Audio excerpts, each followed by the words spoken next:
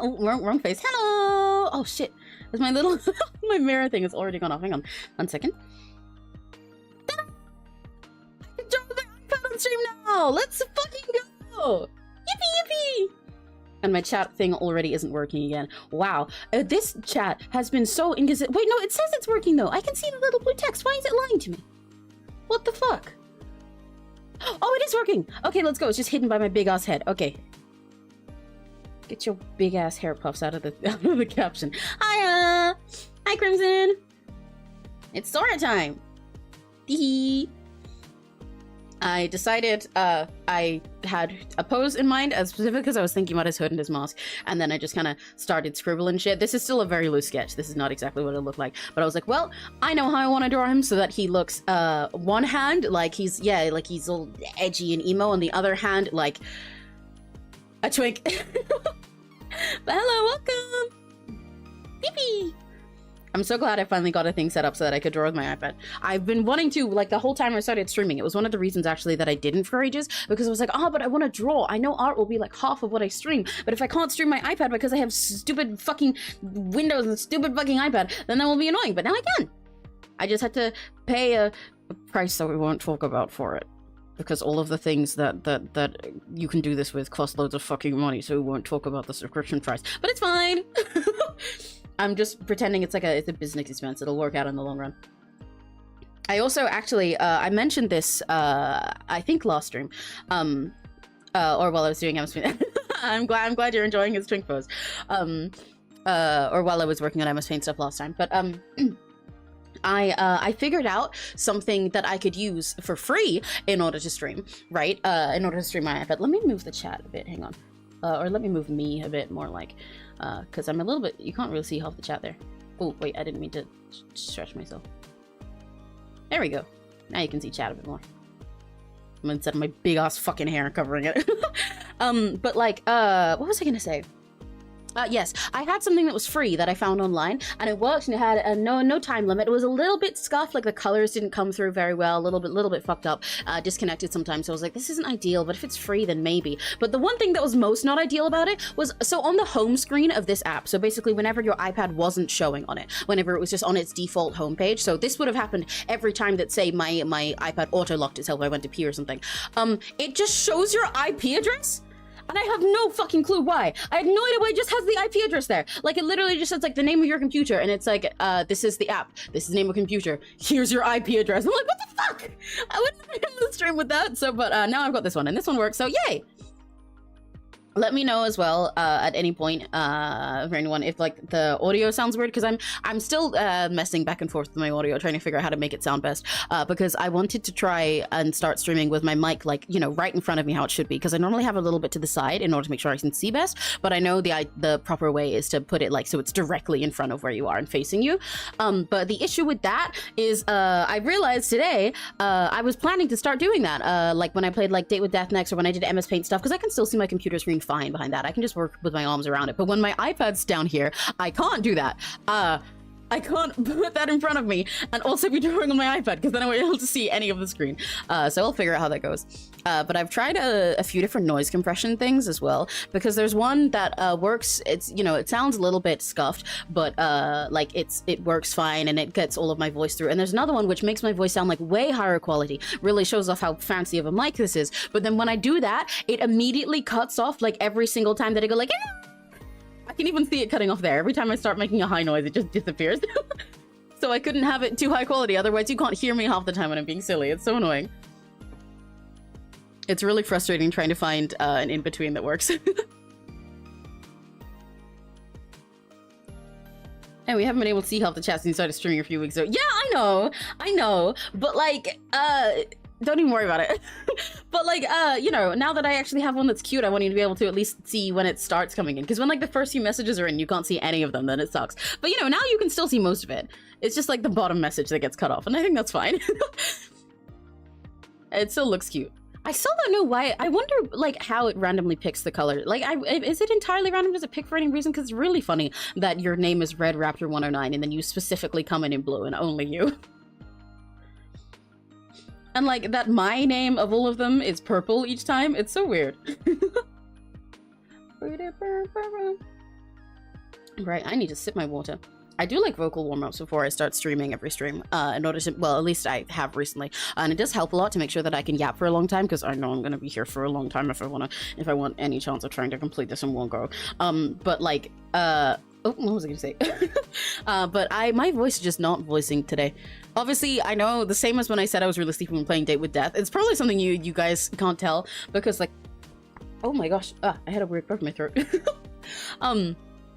I still yap at fucking light speed no matter how eepy I am, but on my end, I'm very eepy sleepy today. Not even because I didn't sleep well. I slept perfectly fine. I just didn't want to get up this morning.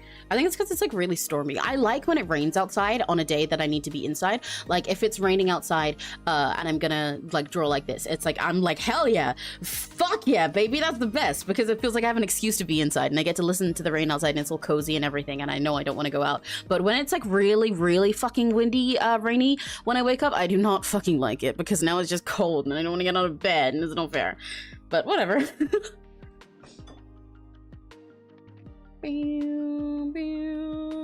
Right, I need to make sure I have chat up on my phone again, because I did not have that for a sec, because my phone was not charged.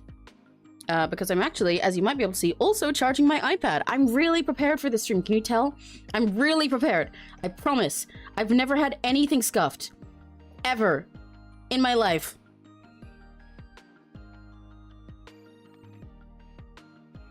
I do need to change my name to Crimson Raptor or something, but I have no idea how to do that. I feel like it shouldn't be hard. I imagine you can just change it in like your channel settings or something. Like where it says customize channel. Right, okay. My phone is charged enough. If it dies, it dies. I use my, oh my gosh, my cables are hanging by like a thread. I use my phone to look at chat the whole time that I'm streaming, so that I didn't have to like open up, YouTube again or anything. And because I don't have a super cool epic second monitor or something, but you know, it'll do. Okay, time to draw Sora. I'm gonna get up my references of him as well. But you guys won't be able to see them, but I will. I'm gonna put them up here. Yeah. Even though I don't really need references of him much, but yeah. Okay, yeah, but today, I think in the future, it might be cute to put the character references on the side of the screen, but I haven't done that right now, and I kind of don't really want to bother doing that, but maybe I will one day, because that'd be cute to do for permissions like this. Hello, Rocky! Thanks to the two greetings, Serena. Hi, Serena! Welcome! Yippee! Yippee, yippee! Hi, Meadow! Good morning! Yippee! Hello! I'm still working on an Emmy-based greeting spot. Believe me, so am I. I would love to have a little like pun for like greeting and for a sign-off, because I love when VTubers have that, and even normal YouTubers. I just love when people have that. But like, once again, I really fucked myself over with this name, huh? Yes, please know this kind of post something Sora would do anything no one's around. Exactly, that's what I'm going for. I'm going specifically for this vibe that either, like, no one's... I mean, because you said he only wears this outfit when no one's around as well, right? But I want to give the vibe that he is either no one's around and he's doing this by himself, or that he's, like, you know, he's in the middle of doing something sneaky. He's being a little super spy. An international super spy, if you will. So, like, it's not... He doesn't think that he looks like a twink right now. But hello for Serena and Metal, and if anyone else is there, then today we're drawing an OC that is Red Raptor 109. That's Crimson/Red. This is his OC Sora. He commissioned me a long time ago. Don't worry about how long of a time ago it was. It was definitely a normal amount of time ago to draw his OC. This one, it was supposed to be a half body. This is kind of a full body. I'm kind of ignoring it. And also to mess with his outfit a bit. So that's what I'm doing.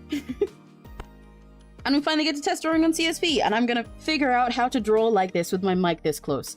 If I do that, I'm gonna be wiggling the wire the whole time, and it's gonna mess with it. Wait, hang on, let me listen to that one sec. I'm trying to figure out how to make sure my mic is close enough for all my streams, but also starting that on the stream where I'm using my iPad is not a great example. Because I can't fucking see it if I have the mic in front of me. Monitor and output. If I'm like here, can I... Oh, it is gonna make wire moving the noises the whole time. Okay. I can't do that then. I'm gonna have to put the mic higher. That works. That seems like it works. Okay, that works. Cool. Okay, monitor. Yippee! Hello! Hi Serena, hi Meadow, how are you both? I need to actually refine this sketch, because I was like, yeah, I'll draw Sora on stream tomorrow. Yeah, that'll work. And then I just kind of started scribbling shit, and then I was like, well, I'll figure it out from there. Shut up! It's not been 2.5 years. Nuh-uh. Nuh-uh. You have no proof. Nuh-uh. I actually have proof right here, right? Look. I'm gonna pull up the proof right now. No, that's too small. Commission. What the fuck is the... deal. That works for the word I'm looking for. Yeah. Look. Signed. 1 day ago. And then we'll do my signature and your signature, which I imagine just looks like this or something. In fact, no, that is what your signature looks like, because this is my proof. This is my piece of paper. This is a legal document. Well, look, it even says right there. Legal document. See? I had to go to Brekkie and now I'm RuneScape. Yippee! I really need to start playing RuneScape more. I started it and then I played for like 5 minutes, went through the tutorial, the tutorial and stuff, and I was like, oh, this is fun. Oh, this is really cute. Oh, I love how they do this tutorial. Yeah, this is neat. I see I see the appeal. Yay. And then I had to go do something else, and then I kept forgetting. I was like getting distracted while I was playing, and I was like, okay, my brain clearly isn't in the right space today. I'll come back to this later. And then I forgot. I had to tear myself away from Oshinoko Season 2 to eat lunch and watch stream. Well, you know, I appreciate it, Serena, because Oshinoko Season 2 is so fucking peak. So I'm flattered that you chose to watch my stream instead. I can't wait until you finished Season 2. It's so good. And the music in it's so good. I love the idol songs that came from it. Forging. I'm not forging documents on stream. There's nothing forged here. I'm showing documents on stream, if that's what you mean. I'm showing legal document. Look, it says legal document right there. I have the original email. Don't make me send it in Discord. Yeah, well, Discord isn't here, so Discord is not my stream. Therefore, you have no proof. I have proof on stream. It's right here. Look. It's literally right fucking here. Right there. There's a big old proof that is right there. Just in case you can't see it. In case you can't see it. Just in case you weren't aware, it's right there. Just in case you don't know. In case you missed it. In case anybody missed it, it's there. But now I'm gonna hide it away because that's under NDA. Because I'm a professional. Okay. What the fuck is going on with this outfit? I need to figure out what is happening here. I might need to, for once, actually sketch with a slightly softer brush so I can figure out what's going on. Because I know I wanted him to be in like a... something skin tight here. Okay, this is where his little twink waist is. And he's got whatever the fuck top is going on here. With like this little cropped... I did have a little sketch of when I was considering just doing an outfit thing for him. This doesn't really read as much of anything. But I had this whole idea here. Like he'd have a... because you said he wanted a hoodie. He'd have like a sort of crop version of the hoodie thing up here, because I thought a crop would look nice with his like figure, and then a top that's like a little bit bunched there so he can be emo. And then I wanted low-rise pants on him because I thought it would look cool with the big belt, so that he can have this big like chain that you have with the what gem is it? Is it an amethyst? The crystal that he has there with big pants, because I think they look good and they go with his silhouette. And so then his arms can be a little slender, and then he has this like gloves or whatever that he has. And I don't know, some other accessory. And then there's Sora. And his tail. And shit. This was the idea. This was where my idea started, with potentially like a collar or something, because I know you said he has something there, so I was gonna put a chain there. But I'm also specifically trying not to make him look like Shoto, because I know that's gonna be a problem. Like half of the ideas that I had when I started designing, like coming up with ideas for Sora, was I was like, okay, I have this and this idea, because for context, Sora is like, he does look like Shoto.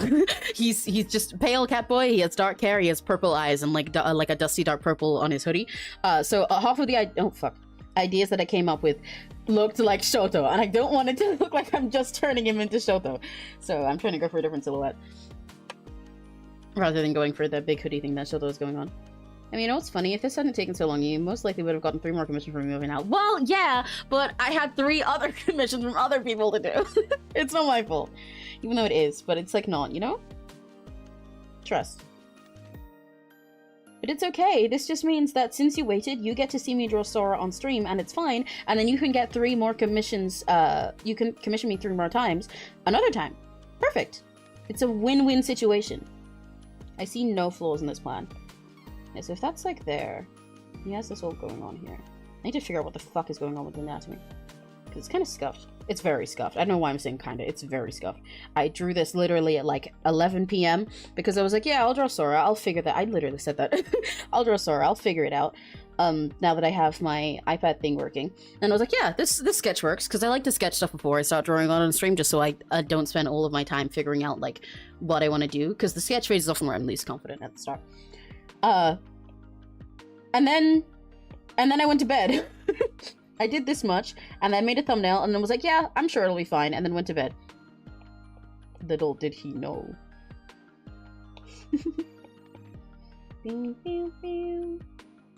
But yeah, okay, so I want his big ass hood over here. Because said he has one that's like sharper. So I want it to go like that. He's got his hoodie there. Let me sketch some of this in a different color. It's weird sketching with a pencil. I actually do pretty much, not even pretty much, I do all of my sketching with this pen, the Millie pen, that kind of just looks like any regular ballpoint or something. That's why I like it, because I actually, a fun fact about me for anybody who doesn't know, I hate drawing with a pencil on paper. I don't like drawing with pencils in the first place. I also really don't like sketchbook paper that much. I just hate those kinds of rough textures when I'm drawing. It's a lot of why I draw on an iPad for a drawing tablet, because most drawing tablets that you buy, they'll have like this slight texture applied to them to try and make it feel as much like drawing in a sketchbook or like on a canvas as possible. Some of them even come with like an extra piece of paper that you can use the pen like through or something like that. But yeah, they have a slight little scratchiness to them, so to give it that texture. It's like still smooth, but like that, but I hate it. It's especially why I don't like drawing on a tablet that doesn't have a screen, because when they have a screen, they're normally a little bit more smooth, but if they don't, then they'll lean extra into that kind of texture, and I can't stand it! It stresses me out and it pisses me off, and so then I can't get anything done. So I like drawing on an iPad, because since it's an iPad first and a drawing tool later, then it's like entirely smooth, and I like it. Because all of the drawing that I used to do, that I learned most of my art from when it wasn't digital, was literally just drawing with like a ballpoint pen in random notebooks that I got at like W.H. Smith or like school paper. I don't like drawing in a sketchbook, and I don't like a pencil. So I like this brush for sketching, because it feels like that. It feels like I'm drawing with like a little pen. Yippee. And then when I'm lining, I just switch to the G pen, which is the default pen, but is slightly fancier than that and actually gives me texture. But I have customized it a little bit. I make the G pen like have extra difference in its pen pressure, because like right now I'm not changing the size, but the lightest I can get it to be really like that, and then the thickest I can get it to be like that by just like pressing. So there's no different brush size in that. That's just my pen pressure. I've toned up the sensitivity because I really like my brushes to be like that, so that I can do funky stuff when I'm lining and have like big differences in pen pressure. Because I like it that way. I've had someone ask me like brushes that I used before and like stuff I'd recommend, but genuinely I literally just use like the 2 default ones in the pen list. I don't even touch the pencil category. The most interesting thing I have is when I'm coloring, which you'll see later if I get that far. Hopefully I'll get that far. I use the gouache brush for most of it. I color things in by default, like the base colors with the G pen, and then I use gouache in order to shade it, and the dry gouache. Oh, and the gouache blender, and I like those ones. But other than that, it's entirely all default. I have a bunch of custom brushes, I have a bunch of effects, and I have some custom oh, that's not what I meant to do. I have some custom pens as well. Like, I really used to like using these ones that have like, why is the stabilization 40? I used to use these ones that have like, that are square shaped or triangle shaped for extra effects, but I kind of, I don't know, grew out of it. I also hate drawing pencils. Yeah, you get it! Real as fuck! I don't like the feeling of drawing a pencil. It's not nice. I understand why other people do, but I don't. A lot of other artists don't get it when I say stuff like that, but I don't know. I think it's especially because, again, a lot of them then also try and replicate that digitally, so I know a lot of people, like, whenever I watch Raura's streams, she's always... Oh yeah, and if I do use a pencil, I'll use the mechanical pencil brush. I know she uses just like a normal pencil one like this. and then she'll always erase everything with like the soft eraser, so it feels like you're actually rubbing stuff out and just doing what you want. But I don't like that, because I never erase anything if I'm doing it IRL, because I'm using a pen. So I just use the hard one. But I kind of want to try doing stuff softer sometimes. I don't know. It's fun experimenting when I'm streaming, I guess. But right, yeah, I need to figure out what the fuck is happening. I hiccuped. Oh, please don't say I'll have hiccups with the stream. I'll cry. I need to figure out what the fuck is happening. You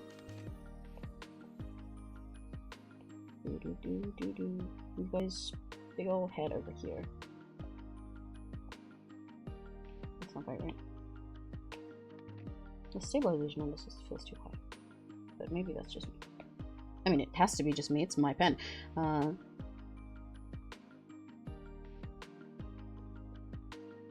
One of the nice things about him having this big old mask and hood on is I get to skip out half of the issue that I have when I'm drawing anime boys, in that everybody in my style looks like a girl. Especially if they're, like, even remotely like a twink or a femboy. It fucks everything up.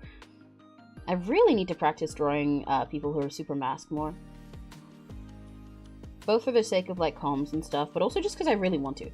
I feel very limited by my art style sometimes. Or not even just, I feel very limited by stuff like this. I don't want every single thing I draw to look feminine, even if I prefer drawing super, like, cutesy, round, and squishy, feminine features. Because I want to have more range. I like having range. I like being able to draw a wide range of people. This head looks like shit. So he's looking that way. His face is up there. Where the fuck is his neck? I guess it's under here. Yeah, I like being able to draw a big range of people. I feel like it's one of my specialties, but I don't feel satisfied with it at the moment. I've gotten to the point of being able to draw quite a few body types confidently, which I really like. I enjoy that people come to me specifically for that now. It makes me happy. And I can draw different, like, skin tones and hair textures and stuff like that. But I really need to work on muscles and on drawing more mask features. For sure. Especially because one of my main motivations to do that is that then I can draw plastic cow fan art. Ew, why draw men? So real. But if I don't draw men, then I can't draw plastic cow fan art, and I need to draw plastic cow fan art one day. I'm dead serious, by the way.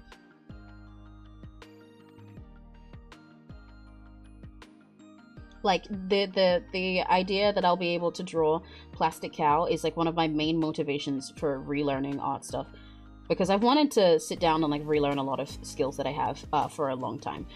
But, like, I'm like, oh, but that's such a pain. I'll have to do all of this and all of this and this and this improvement. But I'm like, oh, but if I do that and I finally learn how to draw animals good, and I learn how to draw, like, old people good, and draw, like, really buff people good, and draw really masked people good, then I can draw so much plastic cow. Can you draw a cow? Not really. I'm not very good at animals altogether, especially if they're not silly. I can draw, wait, no, yeah, look, I can draw a cow. Look.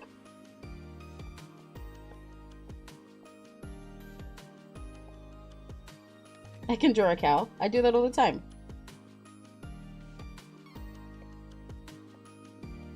Look, I drew a cow.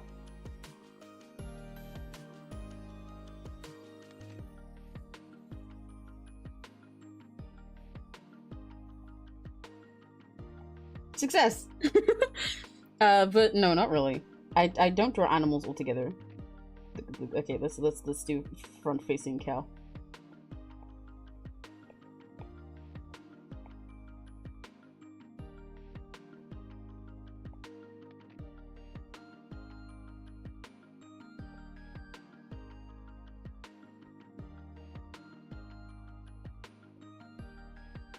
Success.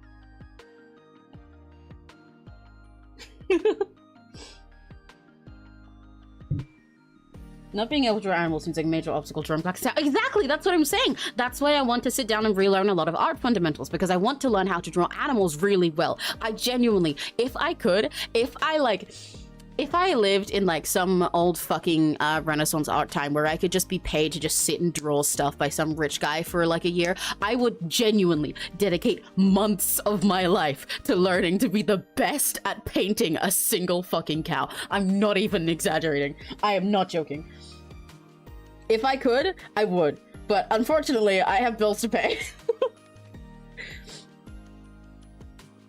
those cows can stay over there for now.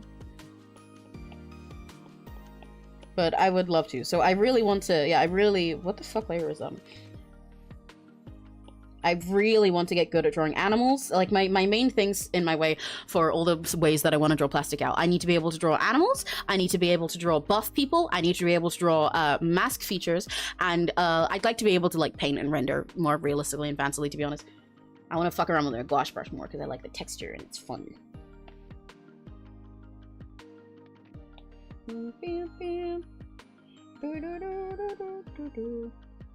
Where is this? Where is this?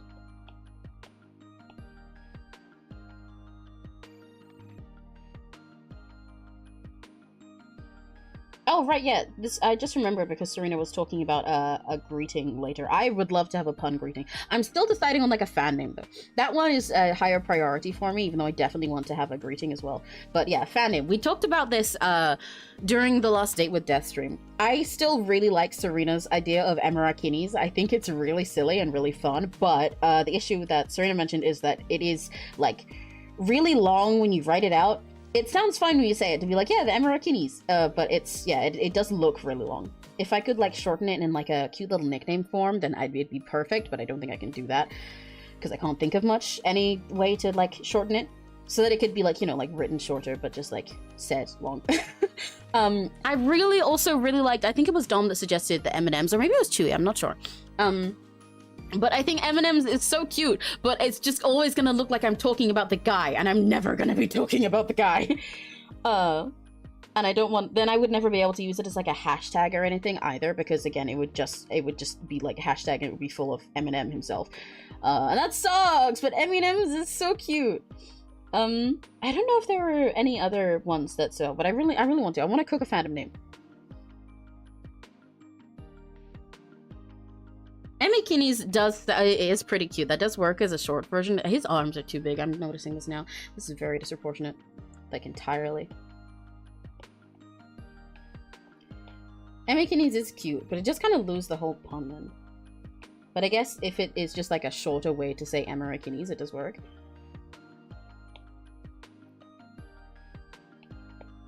I think his neck's not there. It's like I drew it like here or something. Oh my god, what the fuck is going on with this? I am honestly really tempted to just deal with this anatomy how I first sketched it and not fix it, but I know I should.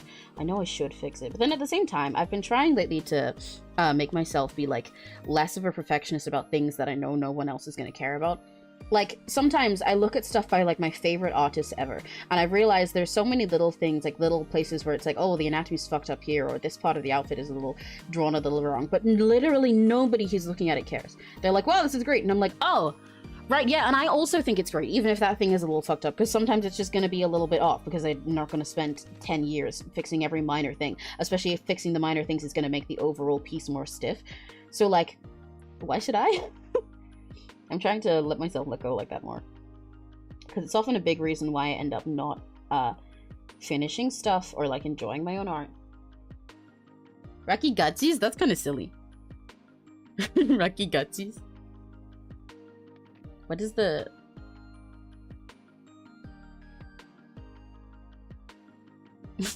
I'm thinking about Rocky Gutsies. That is really silly to say.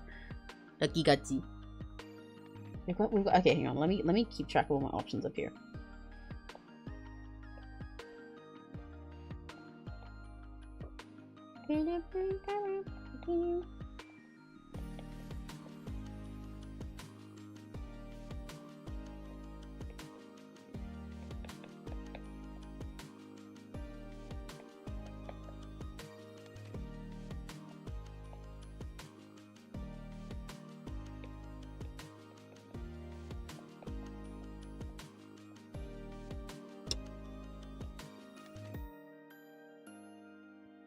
You know, I could also potentially, if calling you guys Rakigutsis, then I could also say it, like, write it like a Rakugakingachi is like the mega fan word. Yeah, I think that's really silly.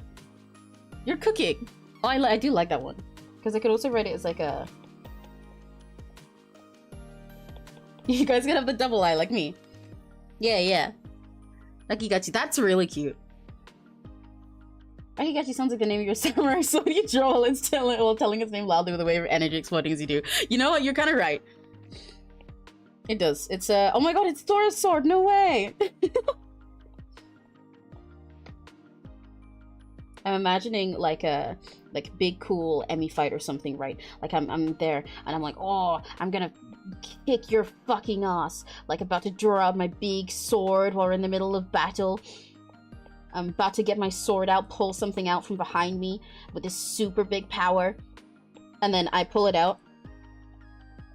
And it's just, there's just like, there's just a little guy. Probably thinking of Kodachi. Maybe, yeah.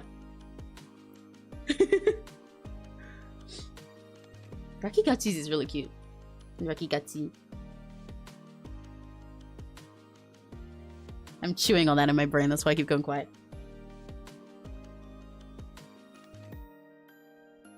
Oh.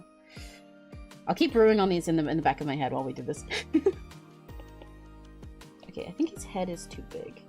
And his legs might be too small, but also it kind of looks fine overall. I kind of like the original thing I have here. I feel like the more I keep doing this anatomy, the more I keep fucking it up somehow, and I can't tell if that's because the original thing is so fucked up that it's just like becoming fucked up naturally, or if it's because I'm just making myself problems that weren't there.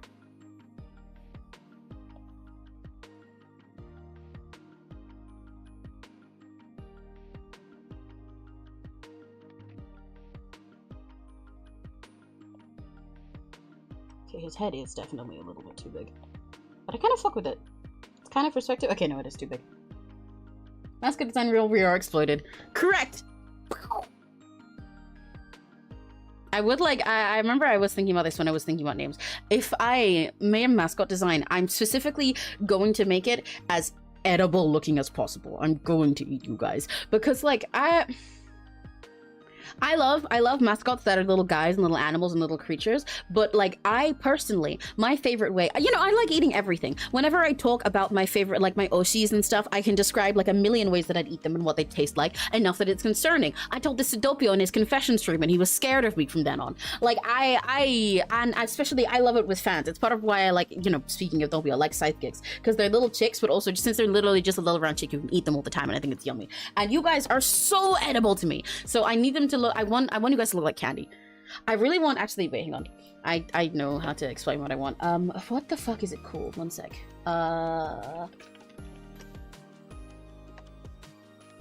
One moment.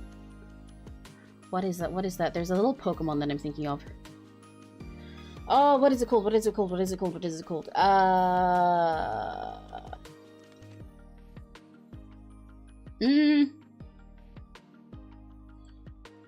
Oh no, how am I gonna remember its name? I don't know Pokemon. Fuck, okay, wait, give me a sec, I need to think about this. Where the fuck is it? Where did I send that one thing that I did? Oh,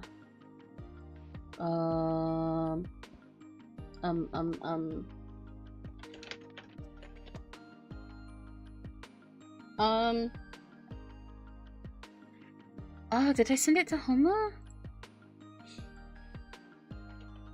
Pokemon. Hello, give me a music. Oh, welcome! Yippee! New person. Hello. Welcome, Rira Ultra. I'm drawing the OC of Red Raptor who's in chat at the moment. Please don't eat Sora. I'm not gonna eat Sora. I'm gonna eat you. You're getting eaten. Your OC's fine. I don't care about Sora. I'm going to eat all of you guys. But great timing to join, actually. And we're talking about fan names because I want a silly fan name, and I want to, when I eventually design a little fan mascot, I want them to be as edible as possible. And it's reminding me of a Pokemon, but I can't remember what that Pokemon's called because I don't play Pokemon. Fuck. Shit. Wait. Ah, okay, I'll find it later. But there's a little Pokemon that I only discovered existed when I was doing this tier list for a friend once. And it looks like it almost looks like a little Competo. Like, because they look like, they're like all spiky all over like this. And they look all silly like that, right? They're like, oh, fuck. They're like all round and shit. This is how I remember it. And he's all round and silly and bumpy. And their little faces were like this. And I was like, holy shit, that's me for real! That's the kind of way that you guys will probably end up looking. Well, I think it was pink.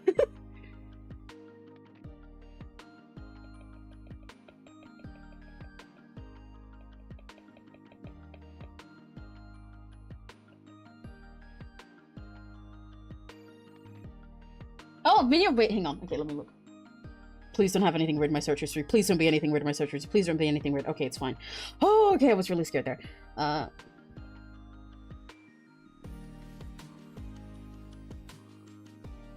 Yes, this one. Yes, yes. This is like peak fan mascot for me. Cause like, look, that's literally me for real. Except like silly and little. That's how edible I want you guys to look. Not like the one that's in the rough. All the little silly colorful ones. If I could just like steal this design and say that I made it and not Pokemon, I would. I was born to be a Pokemon monster. Hell yeah. I've never played any Pokemon game, but I have a bunch of friends who were like really, really into it. So everything I know, I just kind of know secondhand.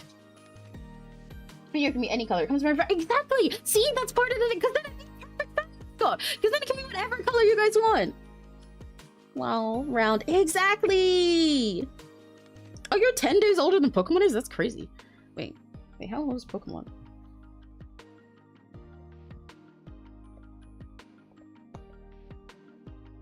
Pokemon came out in 1986? That's crazy. Damn, you're older than Pokemon. Whoa. How are you, like, alive? That's crazy. Yeah, see, it's so round and yummy and edible. It looks like completo, but silly. And it's got little horns, little spikes, and it's in all the colors, and it's got swirly eyes. It's literally perfect for me. I wish I could just like steal this from Pokemon and say it's my design and not theirs. I am one of those friends really into it sometimes, but I play competitively. Yeah, you're almost 30. Oh, okay, you're not that old. Don't worry, I was being silly. I do know people older than you. But I thought Pokemon would have been older, actually. That's kind of crazy to me. Wow. I can't believe Pokemon's only 1990s. That's wild. I would have thought it was like way older than that. He paid those. I want to make you guys silly little stupid little completos and then eat you all and then consume you all and then chew on you every single time you're in chat and it'd be great. But no. Fucking Pokemon beat me to it. Blech. Me over here in the corner with a human vessel that's a whole 5-6 older than Pokemon. Yeah, but it doesn't count because you're a fairy. So, like, you're supposed to be, like, 200 years older than Pokemon, so it's fine. Right? Oh. I honestly, at this point, I have to find a way to, like, steal this design, but, like, make it not noticeable. 30 is basically 100, yeah. And yeah, you know, it's like almost a third. And that's like it's like basically a third, which is like basically a half, which is like basically a whole. So it's basically 100. You know? Yeah. Yeah. Just like that. Just like that. OMG, we got multiple Fae in the chat. Let's go.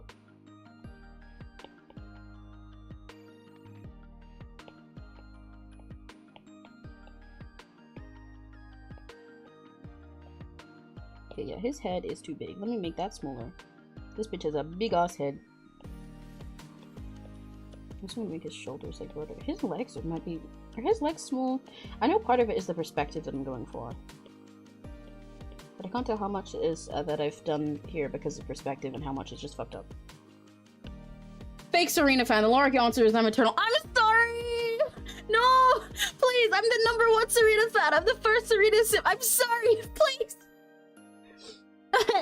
You see, Serena, I just didn't want to expose your full true identity to everyone in the chat before you've debuted, because then it would be spoilers.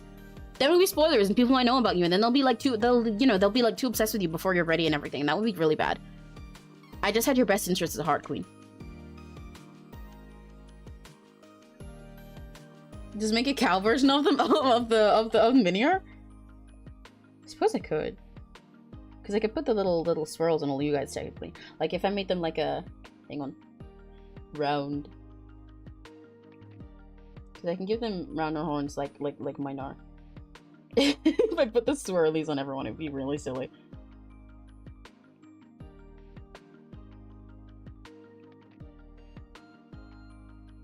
Swirl. Wrong way. Swirl.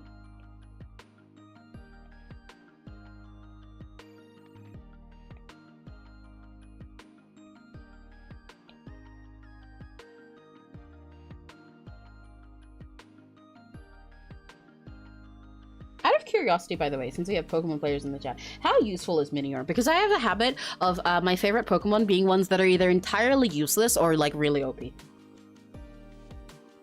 Have cool to me for so long. Do it!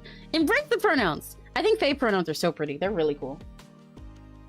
I have a few friends with them.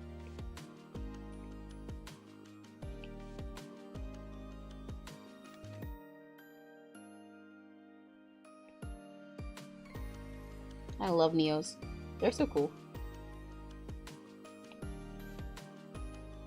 Because I really want to give everyone the swirly eyes because I think it's really fun and it's so perfectly me. But if that's part of Minior, then I won't do that, I guess. I'll let you guys have like whatever eyes you want. Because you could be like this if you want to. Or like Serena, for example, can have like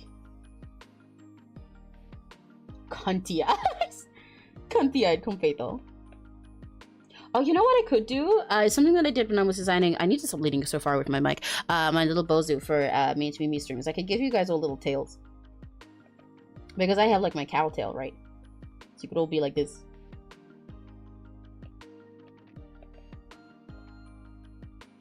But I like the little completo shape. I like them having their little horns all over. I think it's really cute.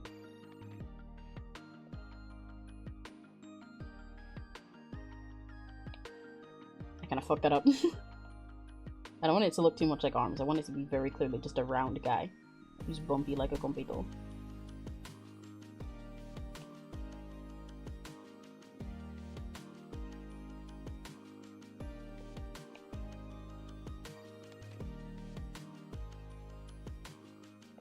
Oh,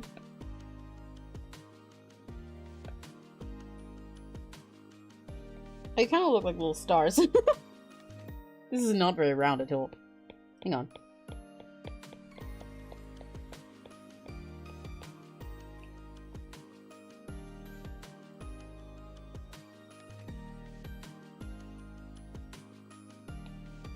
As someone who was DX as a wee kiddo, when I found out that historically many cases of changing after just autism, I felt such kinship. Yeah, I think Serena might have talked to me about that before. It's really interesting to look back at stuff like that. I'm honestly really fucked up. I haven't played the most recent games. Well, okay, that's fair. I mean, I haven't played any of them, but I know like so I've had a few times where I have like what was I gonna say? This guy kind of looks like the little star that goes around Rosalina. What's his name? Luma or something? I've had a few times where I've had a friend who's like, hey, let me make a Pokemon team for you. Yeah, you know, just tell me about your favorite Pokemon. I know you don't play Pokemon, but like you have some favorites. Tell me about them and I'll make your little team. Let's see what kind of team we can make of your favorites. And I'm like, okay. And I love watching like the light drain from their face as they're standing there, right? So this is the friend. And they're like, yeah, let me make a Pokemon team for you, okay? And then I'm listing my favorite out. And then I'm like, okay, number 1, Jirachi. And they're like, oh, okay, yeah, wow, okay, yeah, we're starting off with a is it legendary, mythical? Mythical? Legendary, one of those two. Wow, yeah, okay, Jirachi's pretty good. And I'm like, yeah, I love Jirachi. Jirachi's my favorite Pokemon. I love how they like, you know, sleep forever, but then can do really OP stuff, but really silly. And they're like, yeah, okay. And then I'm like, okay, one of my next ones, actually this one's a little bit more specific because I don't like cute ones, but I really like Xerneas. And they're like, wow, okay, this is great. Off to a great start. And I'm like, yeah, I really liked Xerneas when I was younger. My next one, which is actually my second favorite of all, Skitty. Skitty. Right, are you sure? Is you sure it's Skitty? Skitty! Does it have to be Skitty? And then they cry.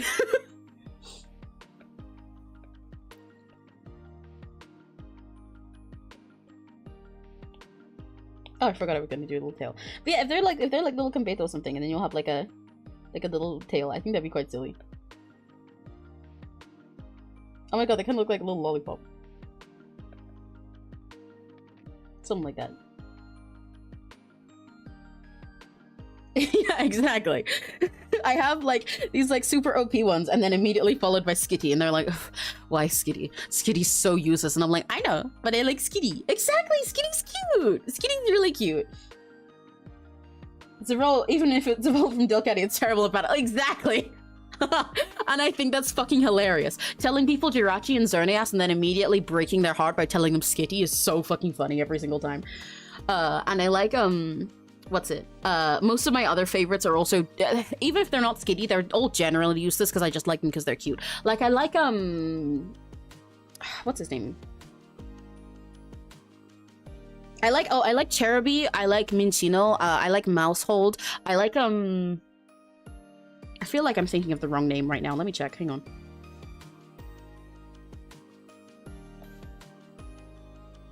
That's not the one I meant.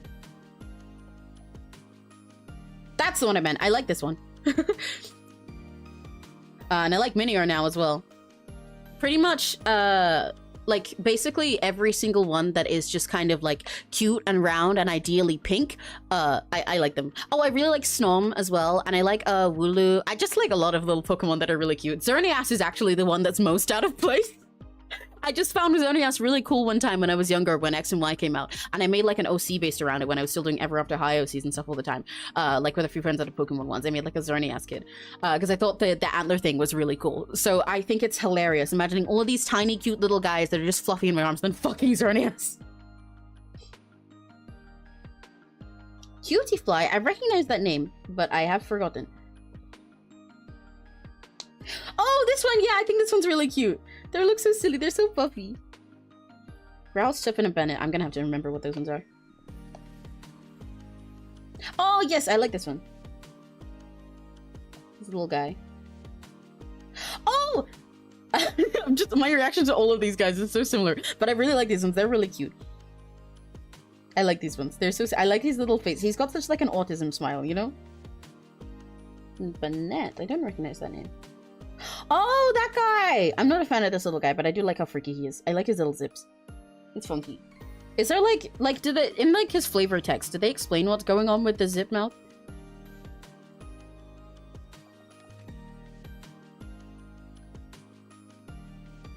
Right, I'm gonna leave those little guys there and we'll install them more. I think his head is more proportionate now. Like I said, I think okay, let me do the per hour technique of soft erosion. I think I need to make his legs and stuff bigger. Because, like, this one especially is really small. But I know I'm trying to make these, like, further from the camera and whatever. This is his, but his torso is going, like, all the way over here. So his legs should definitely be going, like, all the way over here at least. Yeah, okay.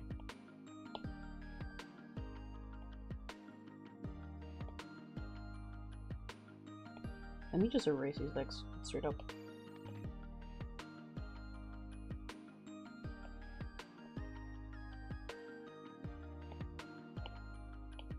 Let me draw this like this.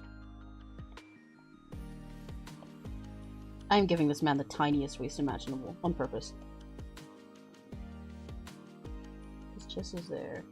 I know he's supposed to have at least some muscle, so I gotta keep that in mind. But it'll be like there.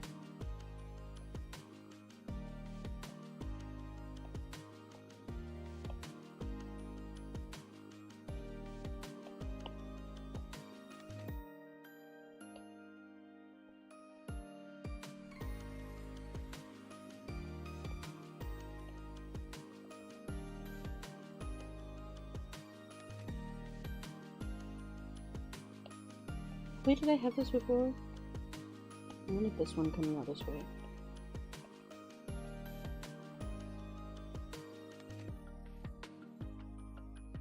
I don't want him to be too spread eagle. I want this one to come down off the camera, so we should go like that if it's coming towards the camera. But not quite like that, because that's really... that sucks.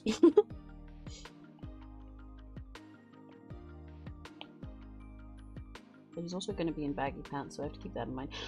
Drawing like an arm or a leg coming towards the camera is really annoying, because they're like cylinder shapes, except not quite. So then when you get them towards the camera, it's kind of just got to go like that, but like that's also wrong. It's really hard to do that without them just looking stupid.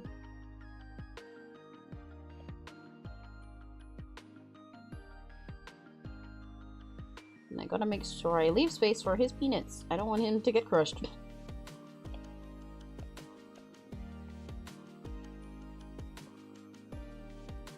I kind of like the original sketch I have better now. This kind of works. Something like that.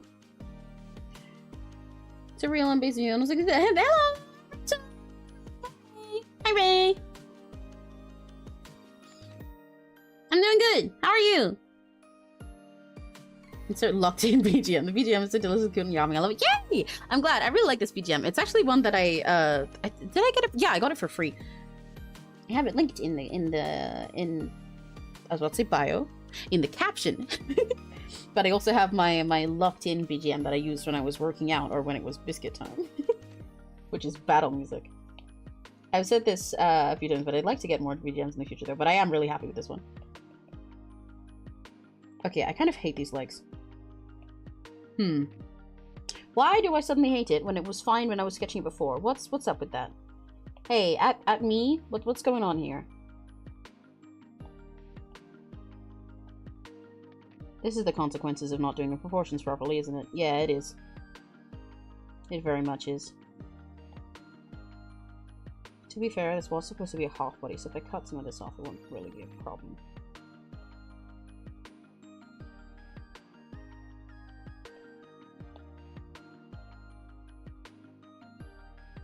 This is why we figure out the anatomy before we like the sketch. Alright, so Chef's Kiss, thank you! I'm glad you like it. My leg and anatomy work and sleeping draw from chest up. Yeah. Real. Doing good, just chilling in the living room. Hell yeah! Welcome to the stream. I hope you have a nice oh, I hit my mic. Hope you have a nice cozy comfy chill time when we draw. This is my, like it says in the caption, this is my first time drawing in CSP on stream. So I am quite nervous because of that, especially because it's not going how I want it. Okay, I'm gonna undo quite far back. I'm gonna work off the original thing because I do not like any of this that's going on right now.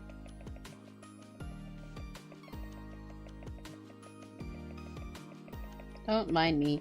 Spam, spam, spam. Skip, skip, skip, skip. Undo, undo, undo, undo, undo. Ah, no! That's so mean!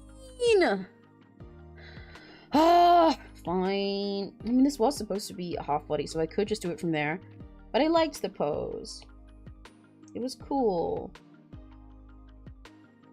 And he gave me the chance to show off the outfit I'd made for him. But this would also be fine, huh? This is supposed to be a half body. I should stop myself from accidentally making it a full body. That's part of why I cut off his legs rather than showing where he was kneeling fully. But I liked it!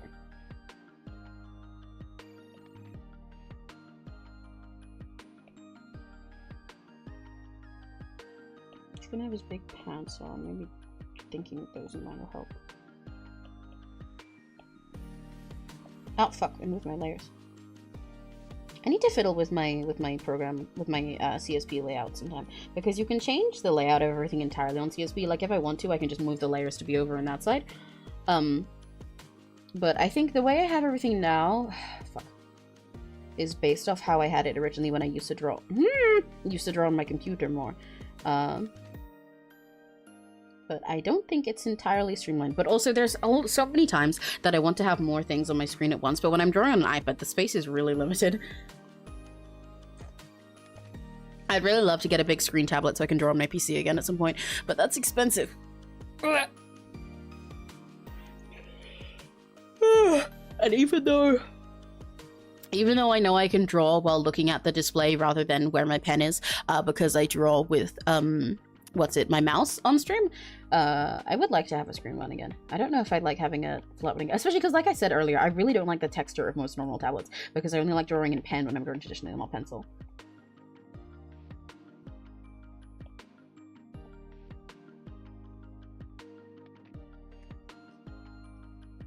When I do art streams, wait, not me, a VTuber that sounds just like me, lol. Okay. I ended up having to do a Pomodoro timer because I simply could not look in and just yap the whole time. Honestly, that's a pretty good idea. I have to make sure I don't just talk this whole time. Again, Amy, you should have fun with this. Yeah, I'm trying to make sure I have fun with it. But that's why, like, I was having fun with the pose that I had, but then I fucked it up. And I noticed that I didn't like it, then it wasn't fun. So then the smart thing would be to just skip that and go back to making it actually a half body like it was meant to be. But I liked the pose. It was fun. So I want to have fun that way. So now I can't decide which would be more fun. To cut it off or to, what's it? To try and do the pose even if it's not, like, correct. Okay, it's this leg that's fucking me up most.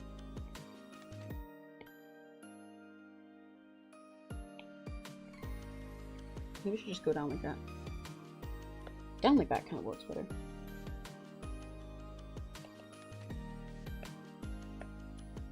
This is like here. Maybe his legs should be spread more. Because it's kind of covering up this one. The smart option right now would be to get a reference, but like, then I'd have to go get a reference. Being an artist is thinking something and thinking, yeah, this will make my life 10 million billion times easier later, but then I'd have to do it now, so I'm not going to. And then suffering later, every single time.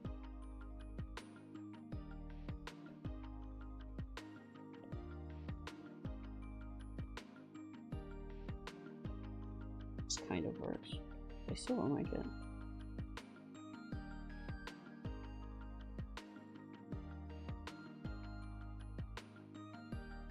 I really love the Canvas 13 from Huon as a screen tablet. It's pretty affordable. Mine is certain for 5 years. Ooh, I'll have a look at it. I did, yeah, so I can probably go back to my old save, but wait, hang on. Let me look at how much the... Ah! What? Why did it do that? Wait, no, wrong words. Canvas 13 from Huon.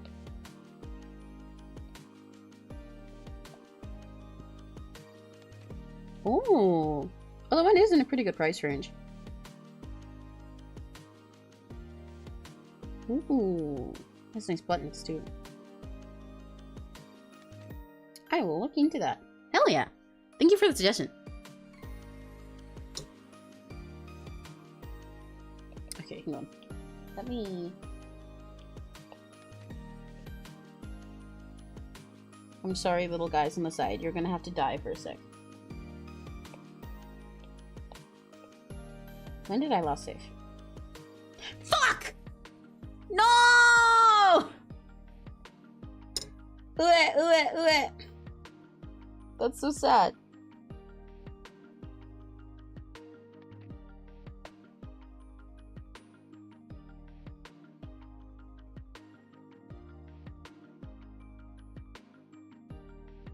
Leg definitely goes too far when I do it like that.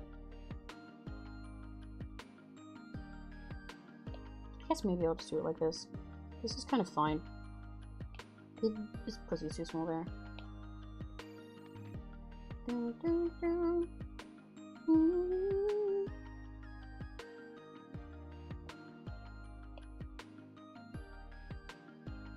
He's gonna be in baggy pants. I know that'll cover half of the anatomy issues I have going on anyway. So I guess I'll do something like this and I'll just bowl. Yeah, I'll just pretend this is fine. Does it have autosave? Yeah, it does. I think I can go back through some of the autosaves, but I don't know how to do that. So I'm just gonna bowl with this. I am gonna sip water for a sec though, because I'm thirsty.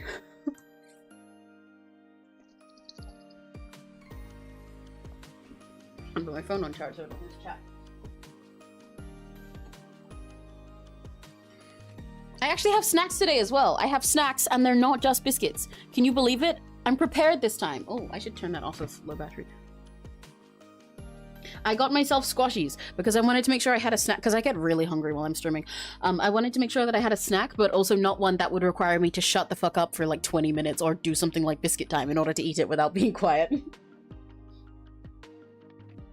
Let me check something quickly though. Timer.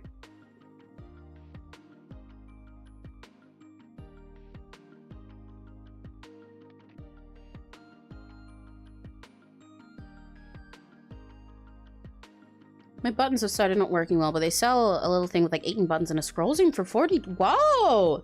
The program per program is so versatile. That's sick! Damn! 5 years and like 4 moves, I would think. Yeah, that's crazy! I'll definitely have to look into that then. God damn. You want? I can go back on the video and post a screenshot of what you had. No, it's okay, don't worry. I'll figure it out with this. I technically have screenshots of what I had. Oh, right, yeah, I do have screenshots. I have screenshots of what I had anyway because I was like posting them on my story, but just like sort of censored when I was posting the oh, stream tomorrow stuff. I hope my mic isn't making noises from the wire there. Let me have a see. Let me have a see if I like the old version better than this. I need to shrink his head again though. Every single time I like open my fucking like my camera roll or something while I'm streaming, I'm really scared.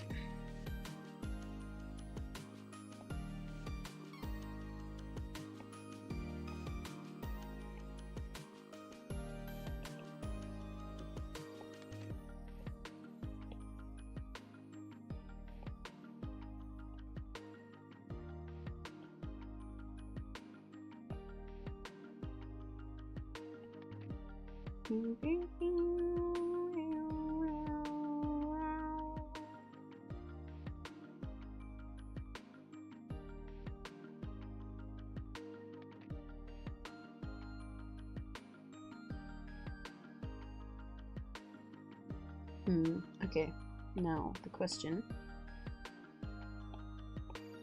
Do I like those legs? Or these legs? Oh, I see why I was throwing myself off. And these ones I kind of made it look more like he's mid-crawl, and these ones it looks more like he's actually just sitting down being a twink. Right, okay, that's why it was bugging me. And that's also why these ones look so small. I might go with this one, actually.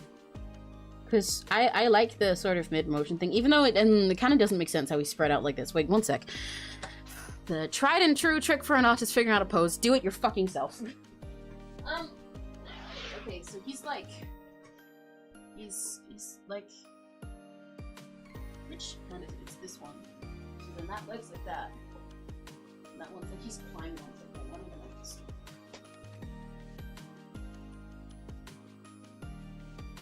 I guess it works. I do need to stretch out that back leg a bit more, I think, but yeah, he's kind of freakily spread eagle, but I think I can work with it.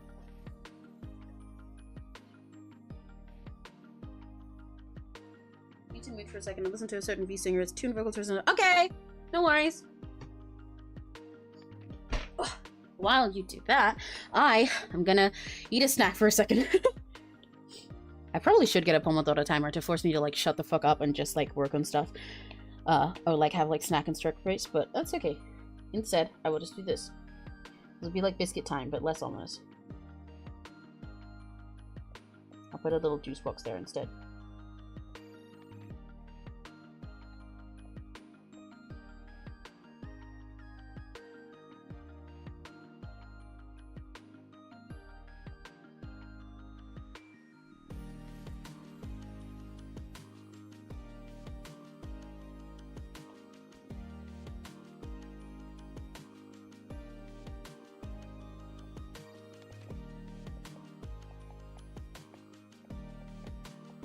There we go. Num num. Oh shit, I've crammed so many snacks into my snack jar. Jesus Christ.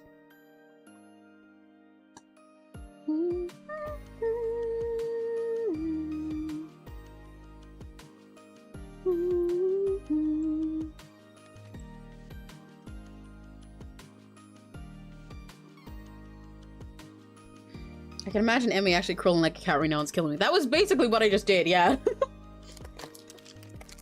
I'm gonna eat my mint chocolate Maltesers reindeer. Not sponsored, except they should sponsor me. Everything should sponsor me so I can get money. But not sponsored because I got these reduced for 50p. The chocolate's going gray because it's been there for ages, but not moldy, just gray. Oh.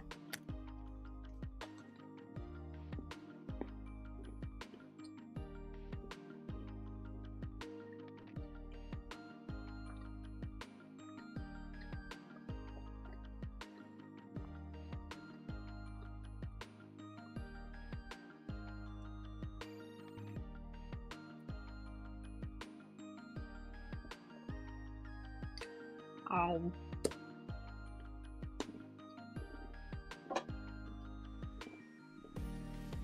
Nom nom nom nom. Nom nom. What have you guys eaten today? Nom nom nom.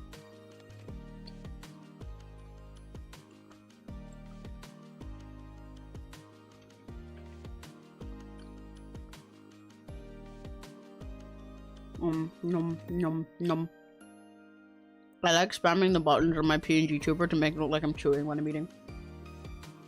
Yes, my chocolate is ashy. Chocolate does that when it's been left for a while, but like, long before it's gonna go like gross. When it's like, how do I put, like, past a sell by date, but not past like a use by date. Does that make sense?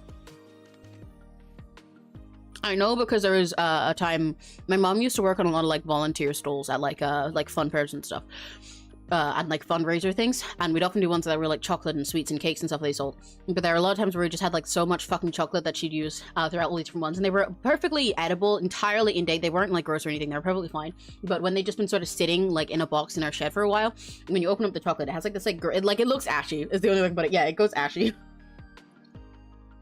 and it loses some of its flavor. It starts to taste like nothing, but still edible. Crimson, go eat! It's 2 p.m. Crimson, go eat something. But that makes sense for you that you haven't eaten if it's only 9 a.m. Have you thought about what you're gonna have for breakfast?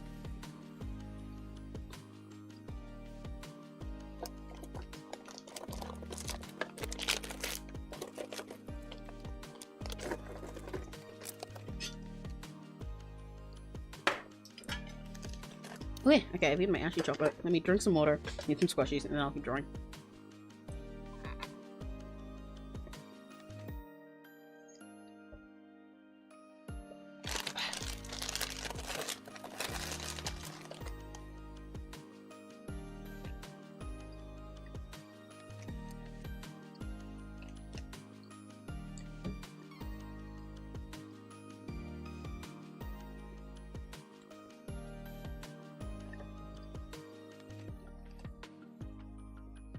Nom, nom.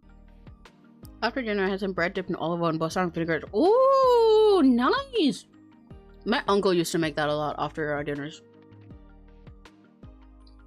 When I lived with when I had my uncle who lived with me, he used to live in Spain for a while. He used to make that all the time. It's so yummy. Make some mac and cheese or something later. Hell yeah! Can I have some? Can I have some? Can I have some? Can I have some? Can I have some? Can I have some of the mac and cheese? Can I have some of the mac and cheese? Will you mac me a cheese, please? I mac on her cheese until she brony. Right now the puppers are chill though, and if I get up, the young one go. Ah, okay, that makes sense.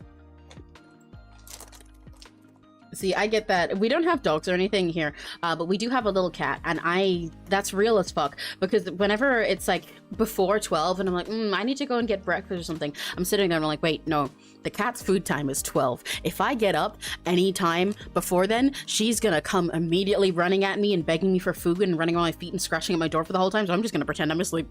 I'll starve. It'll be fine.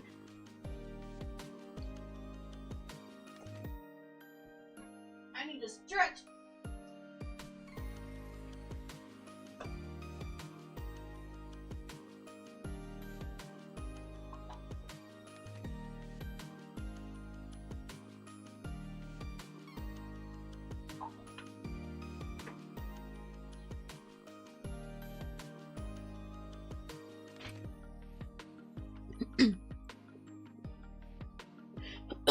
Okay.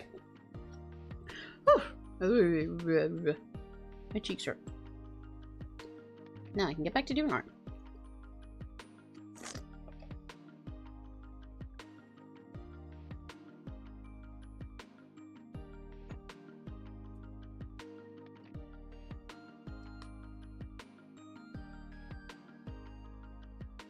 Make sure I have chat on my phone so I can see you guys. And then I can eat you. Okay. Ikimashou.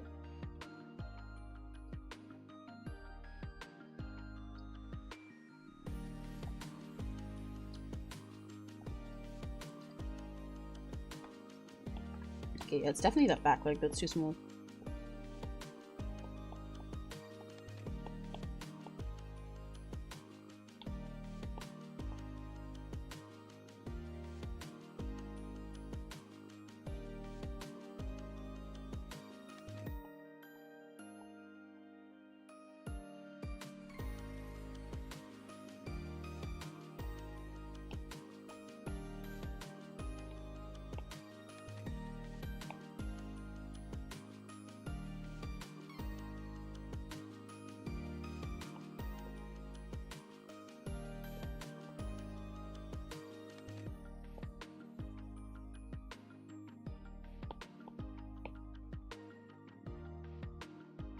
And the back one is very fucked up.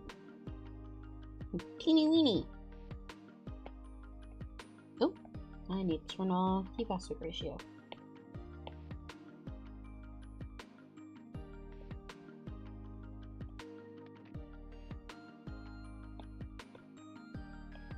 I wish I could just like play a shit ton of music and stuff while I do this, because whenever I'm drawing, if I'm not like watching something in the background, I just put all of my well, either I listen to a mix that's related, or I put all of my liked songs on shuffle so I can just sing along a billion.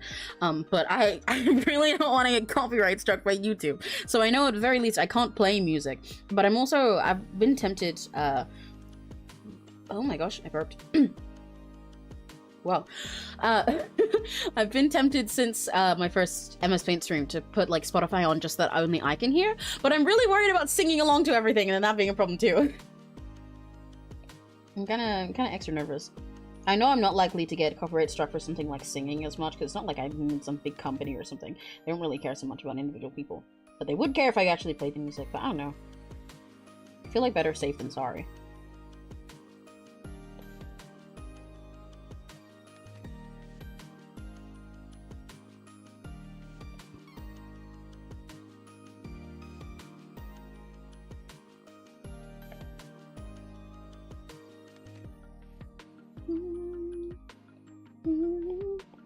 I think if I ever applied to be in some big corporate or something, the most likely thing I would end up getting in trouble for would not be like, I'd not get cancelled or something. I'd not do some big awful thing. I'd just get copyright struck a billion million times.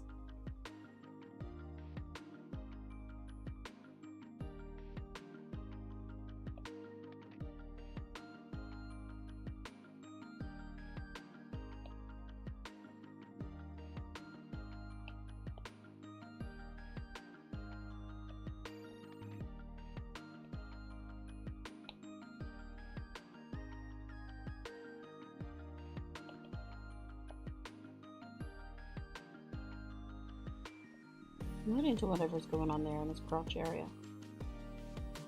It's fucked up. Why is it fucked up?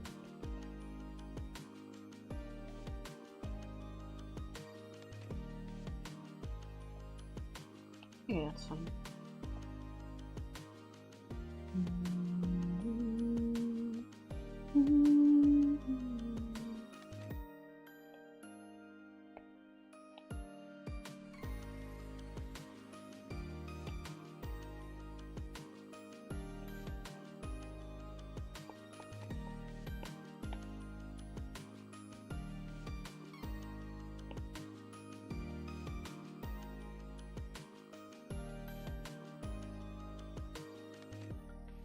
You know, Red, thinking about it, as I draw this, Gumi probably would have made Sora do this kind of pose in the million different times that they were calling him a magical girl.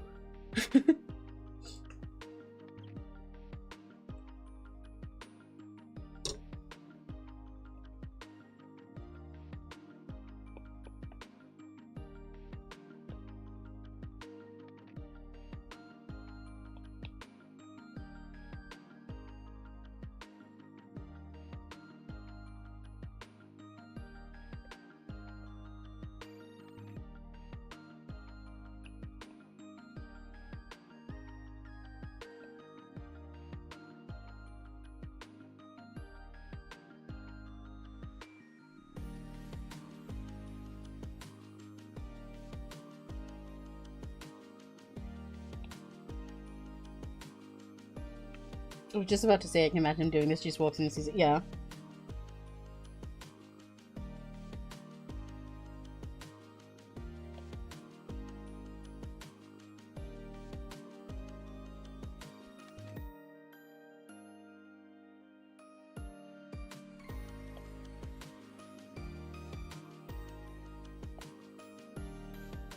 Gumi would definitely have him in like situations like this. Not even that. Gumi would like with the ways Gumi would dress him, she'd have him like he'd get out of a situation like this and be like, fine, you know what, I'll do one of these poses if you promise not to tell anyone. And then Gumi would have him posing like this is him, dress, this is him.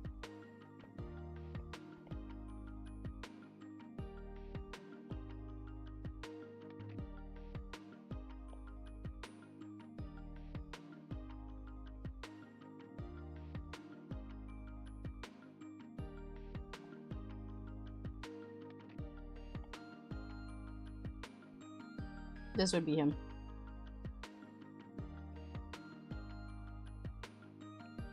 Or in like the then we would find a way to get him into the, you know, the pose they always use for Supergirl, for like superhero women, where it's like specifically designed to make sure you can see like all of their curves at once and it's impossible. That. Okay, I'm back, and certain V-Singer or certain song is incredible with harmonies on it. Let's go! Yeah. I love certain V-Singer for certain songs. She's so good at singing. I can't wait to hear how certain V-Singer for certain song sounds, and I can't wait to hear how certain song sounds with the harmonies. Yippee! What chaos it is? Not much, don't worry. I'm locking in.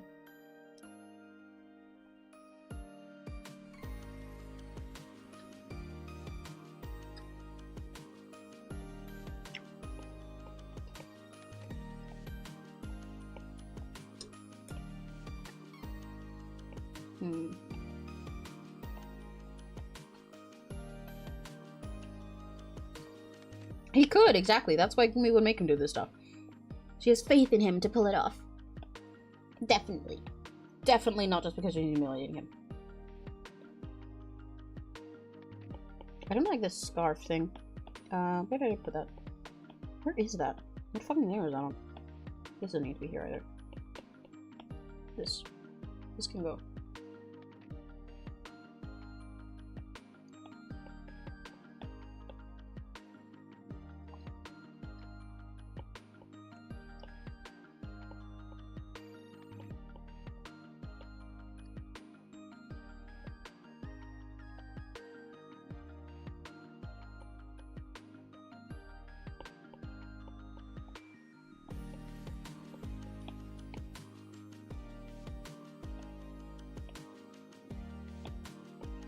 His head might still be too big. He's all around pretty unfortunate, but I'm kind of rolling with it. I need to make sure I'm not covering my mouth. I have a habit, whenever I'm, like, drawing, my sort of instinctual way to sit, it always makes people worried for me when I'm sitting there. Because, like, so, I don't, unfortunately, sit quite how I do in my little sprite. But if I did, that would look dumb. Because, so, let's say my tablet's here, right? My iPad is here. And I'm here drawing. Rather than, like, sitting, I don't know, maybe in sprint posture or something, and sitting like this and drawing and just like looking at it, I draw. So I'll be like, first of all the way over here, which is really bad for my neck, like looking at it sideways, and then I either draw with my head in my hand like this, or like wait, how was it that I was just on? I'll draw with my hand over my face while I'm looking really concerned like this. So it looks like something really fucked up has happened to me, and I'm like contemplating it, and I'm like, shit. I go into like chuni pose. Or the other way that I draw is I have my hand up here, and I just look really fucking stressed the whole time. Like I'm having like a mental breakdown. So no matter what, when I'm drawing, I look like I'm stressed the fuck out all the time. At least when I'm drawing on my iPad. When I'm drawing like with my mouse, it's not the same. That's the actual artist name and song name. Certain V-Singer channel, yeah. I should make food now, maybe back later. We'll for sure have him free stream check out. There's a free time to yay! Enjoy your food. Thank you for stopping by. Hope to see you again. Bye bye.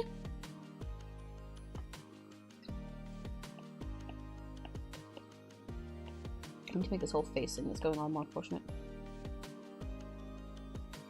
Make his mask make more sense. And get his hair out of the way too.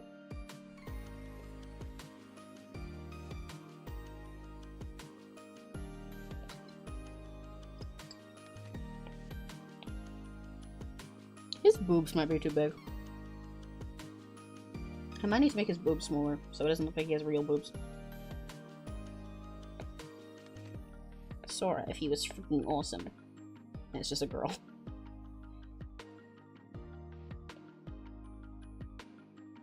I feel like I need to make his boobs smaller.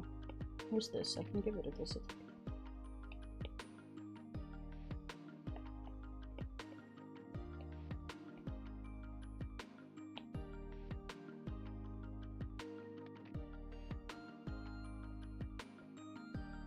More like up here.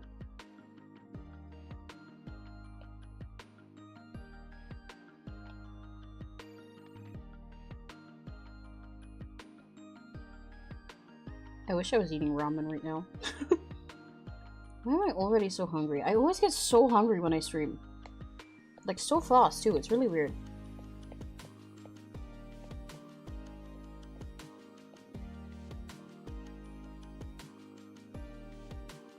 Somewhat scared to use this image for the OC I'm planning to make because how many people just say wood. That's concerning. That's very concerning.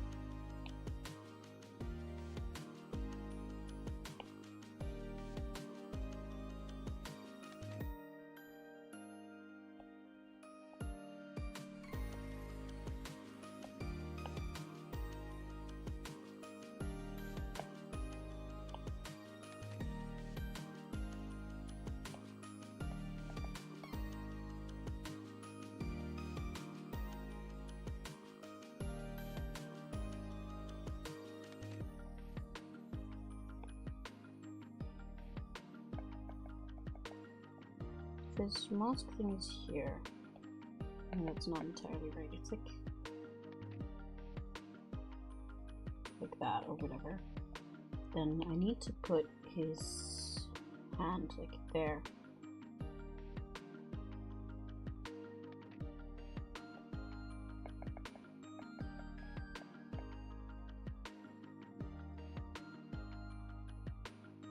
I cursed myself by drawing a hand in a position that I don't like drawing.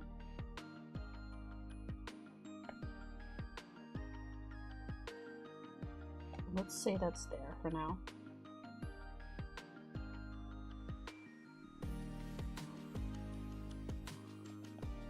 I like his arm coming straight down so that it, like, you can see the whole thing, but also going off frame would kind of make more sense that it can be straight out. No, coming straight down looks more dynamic. Okay.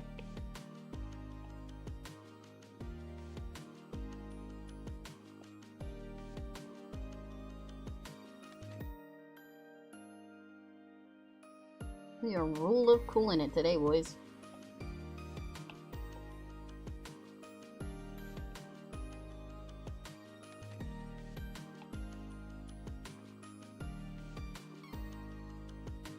Speeding up time to catch with the live makes the VGEN pretty high, but I can imagine.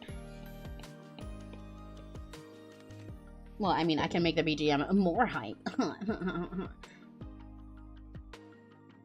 I can make the BGM more hype by doing this. You know what's also funny, actually? So, in the little folder that I have all of my streaming stuff in on my PC, that's also like, when you open this folder, how do I put it? So I have this folder that's literally just called stuff, but with a star on it. So it's like all my porn stuff, right? When I go further into this folder, like there's a folder there with all my thumbnails in, there's a folder there with all my PNGTUBER sprites and stuff. And a folder with all of my like overlays and other background bits that I've made out of editing this oh my throat, editing this overlay to be pink. But this also happens to be a folder where I keep some other things. Like there's certain downloaded stuff I have there. I have all of the voice packs that I've gotten from VTubers in there. And also, you know what else I have in this folder?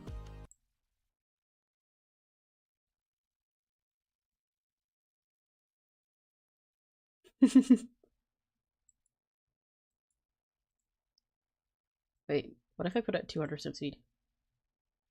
Will it work? Hello? You're definitely, without room for correction, going to die. I have Plastic Cow in this folder. You might have had a chance, but we're too late. You have approximately 5 years to live. 5 years is a long time. Every day we roll and, let's be honest, pretty favorably try to die to see if we live through that day or not.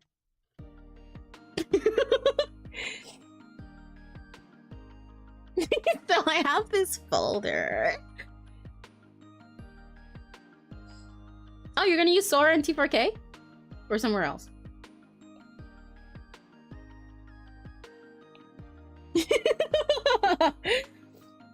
Don't worry, I know it was pitch black with no sound for you guys. It was for me too. Because that's how that video starts.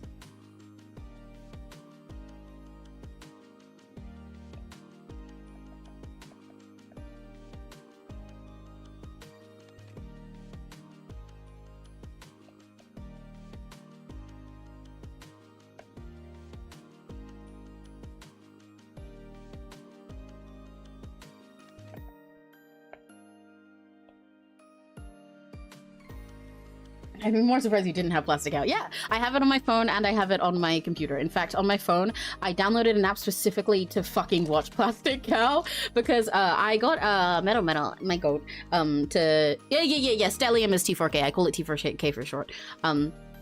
But yeah, I got Metal, my goat, my beloved, to download Plastic Cow for me. But then with the video photo it came out with it, for some reason iPhones can't play that properly. But I was like, oh, I can use this little video app to watch it. Okay, so I have that app and I have a little logo for it, and I literally just nicknamed the app Plastic Cow.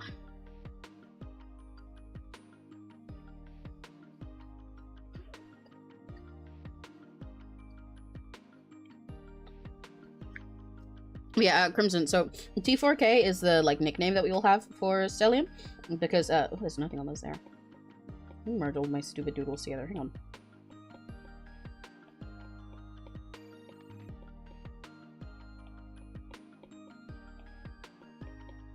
Okay. Because so the original name for it was specifically the Four Kingdoms, and so we nicknamed it like this, T4K for short. It was literally just the Four Kingdoms, and then I think it was we might have had some other names for it, but over time I wanted it to have a name that wasn't just the Four Kingdoms, so it sounded a little bit cooler. I think it was still in Dynasty for a while. We didn't like Dynasty because it gave the wrong vibe. It changed to, I think it's Fantasy at the moment. It might be Legacy. I don't remember which one. But yeah, so we changed it to that, but the subtitle of it, so now it's like Stellium blah blah blah colon the Four Kingdoms. So I still call it T4K for short because it's familiar to all of us who've been there the whole time. Hi, Stas! I mean, hi, I'm losing my mind. This fucking Yellow Sunshine boy is playing Sims 2 and tried to place a door on ground level being upstairs. No ground. No! Willie, no! What the fuck? Ah! No! I like watching Willie's Sims streams through clips sometimes. I know I couldn't stand watching them. Willie, no! Ah! Why is he gonna do this? Good fucking luck, Sass. I'd cry. He's playing Sims 4 so much. How is he this bad at Sims 2?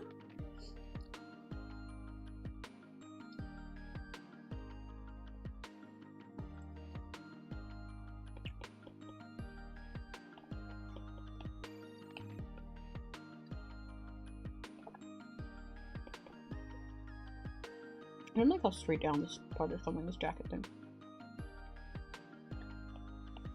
I don't think I'll talk about that. What's the sword? This one will come down here. What is this? I have so many layers doing nothing. How many of these layers are empty? Jesus Christ, I'm really dumb. Blending these together in here. What the hell? Sure. Chat saying there's a slow when they were wrong. Oh god, that's even worse than him getting wrong. Watching everyone in chat correct him the wrong way. No, that's awful.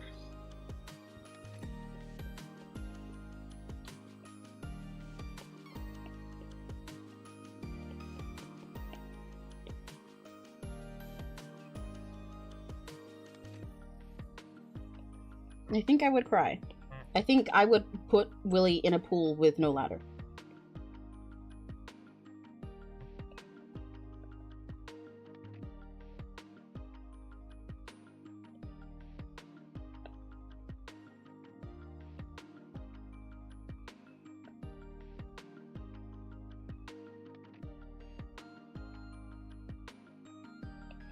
I don't want this little border on the bottom of this, but it's helping me figure out where I want my jacket to go, so it'll work for that. I feel like this whole thing is kind of fucked up, and I kind of want to just bull with it because all of my attempts to fix it haven't been very fun, and I want to see if I can finish something on stream, and, you know, even Red says she just have fun with it, but... Is his head still too fucking big? Is that still the problem? Let me see, because if his whole, like, shoulder area is here. I feel like his head's not too big. I think it just looks bigger because of this fucking, this big-ass hood. And his, like, face would, like, his jaw would be, like, here or whatever.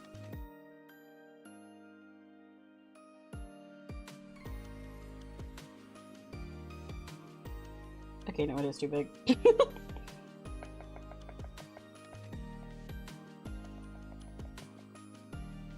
Anyway, hi, I love you. Had to been a bit. I had to get out of there. It's like watching Toddler make up to top every tower. Yeah.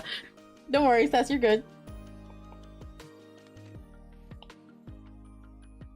I love how every time Willie's doing something god-awful in Sims, you just kind of go, Emmy, please, Emmy. I think it's a wonderful way for me to consume Willie's Sims content without doing it. Thank you for the update.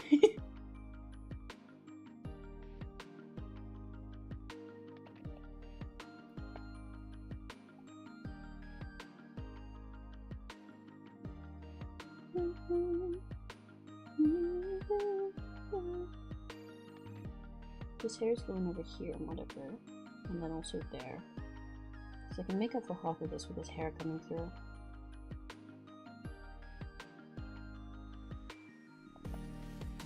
So I guess this hair should come down like that, right?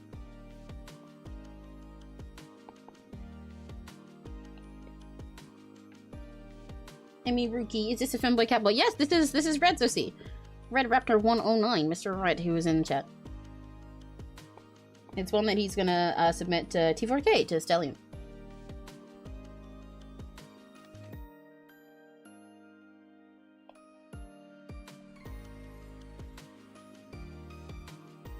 I think I fucked up this mask. I'm fucking...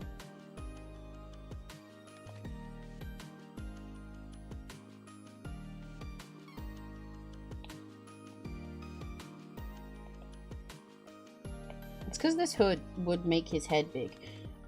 But I, like, can't decide how big I want it to be. Because I want it to be big so it's cute. But also so it still looks like his little edgy hood that he's supposed to have.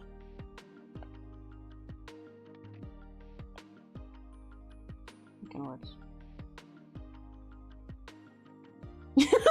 Okay, yeah, Red, I guess you're right. You knew someone was gonna say wood. Thanks, B. Thank you, Stas! Yippee! Tom was here next to me and says Emmy's gay and stinky. What the fuck? What the fuck? Well, I say Tom should explode. How about that? Huh? Huh? Yeah. What's he gonna do? Not explode? Nuh-uh. He can't, because I said he exploded.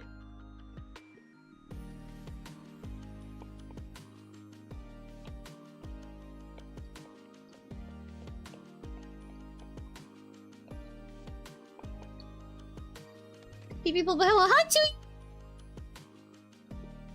Hi Chewy, hi Chewy! Tom just made an explosion noise and died. Yeah, good! I told you, ha! Got him! I win! B, that means you're my fiance now.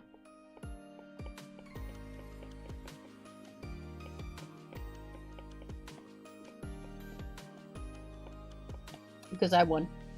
I'm dating B now, actually. Thank you guys for coming to my proposal stream.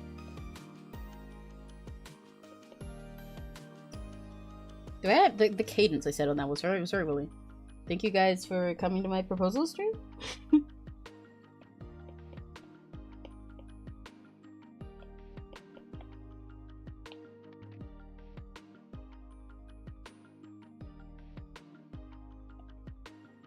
Okay, I need to figure out what's going on with his pants because they kind of don't make any sense still.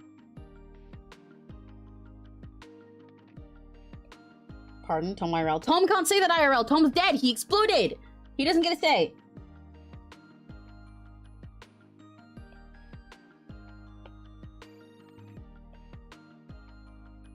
I'm still quite tempted to dish this and just cut him off like here. Like, do like this. It is a half body, so I should, but I like this pose, but also this pose does not make, like, any sense. Don't mind me zooming out a billion so you can't see everything. This is part of how I check if I like the overall composition. I cut it off like there. So it'd be like that. Like that. Do I like that?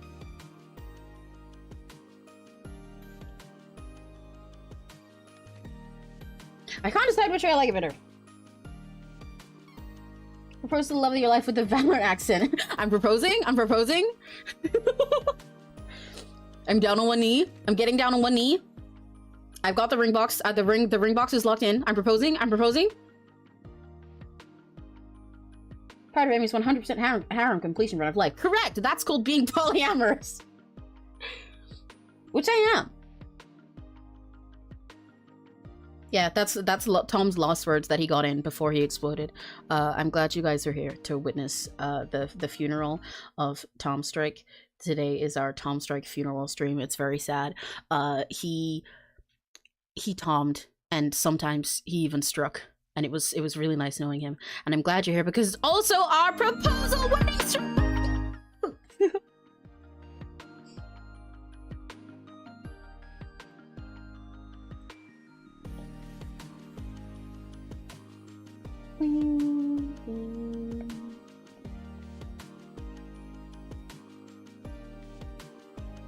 If I redo these legs one more time without liking them, then I have to ditch them.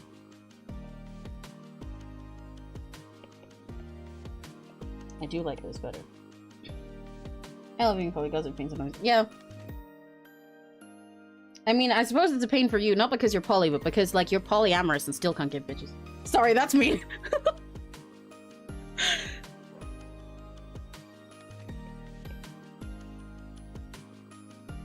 That was mean, I didn't mean it, I'm being silly.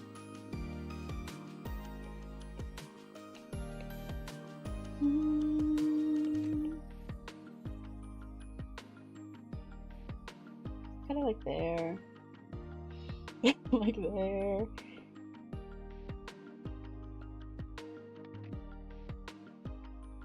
You should look at reference image.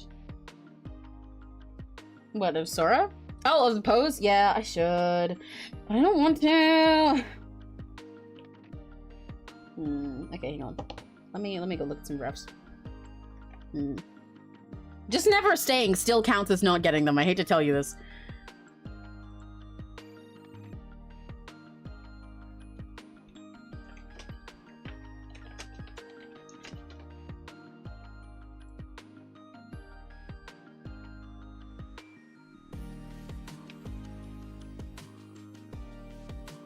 I'm looking at references.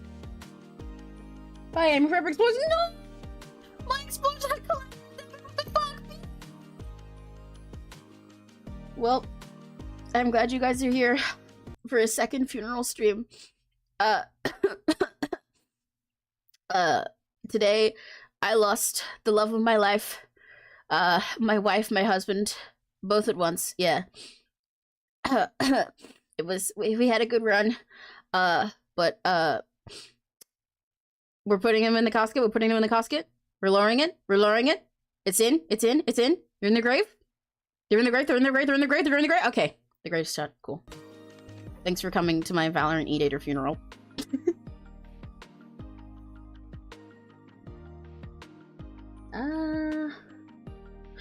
How the fuck do I get a reference to someone posing in this stupid fruity way, though? Is the issue.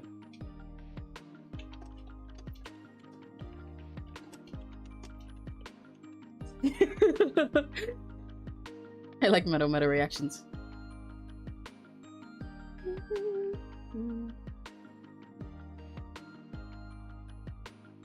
Thank you for your sympathy, Chewie.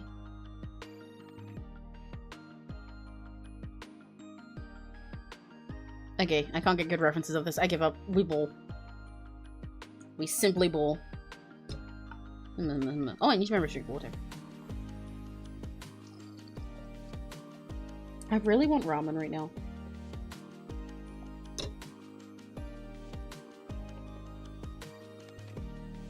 Like, I want to get like a...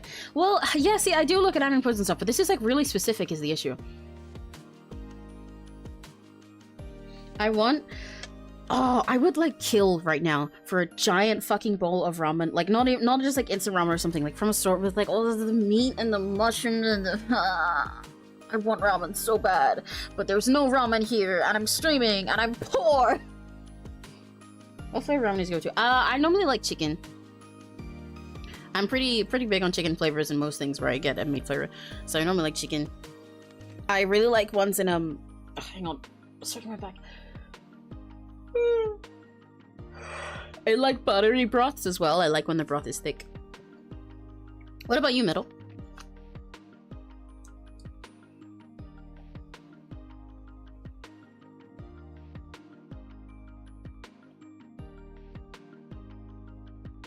I should cut it off, shouldn't I?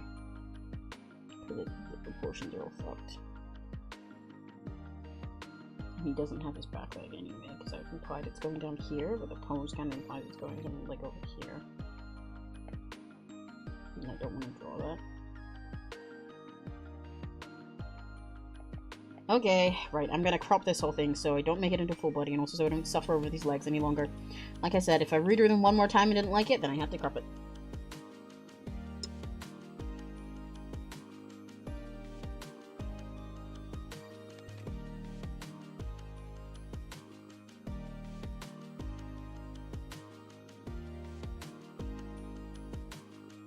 Oh, where do I want to crop them off, though?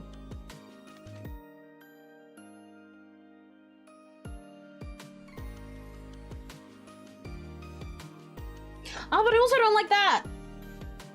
Fuck! I'm gonna do it just a little bit. This crotch is the hardest part.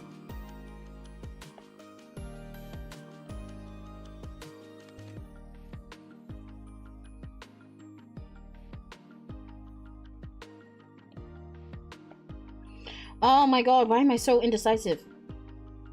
If I wasn't being so indecisive, I genuinely could have started lining by now. And that's really pissing me off. I could always make his legs less weird. I could put one of them like over here or something. Oh no, then he looks even more. He looks way too much like he's just sitting to be pretty then. Yeah, then he's entirely in a little twin pose. I can't even pretend that he's crawling to be sneaky then. You know, this is on... Where did sail? Oh, this is on me for doing this when I know that crawling poses are something I find particularly hard. In general, sitting poses can be pretty hard. Okay, I'm bowling with this. I'm bowling with this. I'm bowling with this. I'm bowling with this.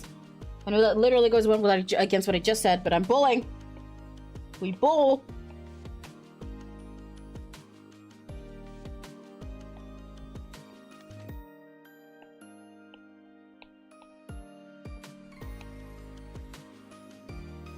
How do I want to do his pants?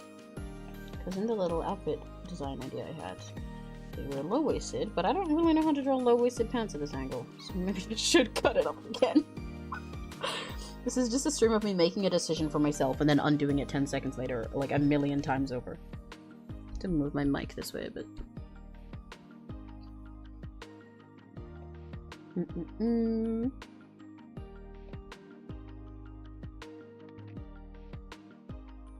So I wanted to go around that way. And then his pockets would be like down there.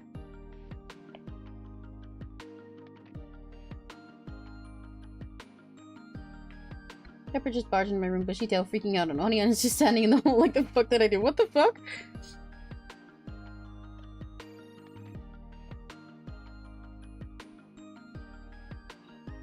She hates her uncle. What the frick? We got cat family beef!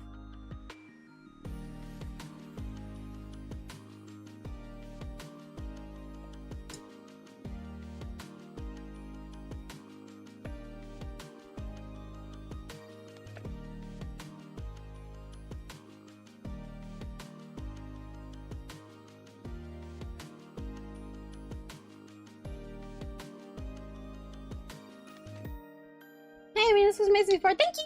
Thank you, Money! Hi, Money! Hi, Money! Yippee! I love my silly little friends inside my pooter. I want his chain to go like over here.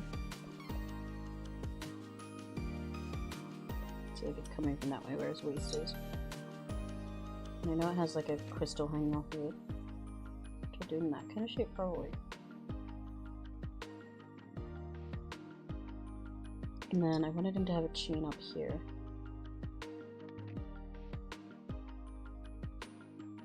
Probably do the jacket like that. And then do like a zip part.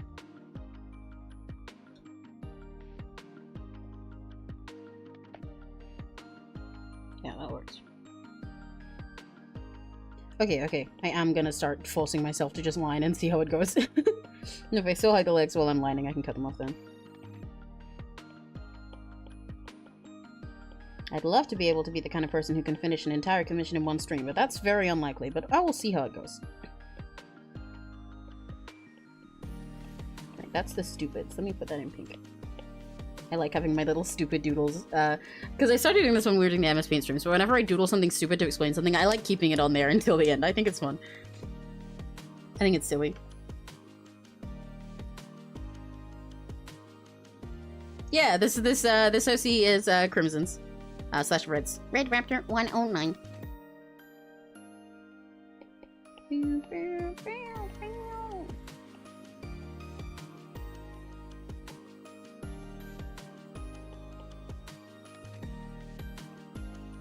Right, okay.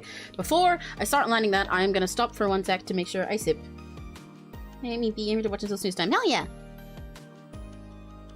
Cozy manly time. Sip, sip, sip. Time for me to drink water for a sec.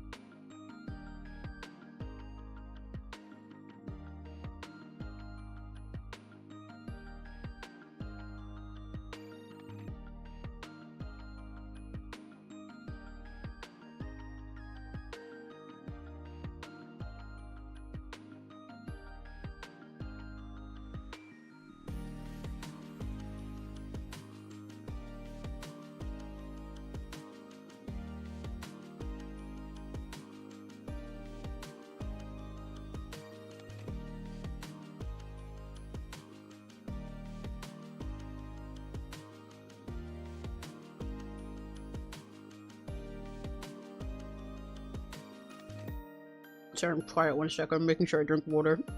I'm drinking my face.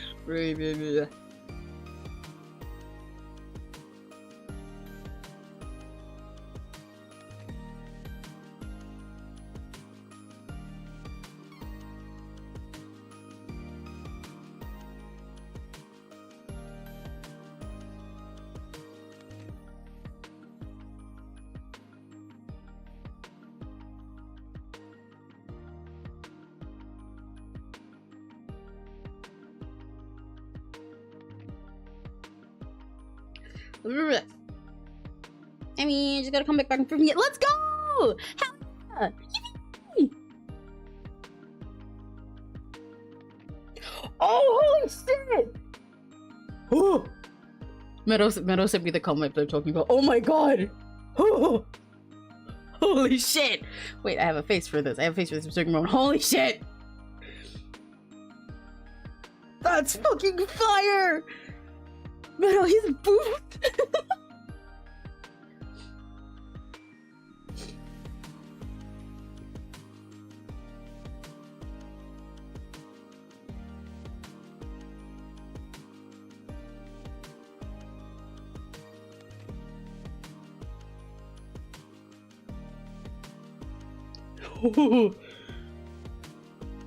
Holy shit, I can't wait to see this when it's finished. What the fuck? Oh! The little expression and everything looks great. His arm as well. God damn. Jesus fucking Christ. Hello. I really like the way they paint the shirt.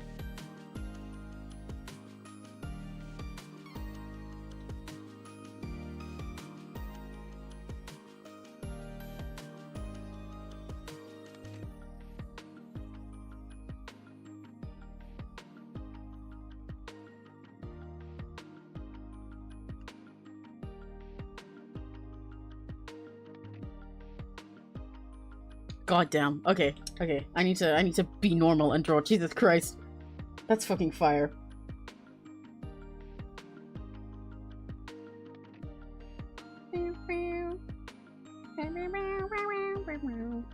I'm so excited, yeah. I'm so fucking hyped to see it finish. Jesus Christ.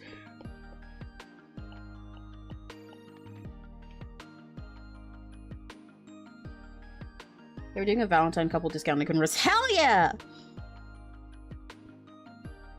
My favorite couple, Meadow and Voxacomo. Why did I say 1? Don't say one. It's not one. It's the only sketch.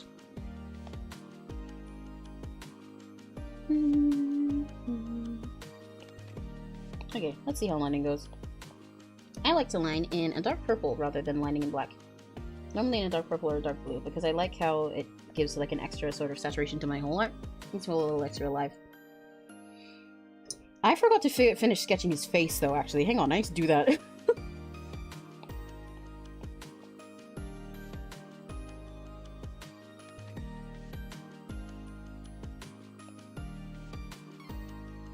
Look like there, it kind of looks good.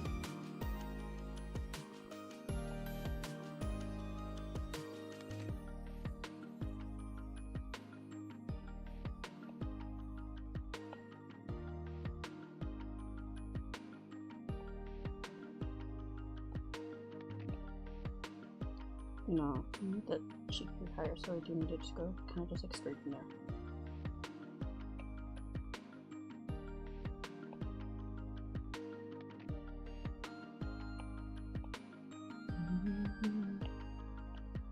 Face custom there, so I want this other eye here.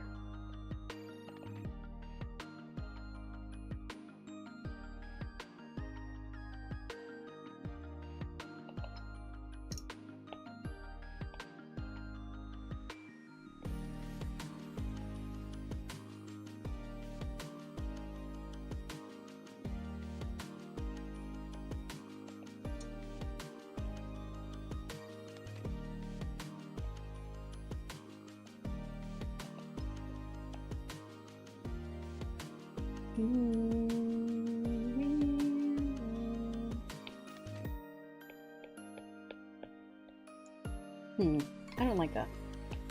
Why don't I like that? What's bugging me about it? Let's figure it out.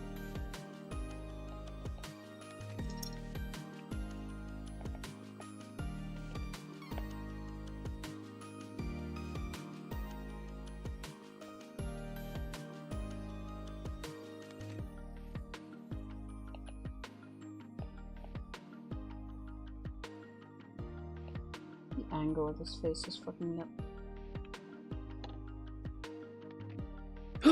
Is that really his house? What the fuck did he do? Why is there a slide? Why is there playground equipment? What's with the giant? Did he make a giant empty room just to put the bowling alley in?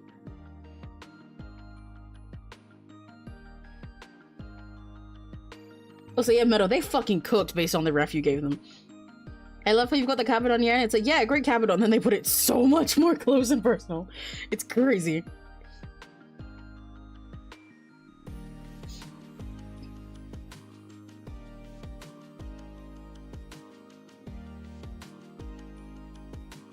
I was like, yeah, that's good. They took it around. Yeah, literally. They went crazy with it. Jesus Christ. So I was like, holy, why does this house look like that? What the fuck? I hope he makes like a teen sim at some point and tries to get them into private school. So he has to do the little house tour thing that you do with the private school educators to show them the house, and you can just tour them through those two awful rooms.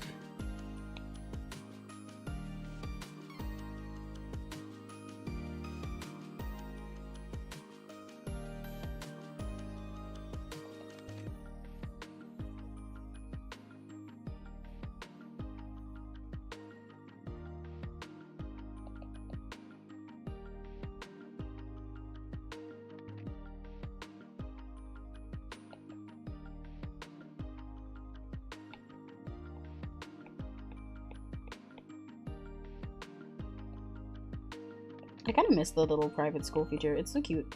I technically have a mod that does it now in education. I roll one, but I miss it being a base game thing. Even though, to be fair, in Sims 2, it had like no fucking purpose other than like looking cool. You kind of just put them in a uniform and did that because it didn't affect much of fucking anything.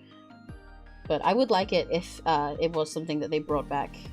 And it did affect stuff, especially now that like there's a lot of extra stuff you can do with high school since high school years and Sims 4. I know a lot of high school years is pretty buggy, but I still like it as a pack of rule. And I like the fact you have like graduating early and being like on the honor roll and whatever. I don't remember how American schools work, but something like that.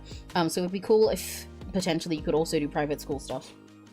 I know then the issue that would happen is if they added private school with high school years, people would be mad that you couldn't go there, because I'm certain they wouldn't want to make a second whole building. But if they had like a private boarding school that your sim can go to or something like that, and it would just get sent off to it, but then that actually affected like their university stuff, that would be neat. I'm gonna buy the Sims 1 and Sims 2 back when they fix that shit. Yeah, I'm definitely gonna get them. The Sims, the re-releases, the Ultimate Collection, I have to.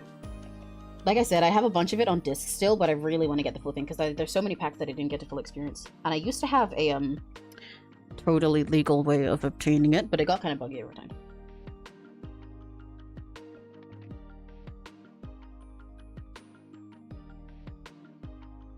Okay, Sora has more of a face now.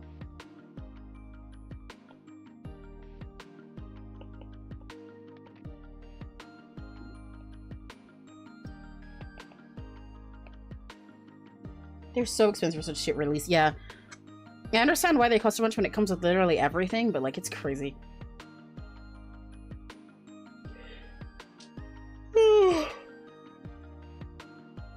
Tea is the perfect temp. I should make myself tea. Oh, I forgot I wanted to make tea today, actually. In a little bit, I'll do a BRB to go pee and make tea.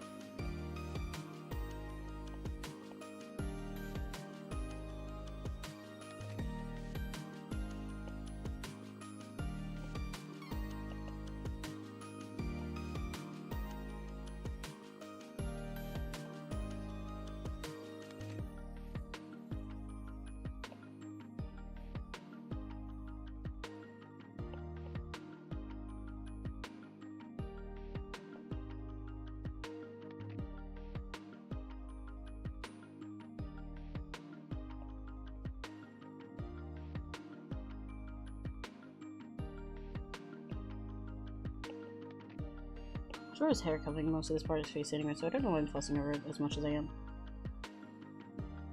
But it is bugging me.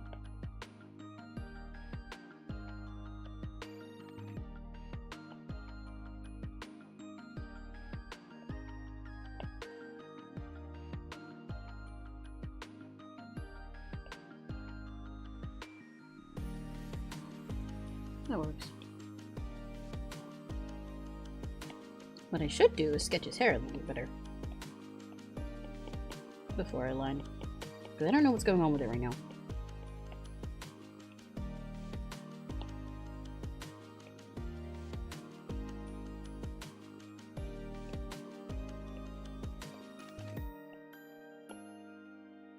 What did I do when I did it like this? I did the little swoopy thing I like to do, didn't I? Yeah, okay. I'll do something along those lines.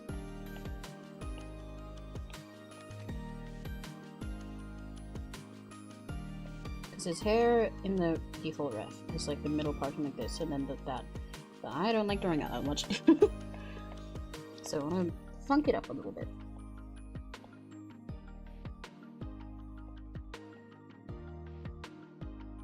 What I wanted to do before was give him hair that goes more out.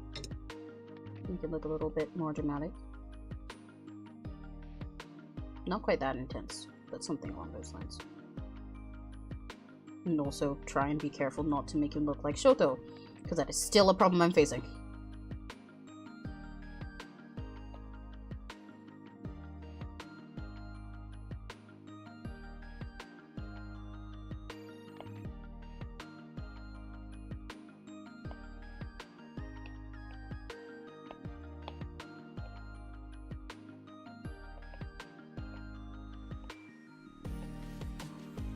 That's too much, yeah.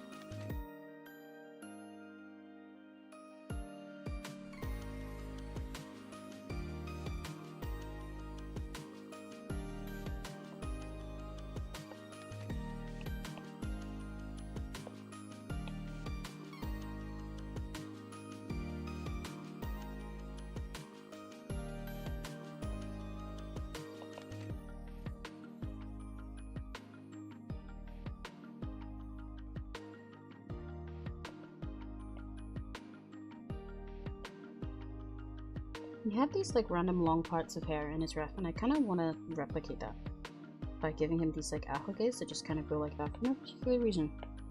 I think it's fun.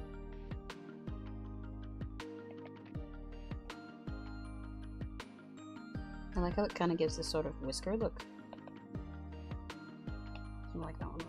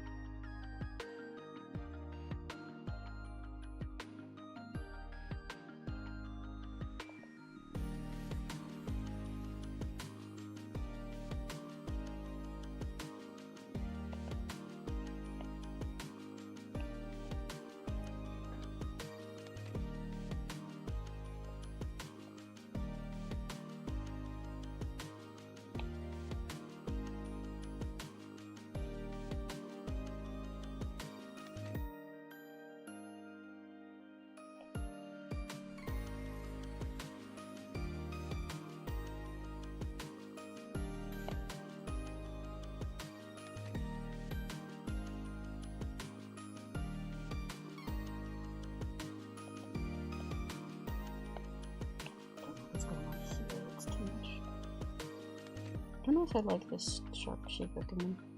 I kind of want more of this to be covered up by the hood. It always makes the hood pointless.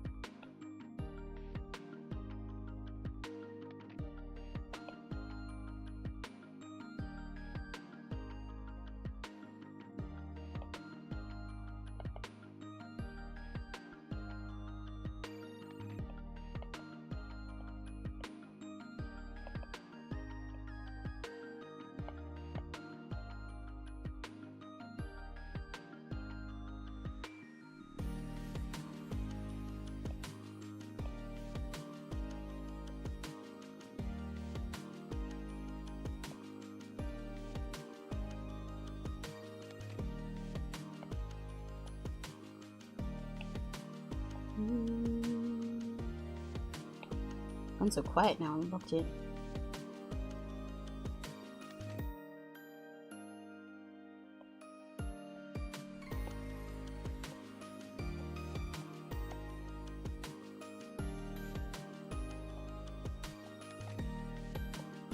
Okay, I do not like the second alphabet.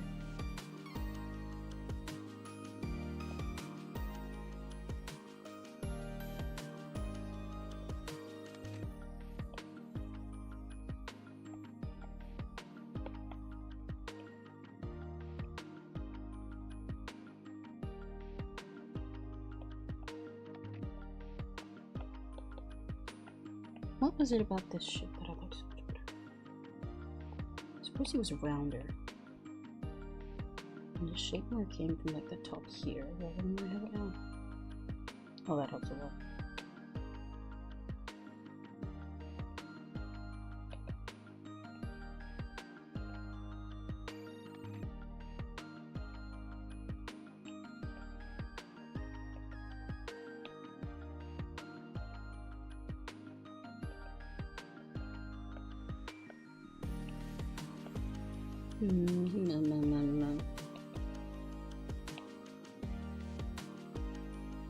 Hi LJ, welcome!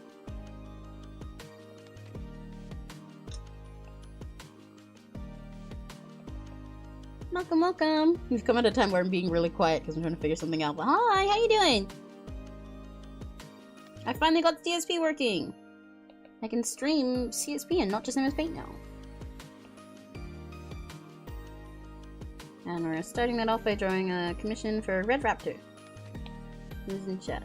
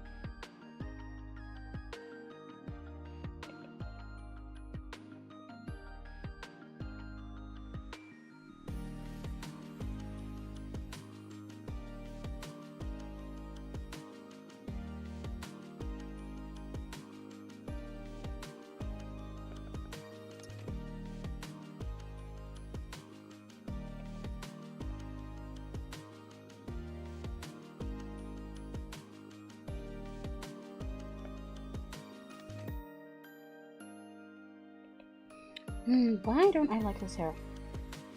I've done multiple different shapes of it, and each time I like it less, so that's concerning. I know part of it comes from the issue of it being cut off the way it is with this hood, and a lot of it comes from the issue of me not fixing the sketch before I started refining it, but... Is his hair too big? I think his hair might be a bit too big. I'm really just making more and more issues for myself today. It's quite funny. I normally spend a lot more time fixing up my sketches before I do anything further with them.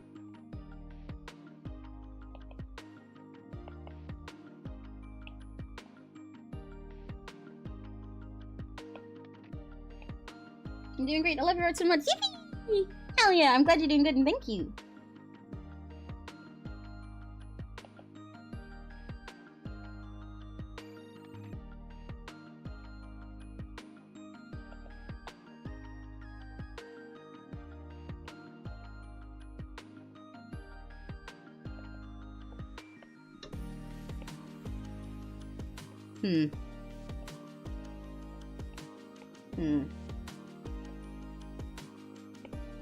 I'm gonna restart that. How did I have it over here again? Get rid of my silly layer. Maybe I shouldn't make it go that way, because I put it like whatever the fuck that was. Oh, I did like an entirely different shape to what I'm doing now. Huh, okay.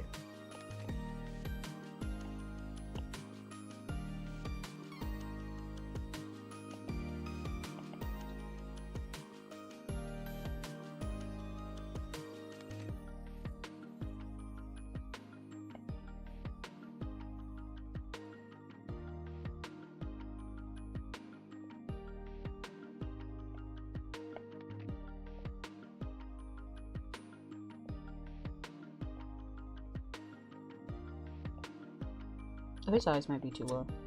Whoops.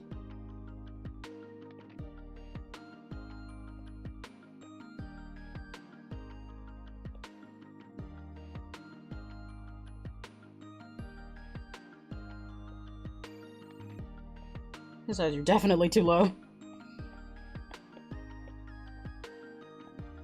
Is that really on?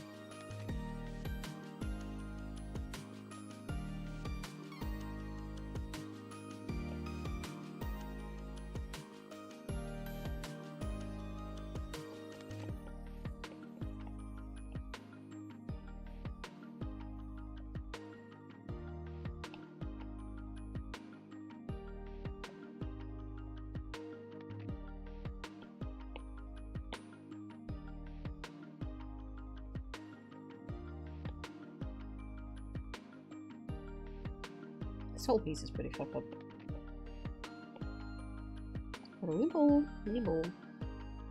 Your streams are so cozy. They really make me happy. You're so underrated. I'm really glad. You're so sweet. It makes me like, every single time. You're so sweet, LJ. But I'm glad they're cozy. And I'm glad they make you really happy and comfy. Oh, I need to stretch. Reacting that suddenly made me sit up straight. But I'm really super glad. I like it when art streams have like a comfy little vibe where you can just sit and chill and be happy. I think I've run out of MU stream in the background tasks. I only have shower and book haircut left and finish all email call, but you can't count that as a task.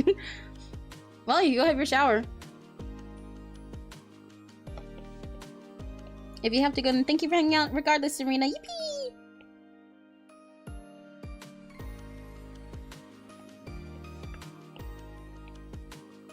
Okay, let me figure out how we did his email loss here. But...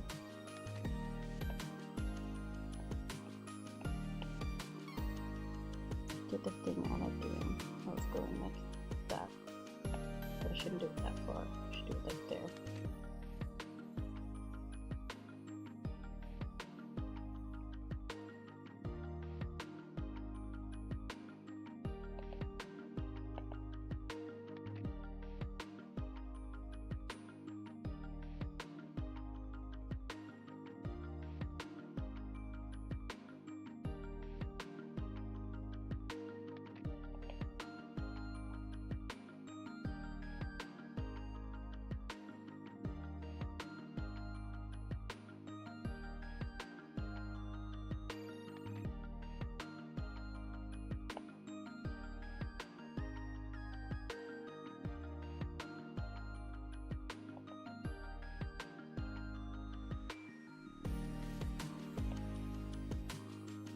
Right, yeah, this is how I was gonna incorporate the weird Apple gaze he accidentally had.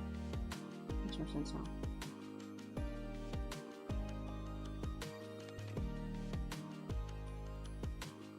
This also helps make it cat shaped.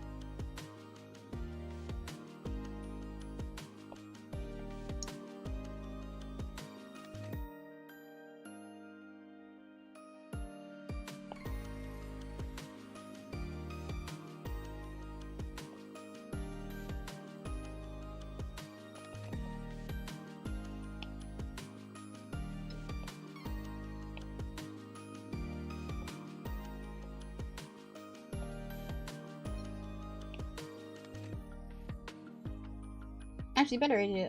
I'll keep the keep the phone open in this for watch hours at least. Thank you, Serena. Actually, better tap on my laptop so I can switch my phone. Big brain! If nobody got me, I know Serena got me.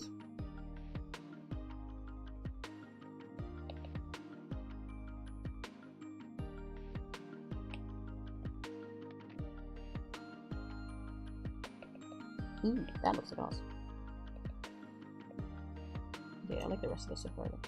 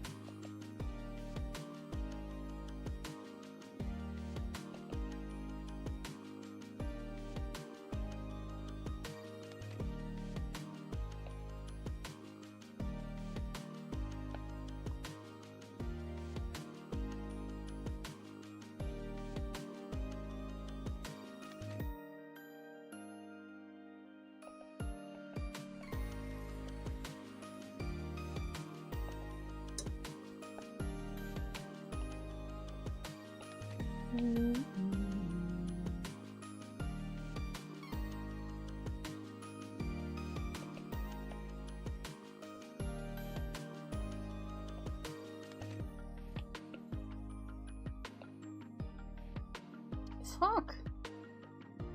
Why can I not figure this out? I know why I can't figure it out, but why can't I figure it out?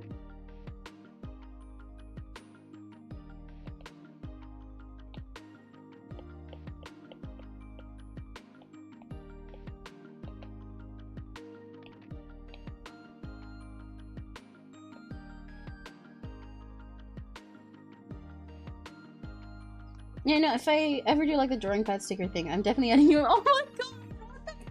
What the fuck? I'll cry! I will bawl my eyes out. You're so sweet.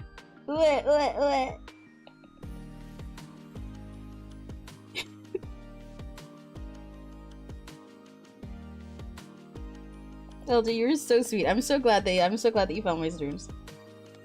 I'm so glad you love them so much. Ugh.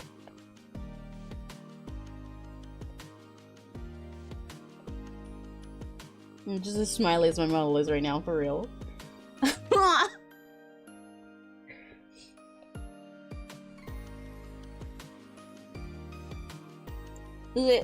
Counter 1 billion! Look.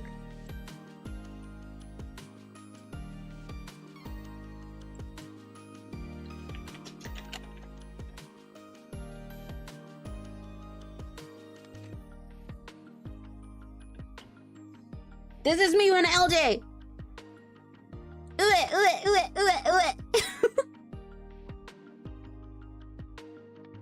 You're so sweet. It makes me really, really, really happy that you love my stream so much. Genuinely, it means the world to me.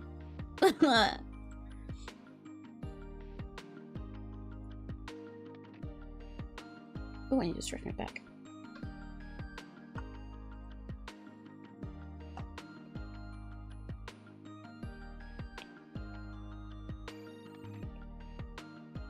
This kind of works as a hair sketch. I think I want less of this.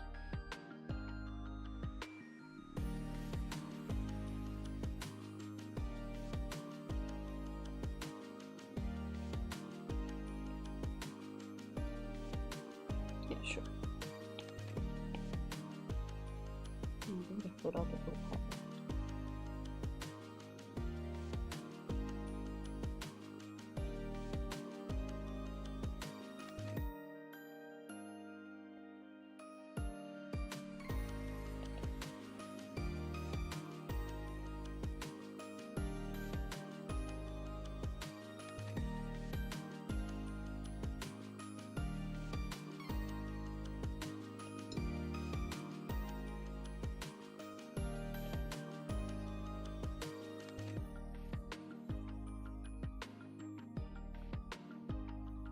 I'm so serious. I will cry! I will cry! I will explode! I will cry, and then a stock explosion gif will appear in front of me and I'll explode! I mean...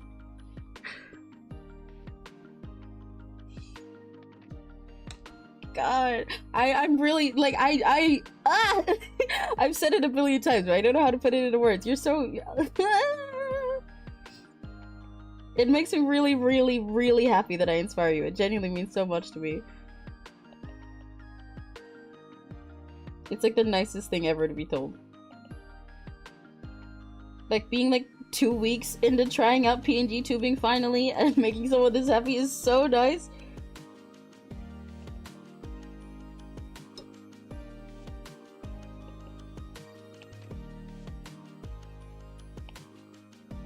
I'm so glad that you enjoy myself this much. PNG makes you explode with little SFX. I would have one. When I finally figure out getting a soundboard, I will put an explosion on there and I will fucking sync it up with an explosion, don't trust.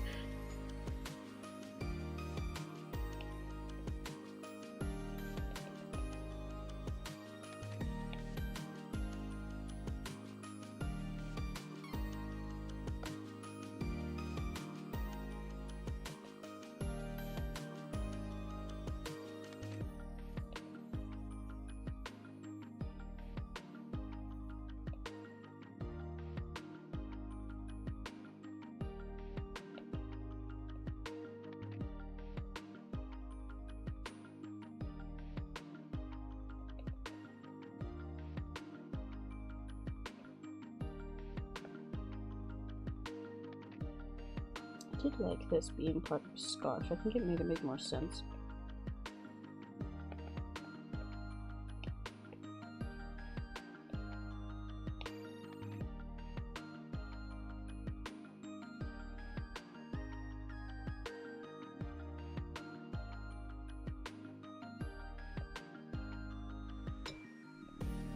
Yeah, makes the make more sense. You have voice mod? That's what I'm gonna use for my soundboard notes. I do not, but I should check that out. I do recognize that name.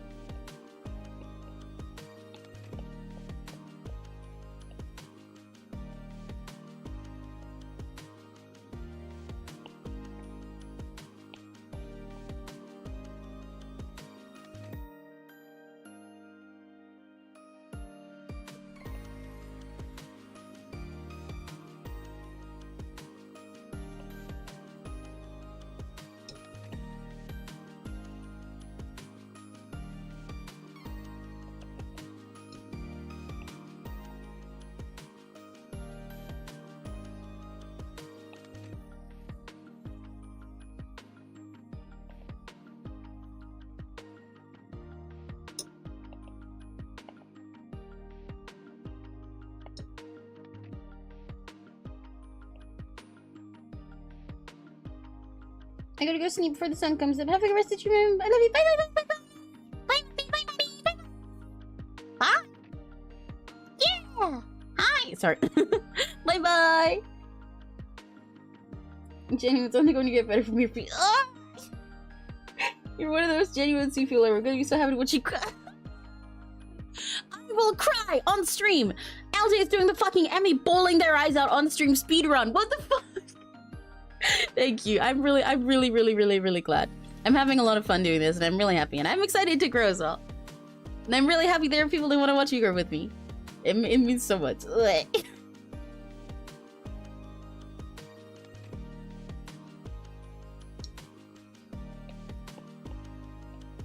Yeah, it makes me so happy. Like my like one fear when I was like, okay, I think I'm finally gonna start PNG tubing was that well no, there was like two. A, that I'd actually after all of this time of being like, yeah, I really want to do this. I want to finally do this one day. I want to do this. One day I'm gonna do videos. One day I'm gonna do streams. One day I'm gonna do something. I was really scared that I'd start doing it and then like hate it or just like actually suck at it after all of that waiting and then not know what to do with myself, but that didn't happen. I really enjoyed it. And B, that like there would be no one there, and that would suck, that I wouldn't be able to figure out if I liked it. But people here to come out with chat with me, and I like doing it so much. I feel really lucky, and I'm very happy. 1,000,000,001 correct.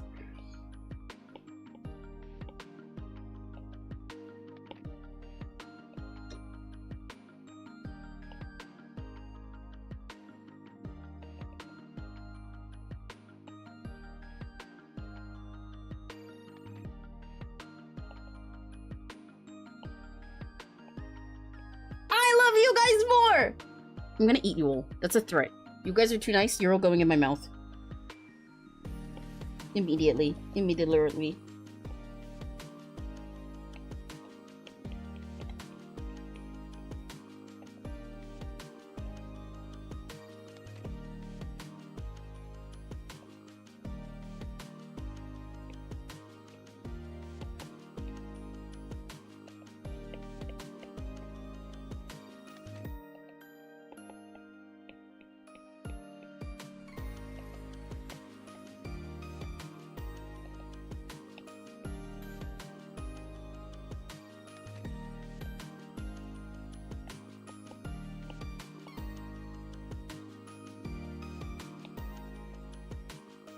What if... Why is this layer not doing anything?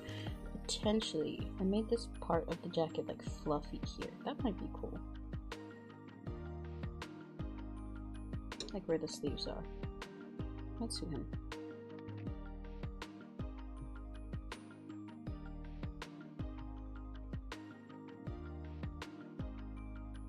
Because then I know it's like leather for the rest, but if it had like this like fluff trim, it might look kind of cool.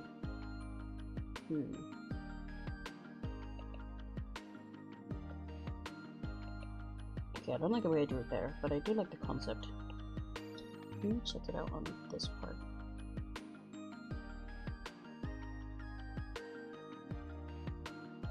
Because then it would look like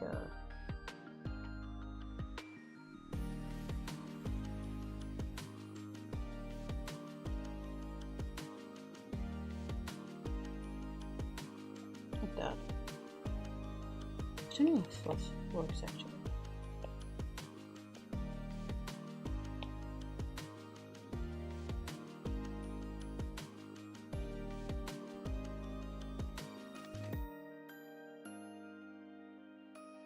Just a little bit.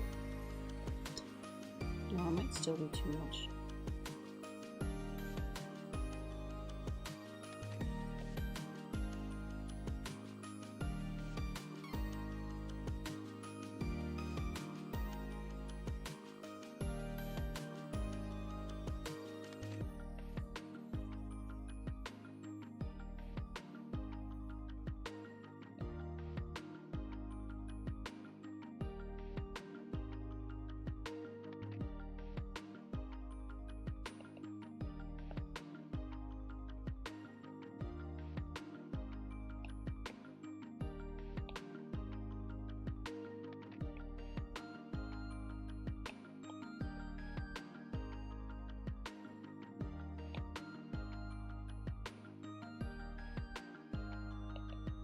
Actually, I guess fluff kind of works. I'm assuming you'll have a scarf. Then it's a little less worky. Right.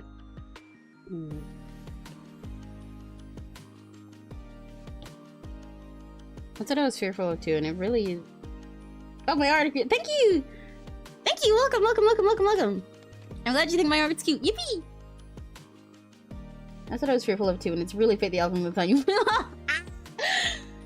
But yeah. I was so scared, but I don't know. I feel so lucky. I feel really, really, really lucky. I've been like for the past couple weeks since I started doing this, I've been like giddy. Even on the days that I've like woken up, like gone to bed at like 3 a.m. and then woken up at 10 and been like, fuck, I gotta stream and I gotta do dishes and I gotta make sure Neri's awake and I gotta do this. I feel like so giddy because I feel really happy and really lucky. And I have so many silly little people inside of my pewter that support me. And I mean, it's so nice.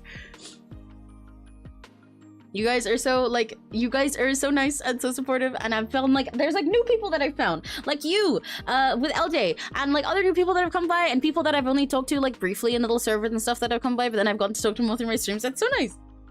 I'm out here doing 2 designs. Yeah, don't worry about it. This is how me drawing anything is with the process, to be honest. This is basically how it goes. Okay, I like it better when the hood isn't a scarf, but I've done the hood up. And this whole kind of thing going on, so maybe I should change that. Maybe I'll get rid of the whole like scarfy part that's going on, but then I will have to draw his neck, and I don't want to do that because then this has to be connected to like this, and it makes like a lot less sense, which is really annoying. I guess I'd have to get a jacket reference if I want to do that. I do like the fluff. I do fuck with the fluff. I think the fluff is pretty cool.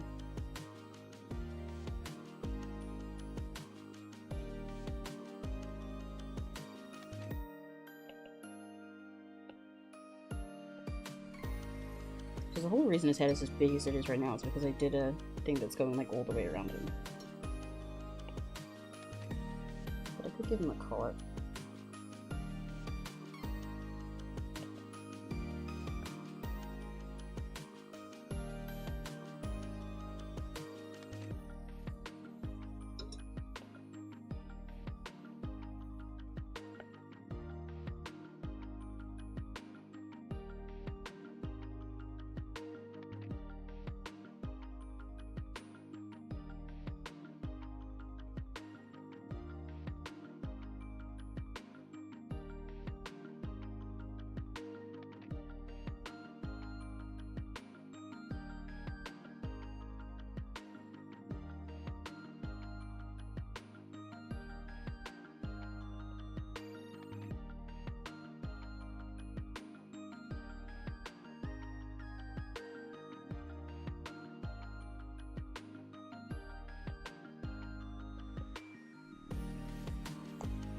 You are silly little computer people.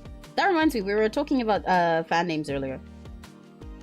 I think Rakigachis is winning in my brain, and with everyone talking about it. In the Rakigachis, because Emirakinis was really silly, but it is hard to say. But Rakigachis. And I was also considering potential directions for a fan mascot to do one day. Because I want you guys to look edible. And I really like, I was thinking about Minior, the Pokemon, and how badly I wish I could just take that Pokemon and make it mine, but I can't do that. But making everyone look like some sort of silly little Competo round thing, I think is really silly. And it goes with well, because I want you guys to look edible because I want to eat you.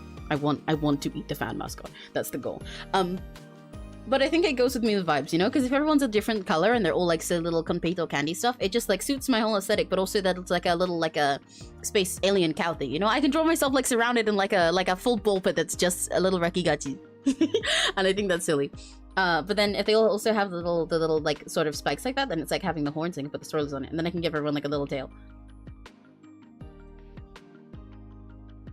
I was calling an minion this whole time. Yeah, I think minions is also cute, but I think I when I say a minion, I hear like minion too much in my brain. And there was M&M suggested last time, and I really liked that because it's also really cute and yummy. But again, M&M. But Meadow suggested Rakigachi, and I think it's really cute. It sounds like its own little like species of creature, you know, which I think is fun. And like I would love to give swirly eyes to everyone, but again, I don't want it to look too much like Minior. But I think it's fun that everyone could have like their own little different eyes, you know, like someone could be like a little evil Rakigachi like this, or a little EP one, or a little fancy one. A tiny eyed Rakigachi.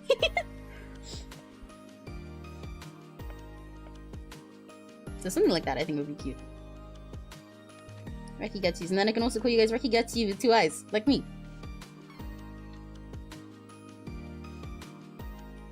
Meadow always cooks with naming things, to be honest.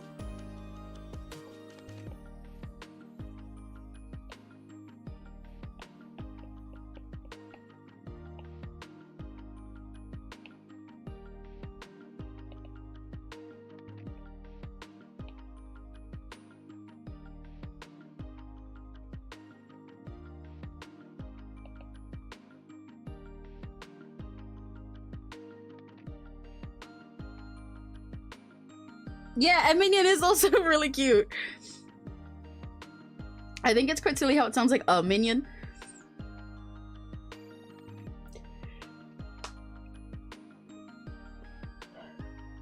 Yeah, Meadow like naming things. You're good at naming things. It's fun. You always have to just like give you a sec to cook, and then you'll come back with like a full explained, like perfect thing with several layers of fun to it. I'm like, oh shit, okay, yeah.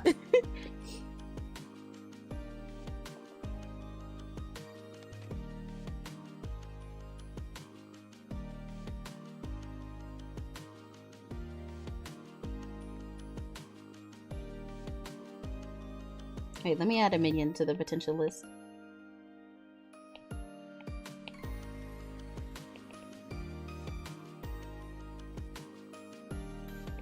Ah.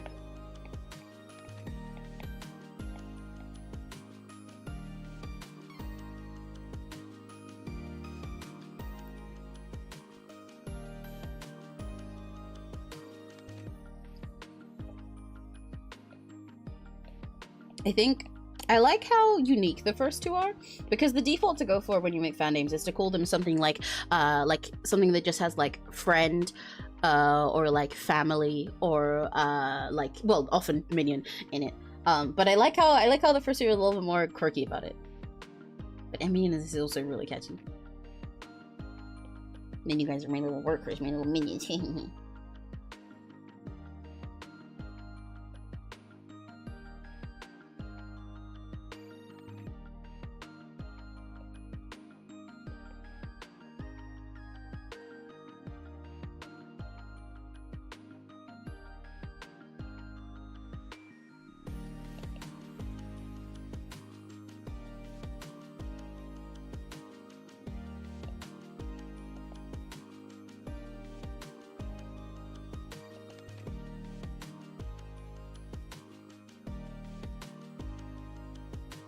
Okay, I think I like that better than the scarf.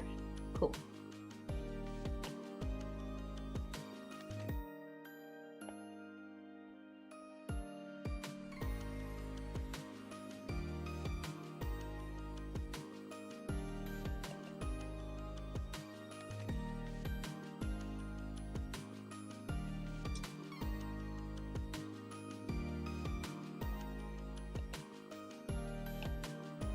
Don't I just look 2 of those? It's like tight.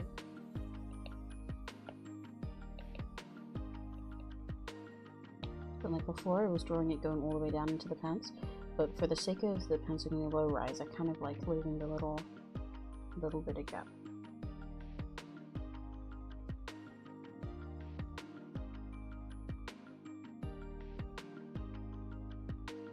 And again, I can just cover the gap this way. That kind of works.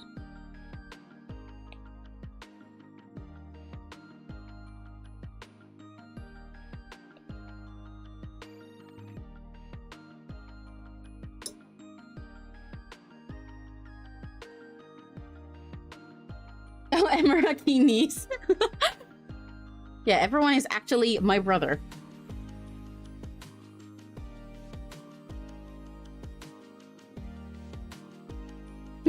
Emmeremlins. That's also really silly.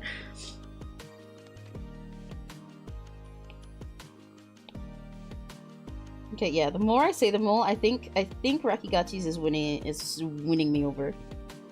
I think it's unique, and I think it's catchy and silly to say, and I like how they really sound like they're like their own little species of creature. Like some other kind of alien thing that just also is out here in the universe with wherever the fuck I am. Oh, I'm bending my neck over. One sec. I'm gonna stretch. Hang on.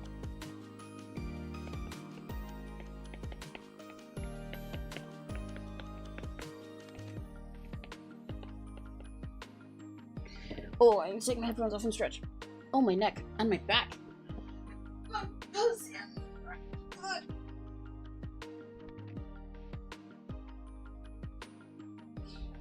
Stretch time.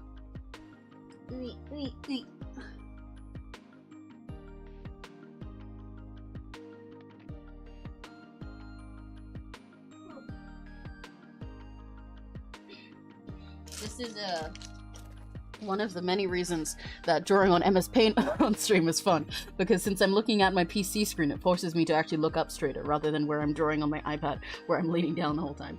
But I'm also trying not to bend my back over the whole time and be really far away from my mic, so then I'm like leaning just my neck, which is like worse.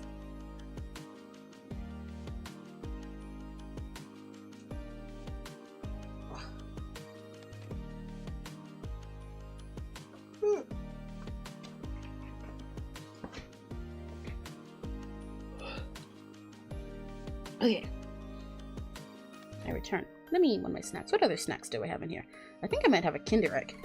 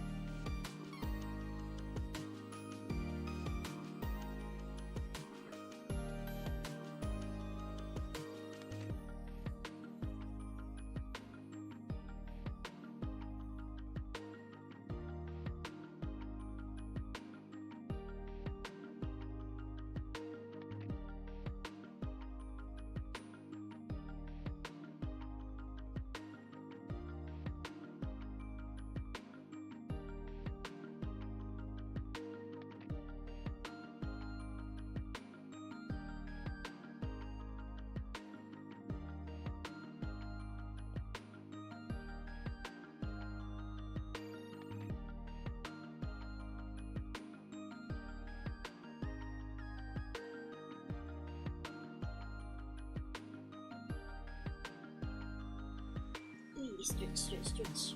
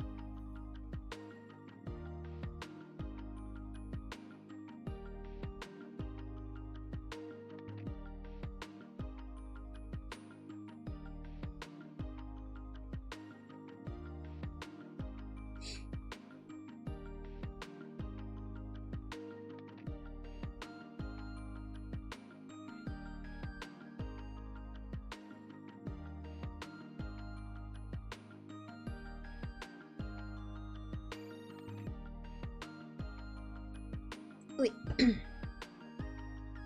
Okay. Stretching complete. Okay, I'm starting to like this now that I've refined it more.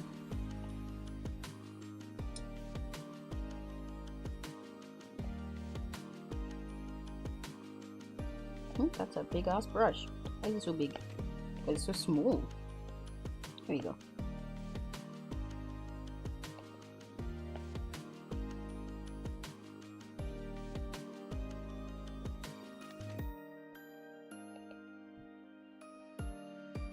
You know, kind of weirdly random question for you guys.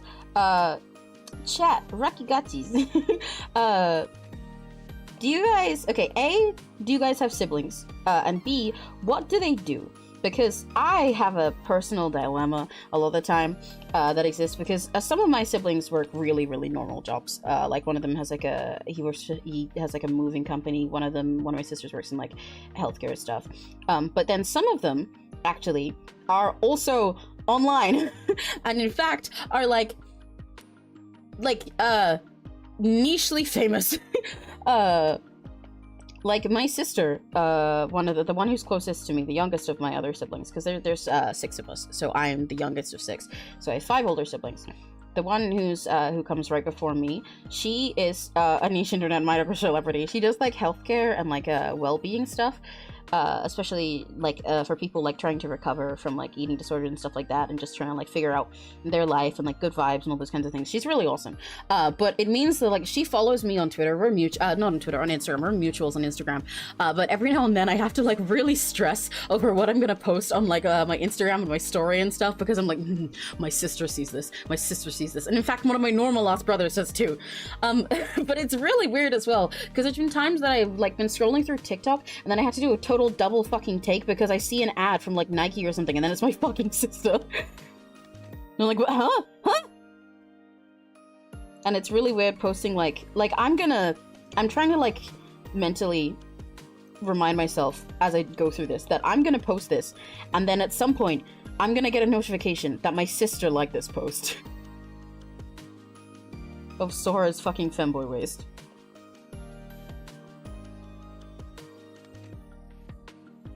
I do not know how this angle I'm doing at the moment works for pants like these. And I could probably test that by just looking at my own, but I don't want to. But I gotta make sure he doesn't look like he's wearing a diaper, but also make sure these actually look baggy. But I know I can fix a lot of that with shading, to be fair.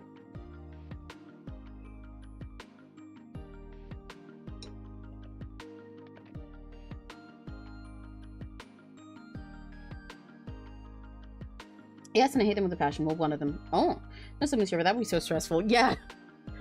And like the thing is as well, I have siblings and family that do normal stuff, but sometimes they fucking find me too. Because one of my brothers, the oldest one of my brothers, also follows me on Instagram, and his life is just like normal. He posts about his like family and everything on there, so he's normal. He is, however, the only one of my siblings who also likes like anime in a very casual way, but like he likes anime stuff. So sometimes I feel like a little bit more normal in comparison to him, but not very much. We like very different shit. What was I gonna say? But then, like, I see him liking my stuff every now and then as well. And also, there's like the other day, yesterday, I think it was, I got a notification that my aunt followed me on TikTok. What the fuck? Unless she did that thing where it's like, oh, people you may know from like your contacts and stuff. I think it did that, but I generally avoid turning on things like that. So if it was that, then I don't fucking know how it works like that. I don't want it to do that. But there's also the chance that she just found it by looking in like my card, by looking at my Instagram, because she might follow me on Instagram. I do not remember. But both options suck. But I'm like, what? No, please don't follow me on TikTok. Please don't follow me on TikTok. I do not want you to see the stuff I repost. I'm so glad that none of my family check my like Twitter or anything like that. It's actually been a big reason for a long time. It's part of why I didn't use Instagram much for quite a while. I only got back into it recently because via doing streaming and stuff, and it has been nice to go back to it. But like I did stop for a while, partially because of that, because I was like, oh god, my family followed me there. So like whenever I update like pronouns and anything, like I don't think it says mirror pronouns in my Instagram bio. It just said they, them for a while. I think for a long time it was still she, her. It might say any at the moment, but updating my card, depending on that, is also an issue because I link that there and stuff like that. And I also, for a long time, didn't quite link all of my social media in my card so that you just see the business stuff and not actually all those social links. Hi, Tom! None of us. Well, that's part of the problem. That's one of the main reasons why I don't link that in my card or something. aside from the fact, like, so it's both that and the fact that, like, a lot of, like, I have a lot of followers who are, like, minors and stuff. To be fair, it kind of just happens when you're in, like, a idol and Yotaite communities and, like, the spaces that I am. Because I've always had a lot of followers who are younger and shit. And that doesn't bother me that much. I'm fine with that. But it does mean that I don't feel comfortable, like, making my NSFW account or anything like that something that's, like, you know, immediately publicized when you look at my links. It's something that people have to ask for. Or just, I don't know, find themselves somehow. But, like, one of the main reasons aside from that was just because I was like, if I link this somewhere public, my family can find it, and I don't like that. But I really do find it, like, back to my original question, I really do find it interesting learning what other people's, like, siblings and stuff do, especially in comparison to them. It's part of why I love making Sims with, like, big extended families so much. How I got this conversation back to Sims, I don't know. Because I like thinking out all their different lives and how they, like, affected each other, like, in, you know, in comparison with each other and everything. What was I gonna say? Oh, right, and also why I like thinking about siblings and, like, full extended family for overseas. Because, yeah, I'd say for my siblings, it's really interesting. Basically, half of them half of us, because there's 6 of us, if you count, like, so God, this is gonna get complicated. When I talk about siblings, I generally, the easiest way to say it, I have been experienced being both the youngest and oldest sibling. I'm the youngest out of the ones that are actually my siblings, but I've also lived in a few different situations in my life that have essentially put me as the title of oldest sibling with other kids, and we'll leave it at that, because it's complicated to get into it all. But in that was my, like, actual siblings, quote unquote. Ooh, his whole crotch looks fucked up right now. Sorry, I was looking at it on my screen. I'm gonna change that in a sec. I don't like that. I might end up cropping it again, because that kind of looks better. We'll see. But among those, there's 6 of us, and you can split it exactly down the middle in half, where half of us do, like, niche internet micro celebrities, really funny phrase, but essentially that. Half of us do, like, things where we have, like, online presences and whatever, and we do, like, stuff that's at least somewhat, like, social or entertainment based or all these different things, and then the other half are just, like, super duper normal. Because, and, okay, funnily enough, this is not the reason why, but coincidentally, it just so happens, because of the way that my family is split up, and, like, a lot of my siblings are, like, half and stuff, 3 of them are entirely white, 3 of us are black, or, like, mixed black, right? So the three of my siblings that are all white do totally normal jobs. Like, they work, like, one of them runs marathons now, so that's pretty cool, but one of them works, like, a moving company, one of them is, like, in, like, healthcare, is, like, doing normal, like, assistant type jobs, and one of them, most of the time, I know he's worked at, like, a back of house in, like, restaurants and stuff like that. And then the 3 that are black, there's me doing PNGTUBER idol artist stuff. There's my sister who's, like, she gets, like, sponsored by Nike now, and she does, like, big, like, talks and, like, podcast things, and is, like, in, like, health and well-being, like, influencer, and all this stuff, and, like, running and doing all this kind of stuff. And the other one is a dancer and model who's been in, like, he's been on multiple TV shows and in music videos and stuff.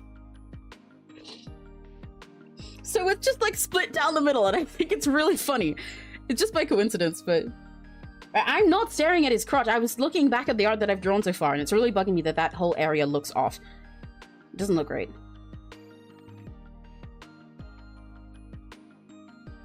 Yeah, it's really funny that it just coincidentally turned out that way.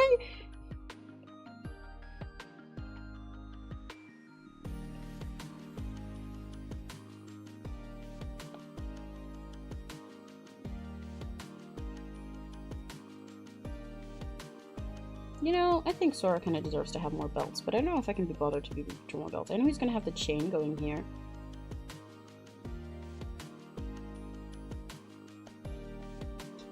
Which I think I'll connect to there, so it can go like that. But he seems like a multiple belt kind of guy. Maybe I'll just do something like that. Yeah, I kind of do, but it's, yeah, it's bugging me. But yeah, I think the split down the middle with my siblings is really funny.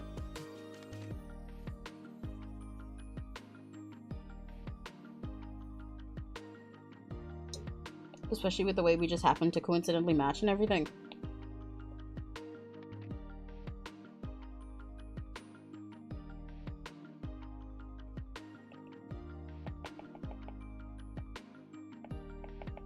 I don't need that pocket.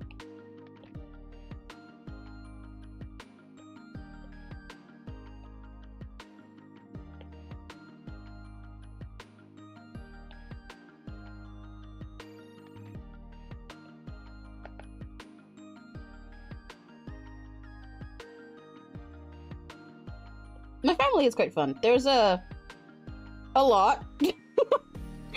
There's a lot. It's definitely not always fun, but it is quite fun. And I think, yeah, the range of us, it does make quite a fun mix-up. My family's pretty big as well, because even aside from my siblings, like I said, I've lived in a lot of different situations, and I have a lot of family. Like my mom even has like loads of siblings herself. So I have loads of aunts and uncles, and we're also the type of family where I'll end up with like loads of like family friends and whatever that we just happen to call aunt or uncle, you know?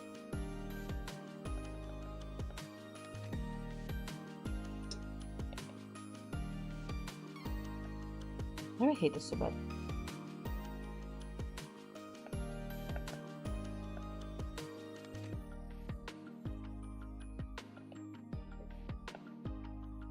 God, drawing clothing folds in this kind of position is really hard!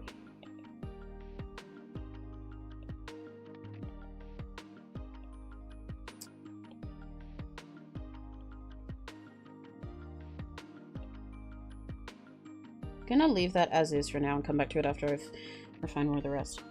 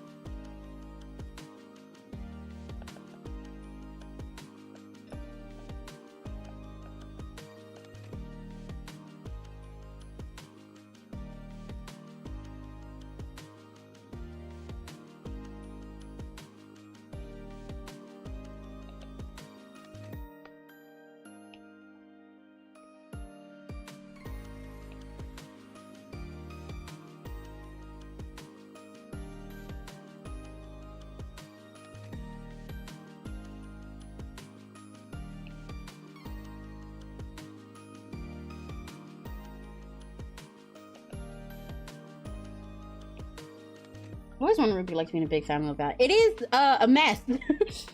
I see why some people want big families, especially I remember when I was younger, I used to be really envious of one of my friends who was an only child, because they were like the first friend that I'd had with that was an only child, and I was like, yeah, God, no, I hate having all my siblings all the time, and they were like, no, it's really lonely, and so I do see why some people think having big family is fun. I like making big families when I make OCs and stuff. It is really nice sometimes, but it also is really messy.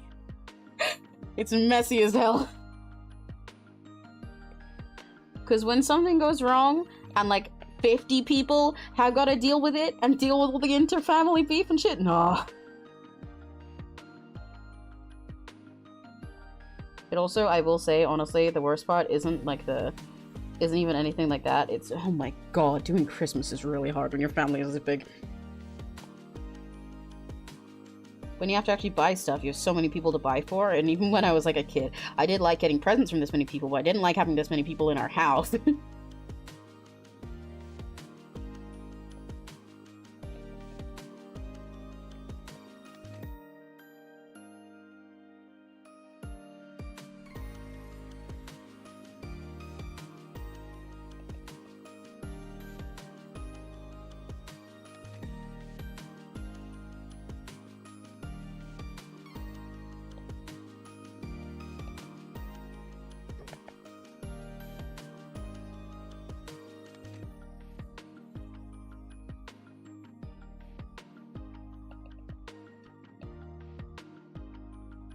One of the things that is nice about having a big family, though, I suppose, is that there's often going to be at least someone you can get along with, or someone you can go to when shit don't work.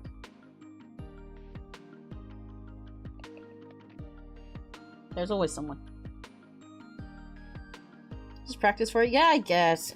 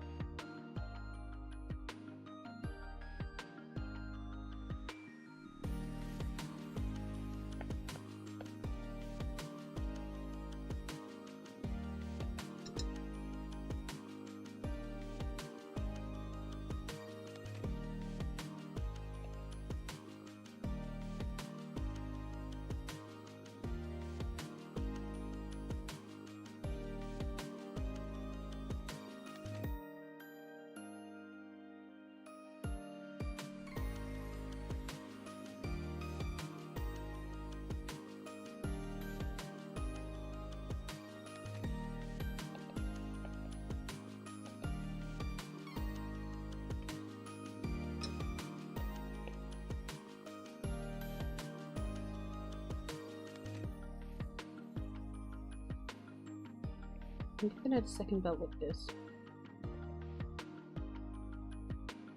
No, that kind of sucks. I know a thing or two having a messy family. I think it's just written in the rules of life. Well, yeah. Yeah, being an only child, I grew up being more independent, much more neat than I should be. Well, see, the thing is, I did that too. I can definitely imagine it speedruns it for you a lot when you're an only child. Because if you don't have like siblings and stuff, then like whenever your parents are at work, then like, well, who the fuck else is gonna be there? But no, I did that as well. Because kind of, I actually went the opposite way. This like my family was so fucking big that I was like, fuck this, I'm going on the internet. I have a big ass family, but also not all my siblings were home all the time when I was growing up for most of my life, because a lot of them, most of them are a lot older than me, and they'd all moved out for different reasons. Like I have a lot of memories of living with my sister, the one that I mentioned does health stuff. I have a few tiny memories from when I was really young when my 3 brothers were there, but not much more than that. For a lot of my time, it was only my sister, and then there was other stuff that happened, and then it was just like just me. So then, yeah, I spent a lot of that time online, and especially while my family was changing around a lot. As soon as I had a phone, I was like, well, okay, I'm just gonna go be with friends with people on the internet. That works. And now I'm a neat still. Except now I live with another neat. And that's nary.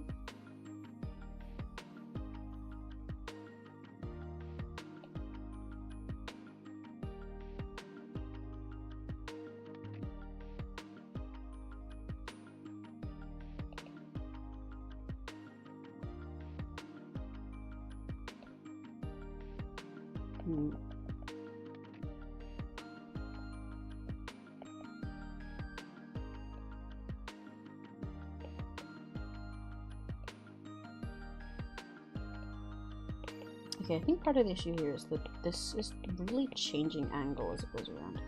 And that's like not good. But I don't like the other option, okay. Because I still want it to look oversized. I'll roll with it.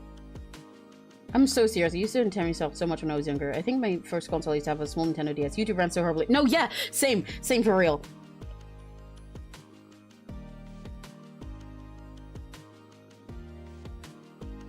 It's just that, like, in my situation, rather than, like, having no one there and entertaining myself, it's that I, like, had people there and was like, oh, I hate this, I hate this, I hate... I think especially because I also had, like, you know, like, ADHD and didn't know it as well. And I was like, well, I want to go anywhere else, and then I just shut myself somewhere else to entertain myself. Yeah, imagine living with your friends. I can imagine. It's pretty poggers. I'm so glad I live with Mary now. It's really awesome.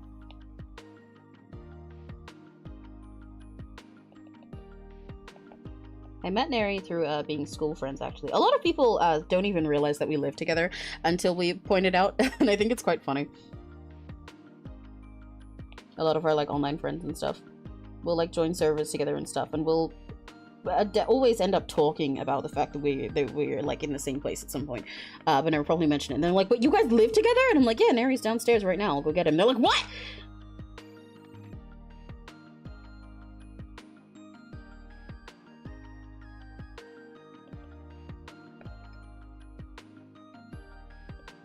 Yeah, I met Neri in secondary school, which is high school for you guys that are American. It is really fun. I love it. It's really awesome being able to live with someone who, like, I guess gets you. Because, like, me and Neri, especially because we like so many of the same things, or, like, we like the same, like, media, but then have two different favorite guys from it, then it means we get to like go out and do stuff together. Or like whenever I'm going out and I'm in stupid like all of my decora fashion and everything, and I have like a billion pins and charms of like, I don't know, say like Vox Akuma on there, then Neri gets to go out in his fancy little Oji boy fashion, and then he has a billion pins and charms of Ike Evelyn, and then we match. We go to like cons together and stuff, and since we're both like stupid silly little neats most of the time, then it's like, yeah, someone on the same wavelength. We both decorate our rooms and silly shit, and we both like wake up at stupid hours of the day and sleep at stupid hours of the night sometimes. We're just like on the same page. It's fun. It's really awesome. And it's funny because I actually, living with him wasn't something that was like ever originally planned, actually. I used to live with a partner that I had.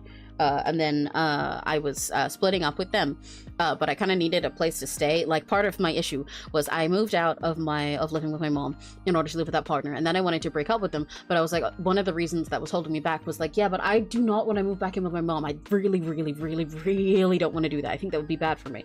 But then Neri was like, hey, you can, you know, my mom said you can like stay over here for a while while you're figuring stuff out if you want, and if you end up staying with us longer, then that's fine. And I was like, thank fucking God, thank you, because yeah, he offered me to stay the night there while I was like, when I first went and broke up, so we wouldn't have to like go and sleep in the same bed and everything after that.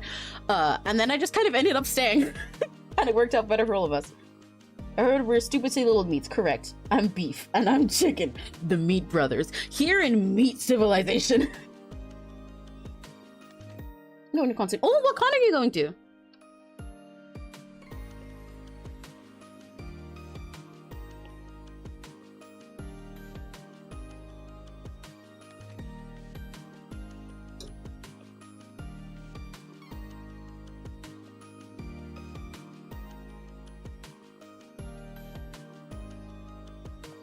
Yeah, it is really sweet. If not for Neri, I do not know where I'd fucking be right now. Not gonna lie.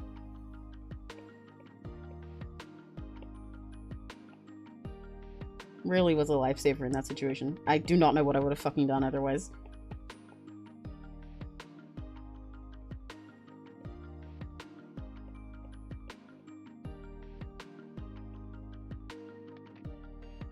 I'll come back to these plants later.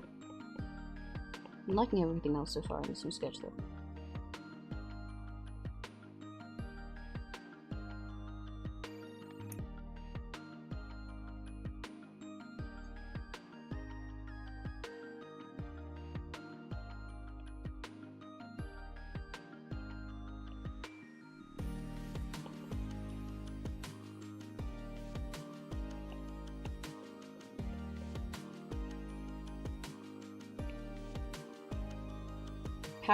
Power Gaming Con. Oh, I haven't heard of that one. Let me look it up. After, that's also a good reminder for me to stretch. My neck hurts. Ooh, hang on.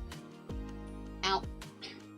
Ouchie, ouchie, ow, ouchie, owie. Stretch time. Ooh.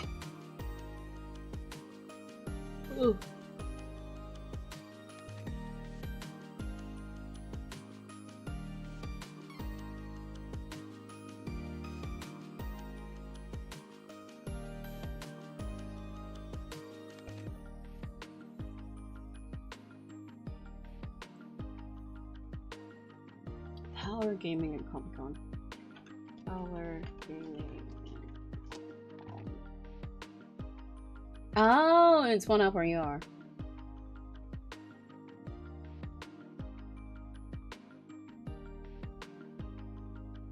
Oh, in March. That is pretty soon.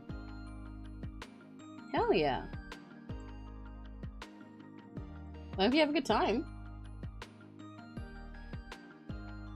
Yeah, no, it's not name ring. Okay, right. I need to pee and stretch my neck, and also I'm gonna probably get a cup of tea and maybe a snack. So I will put you guys on BRB, and I will be right back.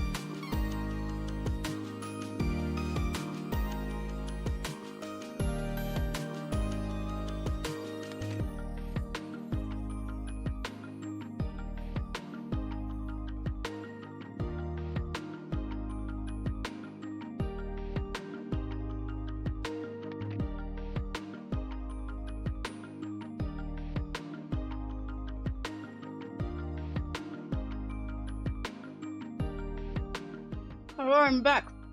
Oh, fuck. It just came out from my iPad. I'm eating cheese. One sec.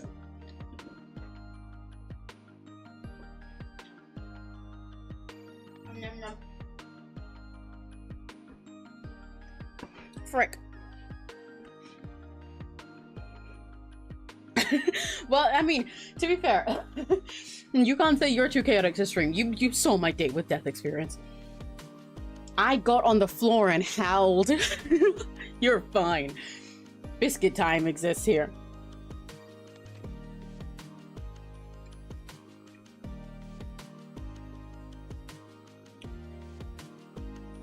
I'm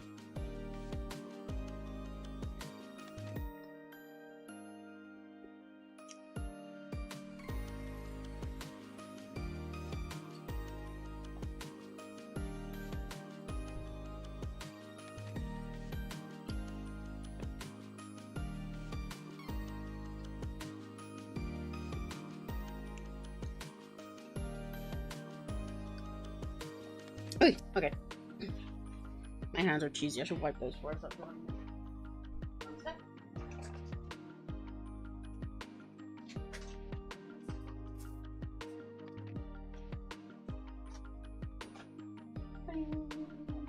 Oh, I can eat my Kinder Egg now as well. I forgot I had a Kinder Egg.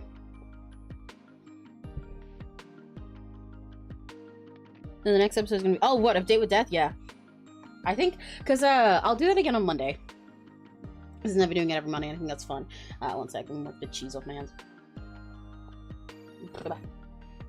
But I don't know if I want to come up with different Batsus this time, or just, like, do the same ones, and we try to go for them again. I think it'd be fun to have different ones. But I'll talk with you guys about what Batsus to have when we're on stream again, I guess.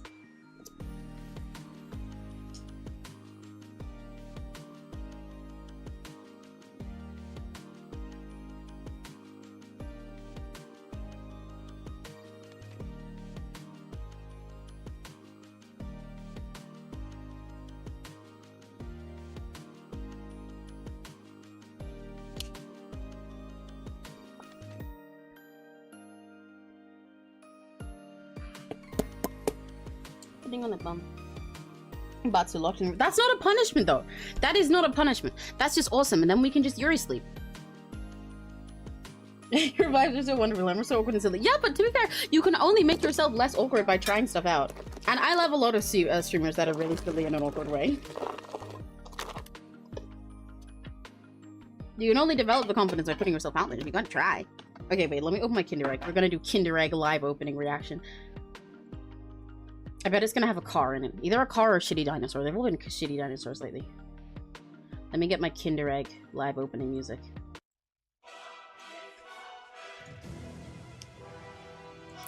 Okay, I'm opening the Kinder Egg. I'm opening the Kinder Egg. It's a Kinder, is it a Joy or is it right? Kinder Joy. Okay, I'm rattling it. I don't know if you guys can hear the Kinder Egg ASMR. Shake, shake, shake.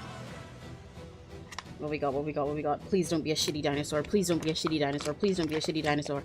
It's a shitty dinosaur! I don't even know how to put it together. What the fuck kind of dinosaur is this? Why is it only got 2 parts? What the fuck is he? What? Does that go there? Oh, that's his little butt. Oh, I think it's a T-Rex. Download the free app at Play-Doh and Friends. That looks like AI art. I'm putting it in the trash. Awesome. Well, that was fun. They're always shitty dinosaurs lately. Now I get to eat my Kinder Egg. I like dinosaurs. Hey, I didn't say anything's wrong with dinosaurs. I said something wrong with the shitty dinosaurs that you get in Kinder Joys. They suck. And they're not even like fun to put together. They're either 2 parts that it's just like, oh, okay. Or it's like a billion parts and it's really confusing.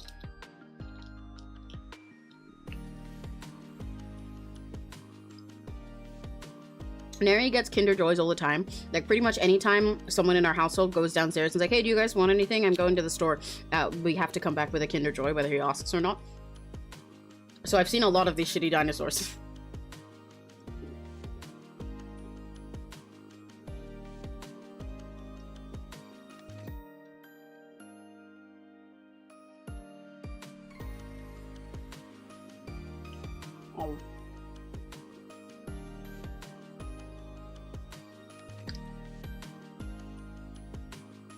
Oh.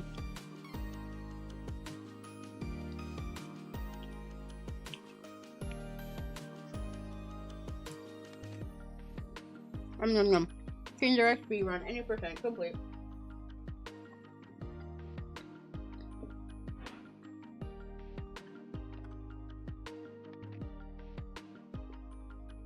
Nom nom. I still really want ramen.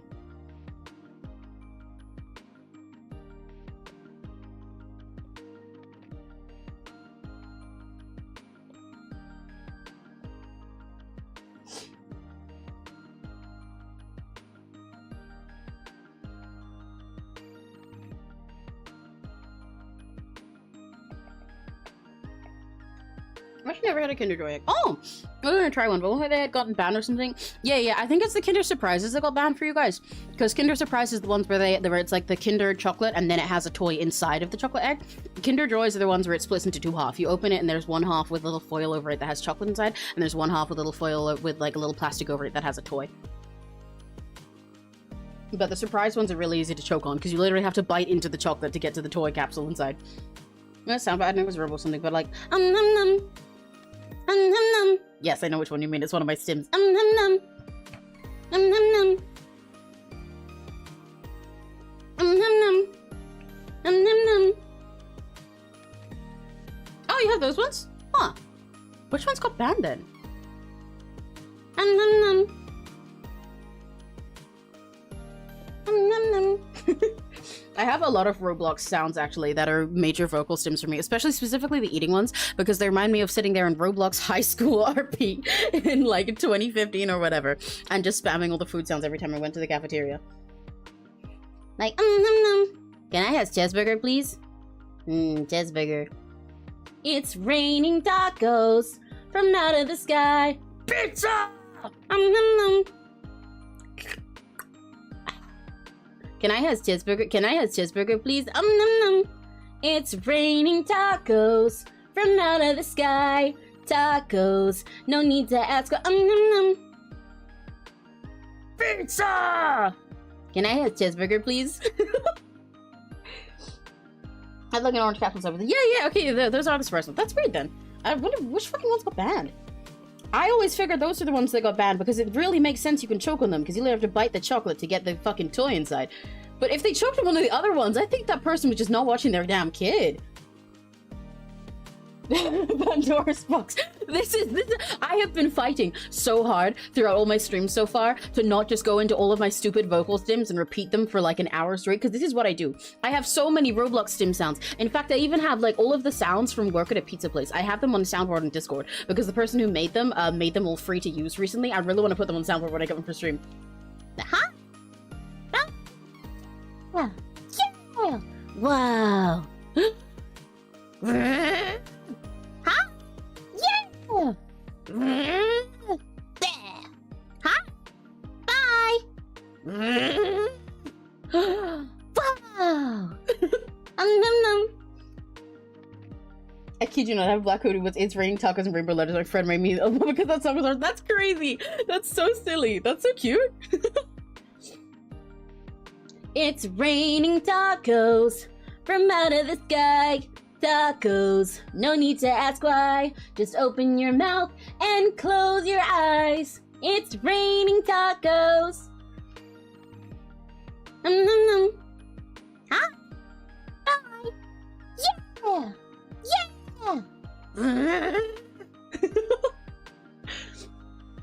I have so many stupid vocal sims and so many of them Roblox. I just do this while I'm doing anything. Can I have cheeseburger, please? Pizza! Num. Huh? Bye. Yeah. Wow. Can I have cheeseburger, please? Cheeseburger.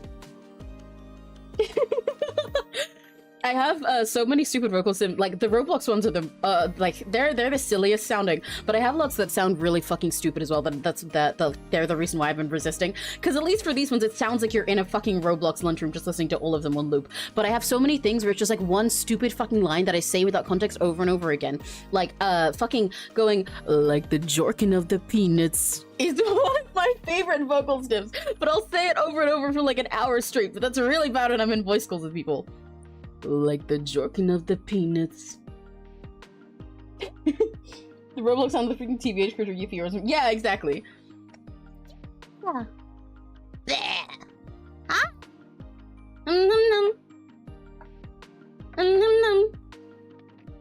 Can I have cheeseburger, please? Pizza! It's raining tacos. Like the jorkin of the peanuts.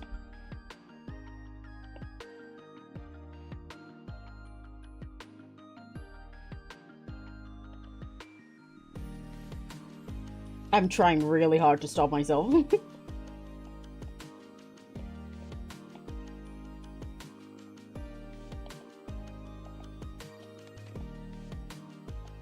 Okay, I'll probably start lying. I need to figure out what I'm doing. Ooh, that's where there's lots of. Hi! Hi! Yeah! Yeah!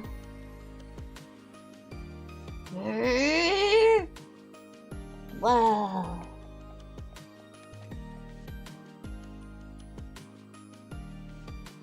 The freaking la la la from the newest live action La La Crocodiles from Broken. I do not know what that is, but that's probably real as fuck.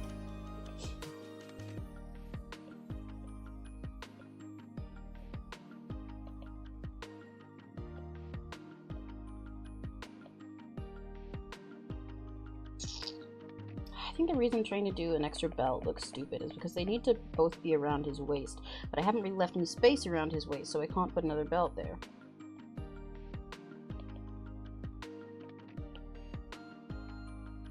Guess I'll just go with another pocket.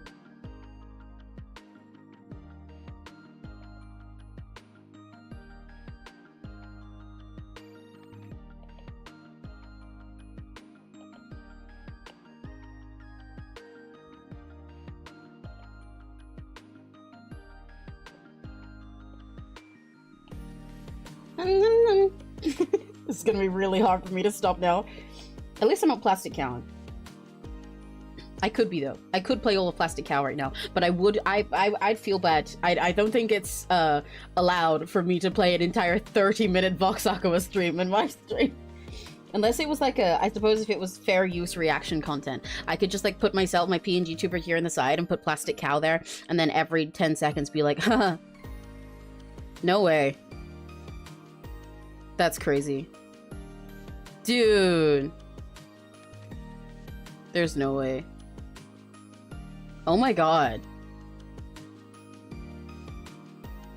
Seriously? The book wants him so much. Hell yeah.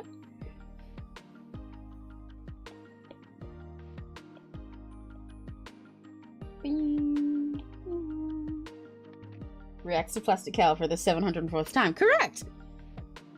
I'll do a live Plastic Cow watch-along stream, where I see it'll be fair use, because it won't even be that I'm sitting there barely reacting every 10 minutes and actually just uploading a stream. You won't even be able to hear his stream, because I'll just recite the whole thing in time with him, so you'll never be able to hear a single word he says.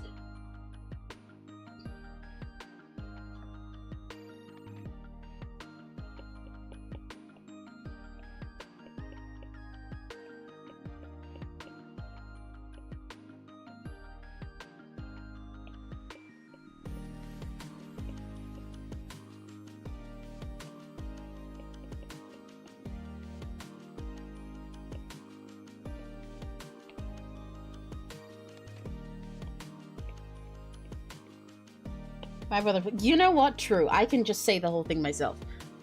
Because in fact, I normally when I like recite it, when I yap it, especially when I'm doing it like as a bit, then I say it like 3 times faster. With your PNG over its room background.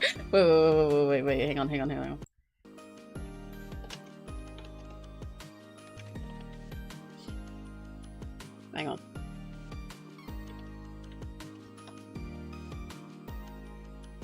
I need a... This is not the right room.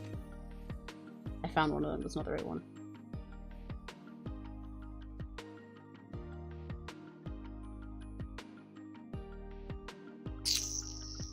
Okay, hang on.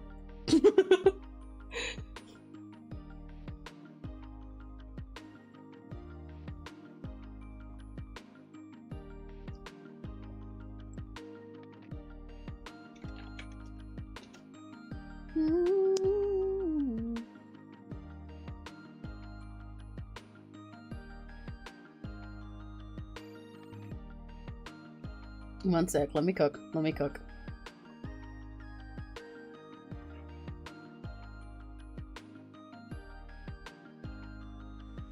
Come on, YouTube, YouTube, come on. YouTube isn't letting me cook. Come on, please, please. Okay, okay, there we go, there we go. I'm cooking, I'm cooking, I'm cooking.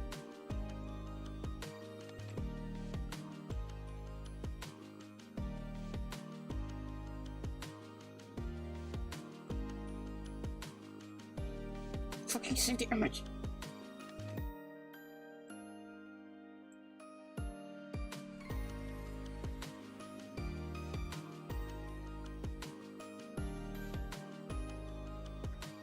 I can hear a cat scratching my door.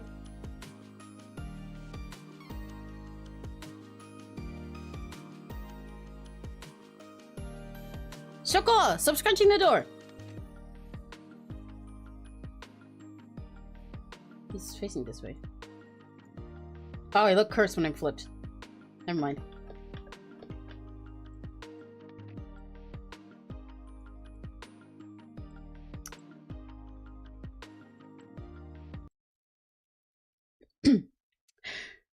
A few days ago, sorry, my delivery guy saw me face to face, and it was scary. See, for the past couple of weeks, I haven't had much time to cook. Well, no, that's a lie. Just feels like I don't really know how to cook anymore, you know? It's like I got hit with the Men in Black Pez dispenser, went back to being a film student, dumping soy sauce into a hot pan and choking after death on all the fumes. So, yeah, I've been ordering food pretty much every meal bar the old bowl of dry cereal. Now, I'm not used to how fast I get hungry in this body. Not the Demon Hunger 2023 Direct Revival Sakuma hungry, just regular hungry. And I try to keep one of those nearby during the day. I like my bowls of dry cereal, but, you know, I tend to forget. But yeah, fuck, no, Jesus, the story about my delivery guy. So, I decided one day that I wanted a burger. I think ever since I grew a pair of tits and started opening up about my feelings, I stopped giving a shit about what I put into my body. You go a few days in a row just eating fast food, and you get this weird, slimy layer in your throat, and you keep coughing all the time. Now, I've never smoked, but I imagine this has to be what it feels like, only a little bit more permanent. I have the opportunity to turn around, start eating healthy again, and make that throat ooze go away, but someone who's been smoking a pack a day for as long as I've been eating badly, well, they don't. Okay, I'm not doing any more of this. I'll be here for an entire fucking half hour.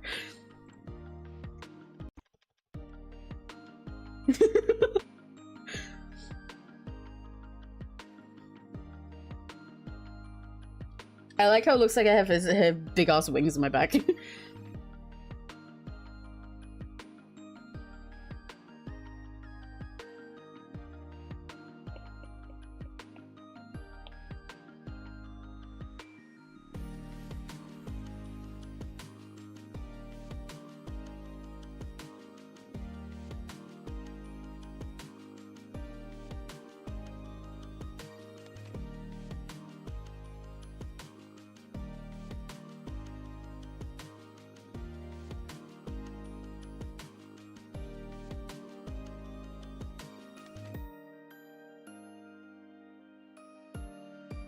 Surely doing full one day. I honestly, not even kidding to you, I do want to. Because, so you know I have my plastic cow, but every word is from a different Vox Sakuma stream video. I was like, you know, there's so many different ways I can do plastic cow, but something is different. Because I can do plastic cow, but every word is from different Vox Sakuma stream. One day, if I really tried, I could do my fucking plastic cow, but every part is from the wrong part of plastic cow, but that would require editing skills that I do not have, to make it not sound horrendous. But you know, I'd love to just recite the full fucking thing on stream or in a video one day, but I'd also like to I remember someone made a Voxan live 2D model once, free for download, and I was like, I can just do Plastic Cow, except it's Voxan. Gender bent Plastic Cow. Plastic Cow, except it's doomed area between Voxan and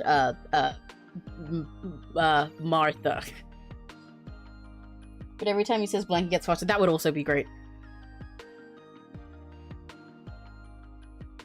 I also think it'd be quite funny to do Plastic Cow, but it's just all of his stutters and mouth noises. He never says anything. Plastic Cow Vox never says anything.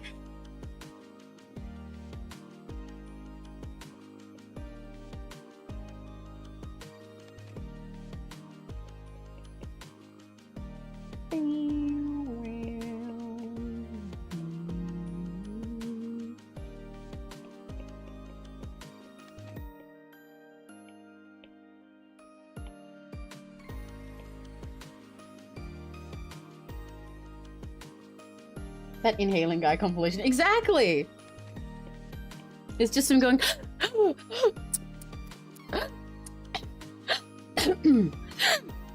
for like 10 minutes. I'm sorry, Luke, because I know what a Plastic Cow is. Yeah, no, don't worry. Don't worry. So Plastic Cow is a... you would be out of the loop. I think most people here are. But it's a video by Vox Akuma from Niji Sanji and Forthright Luxium. It is my special interest, and funnily enough, my special interest is not either of the 2 feature-length films he's made, but this 30-minute monologue piece that he did as a live stream once, without like giving any context to anyone. He just had the word Plastic Cow in his schedule, and we were like, what the fuck? And then he dropped a stream where he just did this. It had a weird little intro, and then he just starts talking as if he's telling us a story about his day, but not engaging with chat even and slightly because it's a scripted monologue, and says it as if he's just like telling people about what happened in his day. But it's a whole story about this delivery guy he met, and also this restaurant with a tiny plastic cow. But it's a really interesting, wonderful way to explain like his feelings in regards to his situation he was going through at the time, with his relationship with his creative work and his job and his fans and stuff like that. And it's really cool, and it's my special interest. Don't ask why. I couldn't explain to you if I tried. It just is. Peak Stick Cow mentioned! So, yeah, I know everything about Plastic Cow. I can recite all 30 minutes of Plastic Cow if I'm given the chance to. In fact, you should avoid giving me the chance to, because I will. I am so very passionate about Plastic Cow, though. If someone tells me in chat while I'm in Discord, they'll be like, hey, Emmy, type a little Plastic Cow right now. I will drop everything I'm doing and start doing that. And in fact, I start vibrating when I do. I have a collection of little plastic cows. I would love to get a Plastic Cow made to be exactly like the one described in the video one day. I wish my live dream is that I would be able to go to the restaurant, but I'm pretty sure it doesn't exist. I've certainly tried looking for it. And I like celebrate the anniversary of Plastic Cow. Plastic Cow is, yeah, it's my special interest. Everything's Plastic Cow. Yeah, it is really creative, and it is also, yeah, a 30-minute metaphor from some dork-ass film nerd.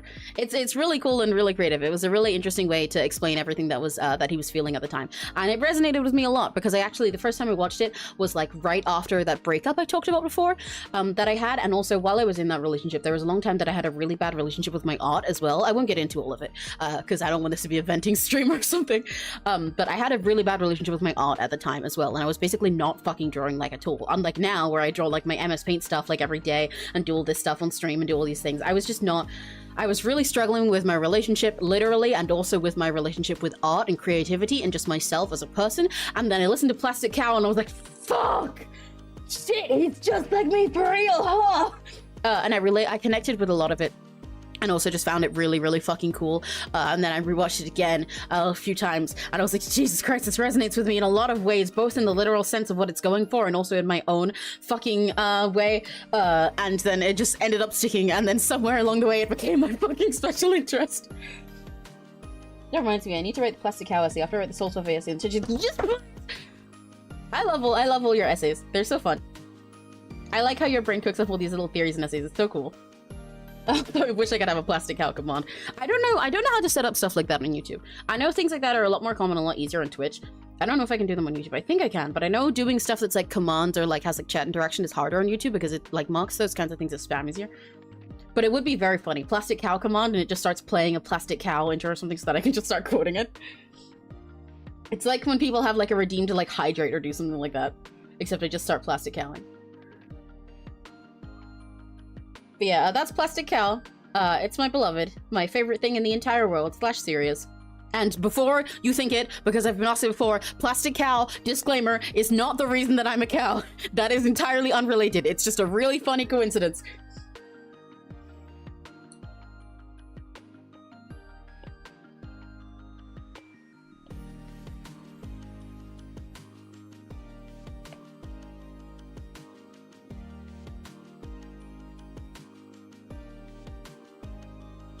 It's so wholesome to think about. Something that Vox did just one day. Yeah, genuinely. It's I think it's really cool. I know he said similar things because I've like sent him like supers and stuff like that talking about it before. That it's really crazy that something that he just kind of did that was also so personal to him, not even like something that was meant to be for everyone. And it ended up like fucking changing my life. You guys are doing better now. Plastic Cow is actually so good. I was yeah, same. I was just like sitting there and I was like, what the fuck? I didn't actually even get to watch it live. I watched it, I think a day or two after it came out. Because like, I think actually in that case, on the day it came out, probably be like while I was doing the breakup. So then I watched it, yeah, like a couple days later, and I was like, okay, let's watch this. I like watching Vox. This will make me feel better. And then I was like, oh, oh. Plastic Cow would be so funny. Yeah. 1,000 Emmy points and you drop what you're doing, recite Plastic Cow until someone reads the Plastic Cow message. That's actually perfect. I'd love that. Seeing how long it can go until somebody redeems for me to shut the fuck up. I genuinely, no, because I have thought about this as well. I think it'd be really funny to have like a toggle, like to like have a separate scene on OBS, because like I can switch between like my art and gaming and stuff like that really easy like this, right? Oh no, there's a second one of me there for Nary, but stuff like that with just like clicking it. So it'd be really funny to set a second scene up that's just for me reciting Plastic Cow.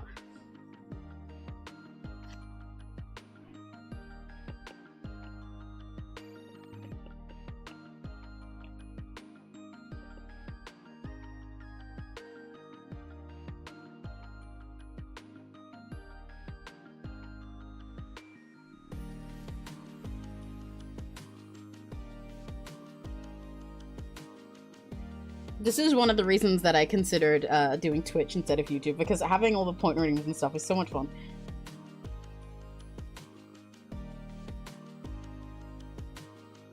But there aren't points on YouTube.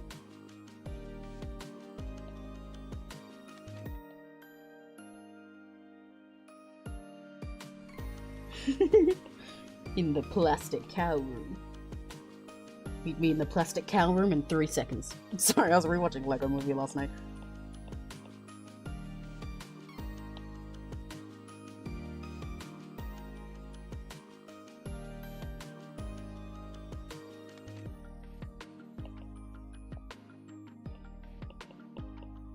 I love Plastic Cow. This is a surprise to no one.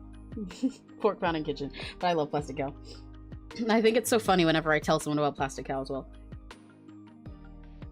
I've had conversations with a couple of my family members about it now, like telling my mom that this is my new special interest, and I think I told it to my niece and also my brother-in-law one time when they were over and looking at my Plastic Cow collection, and it's really funny watching their faces when I explain that this fucking thing is my special interest of all things. Like, for a lot of them, it doesn't surprise them when I say that I'm autistic, or that I'm like, yeah, I'm pretty sure I'm autistic and have ADHD and stuff now. Yeah.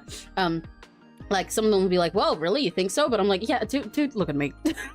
But some of them will be confused by it, but after a while they get it. But when I tell them that my special interest of all things is not any of the stupid colorful stuff I have in my room. My room is filled with colors and with so much different like anime stuff and figurines and all these different things and light sticks and silliness, and none of that, any of the things related to all of my main tastes or the billions of different things I've hyperfixated on over the years is my special interest. It's fucking Plastic Cow. Here's my record viewing one and all that learn is for. Yeah, Death of Oxagon, Blood and Stone, New Sidonia, The Demon Hunger, New Sidonia again, Plastic Cow, correct. It's really tough as well, because whenever I tell someone about Plastic Cow, there'll be situations where it's like, say one of my friends, and I'll like quote something while I'm talking, because if anyone says something that just happens to be said in the same way it's said in Plastic Cow, like anytime someone, for example, even if I'm talking, I'll talk to someone, I'll be like, oh, but no, and then I say, I'm like, my brain activates, my Plastic Cow switch activates, and it's like, holy shit, that no was with the same cadence where he says, no, in Plastic Cow, and so then I have to stop and recite the thing before I continue my sentence. So like, for example, it'll be like I'm like, yeah, well, you know, I could like go downstairs or something, but like, no, no, no. Oh my god. No, no, no. This guy through and through was a good Samaritan. Yeah, sorry. Yeah, I could go downstairs, but I don't know. It'll be like that. But then I'll say to my friends like, oh, sorry, it's Plastic Cow. And one of them will be like, it's okay. I mean, you know, I never actually watched Plastic Cow. And I'm like, dude, trust me, you don't need to. If you don't know anything about Vox, it's not like I can recommend to other people to go watch Plastic Cow. It wouldn't make any sense.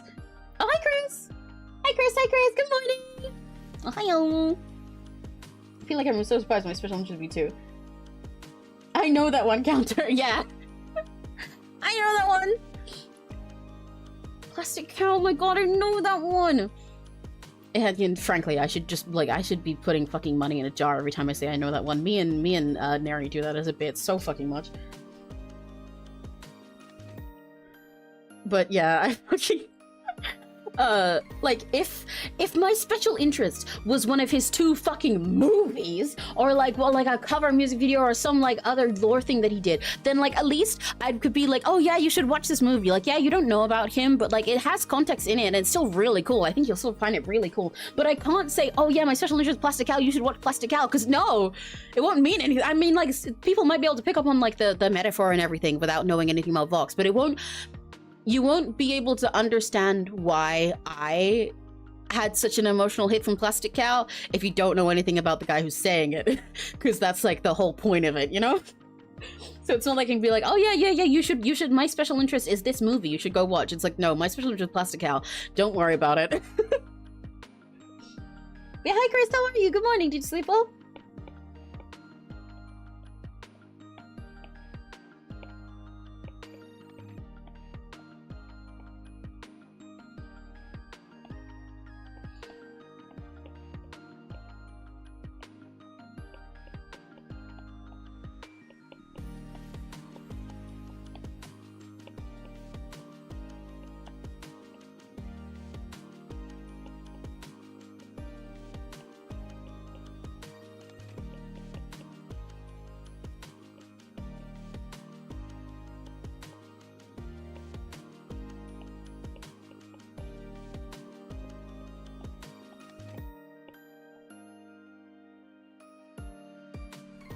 I hate how these pants look still, which is really bothering me because I don't want to hate how they look.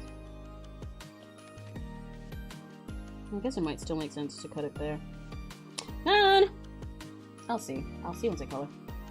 So it's kind of like an inside the community thing. Yeah. Because the whole reason he made it relates to his whole like situation that he was going through at the time. So like anytime I try to, if someone actually wants me to explain what Plastic Cow is beyond just being a monologue, I'm like, well, okay, so he made this movie and then he had this stuff go down with his fans and then there was all this sort of like issue and then he was struggling with this and this and this. So like, because Plastic Cow is like about all of that. So like, it is absolute peak. Absolute peaks to Cow, my beloved, love of my fucking life, Plastic Cow. But yeah, it's not like I can just like recommend it to people at random because you won't get it. If you do get into his stuff though, you should definitely watch it. Absolutely. But whenever I'm talking to a normal friend who like doesn't even know a single thing about Fox, I'm like, yeah, no, don't worry, you don't need to watch it because of my special interest. I'm not recommending it to you. I'm just saying that it's everything to me. Still a little EP for some reason. I'm being hit with Hunger Games ring run. Oh, that's odd. Hunger Games ring run. Did it just happen out of nowhere? To be fair, sometimes it gets you like that.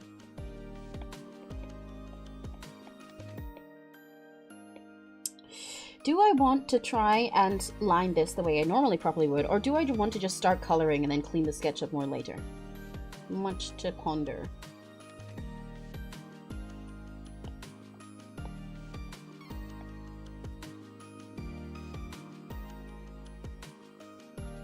Because I can just clean it up and then clean the sketch and lines after. I do that sometimes. And it's already 5, so I don't know if I want to sit here in line for another 4 hours.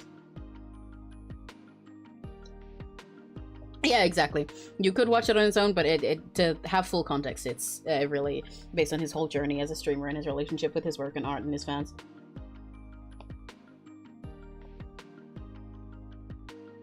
Oh, that's so odd, Chris.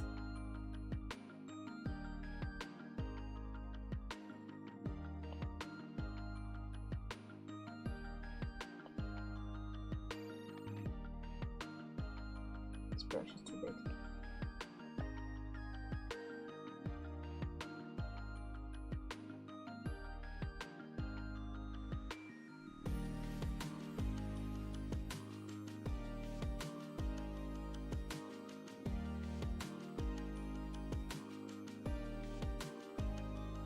What will be harder though? That's the issue. Because the line art is kind of the harder part, actually. I love lining, but it is also a pain. And I can't talk much while I line. That's why I have to really lock in. So the coloring will be more fun and be more fun for you guys to watch. But also it'd be nice to line this properly. But I really don't want to. My lining is not only in this inconsistent of an order as well, by the way. I'm trying to like test right now and see if I want to do this.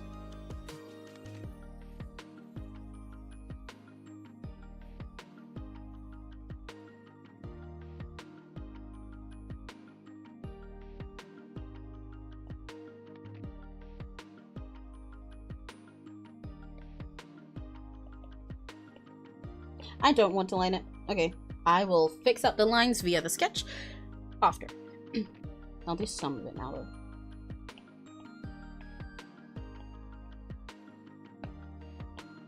But to do that, I should also get rid of more of this under sketch. Oh, why does my throat hurt? Yeah, either way I have to line a little, at least a little bit. It's just depending on how I do the process basically. Of either turning this into line art or doing separate line art entirely on its own. But the latter is often less of a pain. I mean, the former is often less of a pain. Stretching my neck. Wait.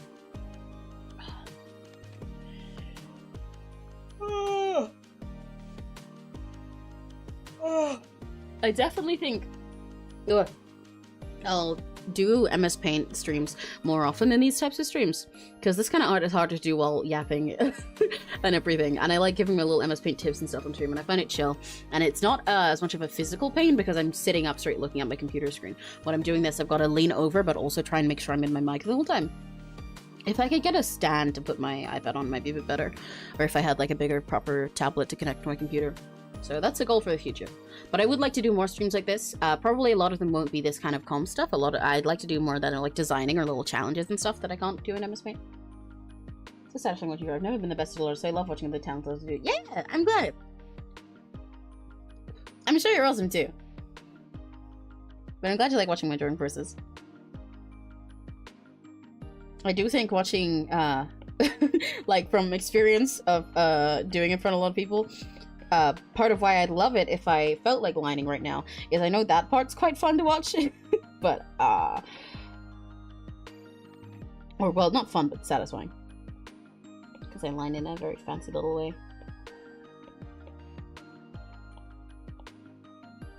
But that sounds like a pain right now.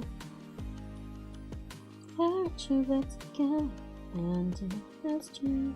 You just have to taste me when he's kissing you.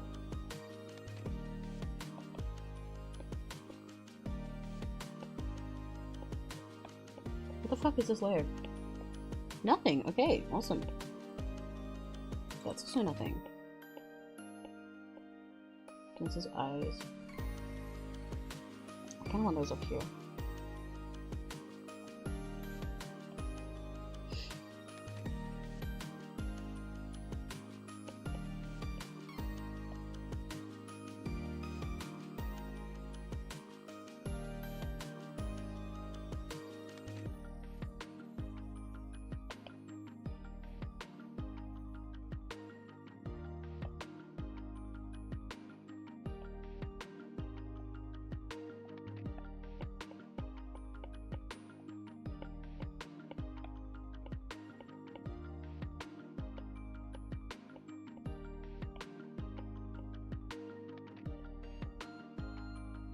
Oh, I should line it, shouldn't I?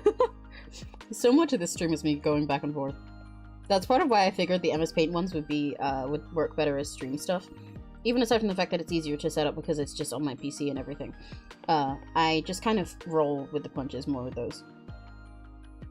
Because they're meant to be less fancy and finished, so.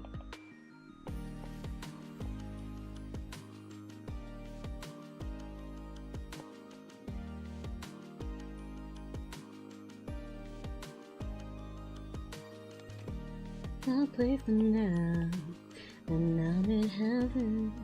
Was that the buy of 87? 5 nights at Freddy's, night guards are higher. I'm trying to fuck a Markiplier.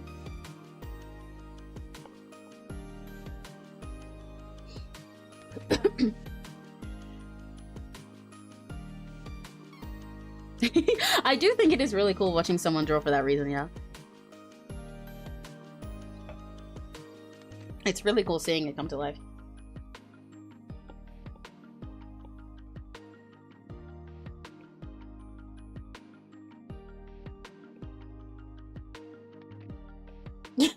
Oh, right, yeah, that's also one of my stews at the moment. That is by my beloved silly stew on TikTok.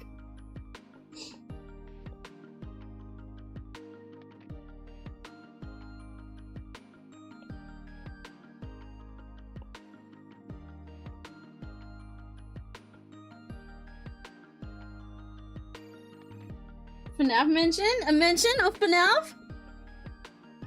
I play FNAF, and I'm in heaven. Was that the bite of 87? 5 nights at Freddy's, night guards were higher. I'm trying to fuck a Markiplier.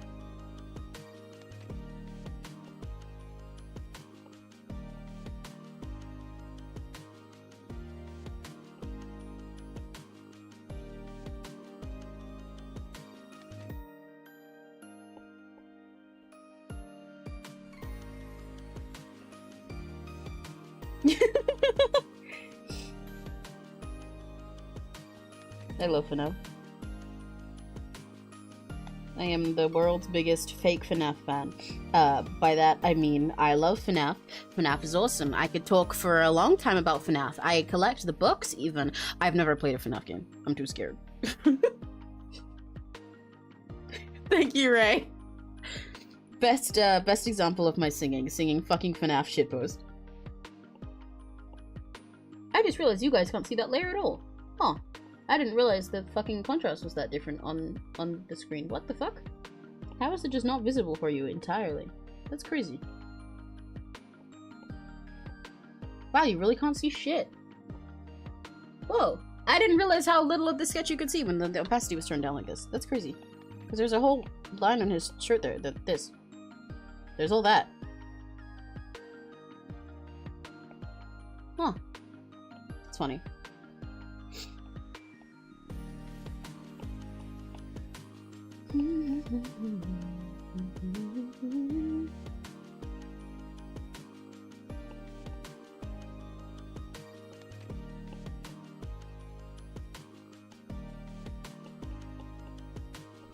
Thinking about me every night, oh, is that sweet I get so. So you can't sleep, baby, I know, send me espresso. Turn it up, down, left, right, oh, switch it up like it's a no. So you can't sleep, baby, I know, send me espresso. Is that sweet I get so. Send me espresso. I love drawing stream. It gives me just a yap while I draw. Yeah. But I've only played Pizza Sim FNAF Roll because I am poor. That's real. Also, those are peak FNAF games. They're so silly and fun. They are peak, so that's fine. I've never beaten a FNAF game, but I played a few. I really love FNAF. That was one of my first hyperfixations. It was fun watching gore. Yeah!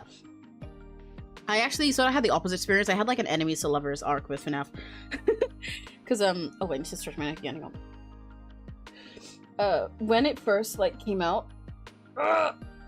I'm searching.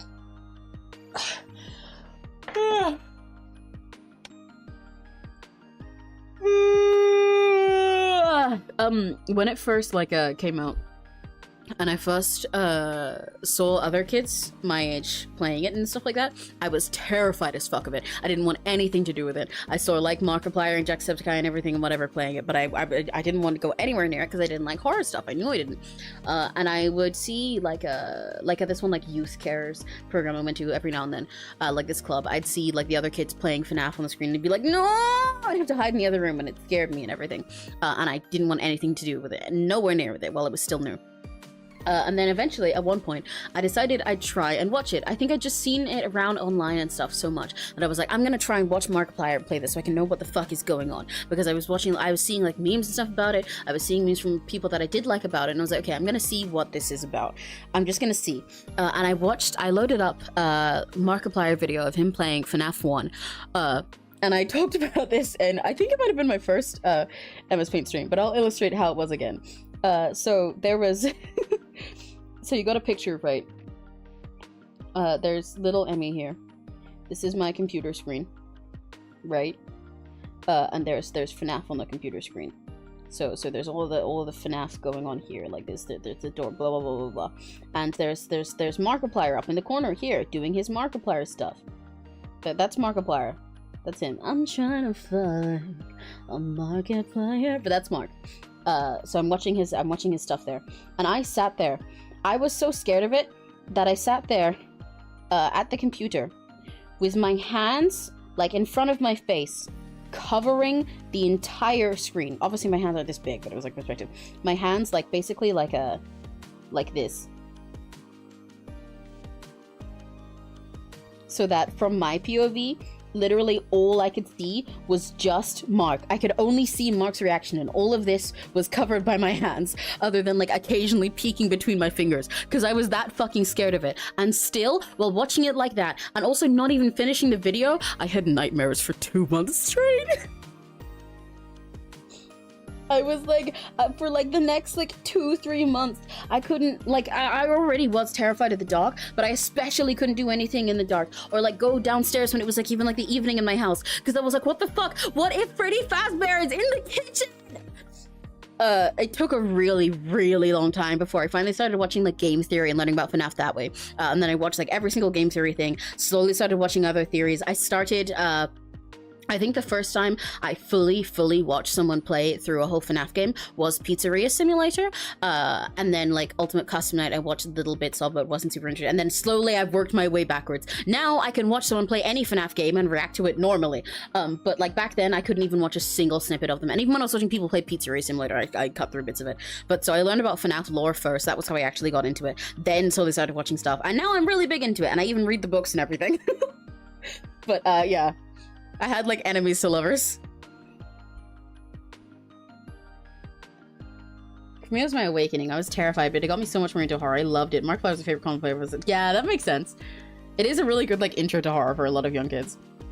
What if Freddy Fazbear is at my fridge? Yeah, and to be fair, I still think that now. I still, whenever I go downstairs in the dark, I have to like sprint back upstairs because I'm like, what if, okay, but what if Freddy Fazbear was there? What if Freddy Fazbear was in the bathroom and he was coming up the stairs right now? Or what if I was going up these stairs and then through the gaps in the stairs, the puppet was like right there? What if they got me? I love FNAF so much. I watch everyone ever as they came out. Yeah, no, but that's real. You're not crazy. I think it's awesome. I love FNAF. It's really funny to me that I've like never played it and I got into it like enemies to lovers style, but I really fucking love it. I think it's a great series. Into the Pit is getting another book. Oh, yes, I think I did hear about that. Yes, I'm excited for it. I really love Into the Pit, and I think the game they made of Into the Pit was fucking awesome. It was a really great interpretation of it. Actually, I think I like the game more than I like the book. I really love the FNAF books. I started reading them a little while ago, the Fazbear Frights books. I mean, I haven't read the novels like the Silver ones and Fourth Closet and stuff yet. Silver Eyes and Fourth Closet and Twisted Ones and stuff yet, but I've really been enjoying the Fazbear Frights. I think they're awesome, and I think they're a really, again, cool way to introduce horror to young people again. Like, they're like Goosebumps style stuff where it's all little stories, but they're such horror in total different ways. The first one I read was Bunny Cool, because I wanted to read In the Flesh, which is the one with the MatPat Empreg. But that one was also fucking crazy. And like the 3 stories in that book, I think are honestly a great intro to fast work rights because they're all incredible, but all horror in like totally different ways. The first one is like the most like normal movie horror, FNAF mascot horror kind of thing, because it's about a dad basically who goes to a campsite with his family, and then there's this big bunny mascot thing that tries to get him. That's my really short summary of it. When he tries to pull a prank on his family, but then it goes horribly wrong. And then there's In the Flesh, which is the MatPat Impreg one, where this guy is a total incel game dev. He gets so mad at his own game not working the way he wanted to, that he codes it basically to have sentience, and then Springtrap from his game comes to life, gets him, Impregs him, I'm dead serious, and then he gives birth and dies, and has to give himself a C-section with a knife, and a baby Springtrap cools out and he dies. Yeah. And then the last one is fucking insane existential horror about this guy who is William Afton, but is not clearly that at the start, who is in a hospital and a priest comes to check on him because they have this guy in a whole separate wing and he's like horrifically, unbelievably dead. He's like, it's body horror the whole fucking way through. The way they describe him is like disgusting. And this priest is trying so hard to figure out what to do with him or like bring him to life, but like all the other nurses like think like the devil is in him and all this stuff, and it's crazy shit goes on with it. They are such totally different stories, but they are incredible. But yeah, so then I tried starting to read Into the Pit recently because I did know everything about the book already. I knew everything about the story, but I hadn't actually sat down and read the entire thing myself fully yet. But I wanted to read it after seeing the game and seeing like, oh yeah, I liked how they interpreted this and this thing from the book. I should read it for myself though, and then play the game again, or like watch someone play the game, so then I can re-experience it. But reading the book, man, the writing in Into the Pit is kind of weak. They really wrote the game a lot better. The game is really incredible. I love seeing people's reactions to the MatPat Impreg. It's fucking crazy. Crazy fucking story, dude. I should say, the guy, he's not called MatPat, but he is called Matt. So you can imagine how it felt for MatPat as one of the people who read every single one of those books. In fact, it was his job to read all of the books and think about how they might connect to the FNAF universe and go insane about them. And it was like, oh my god, they put a character named Matt in these books, which Scott Cawthon always has a hand in writing. There's a character named Matt in it. And then he finds out the character that's named after him is the fucking worst incel douchebag in the world who gets so mad at his own game at not being able to beat his own fucking game that he coded that he gets impregged and dies. He literally, and it's like crazy, he just kind of gets, it's like, I'm not even joking when I say at one point they describe his pregnant stomach as being like a watermelon, and he gets like freakishly hungry about it as time goes on as well, because he keeps getting like bigger and bigger, like concerningly so, and he doesn't know what the fuck's going on, and he's like going on all these dates, but he like looks sickly and everything and gross all the time, and he's being an asshole to all these women, but then he's like eating raw fucking meat in front of them and being so hungry that he doesn't know what the fuck to do with it and freaking them out and still being an incel about it somehow. And then yeah, he has to give himself a fucking C-section with a knife in his kitchen and he dies, and a slimy baby Springtrap crawls out and then like calls him father or something, and he dies in his lap. And then when they come to find his body, they don't find the Springtrap anywhere. It's fucking insane! Yeah, that's genuinely one of the fucking FNAF books! So I love telling people about the MatPat Impreg.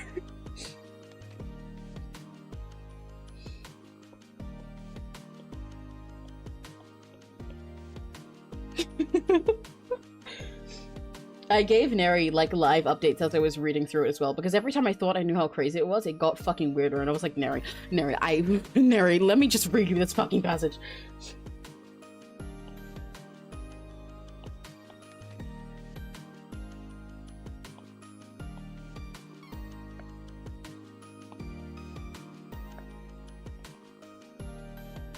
It is real. It's really insane. And it's honestly incredibly written. That whole book, all 3 of the stories in that book are really amazing.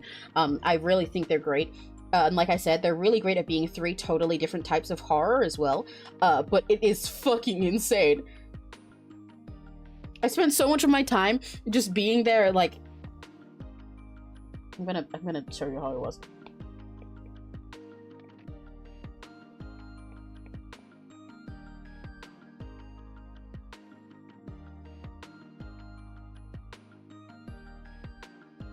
This is me sitting down to read this, thinking, oh, I'm gonna have a fun little time. I'm gonna read a FNAF book. I haven't read a horror book in ages. Let's see how this goes.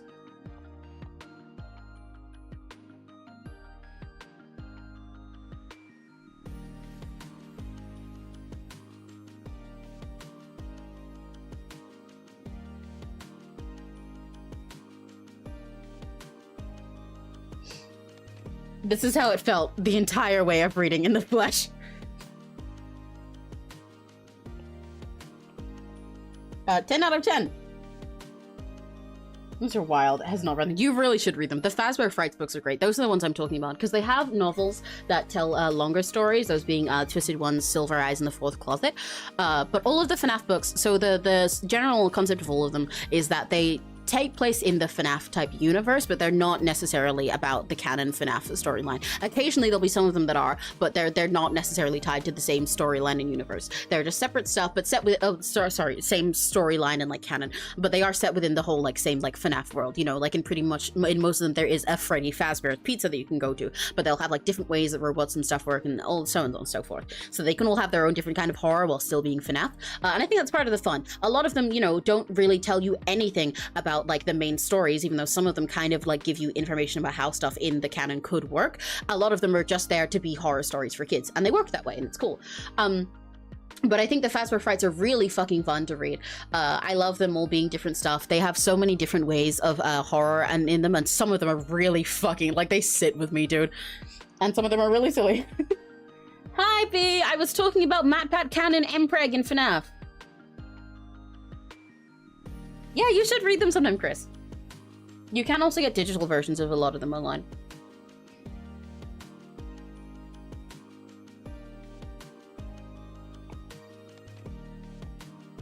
That is not the right color.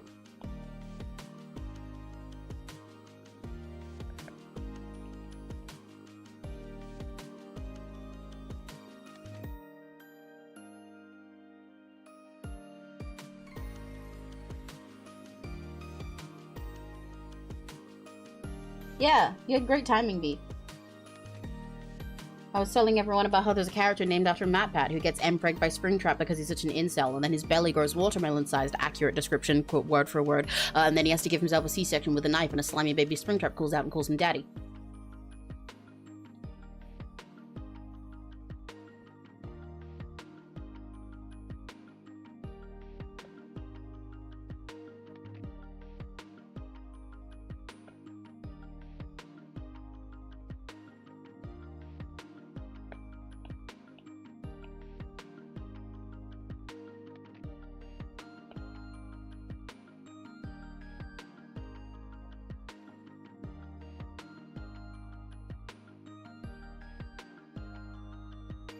You also missed me plastic cowling, though. If that makes you feel better.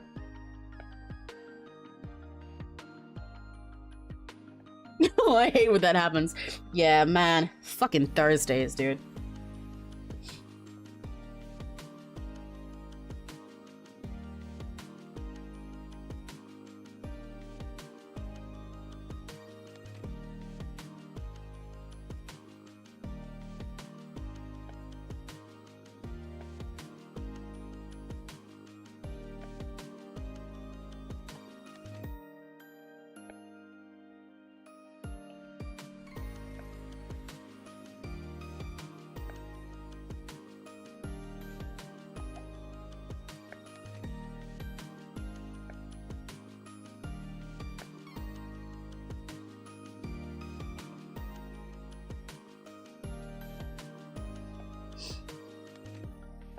I'm gonna end up being a lot quieter for a lot of this because I'm whining now. Fun gamer fact, even when I'm not in MS Paint, I still use the curve tool to help me line sometimes. But I don't like using the curve tool in anything other than MS Paint quite as much as I like the MS Paint one.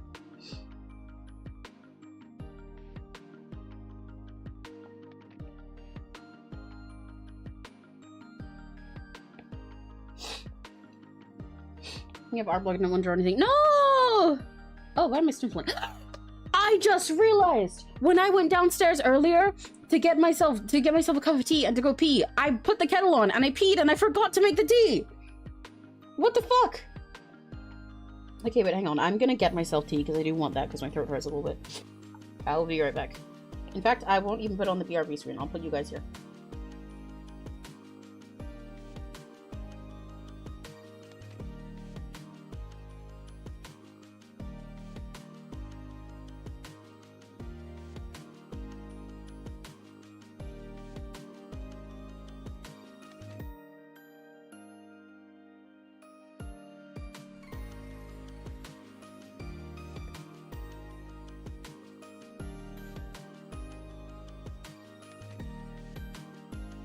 I am a marshmallow.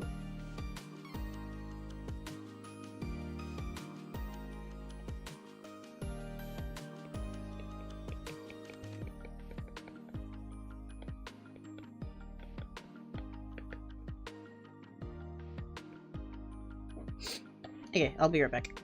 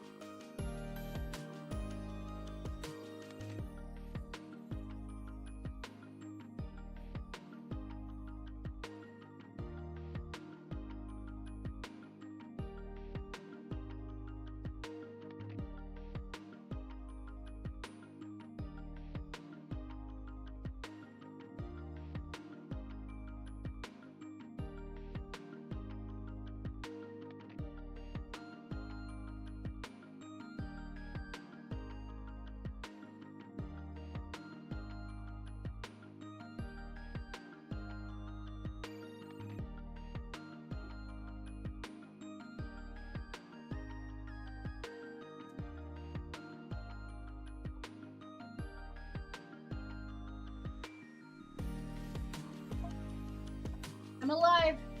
I promise. Trust me.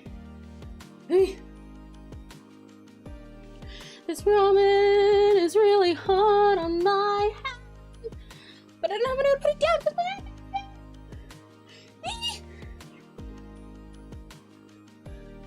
wait. Wait. Okay. There we go. Fuck. Where are my headphones? There they are. Hello. I'm back from war. Did you miss me? All of my 8 wives.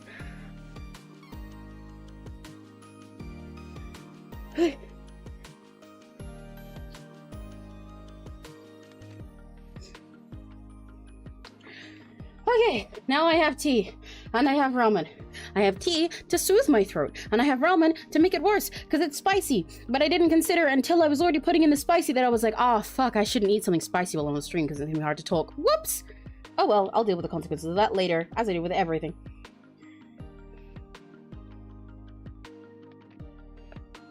On my list of special skills, it does not include planning in advance. In fact, it doesn't include planning in any sense. However, it does include fuck it, we ball. I am very good at doing things last minute. It's a specialty of mine.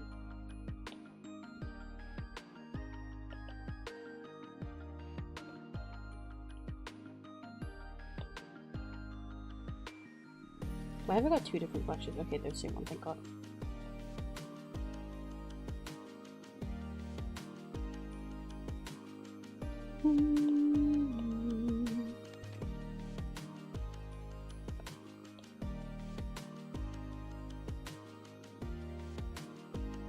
Are the rest of you guys eating? Because I know some of you, it's like really early morning when I start streaming, and you hadn't like eaten anything yet.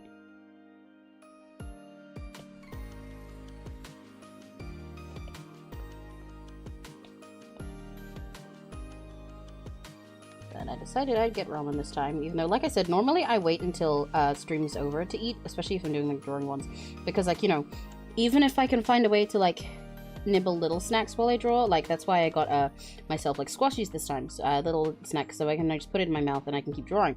But like, if I want to eat something real, I can't draw at the same time.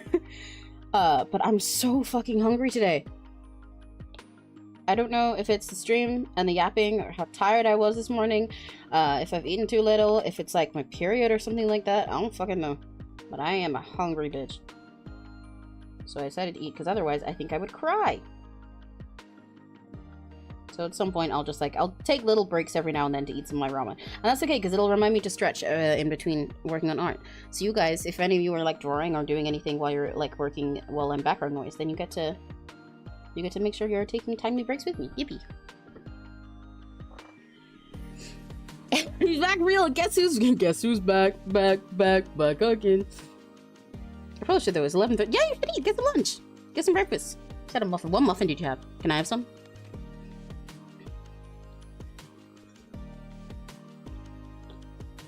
Oh yeah, this tea sucks. Oh, I made it too bitter. I didn't put enough milk or sugar in. I have my tea with like, if I could every time without it going cold, I would have so much tea that my tea looks like a milkshake instead of tea. I did used to do that, but I have a lot of milk in my tea, ignoring the fact that I'm lactose intolerant. And I also like to have it with like I don't even count how many spoonfuls of sugar I put in my tea. I just grab the bag or pot and start pouring until it forms a pile that I like. So I accidentally made tea like normal, like tea that I would provide a normal person just now, and I hate it. It sucks.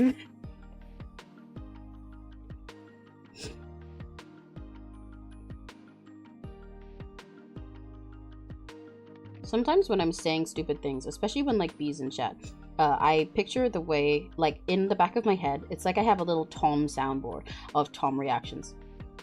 Because oftentimes when I say stupid things, he just repeats them in the silly Tom voice. Like saying like, tea that I would serve a normal person sucks. And then I'm picturing Tom going, tea that I would serve a normal person.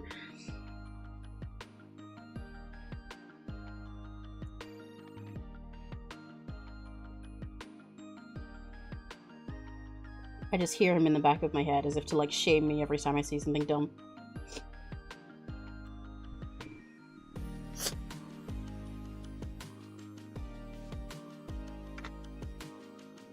It's really funny, by the way. I don't pay too much attention to my like CCV, my concurrent viewer account.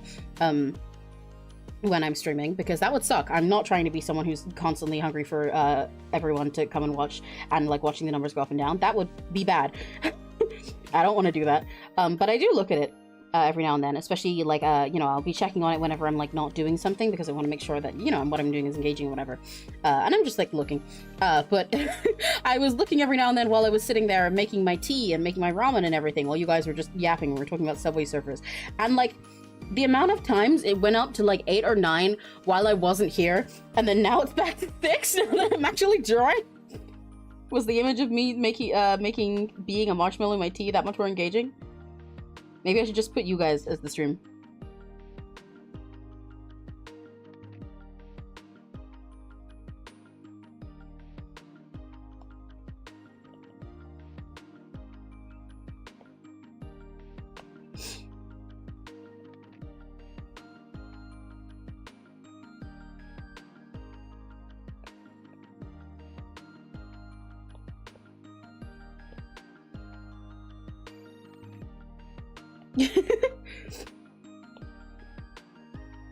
Yeah, you guys are the streamers now, actually. I'm the Rakigati.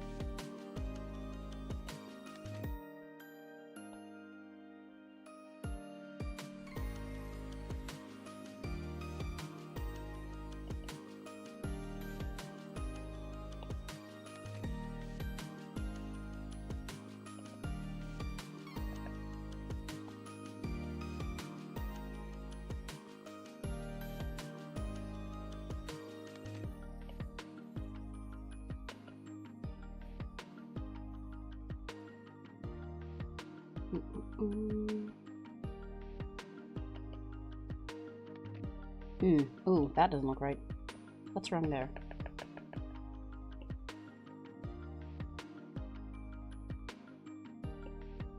Ah, it's supposed to curve together with that. I see.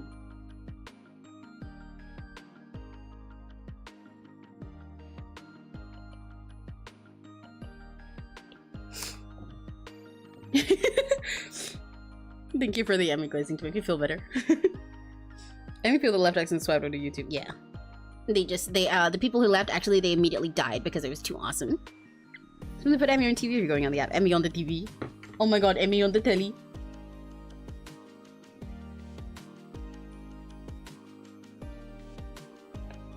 Maybe that should be maybe that should be my live tag, Emmy on the telly.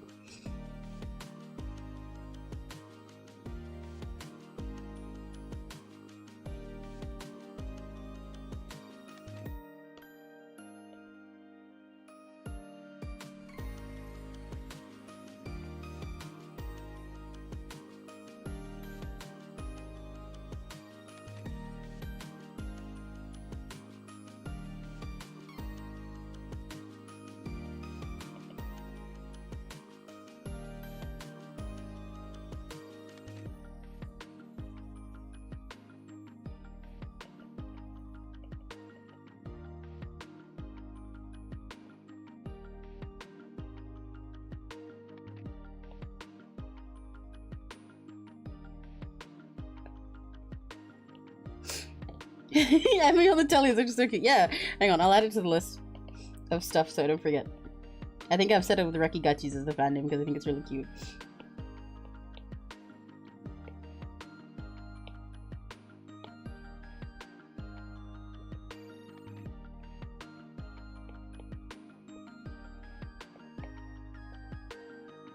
Do I put the or do I put the? Because I can do Emmy on the telly.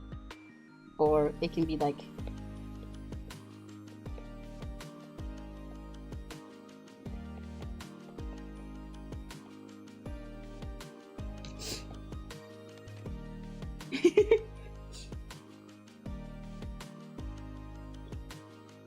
I suppose if I put the, it's harder to read when it's all a tag. It looks like that telly. So I'll go with Emmy on the telly. Let's go! We're getting more tags! Hang on, so let me get rid of the other names here.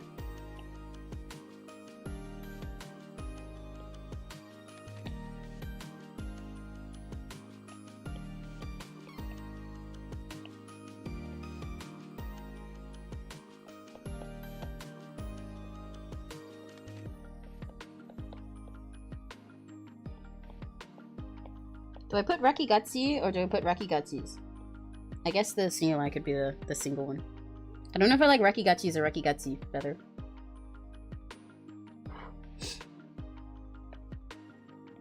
I kind of like it with the two eyes.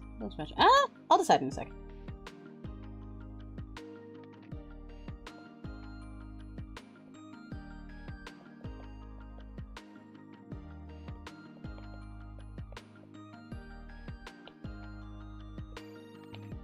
And I've already got the one that I literally came up with in 2 seconds when I was posting my first clip, which was...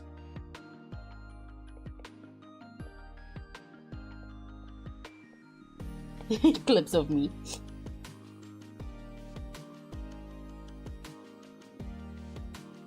We're slowly getting proper tags! Can I draw a circle? No. Wait. Are you ready? Are you ready for this? Are you ready? Hold on. Okay. Okay, I'm locked the fuck in. Give me a second. I think I did it. Fuck. Okay. Ranking out of 10. Did I get it right?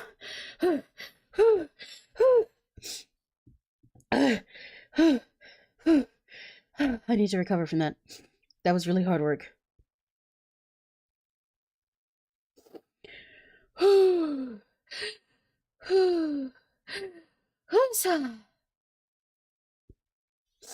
I hope that was a good enough circle.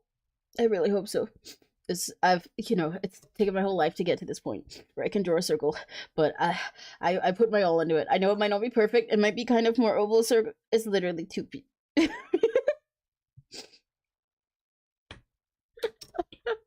Thank you, Mia.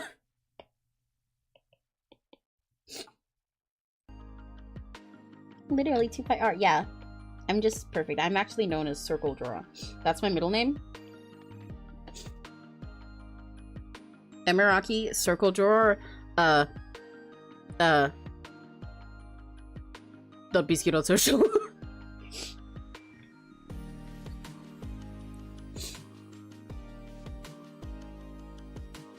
No!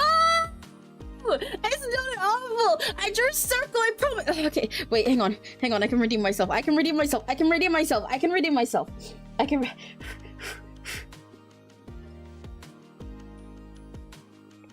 Ah, fuck! No, wrong button. I need to redeem myself. That's a circle! I didn't hold shift. What do you mean? There's no shift button. Look, the shift button's gone. It was never there. I'm the circle drawer! I'm not an oval drawer. I promise.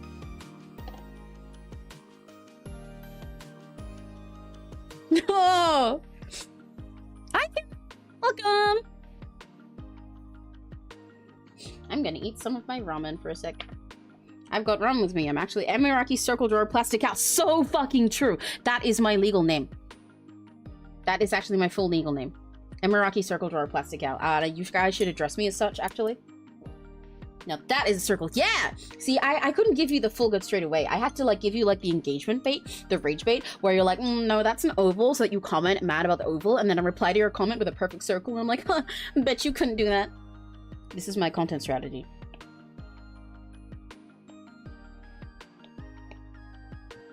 Some of my ramen. Yeah, for once, I've got actual food with me while I'm streaming rather than just biscuits.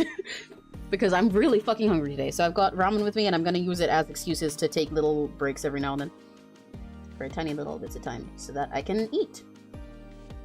And if any of you guys are working alongside me, then you can too. Maybe I really should get a Pomodoro timer for doing long art streams like this. Because my MS Paint streams, even though one of them I was on for like 8 fucking hours, accidentally, they normally don't take that long. Because I'm pretty chill and silly with them. But these are like... Doing stuff on CSP like this is where I gotta like lock in.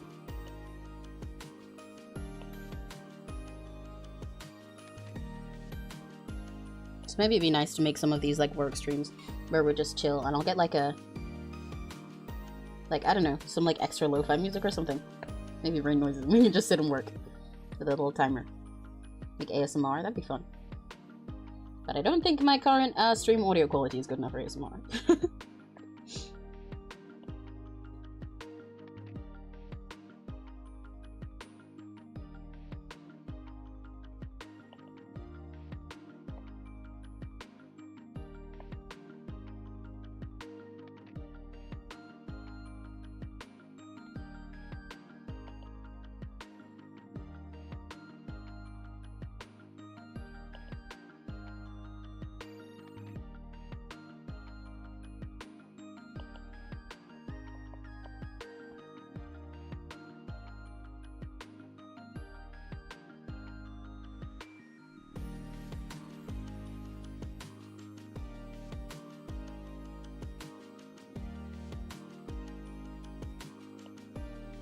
I don't like this little ahoge type thing they did, but I don't know why I don't like it, because I liked it in the original sketch.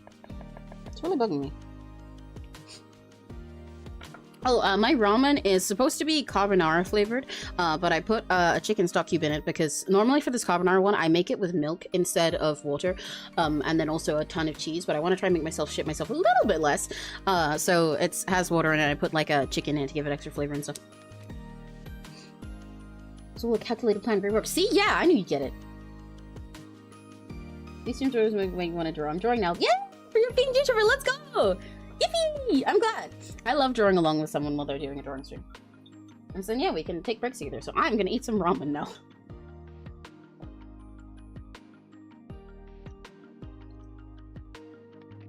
Hope you guys are not getting eating noises. I'll mute if there are any, but let me know.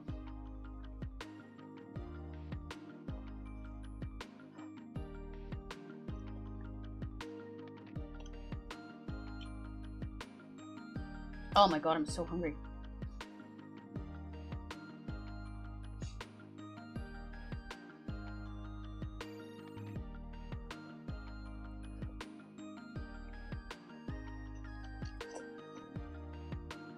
Oh, curry flavor. Yeah, I do really like curry flavored stuff. To be fair, since I'm British, curry is like one of the 2 flavors you get for most ramen and stuff. Chicken is the default. Like, because at least if it's not like somewhere, like if you go to an Asian or American store, you might get some more things. But for ones that are actually specifically stocking like British brands and stuff, oh, that's part of why it's fucked up. Sorry, one sec. I realized what was off with my line. Then like the 2 flavors that most British brands of instant noodles will have is chicken and curry. But so I do like curry flavors. I think they're pretty good.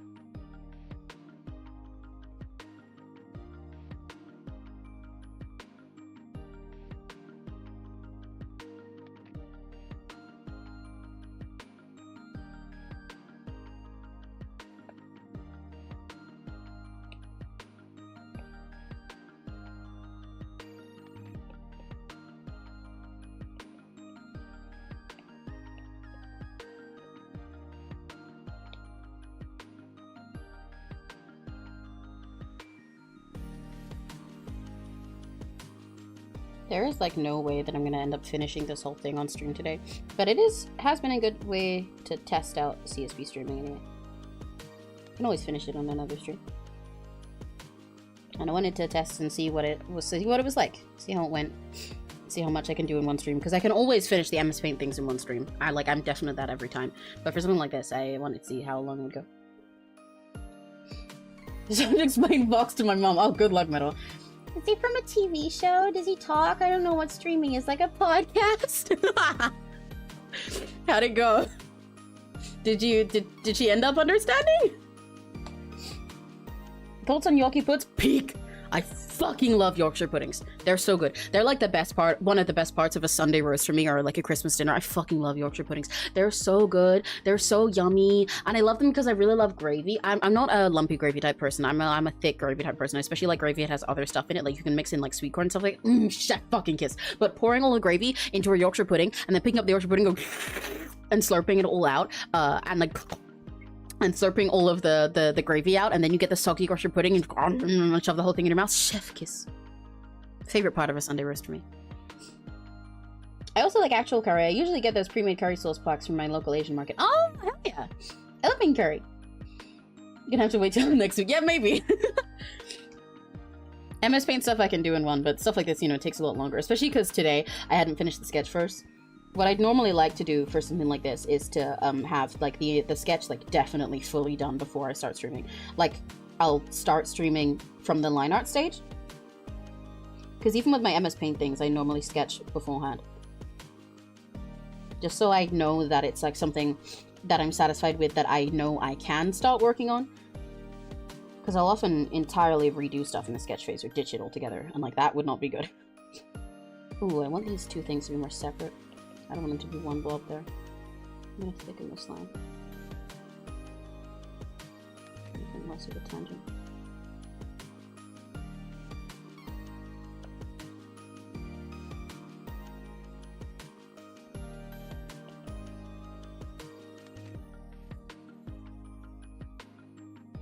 No, I don't like that one there.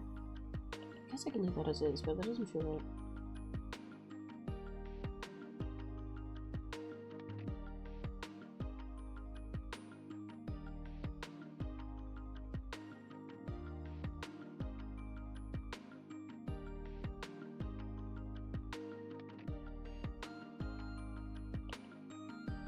Nope, I do not like that thick off line there. I like that little one though. Maybe I'll just do that. Maybe feels kind of dumb. How do I make this look how I want it to? Oh, why is my nose running? I do not want to give sniffly sounds on stream. That would suck. Wait, 1 second. He's blowing my nose.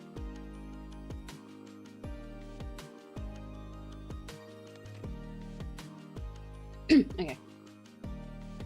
Yeah, Yorkshire pudding peak! So as you got the sleepy Amy treatment, I see how it is. Hey! The problem isn't even that I'm sleepy. It's that it's a big ass illustration to do.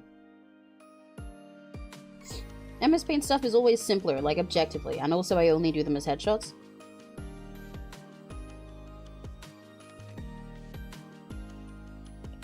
But what you're getting is my full art experience. And also my first time streaming something like this.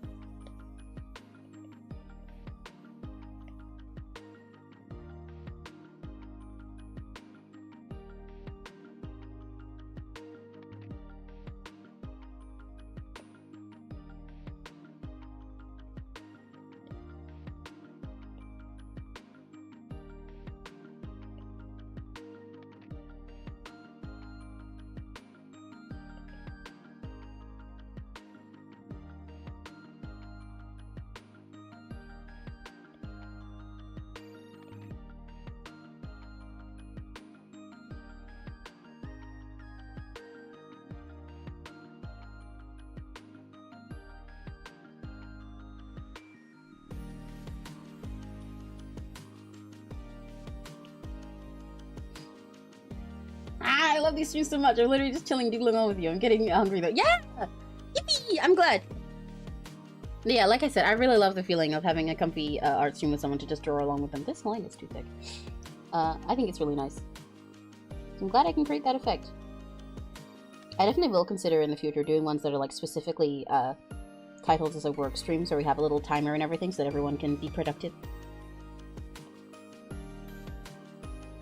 And make sure we will take breaks.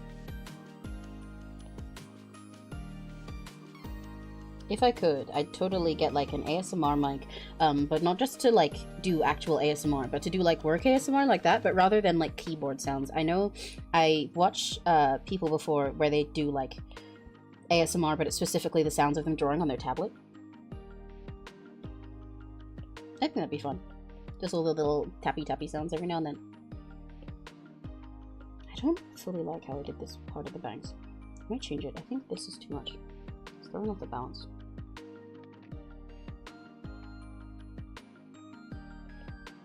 In fact, this whole chunk kind of is. Yeah, erase that. Don't like it.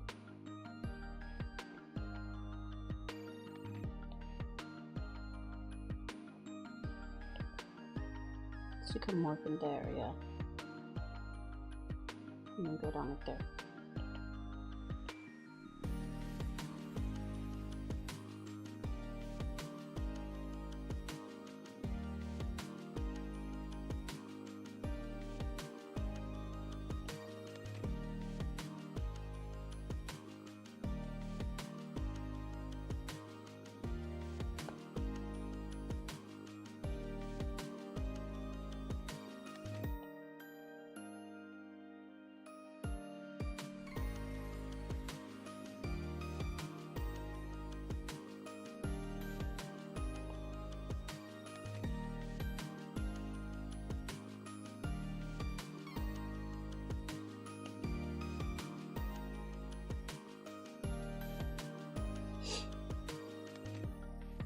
Cannot rush the perfectionist. Emmy's must be so true.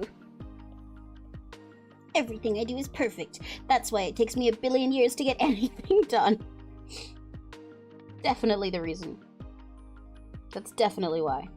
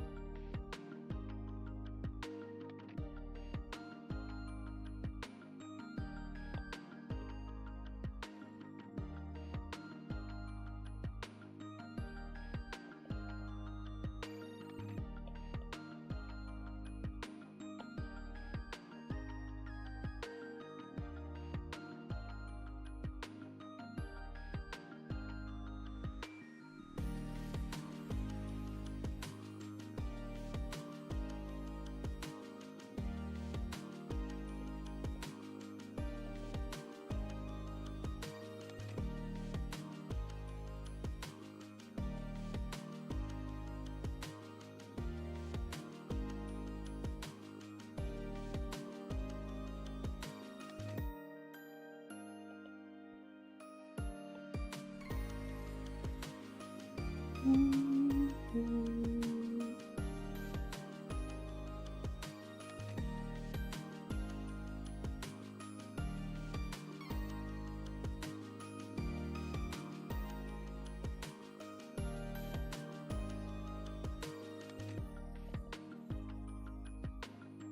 don't entirely like how square that is when it rounded, but I also will not line too thick. So let me round it out and then thin it. Yeah.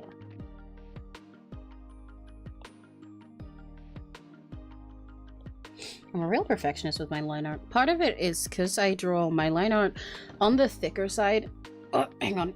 On the thicker side, but still with the same like level of like minor details as most people that I like that do thin line art. A lot of the people that I'm inspired by that also do thick line art don't do like so many tiny little extra lines in it and stuff. They do stuff that's like messier on purpose. But I don't, which means I've created a trap for myself where I have to be a perfectionist about it or it doesn't look good. Because then it has all the little details, but now you can see them all really obviously.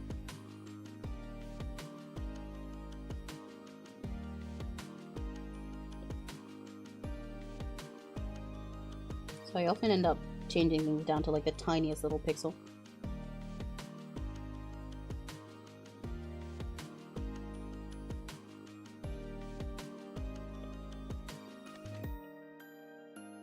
I don't think I scored that at all. What was I doing here in this sketch? What's going on there? Because I kind of hate it.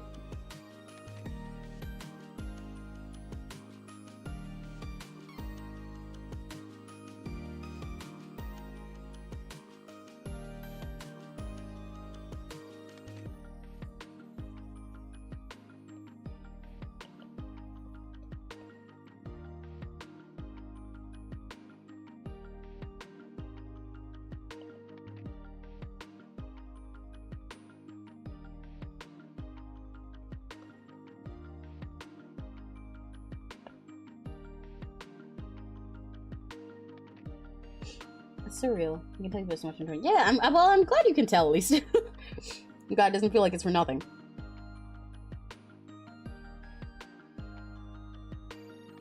Yeah, lines is where I get really specific. I used to hate doing line art. I think I've mentioned this a few times while drawing in MS Paint, but I used to actually be the part I hated the most. But I have, I don't know, some sort of trait about me that whenever there's something that's like my biggest weakness, like my Achilles heel or whatever skill I have, or something that's like, man, if only I could do this thing, or oh god, I really hate doing this part, I hate that I can't do it. It always ends up like, I get frustrated about that forever, and then one day, a while later, I just like wake up and realize, oh, that's the thing I'm best at now. Like, that's the part people know me for. Because I used to really, really hate doing line art so much. And it was something that I really struggled with. And, like, now it's it's one of the things that's most recognizable about my art style. And that definitely is, like, my strongest suit. And it's one of the things I really like doing, even though I still, you know, get a perfectionist over it. So it still can be a pain in the ass sometimes. But I find it really satisfying to do. And it's one of the first things people comment on about my style. And it's one of the things I'm best at doing if I'm like doing just like part of art while someone else does another step or whatever, and like a collab. It's like my specialty, which is weird. It felt really weird when I realized that that was my specialty, that people would comment on as my specialty, because I was like, oh, I thought I hated this. No, actually, I kind of love it now. I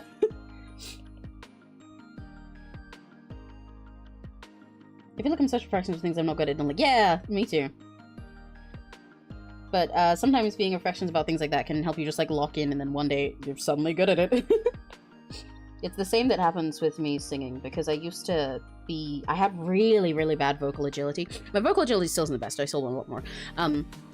But it was a major weak point of mine. I really, especially because of the types of singers I listened to, it really bugged me that I felt like I couldn't do any like little like runs and riffs and stuff really nicely, and I couldn't do it. But now, putting in like a billion extra like runs and stuff, and having all these little grace notes and things in between my singing is again one of the like things that makes my vocals recognizable as mine. It's like a signature trait. And in fact, sometimes a problem where I have to stop myself doing that too much.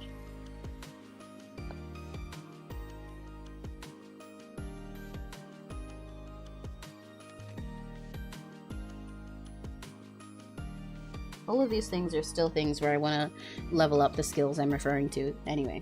But like, yeah, it's kind of a habit of mine that I've noticed over time. I just sort of hate something about what I do, and then somewhere along the way that becomes the best thing about what I do. It becomes the thing people know me for. This hair kind of doesn't make any sense right now, but I'm sort of ignoring it. I need to numb for a sec. I'm glad you like my singing. I really need to get around to posting more solo covers soon. I really want to hurry up and do Confessions of a Run Girl. I'm told my style is recognizable. I have zero clue. I think it's really recognizable, yeah. I can immediately recognize your style. You've got like the way you draw faces, the long shape of it is really recognizable right away, especially with how you draw mouths, and just the way you place them all on your faces as well. You can sort of spot your line art from a mile away, and also your whole anatomy is really stylized in a very crisp way. You use a lot of long straight lines, like long straight and very thick shapes for most of the stuff you do, and it's really cool. And like, yeah, even just the way you draw mouths is really noticeable. In fact, that's why I gave Robbie the mouth that I did in the music stuff for the way that I've been stylizing all of music for their references, because the way you draw smiles is very like straight overall, but you also give Robbie this little smirk all the time. So I was like, okay, I will make that a trait of Robbie, because it wouldn't look like Robbie if I gave him anything else, if I made his mouth rounder. So he has a very straight, like little crooked little smirk for him. There's a lot of stuff about yours that's really recognizable. Hi, Addie! Hi, Addie, coughing and wheezing and dying, and hello! Okay, ramen time. Time for me to nom for a sec. Hello, how's your day going, Addie?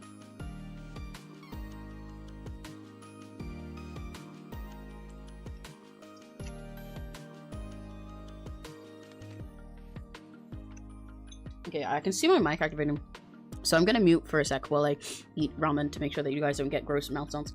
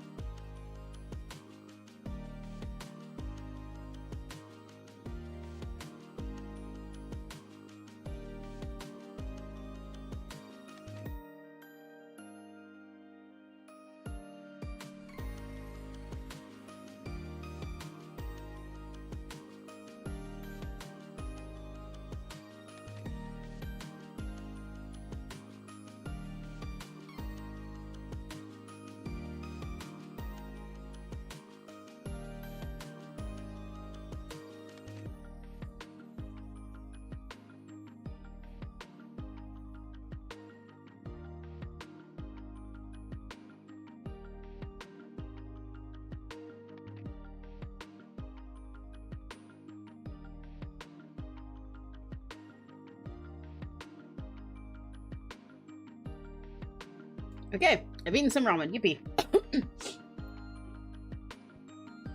I'm sorry your day's really overwhelming and busy, Eddie. But I'm glad we're comfy. Yippee! You can come chill here. Oh, I really don't want to be sniffling on stream. Why is my nose running? That's gross! A lot of people love the eyes of my style. My art style, I feel like, is so childish, but others tell me it reminds me of, like, happier times. I don't know. Oh, that's really nice. Wish I could draw better, huh? I love and dislike. Well, you can improve it. I've been in that state of loving and disliking my art style for a long time, and sometimes I still am. But I really had that a lot when I was struggling with art before, when I mentioned earlier. But you can break out of that. It requires a lot of, it's like two things. On one hand, I recommend playing around and letting yourself let loose, looking at all the artists you like and figuring out, like, just like trying copying them, seeing, like, copy their stuff and then see what it is about their process and their style that you like. Copy what they do and then feel like, I like coloring this way. Let me try that for myself, for my own thing, see what you can apply to it. And just experiment and do little silly challenges and have fun. On the other hand, I really recommend you try and take time, like when you're not being silly, to go back and make sure you, like, study basic stuff, because if you build up the foundation of your art, it'll help you a lot with figuring out how to make a style that you like. Because it's like when you're doing your own personal style, you can't really break the rules until you know what they are, right? So what often happens if you like your style but also really hate how it looks and feel like it looks dumb, is that you don't have the foundational skills in order to make the style that you want look the way you want, because the things that you're doing don't look purposeful, they look accidental.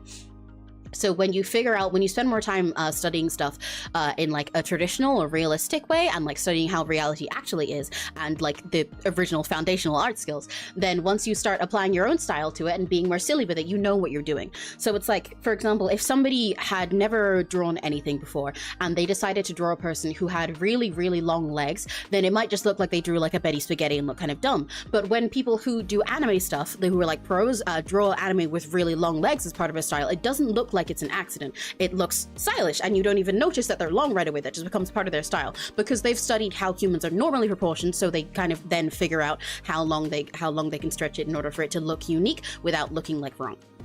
So yeah. That's often what it is when you feel like your style is like nice and you like what you're going for, but it feels like it looks dumb because it feels like it's an accident rather than on purpose. Yeah, and copying others' art styles can really, really, really help a lot. Genuinely, like just straight up copy the people you like, and that's how you study them. Like you see someone you like, and you're like, okay, I like how they. I like how their colors look, so let me draw something where I color literally exactly the same way they do. I color like this, and I color my line the way they do, and I put this little shading thing, and then you'll do that, and you'll figure out, oh, you know what? Coloring like that was more fun than I did it like this, or oh, I didn't realize that they color their skin this way so that the hair looks this way, and you'll realize how they apply the stuff in their art style, so then you can apply it to yours, or find things that are actually more fun to do the way that they do them, and so then you'll enjoy doing it more yourself. Yeah, don't worry. To be fair, pretty much everyone always needs to study anatomy at least a little bit more. But there are a lot of ways to make it fun. I recommend, we talked about this, was it my second MS Paint stream or the first one? It might have been the first one. But this 30-day art challenge thing that I'd like to do some of on stream at some time. But it's an art improvement challenge that helps you with a lot of improvement stuff. I'll link it again in chat in a second. But I think that's really good. But there's a lot of ways to study anatomy that are more fun. There's a lot of websites you can get that give you like life drawing references to draw from with like a little timer. Like you can specifically pick like hands or feet or just full body poses, and then you draw them for like 5-10 minutes, half an hour, whatever, and then move on to the next one. Studying anatomy will become fun eventually. Sometimes you just have to sit down and force yourself to do it for even like a couple hours, but it'll really help you in the long run. Oh shit, I forgot to say happy birthday to one of my nephew. Oh, fuck! My niece just messaged me and told me I forgot to say happy birthday to him. Oh, fuck! Shit! Oh, I'm the worst! Fuck!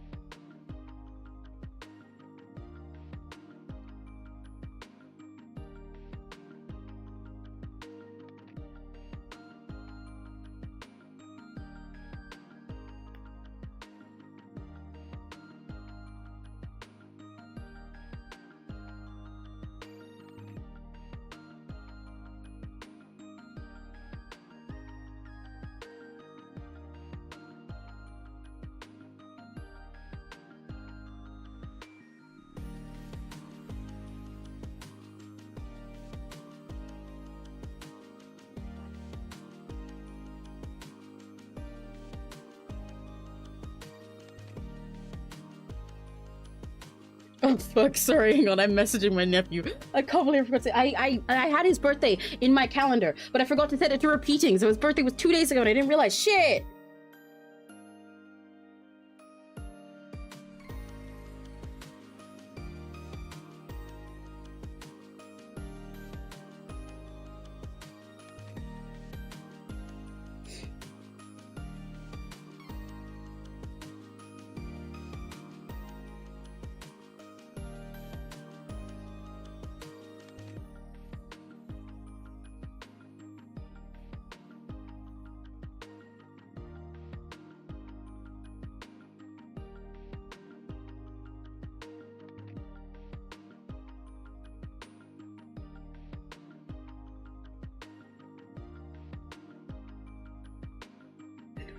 Okay, crisis averted. I can't believe I fucking missed it.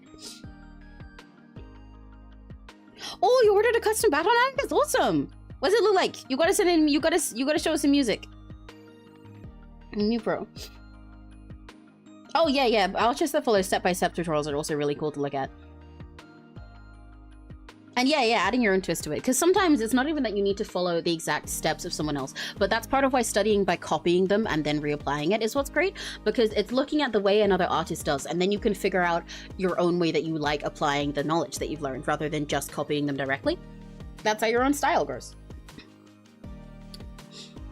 I always usually get so lazy because I'm entirely self-taught. It's hard for things to... No, yeah, that's real too, though.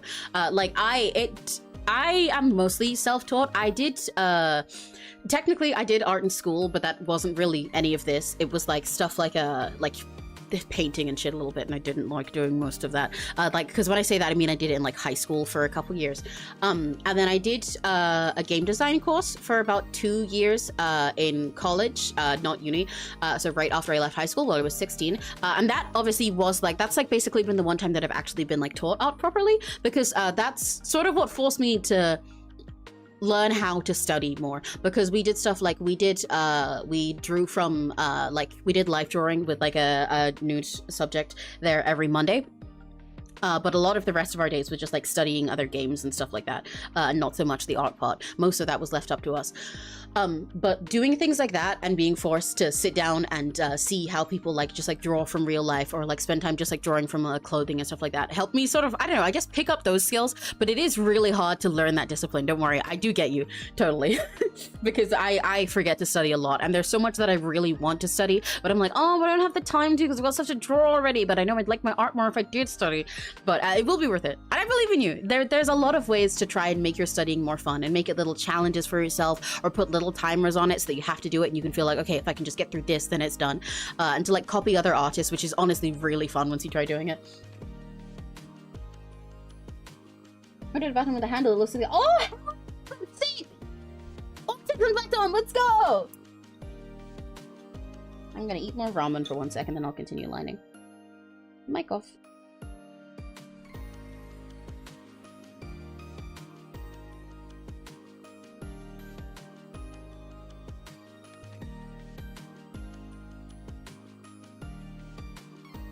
Yeah, don't worry, dude. Me too. They really make my brain hurt. Like, I fell off of that course towards the end of it as well. And a lot of studying is really hard for me, so I do get it. But there's a lot of ways to make it more, like, customized to yourself. I said the autism baton!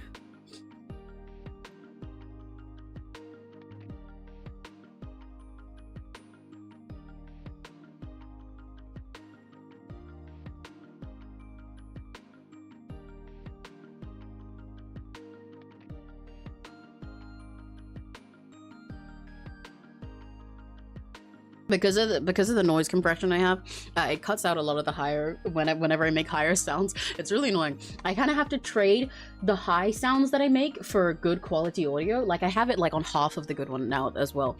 There's a low quality one, but I can control how much it cuts out, so it normally helps you have more of the, like, the high sounds I make, like when I go yippee! Or there's the good quality one where it cuts that off immediately and I can't go without literally seeing it all fade out and cut off.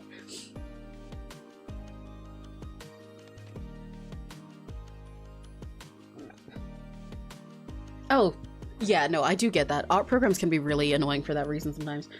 being like, yeah, you've been doing it's wrong, do it this way. Yeah, that is really hard. But that's part of why setting aside time to study for yourself is really good, because you can give yourself more grace rather than working with a teacher who might end up being one of those ones who says, no, you're drawing wrong.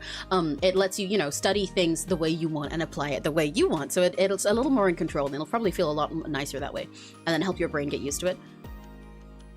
Because everyone who has the silliest, most unique and personal style in the world, who does it really well, has had to draw in a normal, realistic way as well. It really sucks. But it will help you out in the long run. And yeah, when you're doing it for yourself and like self-managed in that sense, and teaching yourself and just like giving yourself time to study in the way that you like studying, then it's a lot easier. Okay, let me eat a little more ramen for 1 second and I'll get back to line.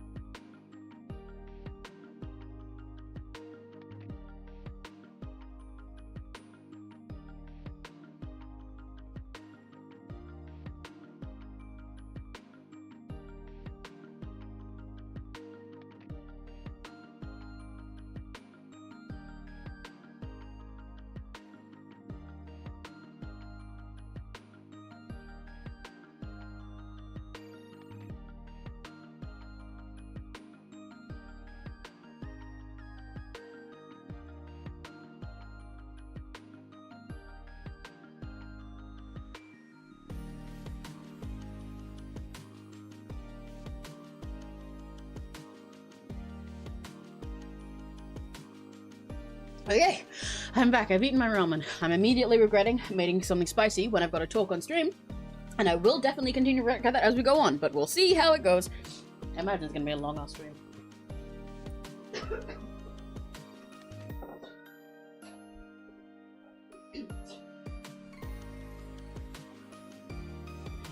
Hey!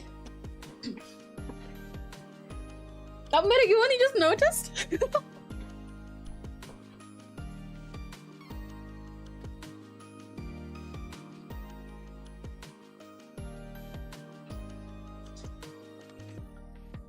I thought you would have noticed back when I first sent the art from my PNG and stuff. Yeah, I have all my Oshis on my tablet. All the little mascots and logos. I need to update it a little bit. Because the one that the purple star with the wings is for, Mimi Luchelle, she's rebranded now as Mage Mimi, and that is no longer her Oshi mark, so.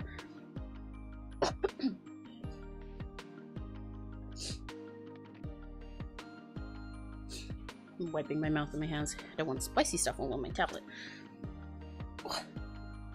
I'll probably put, I don't know if I'll put like a little wisteria or a little umbrella, or maybe I'll just put an entire bozo in there.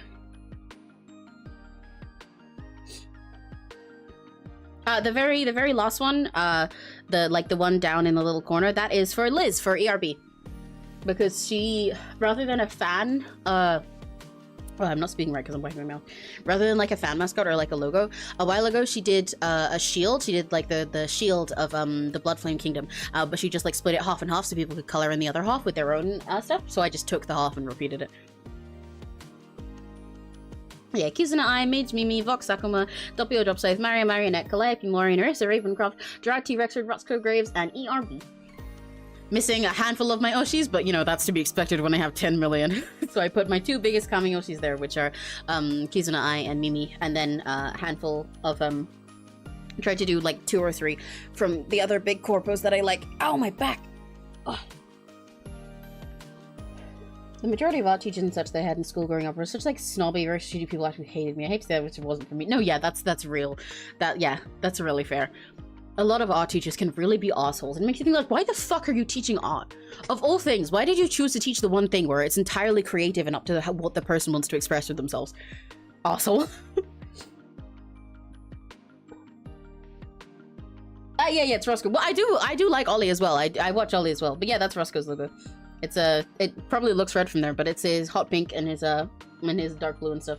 That's what he uses on his logo. I am also an Ollie fan though. She is also like somewhere on my Hololive Oshi list. I just like watch her so rarely, but I've been a big fan of her for ages. I've been a fan of her for ages.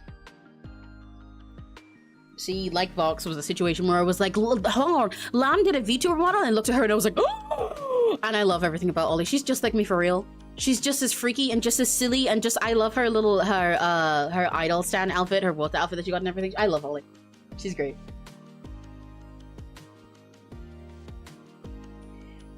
I can show you the baton once it ships. I'm bringing back through that. These people have definitely Pokemon themed batons for— hell yeah!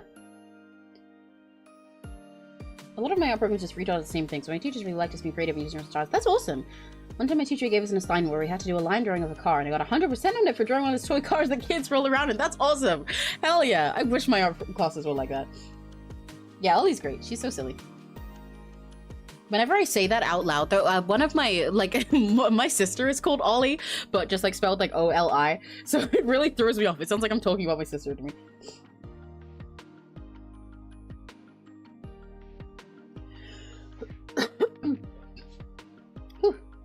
Oh, I forgot to get more fucking water. Okay, I'll be right back again, except this time I'll be really fast because I'm literally just getting water. Hang on.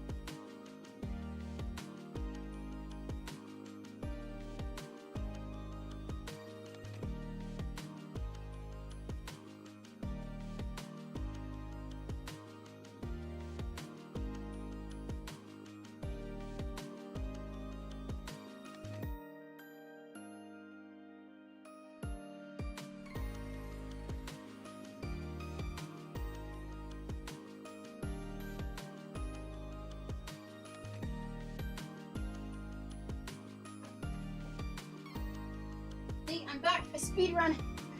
That was actually 2 seconds that I was gone. You can count. Except if you count any higher than 2, you're wrong, and clearly you can't count. I just realized the OC I'm going to use on that server is Sora. I'm planning to use this ninja for the purple picture, because I'm going to have to wait until next week as well. Yeah, I guess so.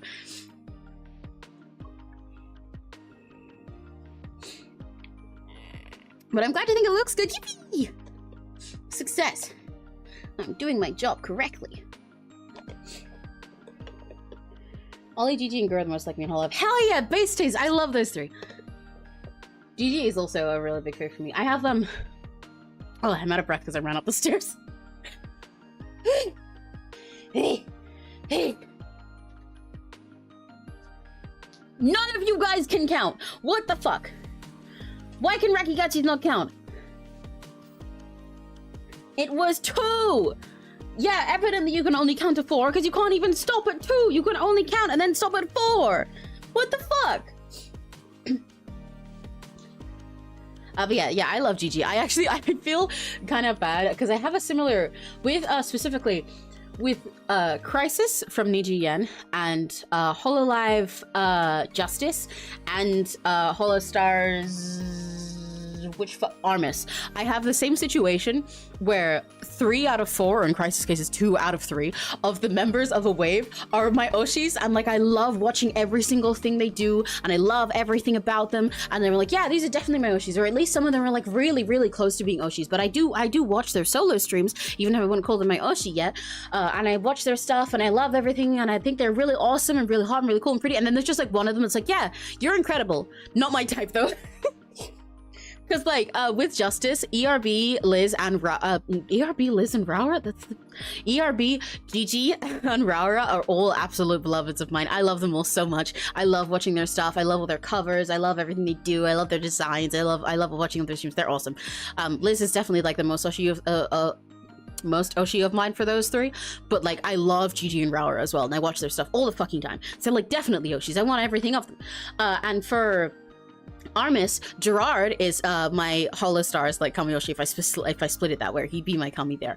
But he's a big Oshi for me. But then I also really love Gibby. I knew I'd like him from the start, and I really like him even though I don't catch him live as much. And I think he's really sweet, and I think he's really hot. And I like Octavio as well. I don't really count him on my Oshi list. He's one of Neri's Oshis by force. But I really, really like him, and I'm a big fan of Casa d'Italia, and I love his singing and everything. Ruse is also really awesome, but he's just like, I don't watch him. He's really, really awesome. I think he's really cool, and I want to watch him sometimes, and I think he's really incredible. I love everything about that entire wave, but I would never be able to put him on my Oshi list. And so then it's the same with Cecilia in Justice, where it's like all those other 3 are like definitely immediately my Oshis from the moment I met them. And Cecilia is also incredible, and I could talk for like hours about how cool she is and everything she does, but she's not my type. So like as like a person, so she doesn't go on the Oshi list.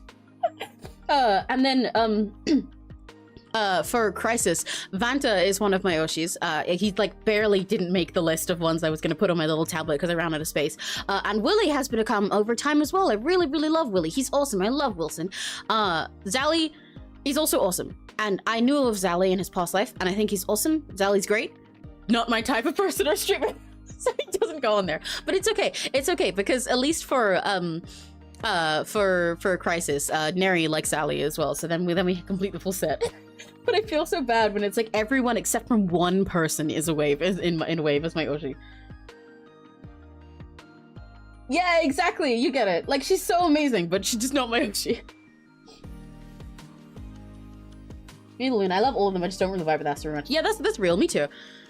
With the Luna, I have 2 Oshis there because I have Maria and Ren. But I do love all the rest of them, but I just don't really watch Astro, yeah. There's always like one, but I feel so bad when it's just one person. Like, at least if like half of a wave are Oshis of mine or something, then it's like fine. But when there's just one that's missing, I'm like, sorry, dude. I literally have nothing against you. Think you're an incredible streamer, incredible person, really talented. You're just not my type. Not even like romantically, just not my type of streamer, not my type of person. Oh, you haven't even reached half of my speech speed at this point. I can go a lot, I can yap a lot harder. It's okay, because my yapping will disappear in a sec, because I'll be getting back to line art.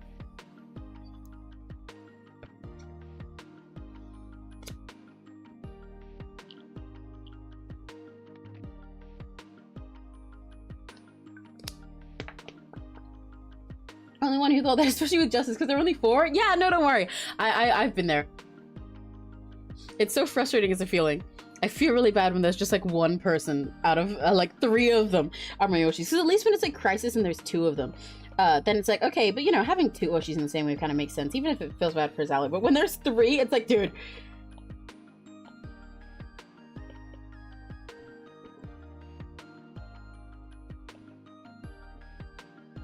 I'm glad you get it too. I always feel bad when I try to explain it.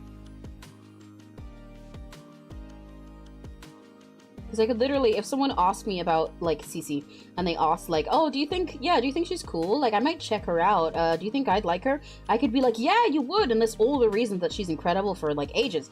I could talk about everything awesome about her for ages. She's just not my type. What am I doing over here with the side of the hair? I really don't like it. It's bugging me a lot.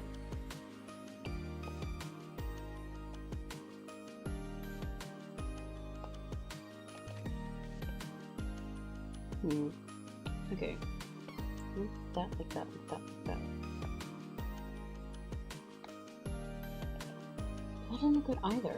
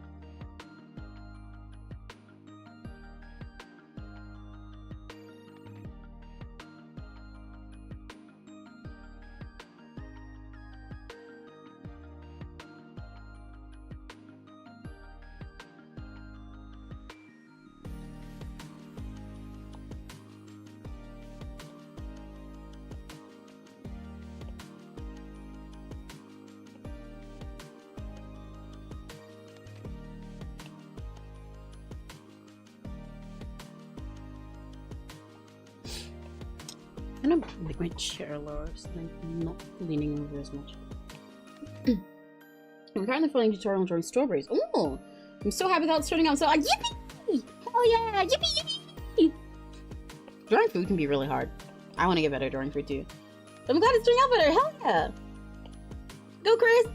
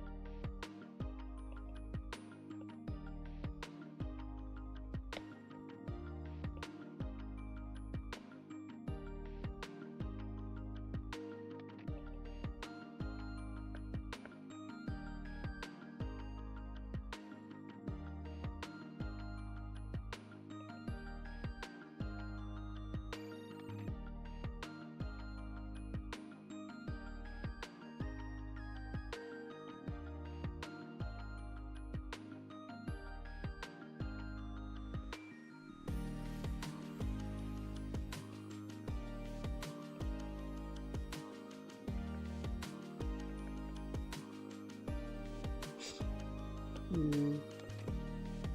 don't like this whole area. How do I fix it? I can only add so many lines to just fix stuff. The issue with all the lines in my art style is if I get one of them wrong, then suddenly all of them look stupid. Okay, I might change this side bit to not be 2 layers. The choppy hair looked nice, but I feel like it doesn't make any sense. But I do kind of like it too. Okay, that kind of works. That fixes it. Cool. Just do that.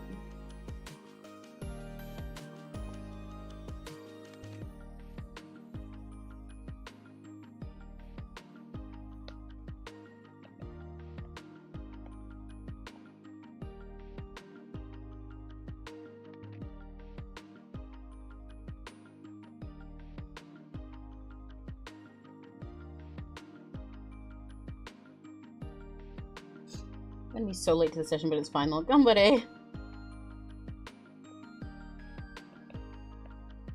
No, I don't like that line there.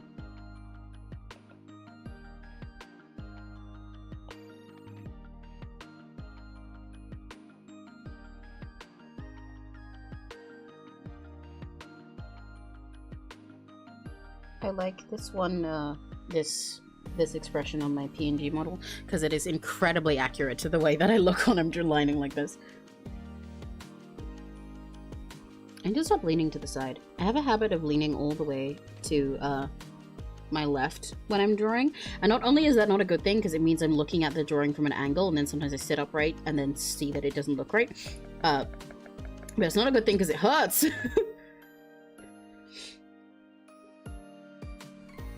I'm gonna not put that line there then. I'll flip with that later. I do want the little alligator here though.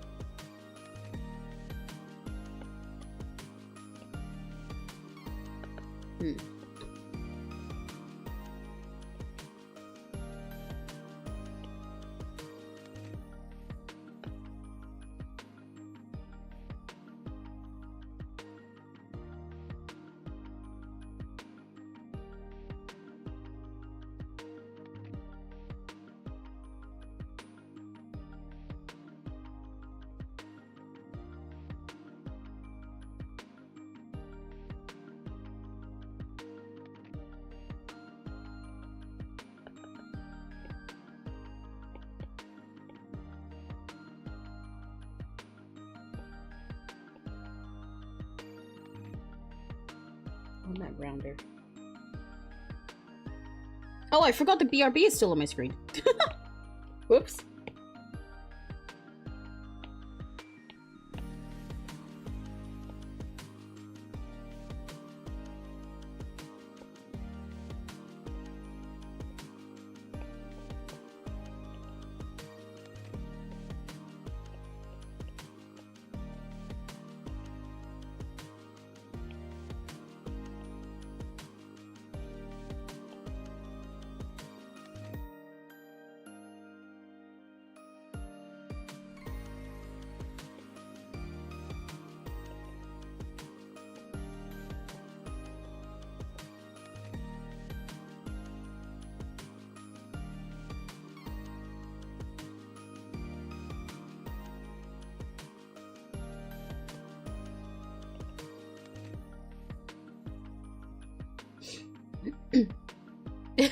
Yeah, I completely forgot it was there.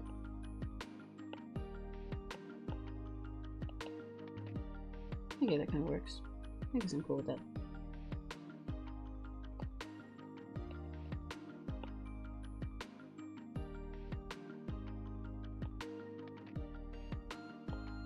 A lot of the lines in this hair are a lot more nonsensical than the way I draw hair normally is. Because the extra lines I put in hair already don't make sense most of the time. But I do have a rhyme and reason to how I put them in. That's why a lot of times when I've been with friends, they've been like, yeah, let me try copy your art style for a little challenge. They're like, what the fuck are all these lines? Where do I put them? But I will not lie to you. Most of them here make not that much sense. But it's okay. You win some, you lose some.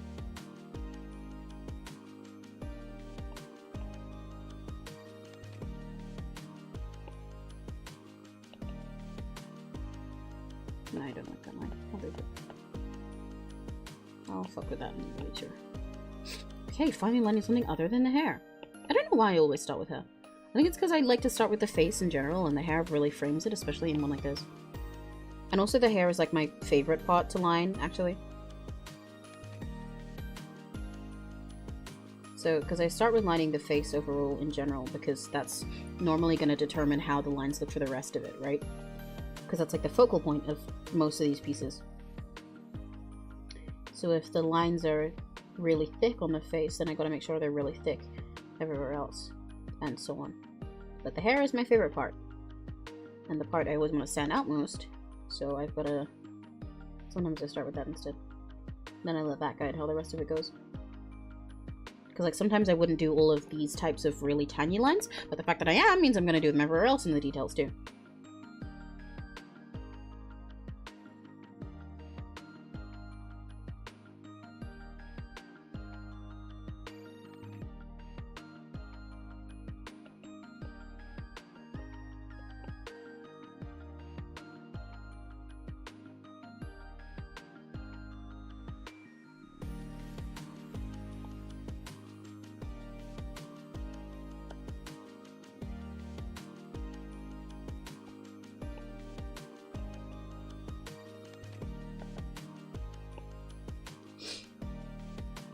I love nonsensical lines in here. I started doing it. Yay! It's really fun, right? As well as the braids. I really like how you do braids. I'm glad. I really like drawing braids. I think it's really fun. They are another thing that I used to struggle with drawing because I couldn't tell how to make them make sense. But then I ended up figuring out my own little stylist way of doing them, and I love them. Especially when I get to do braids that are like really round or like shaped silly, like Robbie's. I like making them all shaped different. Like, because some braids are like, some braids, you know, I'll draw them like the normal sort of way where they're like this or whatever. But whenever I get to do ones that are like super entirely round, I think it's so fun. Or ones that are like angular or something, I think it's awesome. And when I get to do like braids and like black ones as well, and like dreads and stuff, I think it's super fun. I love stylizing them. It's almost like they give me an excuse to draw as many silly lines as I want. You know, the hairs and the line will speed up. Maybe. It can sometimes be the slowest part and sometimes the fastest, so, depends. Oh, I forgot there was a little bit more that I wanted over here. Oh, I didn't even finish this one line. Oh, no.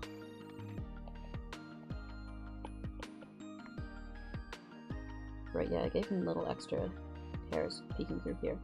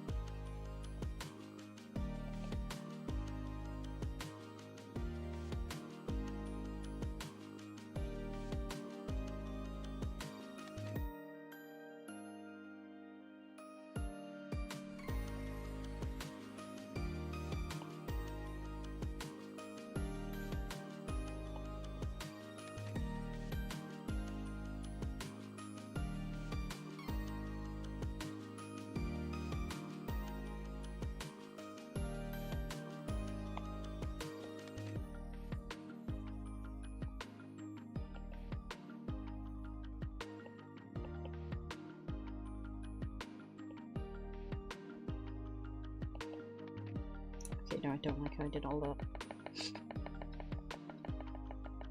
I don't like that part.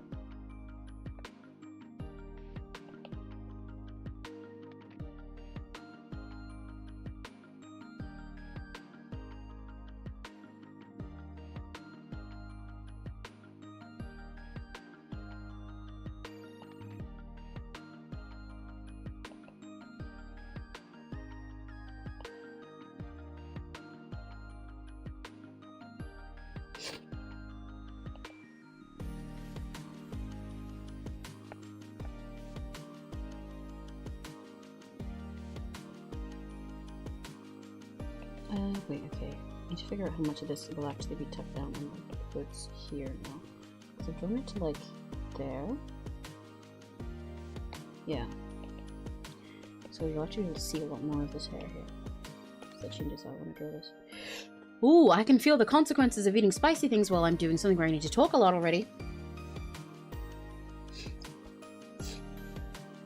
Hello! Hello, fellow CSP user.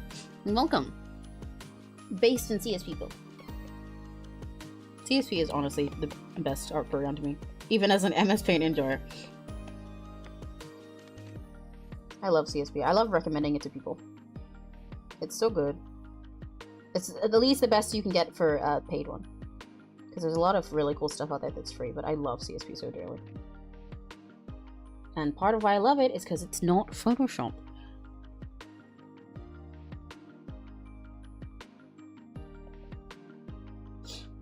I love it. Oh, funnily enough, I was eating bulldog ramen. That's what I was having. But I'm not the biggest spice person. I have a pretty low spice tolerance. Better than, like, most of the, I don't know, white people in my family. But like, I have a pretty low spice tolerance, but I've been trying to build it up lately because I really like ramen and I really like instant ramen, and so many times I've been like, man, buldak looks so fucking good, but I know I can't eat it. So I've been eating the stuff that's like the very, very lowest levels they do, and even that, when I first tried it, I was like, whoa, that's spicy for me. Okay, I started off trying one, it was in a red packet, I don't remember what flavor it was, but I was like, okay, the guy looks like a little bit sweaty, but only a little bit. I've seen all the ones where he's like spitting fire and stuff, so I know this is going to be spicy, but maybe I'll be able to handle this one. It'll just be a little tricky. I couldn't finish it. But I've been trying all the ramens on their lowest level, where it just is like a normal little bit of spice and the little duck isn't even like sweating or anything at all. And I'm liking those, but it's still technically spicy to me, so I still shouldn't be eating it if I'm trying to protect my voice so that I can yap for hours. Tight braids and box braids I can't do decently well. I need to practice, but I can't do looser braids for the life of me, so of course I broad music. Yeah. I'm sure I'll get good with them in time anyway. But yeah, I love drawing braids so much. They're so fun.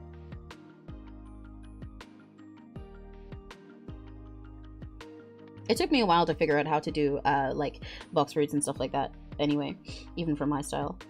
Well, actually, especially for my style. That's part of why it took me a while to, because even though I like drawing a lot of types of braids and hair and stuff nowadays, I wasn't always so good at it. In fact, I wasn't so good at drawing more diverse stuff in general when I was younger, because I grew up drawing only white people. Because that's why representation is important, kids! Because I thought that's... yeah, I just kind of figured that's what it was supposed to be if I was drawing pretty anime girls and stuff like that. I thought they all had to be super pale and white and everything. So it took me a while to then unpack that and learn how to do it myself.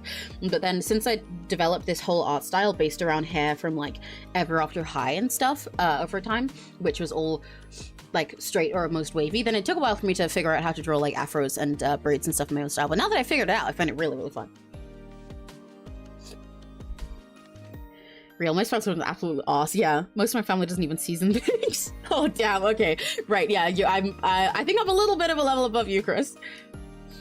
I gotcha. My brother wanted me to make him some, and he was like, I love it, but it's so spicy. I looked at him while gobbling around and say, it's that spicy? Yeah. I have a bunch of friends and like family and stuff with really high spice tolerance, but I do not have it. I just have like the lowest normal level of spice tolerance, where like I'm not, like, I don't know how to put it. You can tell I'm not just white. Because when I'm with people who don't season stuff like at all like that, then they're like, Jesus Christ, it's spicy. And I'm like, is it?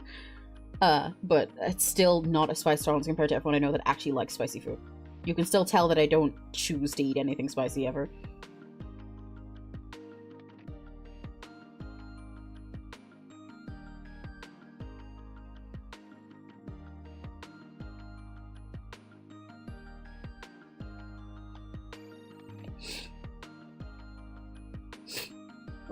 Oh my god. I hate when my nose runs because I don't want to just be sniffling into my mic.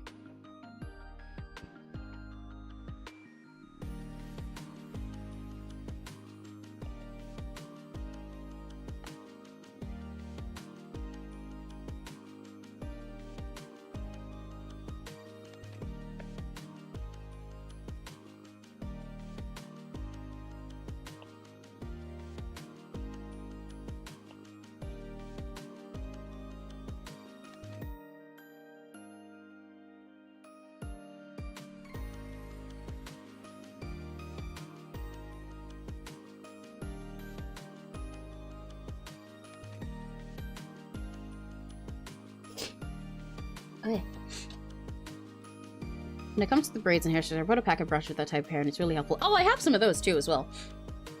But I ended up having to figure out my own way to do stuff like that, because with the way I line and style and stuff, sometimes your style won't lean too well to certain braid brushes. But there are definitely a lot out there for different people. But I have quite a few braid brushes, yeah. I have some that are like just color like this, and I have where did I put them? And I have some that are like lined like this. They're really helpful. I have quite a few braid and curly brushes. Sometimes I like using them just for fun, for the texture as well. Or sometimes, even if I don't use them for my finished, like, pieces myself, because I figured out my own style of doing that stuff, I use them. They're handy sometimes if I'm, like, sketching or just, like, drafting something or, like, a costume design. I still haven't gone to hammer them, which is, well, no, to be fair, but you don't have to be embarrassed. Like, most of the people who make these are also black artists who use them themselves, because, like, you know, it's pretty easy to acknowledge that, like, drawing loads of braids over and over, especially figuring out how to do that and line that without it just looking really, like, dense and not great, is really hard. They're there for your convenience, made by people like you. I don't think it's embarrassing. Yeah, that's real, Chris. That's part of why I figured it out myself. But I still have those, and I still think they're really helpful, and I definitely recommend them to people.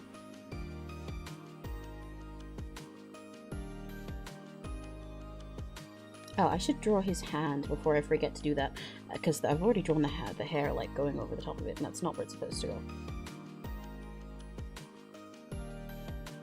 His hand was supposed to be, like, going into his mask, but I've kind of not done that.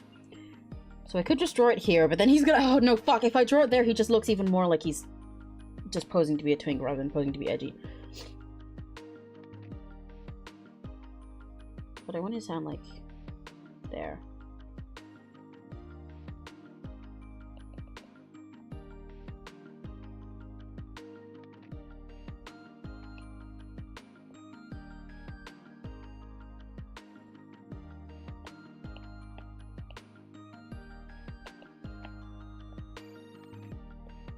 But I don't think I can do it there with the way I've drawn his hand, because his fingers are like here.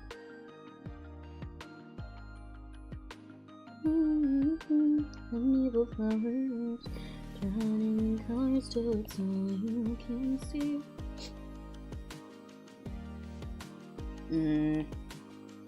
Can I force it to be there? Maybe.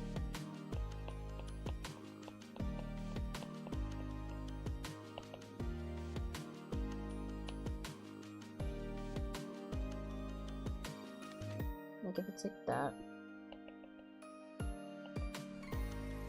It kind of looks like he's pointing at himself, and that looks worse. But then if he's doing this, he just looks like he's being a little catboy, which is also not the goal. He's supposed to be pulling down his mask, so you get the cute catboy pose, but also for his perspective, it looks like he's being cool. Fuck! I fucked myself over!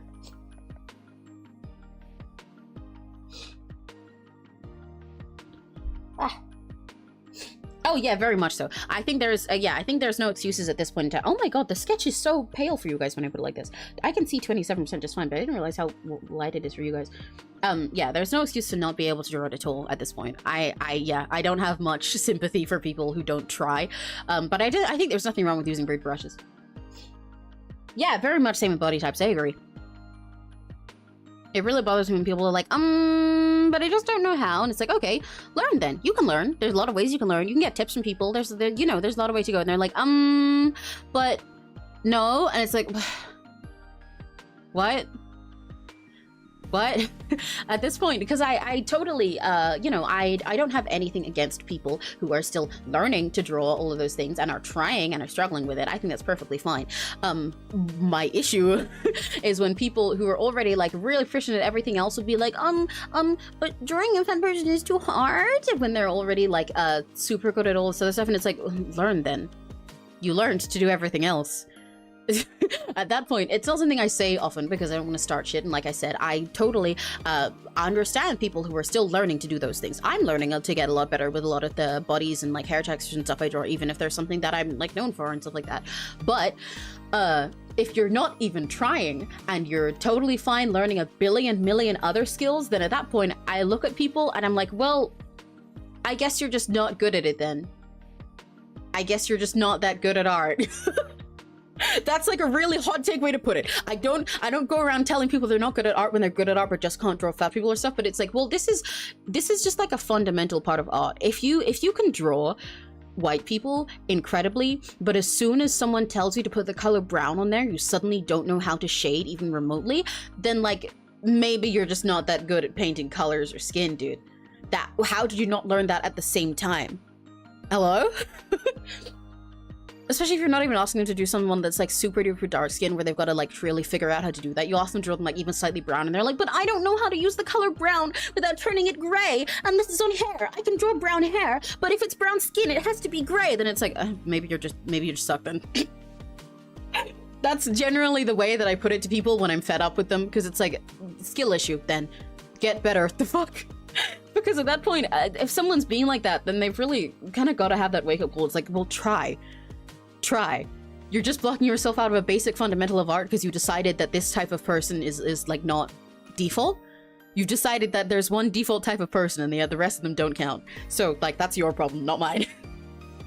But yeah, for people who are learning though and are struggling, that's perfectly fine. This specifically applies to people who are just assholes about it and say that they just can't even though they've learned everything else and just refuse to. But yeah. It's not my art style, exactly! Like, yeah, I have these braid brushes, but I don't use them all the time because it's not my art style. That's why I learned to draw braids in my style. Afros weren't my style when I first started drawing this. When you look at this hair that I've drawn on Sora, it's entirely different to something you'd expect to have a big fluffy fro in, but I have one on my Sona because I figured out a style I like to draw them in. And in fact, the way I draw them on my Sona isn't even the way I draw them for everything. This is just because mine is specifically swirly shapes and fluffy, but I draw Afros different ways other times. You just need to figure it out. The same way you figure out anything else. It's just specifically when you tell those kinds of people to draw like a black person or a fat person or something, then suddenly they're like, oh, but I don't know. But for literally anything else, they'll be like, yeah, I'll figure it out. Because that's how you do art. You learn. You're always learning. There's never a point when you're being an artist that you stop learning. If they're asked to draw like a character that's like a dog girl when they normally draw cat girls, they'll figure out how to draw dog ears. But if you tell them to draw a black person when they only draw white ones, they'll be like, but my style. It's weird excuses. Just try. No matter you just try. Was about right. I really like to draw right now, please.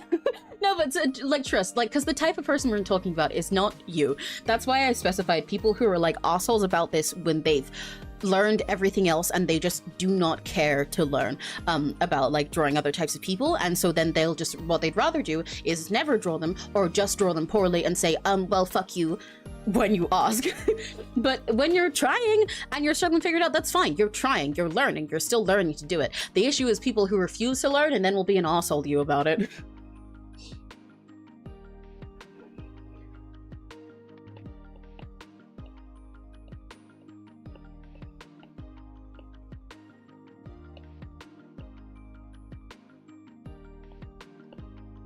Because they're also the same reason that so many people who are new artists get scared and feel bad, because they're like, oh, but what if I draw skin wrong and then someone gets mad at me, which, you know, is like a fair worry, but that doesn't mean you shouldn't start trying.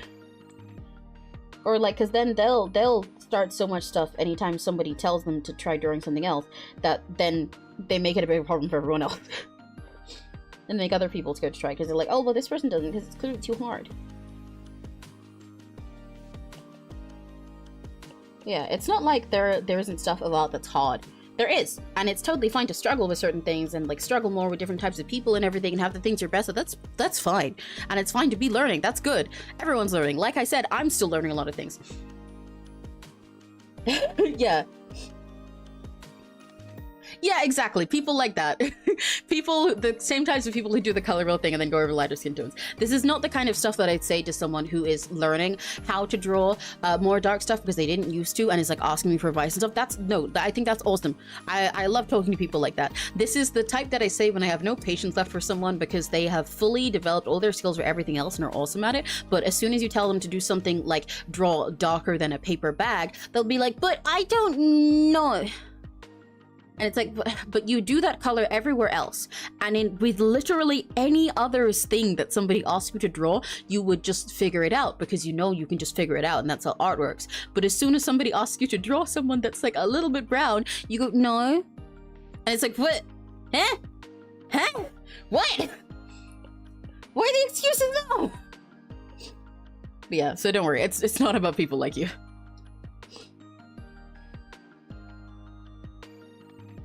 Yeah, you can ask people, like Chris said.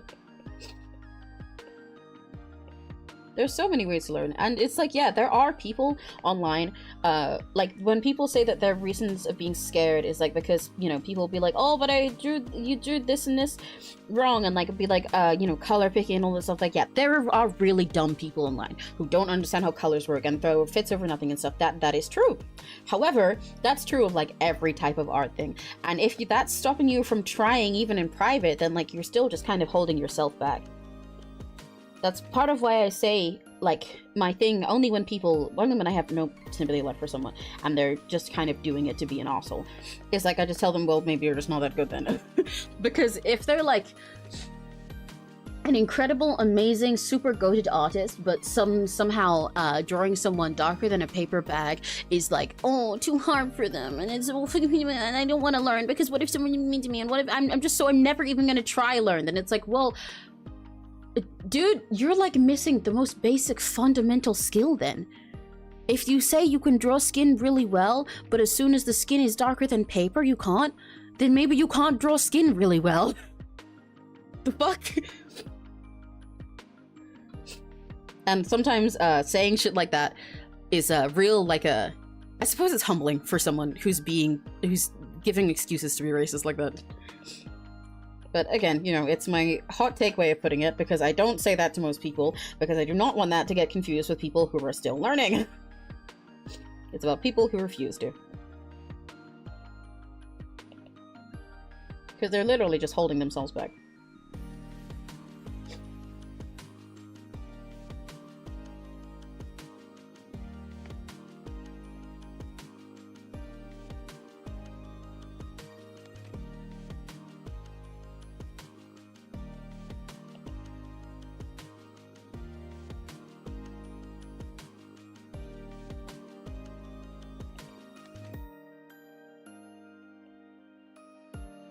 Oh, right, I was supposed to be figuring out the hand. Because I fucked it up. Yes. It was supposed to be like that. Like, hooked into there. But I've drawn the hand all the way over here, so I can't do that. Fuck.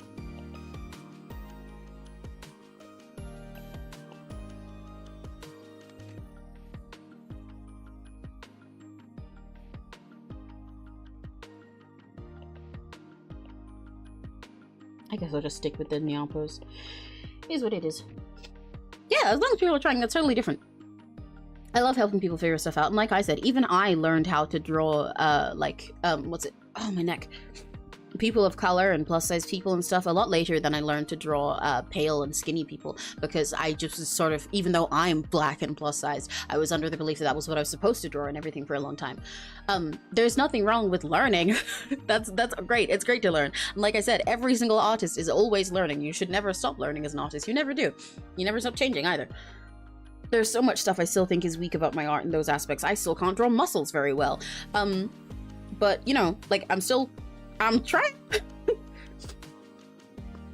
And it's even fine to have stuff you prefer drawing. I don't draw muscles very well, so I normally say in my stuff, yeah, I'm not very good with muscular supermass people. You're not really gonna get that from me, but I'm learning to.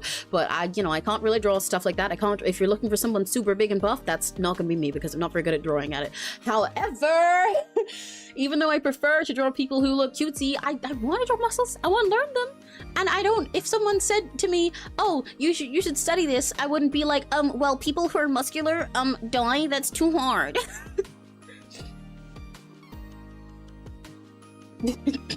Okay, thanks, Red.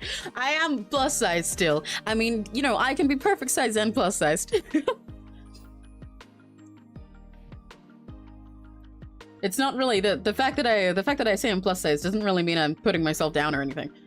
I even say fat. It's just a casual term of like objectively. That's not anything negative to me.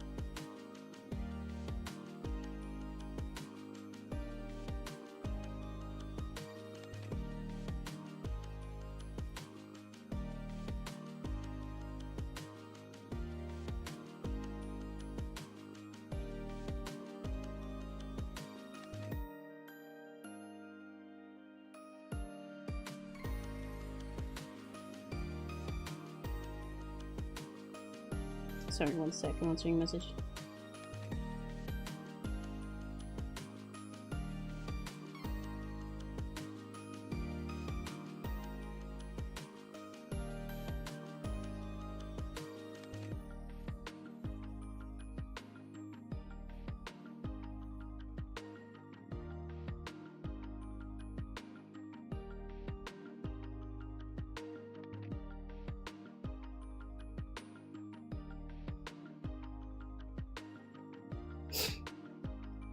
Hello, okay, now I'm gonna read back. I had to answer something about dinner.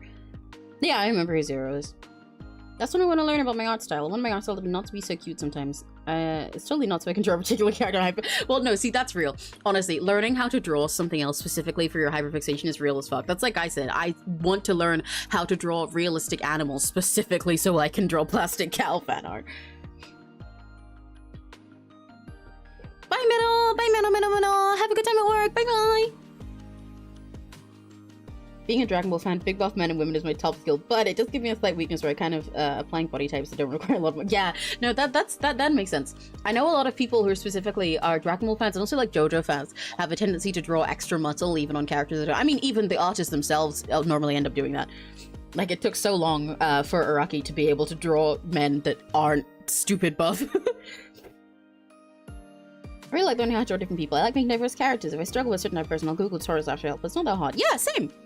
I love learning how to draw different type of people. It's so fun, and I love whenever I get to draw groups of people and they're all slightly different as well. It's part of what makes it fun. It's so much more fun than drawing the same thing over and over again. It gives every single character so much life and so much individuality, and it makes it really awesome. And it's like, it's fun once you get like further into learning how to draw different types of people, and you start to notice all these little things that can be different that you wouldn't have considered before when you were drawing everyone the same. Like, I love finding little differences in tiny stuff. Like, I remember something that I commented on. I really like, lately, I've been really enjoying specifically drawing elbows and knees, which is really specific, but I like drawing this part sometimes. I find it quite satisfying and fun. I like drawing them different ways for different people. Like, I don't want to leak music, so I won't do that. But like, for example, there is, for an idol group that I work for, MePro, which some of you guys in chat are in, I remember looking back through some of the art, noticing how there was like one character who's like, so she's really thin, and her legs look like this when she was standing there posing in her little boots, which is like the knee there. But there's other characters who are like super plus size, And so for them, I draw the knees slightly different because I know that like fat can like bunch here and stuff like that. And their legs look different. And like even just their fucking knees, like for this one, they're like really sharp right here. And it's like a sharp part where you can see that specific bump. But for this character, that's like where some of their fat like, you know, creases and gathers. So then you get these folds sort of under here as it lumps together. And the knee part is less obvious. And I think that's really fun. I love drawing even little stuff like knees more differently. Yeah, all the small details become really fun over time as you work more on it. Because they're the things that like sell a character as a person of their own. And it's really fun.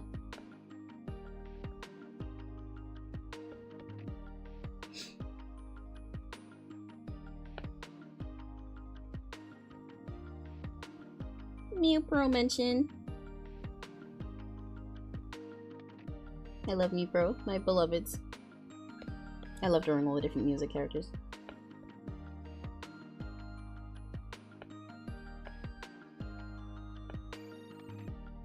Nope. Nope. Nope. Almost. No. No. Oh!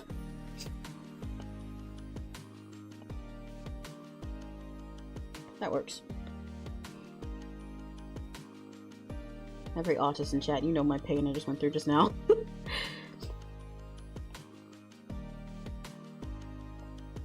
Yeah, right. It's really cool noticing like differences and even little tiny things like that. Stuff that like when you're drawing everyone the same way you wouldn't realize can be different.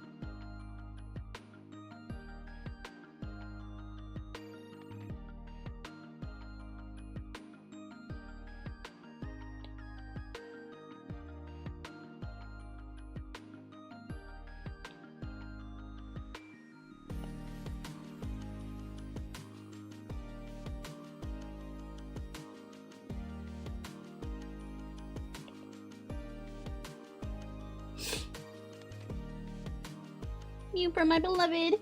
Yes, Mewpro. That is Music Project. I think I've promoted it to you before. Oh, bye-bye! It was really nice to meet you too. Thank you for stopping by. Have a good day. But yes, I have plugged Mewpro on stream before, but it is an original idol group that is releasing its first single soon, within the probably by summer. And we're starting to sorry, sniff string to the mic. Okay. And we're starting to tease and release our new characters at the moment, and it's really cool. And it's written like this: Music Project. And there's a link tree and an Instagram and a Twitter and a Blue Sky, and you can find everything about them there, and it's really awesome. And I am one of the staff for this. A lot of the people who are in chat right now, and who are in chat for most of my streams, are members of Mewpro. Like Chris is one of the artists and also one of the vocalists for one of the characters. But I am one of the staff. Oh, I'm yawning. I'm on the management team. I also do costume design and art and lyrics and stuff. Mewpro is very cool. Oh, I got a message again.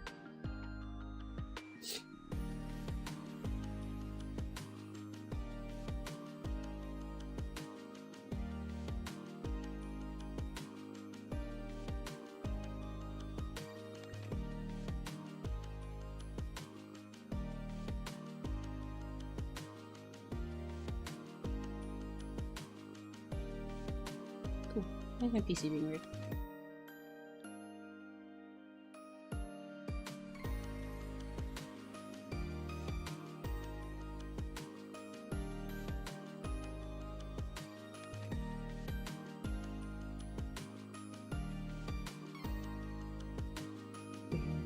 Don't worry, you don't need to apologize. It's easy to forget little stuff like this when mentioning the stream. Yeah, you should. Based on the stuff you like, I'm sure you'll like New Pro. It's really cool and awesome. I'm holding myself back right now from singing Our Hearts. I will not leak music project content on stream.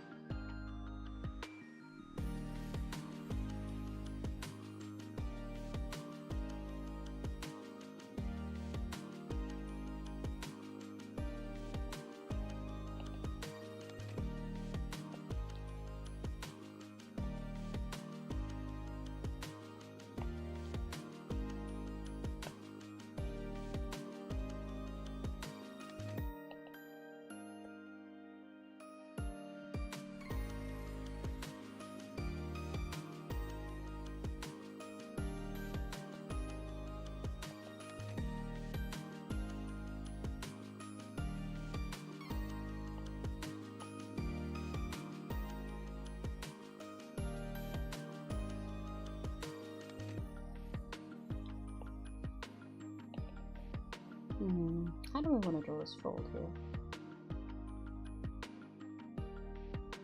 Yeah, we're currently posting little character intros. Yeah! They come out every Monday, another one of the characters, and we've got 9, so we've got 7 more to go. So you are still in good time to check them out.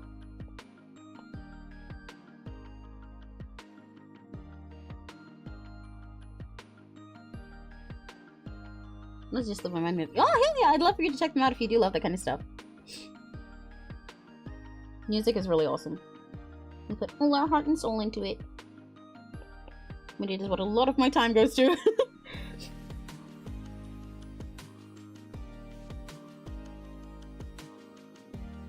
I'm really excited for the project to finally debut because it's been in the works for a long time.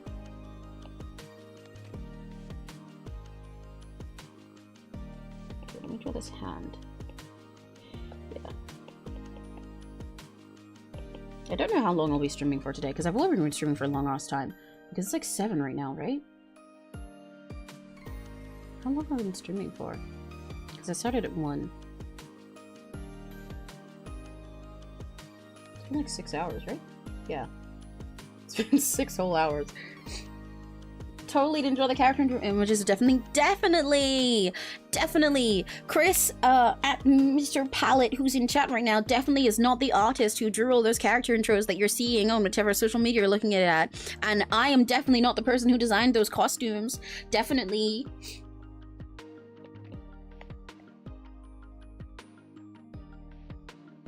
Yeah, it's nearly 7 hours.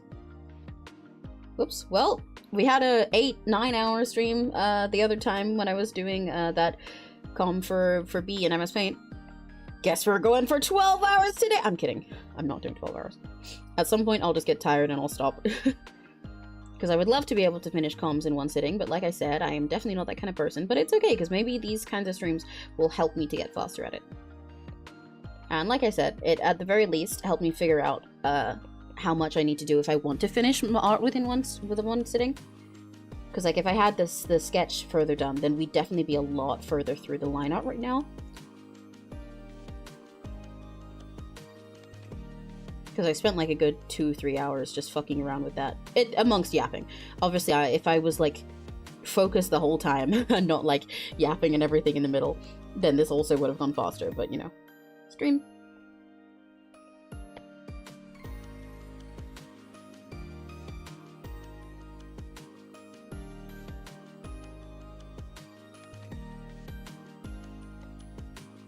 Crimson, a question. Does Sora have like sharp nails?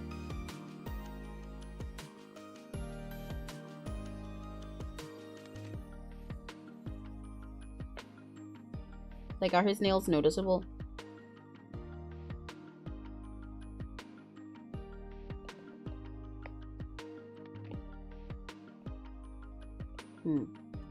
mine kind of sucks. Oh, it's the wrong way around, that's why. This is all wrong. He could. Well, does he? Like for when I draw his hands. Let's say this is a finger, right? Would he have nails that are like this? Would he have little sharp nails? Okay. I won't draw a nail in there then.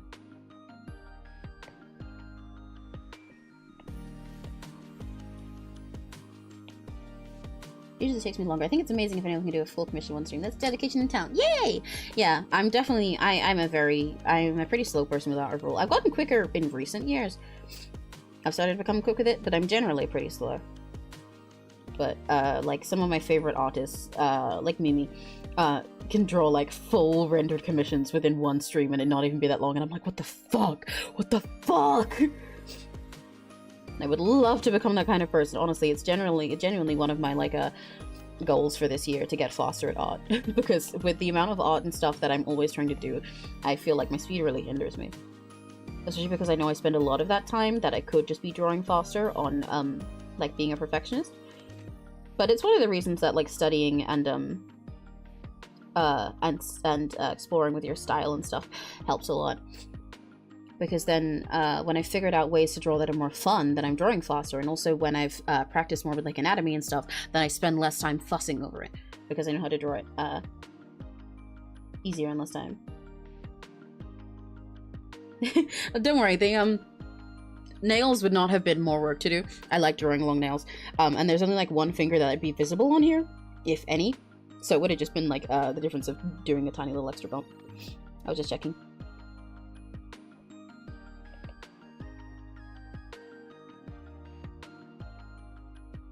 I feel like I get burnt out so fast you're doing that. Yeah, for sure.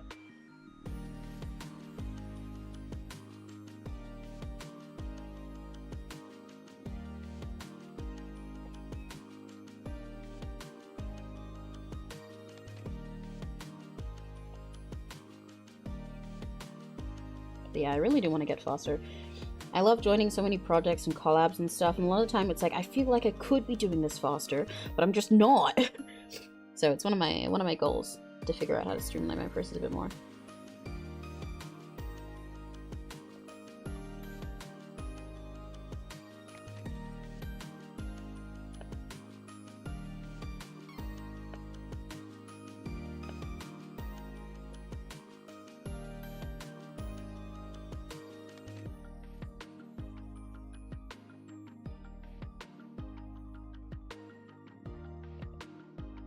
You know, another curious question for some of the artists in chat.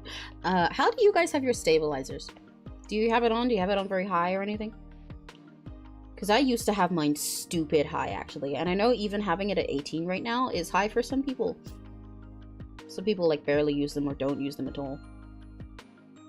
I used to have mine specifically higher for this brush as well, especially because I have so much pressure on this brush. Like I said, I've changed the pressure sensitivity. It's a lot more intense, so that, like, you know, I can draw a line this thin and this thick with the same brush size. This is both brush size 12, but I used to have the stabilization stabilizer. So you'll see right here, there's a little thing that says stabilization.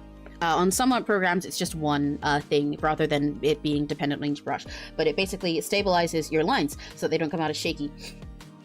So like, for example, let me fuck around with a pen that I don't care about. Yeah. So if I have this stabilizer on 0, then I can draw a line like, oh my god, this was not a good choice of pen. Hang on. If I have stabilizer on 0, then I'll draw a line that looks like this. But if I put it on 100, see how the lines come out slow and I can't do those wiggles? Because it's stabilizing everything I do to make sure that it comes out really smooth and consistent. So if you have it too high, it can make it really hard to draw. Like right now, so look, this is how fast I'm going to draw the spiral, right? And now I'm going to draw exactly that fast. I'm going to move my hand just as fast, but with the stabilizer on 100. That's how different it was, because it was trying to make it into one smooth line. But it can really help if you're trying to draw things that are straight, or if you're trying to draw things really smooth. But yeah, having them on cap, especially when they're on a program like this, it can like really slow down your process. But it, often people who are graphic designers have their stabilizers really, really high, so they can do lines like this without any shakiness in them. I like to have mine, for most things, I have it at between 10 and 20. Like for Millipen, which is my sketching one, it's on like 13 right now.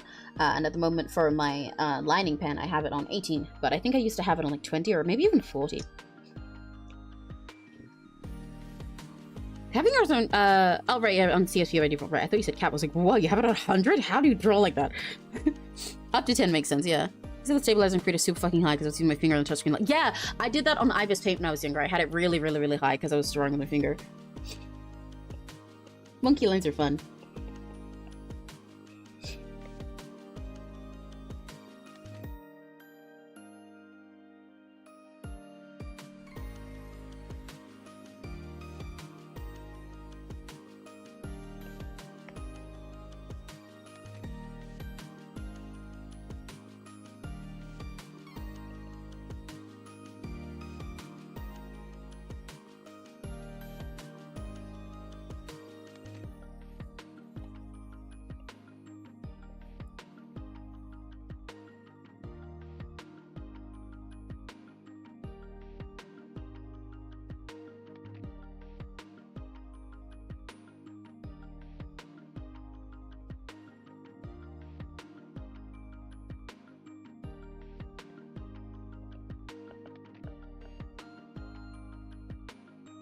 I kind of hate a lot of this hand, and it's really bugging me that I hate it.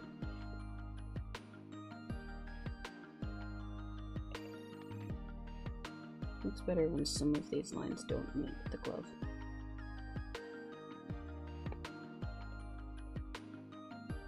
Ooh, I hate this line altogether. Okay. That was interesting to see. This one's too sharp.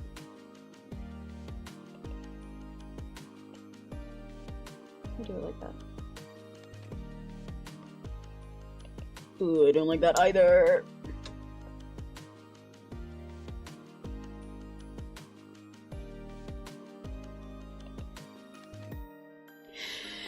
Ah! Okay. We bowl, we bowl, we bowl, we bowl. But it's hard to bowl when the hand is this close to the face, and thus this important.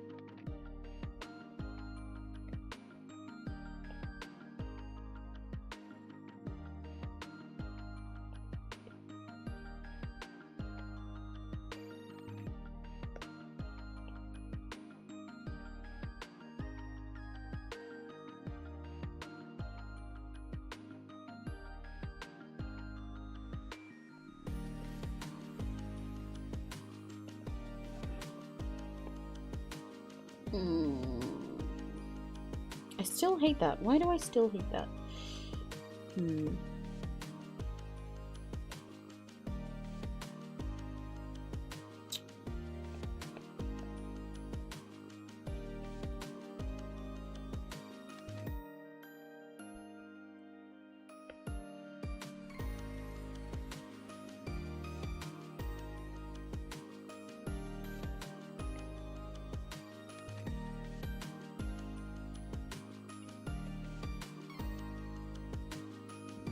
Okay. That pinky is too short, isn't it? I keep making it too long or too short, and it's really bugging me.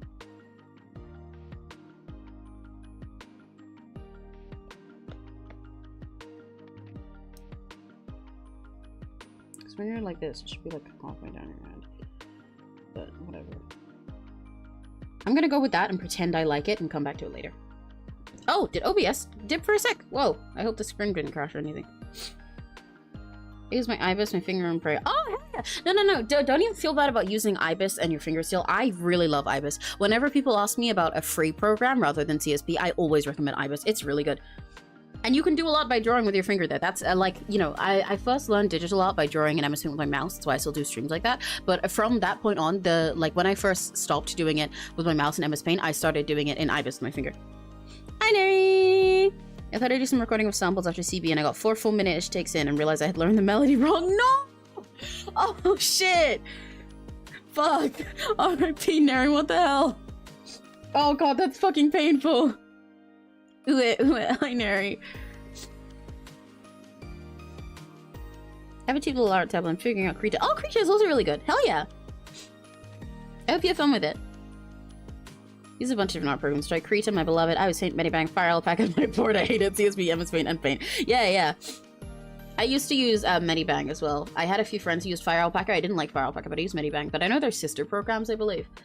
But I like Medibang. That's what I used. So I basically, my general art process is skipping a few little random drawing things that I had when I was younger, when I was like drawing with my finger, when like before I knew stuff like IBIS Paint existed. Like things that was like, here you can draw Paint app for 10-year-olds on a phone. But like, so generally my art program journey went like MS Paint and my mouse, IBIS Paint and my finger, Medibang and pretty simple Wacom tablet, CSP and a similar kind of normal tablet. I think I had a bigger screen tablet at one point, and now it is CSP on my iPad. It's great to do. Wow, I barely draw them. Yeah! Krita is great. We got so many artists learning Krita in chat. We're gaming. Sora leveling his twink skill. Yeah, that's basically what's going on. He wasn't even supposed to be this Twinkie. I was supposed to be drawing him like pulling, tugging on his mask a little bit, but I placed the hand wrong and now I don't want to change it because it would fuck it all up. So now he's just kind of got his hand here, which makes him look extra twink. Because rather than it looking like he's trying to be cool but happens to also look like a twink, he just looks like a twink.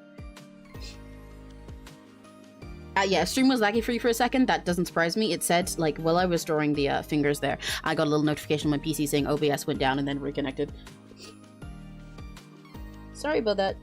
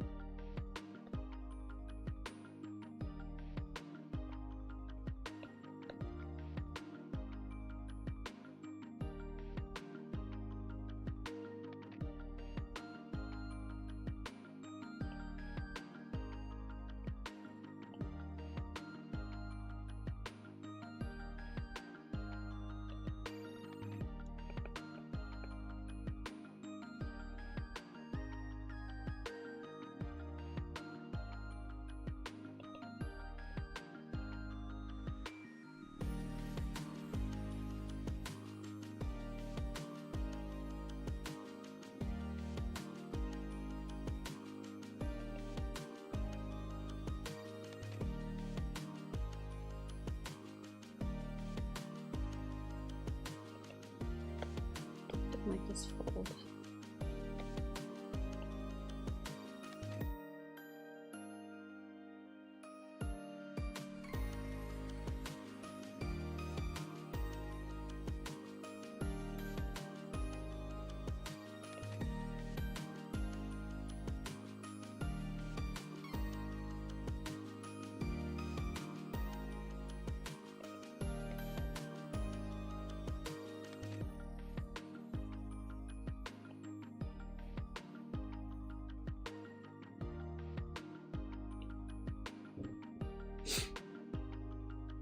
Crit is really good for a free cram. Do you want to pay for it? Yeah, it's really good. So many custom brushes in Krita that I miss with CSP, yeah. But there's a billion custom brushes you can get with CSP as well, because you can make your own, and also there's the entire asset store where there's like a billion million of literally every single thing you could possibly think someone has a brush for. Oh, is their blending brush good? RIP.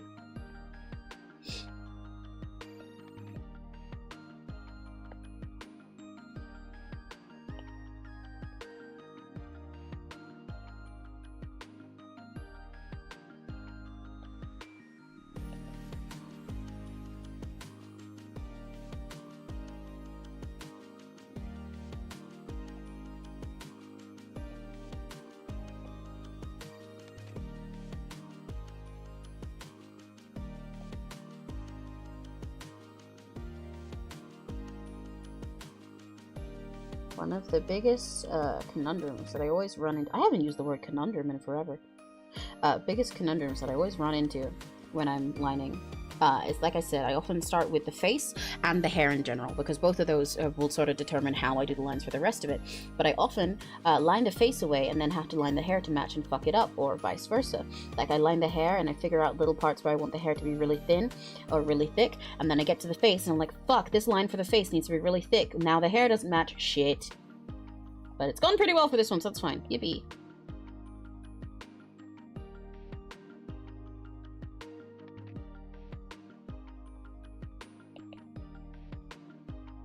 I would like to put like a fold here, as people normally do with masks. It makes sense, but I never like doing that when I'm drawing masks, because then it looks like that's the mouth.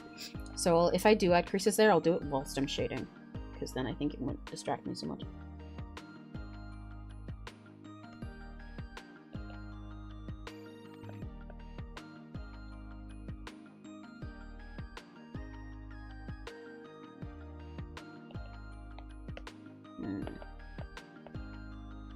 Oh, I need to put my phone on charge. I love artistic people so much, dude. You're all so cool. You're cool too! I love everybody in chat. My chat is so cool. My Rakigachis are so cool. Yeah, you get it, Chris. My mom asked me twice a day and once yesterday if I'm streaming with you. But I said only I'm streaming. We have a little calendar on the whiteboard, and it only says E. I specifically wrote the the N in blue, and the E in pink. So when I write E and N streaming, you can see that it's both of us immediately because there's blue there, but there's only pink and it only says E. What?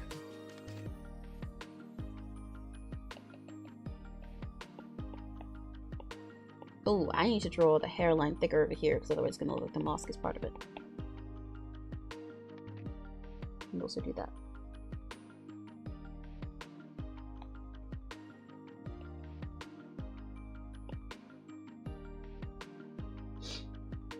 Don't even lie down and get the struggle. Yeah.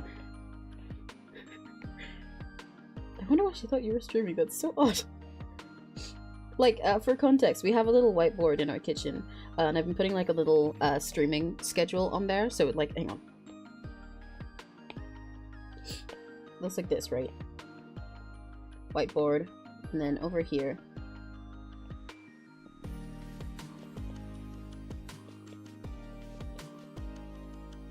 Basically, it looks like this. And so then what I did is, like, for when we streamed on Wednesday, it was like, let me make this different colors so you can actually see.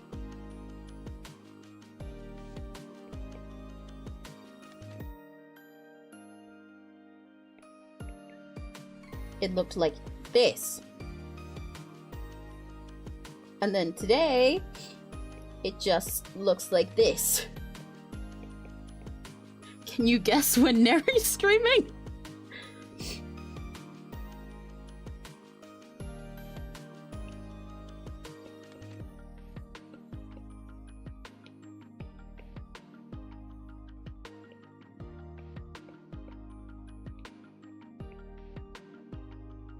Pro life hack for finding that one little dot on your screen that you can't locate, by the way, when you've done something in art, especially in I was almost said MS Paint, in Clip Studio Paint, layer, selection from layer, create selection, then it'll select everything that's on that layer, so you can find it. So, like, now I know that there's only a dot on this layer and it's right there, now I can delete this layer. Helps me when you're trying to figure out if there's an empty layer, because if there is one, I'll go layer, selection from layer, create selection. Selection was not created, that means this layer is empty and it can go. That helps me a lot when I create one for a specific purpose and then forget about it later and then I'm trying to clean my layers up.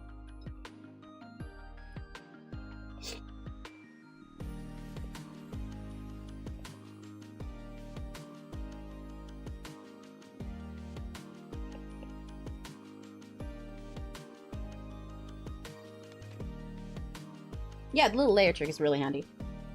First time I discovered it, I was like, oh my god, my life has changed.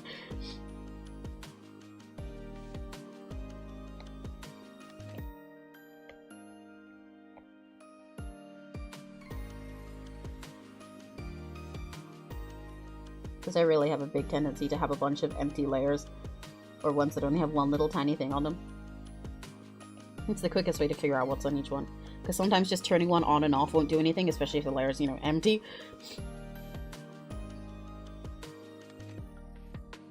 All over the place. I need to learn how to clean them up. Yeah, that helps.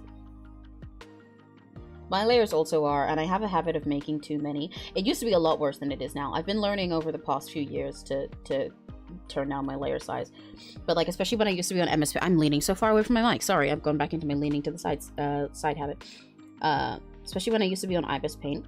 When I was making like Ever After High Edit and stuff, I used to use so many. I would hit the layer cap like every single time. But there really was no need to with the stuff I was doing.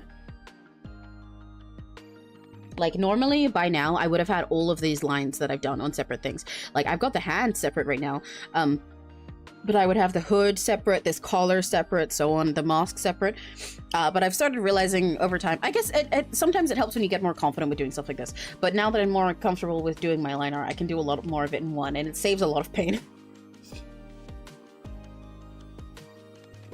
Well, they don't gotta be clean, but like, see, when we say messy, it means it doesn't make sense to you either.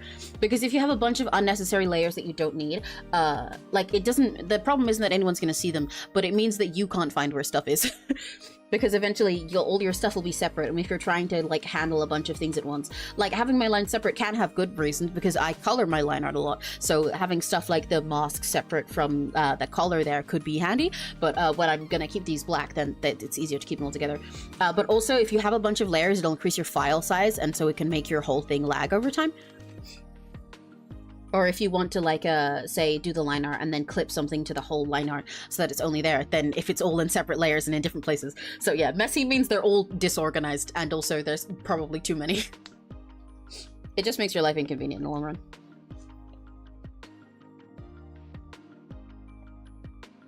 Yeah, everyone still has different ways of doing them, yeah.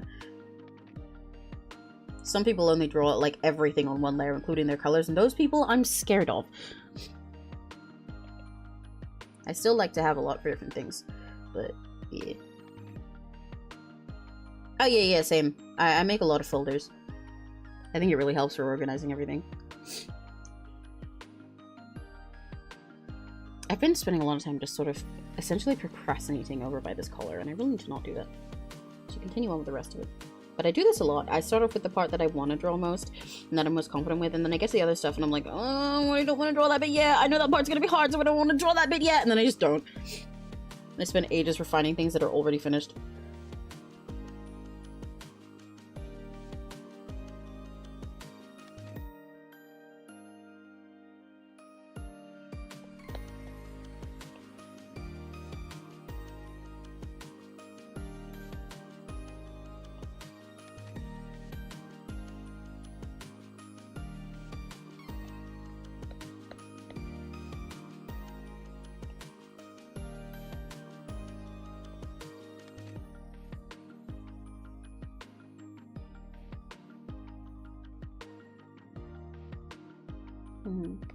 Don't treat these as circles? I don't think I do. I think like a stud shape would make more sense here.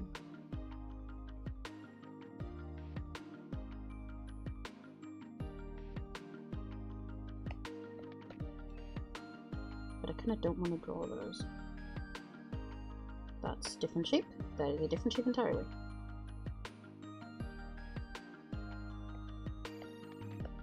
Yeah, I'll do something like that.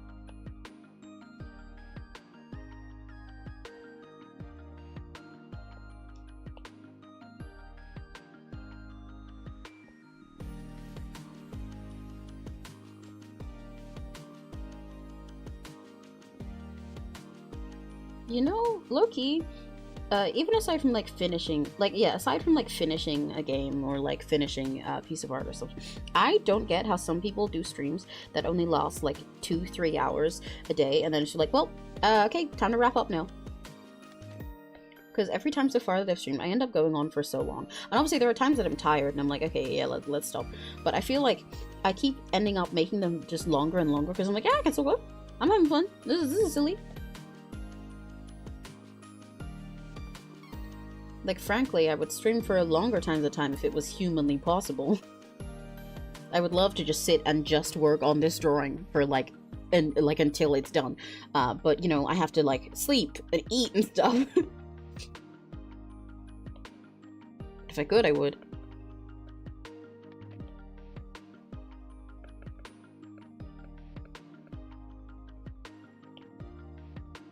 When I cut down layers I use, I like my favorite part to draw the hair to the last monster. Yeah, sometimes I do that as well to make sure that I don't end up doing this procrastination.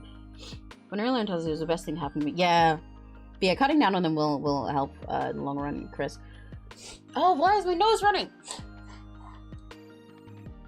Ugh. I'll make gross noises in the mic.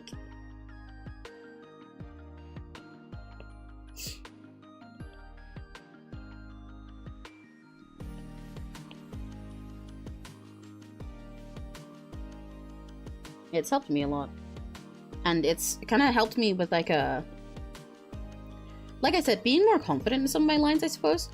Because I've realized over time that part of the reason why I'm making so many things is I'm like, oh, but what if this goes wrong? What if this goes wrong? But feeling less stressed about that is really good.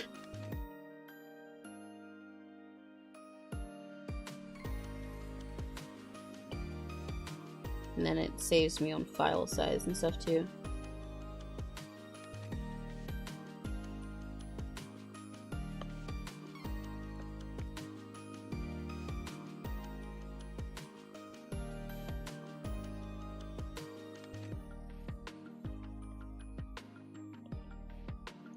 Detail. I'll just do that one. Yeah. I do short stream just because in reality you just can't share your screen. Ah, that makes sense. Once I stream on YouTube, there are 1,000 gonna be long. Hell yeah! You should ASAP, and then we can collab together. / serious.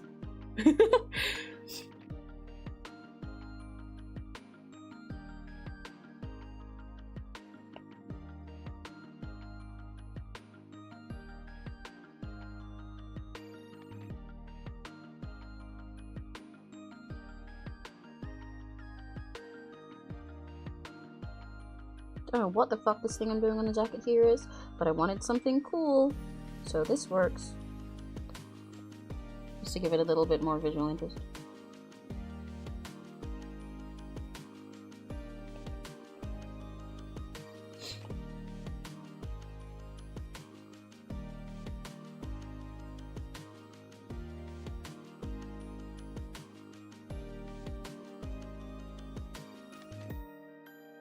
And the zipper somewhere I'm gonna add over here.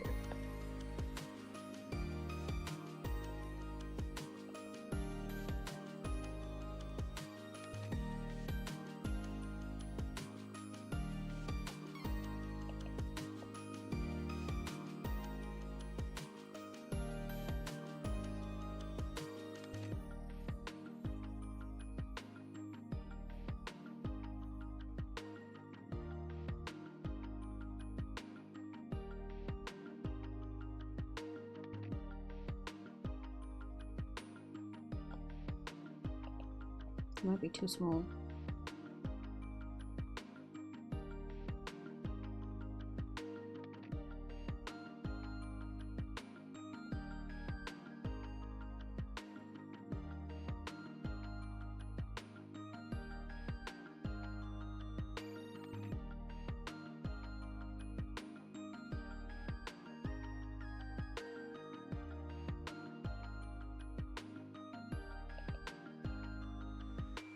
Ooh, that might be too small. It's creating a really different level of detail from everything else. Shit. I don't feel like redoing it though. Let's see how I feel about it in a second.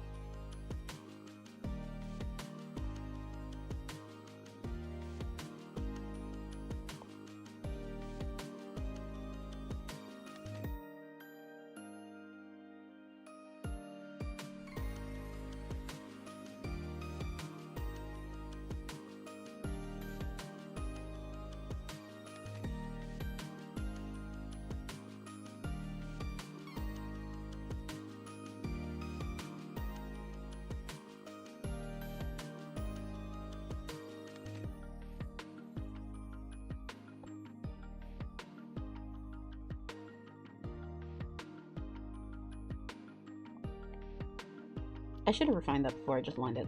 I did not mean to just line that exactly how it was, because that fluff is not how it should look necessarily, but whatever, I'll go with it. I like the fluff being spiky, so it's fine.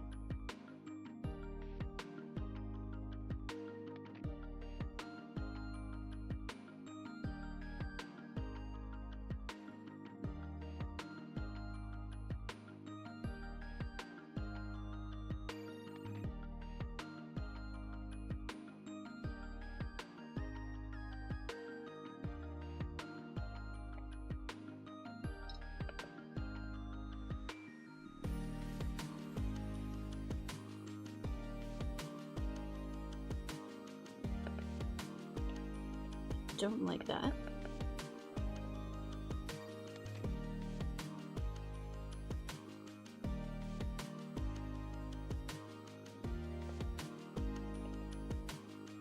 Don't like that either.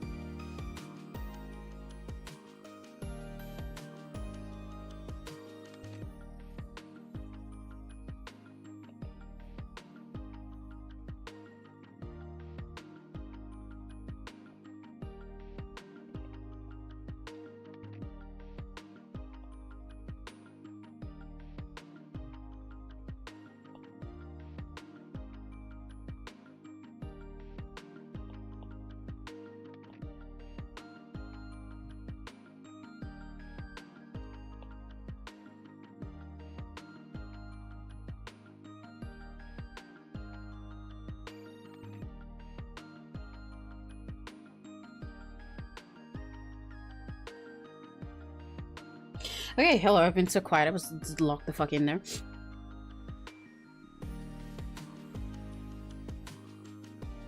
Shows his last words of a long effect, but I was different, but... Eh, what? Eh.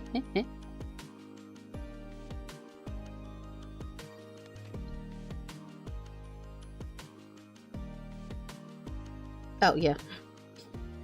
My reservations on YouTube streaming is that I straight up don't have a PC, just my shit laptop, and I have zero cloud works. Yeah, Neri uses a laptop.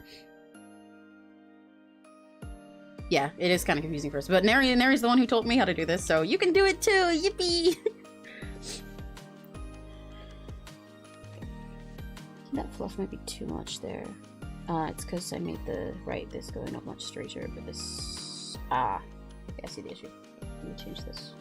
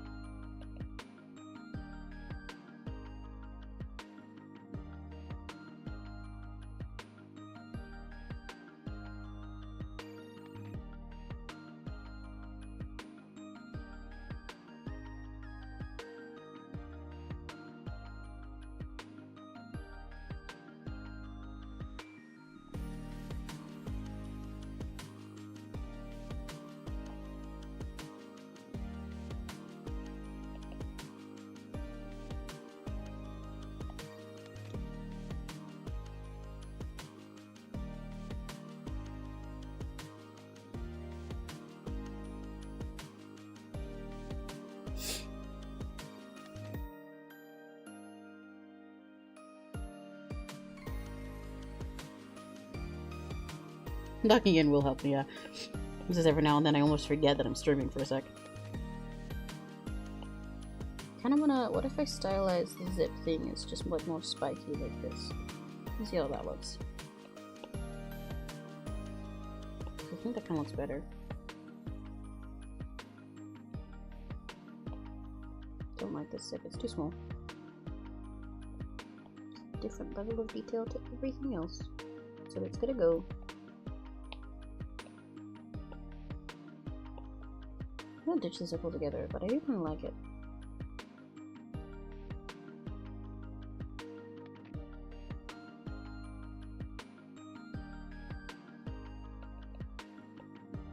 sounds a bit better.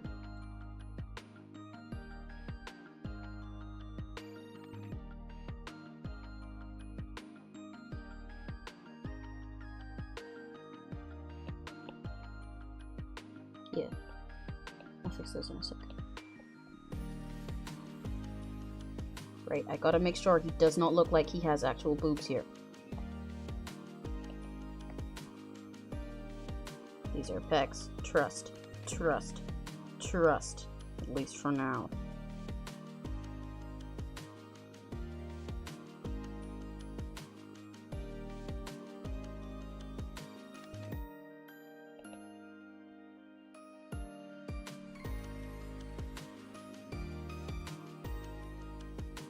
I'm gonna have a great PC so I can stream whatever. I just need to get everything set up. I believe in you! Yeah, I'm kind of in the same situation. My PC is pretty good. That's why Neri and I do our gaming stuff from my PC. Even when we collab together, we'll probably do a lot of it from my PC. He's welcome to borrow mine whenever he wants. But getting around to actually doing it was really what took me so long.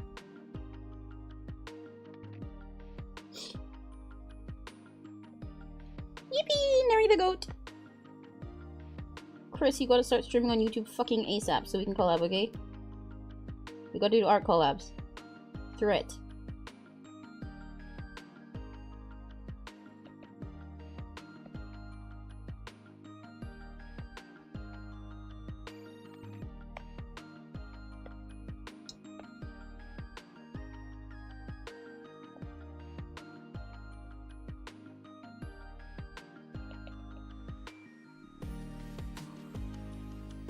Yippee!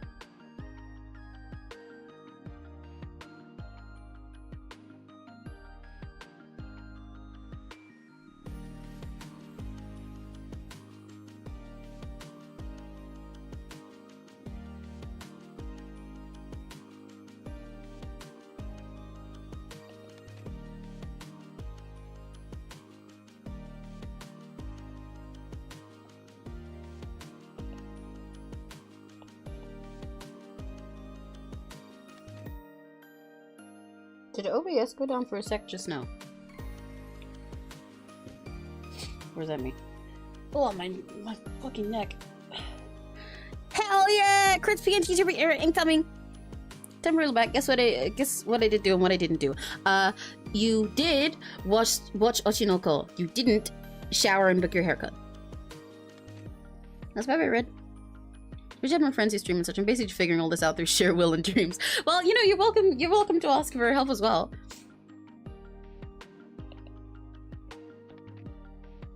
Like having you in my streams.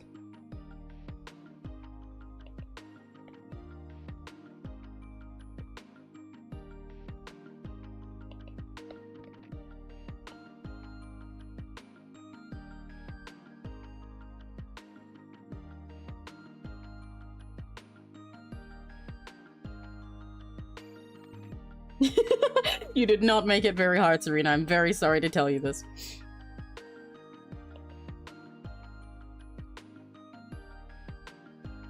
I don't like how I drew much this fur.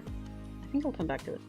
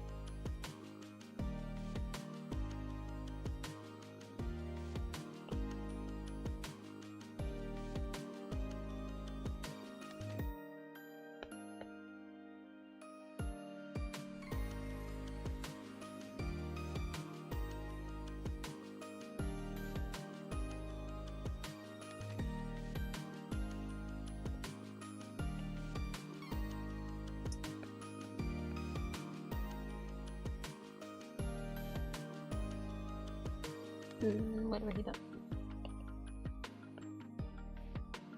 That's why. Because there should be a shirt here. So I can just color that entire part in black, actually.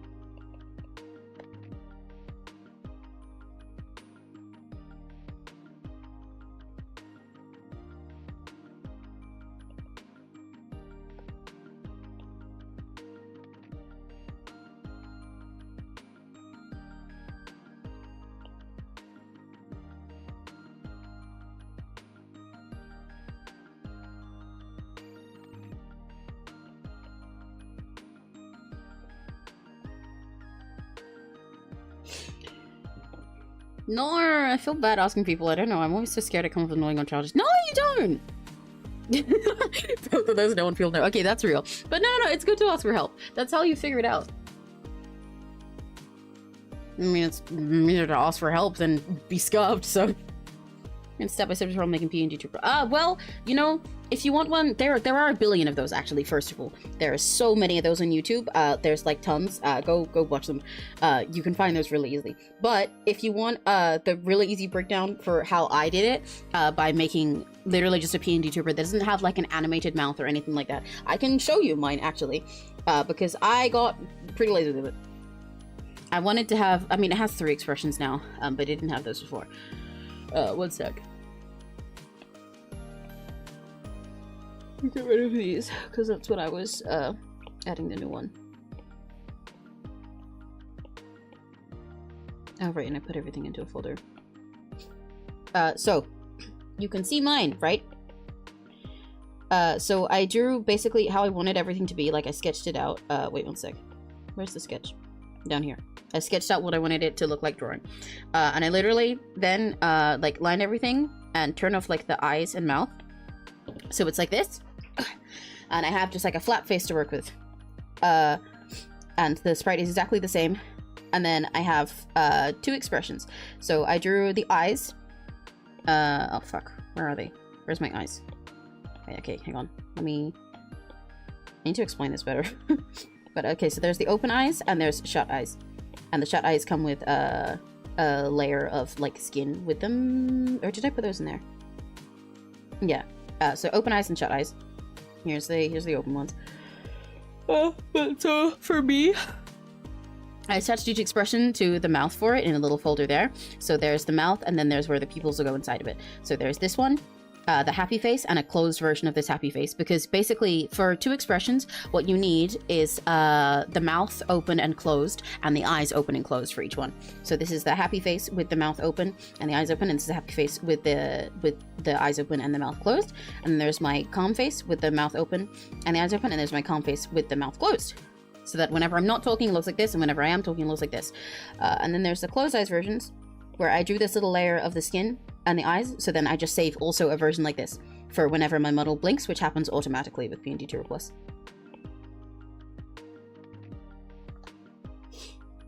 Yeah, creepypasta ME4 without the face. Yeah, so that's the way that I split it up. I had a little folder that has my eyelids in, including like, so hang on, if I turn everything else off, you'll see what I mean here. Like that's literally got like my eye skin there so that I can close over it and make my life easier. And it's fucked up like this. But yeah. To have one like mine, it just has 2 expressions. The mouth opens and closes, and so do the eyes, but I didn't put like a talking animation on it, and I didn't rig anything separately as well. Literally nothing other than my eyes and mouth is drawn, and eyebrows are drawn separately to everything else. Everything else is just one big image. Because for most people, if they want to make one that like moves around and has little rigged parts, then you want to separate everything out the same way you would like with a VTuber model. Like if I was doing that, I would draw like my ears, for example, separately to the rest of my face, and my hair puffs in the back separately, so that they could like bounce up and down when I move. But I could not be bothered to do that because I literally just wanted to start doing this as soon as possible and do anything fancy later. And so this worked. Mine isn't advanced. All I do is make the base of the body and then those separate layers make that. Yeah, literally. That's all you need to do. Just the eyes and the mouths. Ta-da. So even just for having one expression, it would have just been like this. So there's the... and also, most of the time, you don't need to make your eyes move a different way either. I just wanted to do that. I wanted to... Since I specifically designed this one for drawing, I decided to make it so that when my mouth is closed, I'm looking down at my tablet like I'm focused, and then when it's open, I'm looking at everyone like I stopped to talk to you guys. Like that. Because I like the effect that has. But yeah. So if you didn't want to do that, then you don't even need to make the eyes move. You can leave them attached to the regular eyes. Yeah, exactly. That's what I did. I just wanted that, and I wanted a second expression. Because one day I'd love to have like a full fancy VTuber model, and maybe one day I'd like to have a fancier PNGTuber even. But I literally just wanted to start, so I just drew this, and I just gave it 2 expressions. Easy. Yeah, yeah, you guys get it. Like, I just kind of ran through most of this in like a day, just so that I could like have it there. Because I was like, I just want to start doing this already, because I know if I keep waiting to have a good model, then I'm just gonna put it off forever. So yeah. You just need your eyes open and closed for each thing. And then yeah, you just save several images like that. So I can also show you how my, because I use PNGTUBER Plus, there's a few things to use, but I like using that one. I can also show you how that looks. If I open this up bigger. Hello. Now you're looking at the PNGTUBER Plus app. Do I have a filter cropping this? No, I don't. Okay. So the setup of this part, I would recommend watching an actual tutorial for. So you see each one has like 4 images basically for each expression. So I have 3 expressions, so they each have 4, because there's this one where the mouth is open and the eyes are open, so I'm talking and I'm not blinking, and then the mouth is closed and the eyes are closed, so my mouth is closed, I'm not talking and I'm blinking. My mouth is open but my eyes are closed, I am talking and I'm blinking, and my mouth is closed so my eyes are open, so I'm not talking and I'm not blinking. And each one has them like that, and so then when I press a button it switches between each face. Yeah. Oh yeah, VGEN is really easy as well. I think Neri uses VGEN. I don't remember. I use PNGTUBER Plus. But there's tutorials for all of them out there. And genuinely, there are step-by-steps for every single type of PNGTUBER as well. There's a billion of them.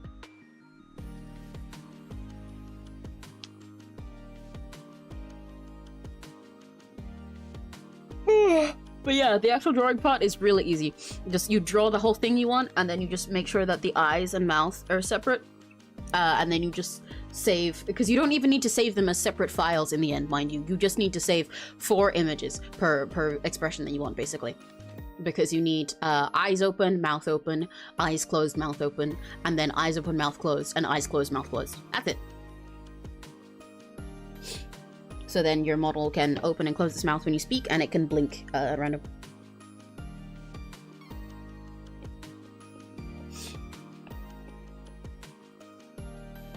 Hell yeah, go for it! I love putting little stickers on the stuff on tablet. I didn't even come up with that myself. I stole it from another PNGTuber. It might be a VTuber actually, but yeah, that wasn't even my idea originally. So go for it. I was surprised how easy it was to be a PNGTuber. Yeah, right? It's crazy easy. I thought it'd be so much harder.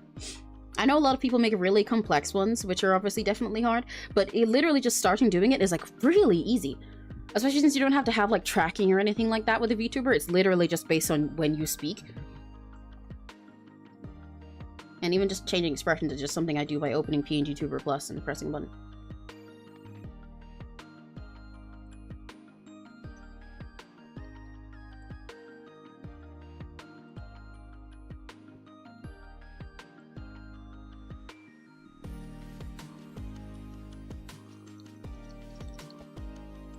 Oh, I'm sipping some water.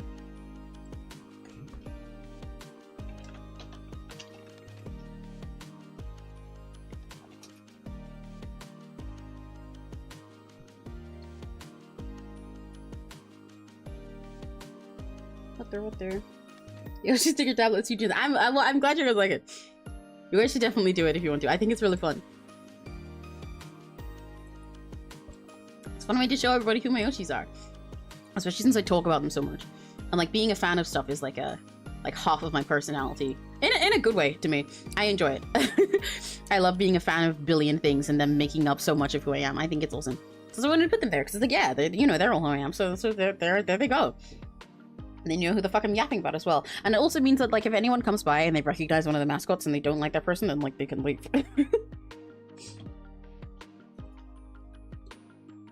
Bean. Okay, keep drawing. So based on how this is going, I have a feeling we can finish. It's 8:30, so I should probably stop pretty soon. But I think I can finish at least most of the line art tonight, and then I'll just color and render on another day. Oh, that's the wrong brush.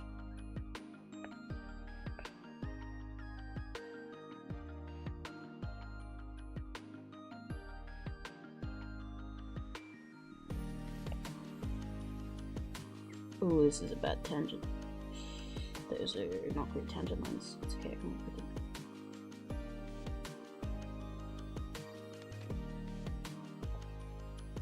Ah! Seraphim will come real, yeah! I'm putting into my VTuber introduction that I'm mega there. I love being fan for hell yeah, no, real as fuck. I think being a fan is so fun.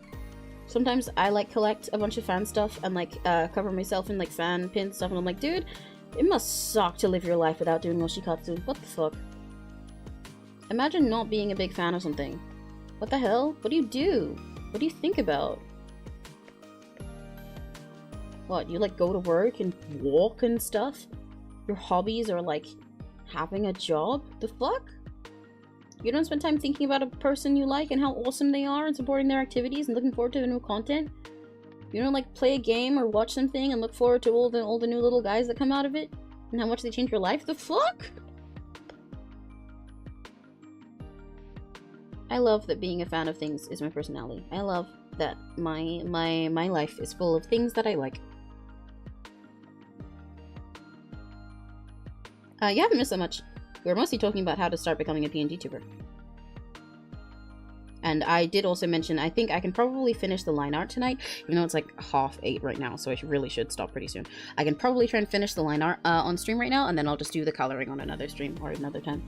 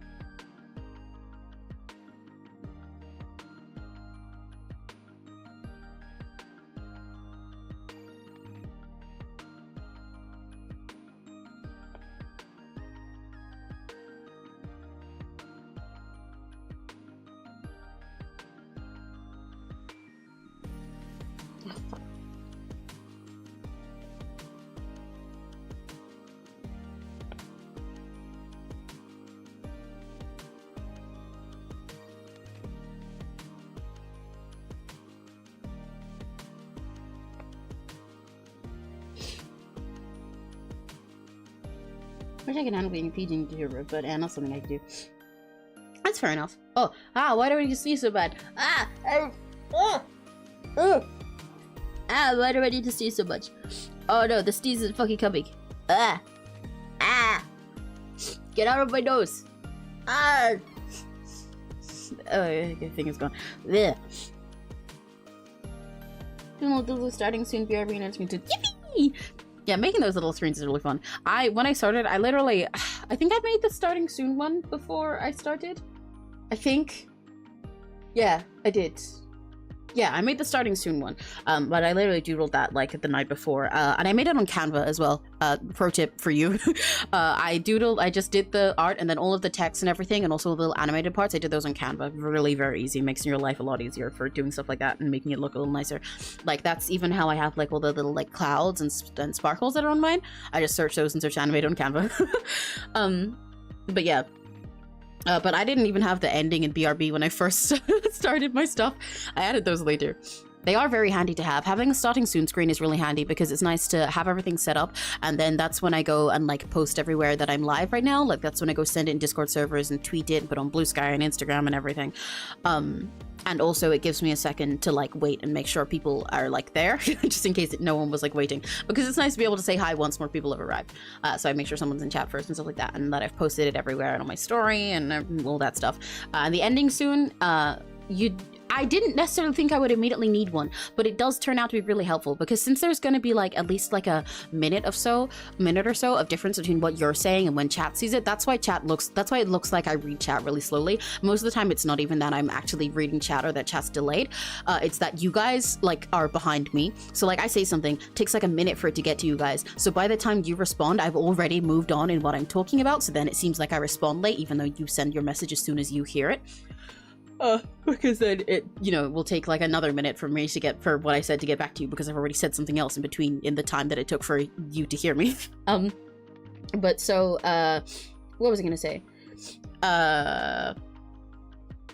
Fuck. Oh yeah, ending is handy for that, because then I like when I'm saying bye-bye to everyone and being like bye bye bye bye bye bye bye bye bye bye bye. I know it's gonna take a sec before everyone hears that, so I do all of that and do all my goodbyes, then I put it on ending soon, so then I can give a chance for everyone to say bye-bye and chat and stuff like that, and you know, say goodbye, and then like have their second to make sure that they actually see that and that it's ending and like everything's wrapped up, and then I press to go off live. Otherwise you kind of end up either just sitting there or cutting it off really suddenly. So those are handy for that. You don't need BRB immediately though, actually. That's the one you'll need least. Obviously, I should use it more sometimes when I do stuff like going to get ramen. They're really helpful for that. Or for when you need to like go do something like take a call or something like that. But a lot of streamers don't end up using their BRB screens much. Because if they like go to the bathroom or something, they're just like, alright, I'll be right back, and they just dip. Or when I'm drawing and stuff, I'll just like write BRB on there sometimes. Because I don't want to look streams ended. Yeah, the other ones are really helpful. I made all of mine. I am a bit concerned when I starting soon screen because I feel like a glitch effect. My friend was like, that might be like a trigger for epilepsy. Oh! Well, a glitch shouldn't unless it's actually like a flashing really intensely. Because it's the contrast that makes stuff an issue for epilepsy most of the time. That it's like really bright and then really dark.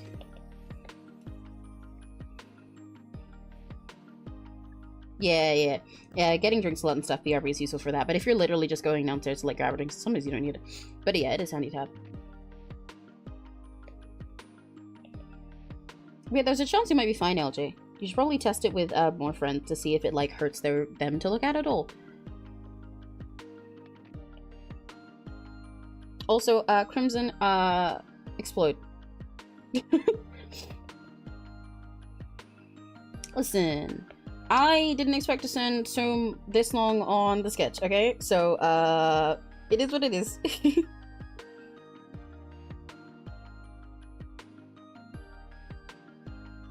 If I ever find the sketch more before stream, and also probably if I wasn't streaming, then I could have gotten through a lot more of this today. It's okay. It just means we get a 2-part Sora stream, and it means that there'll be another stream where I can literally just sit here and color, and it'll be way more fun. And like, it's really fun and satisfying to watch someone render on stream. From my experience of all the art streams that I've watched.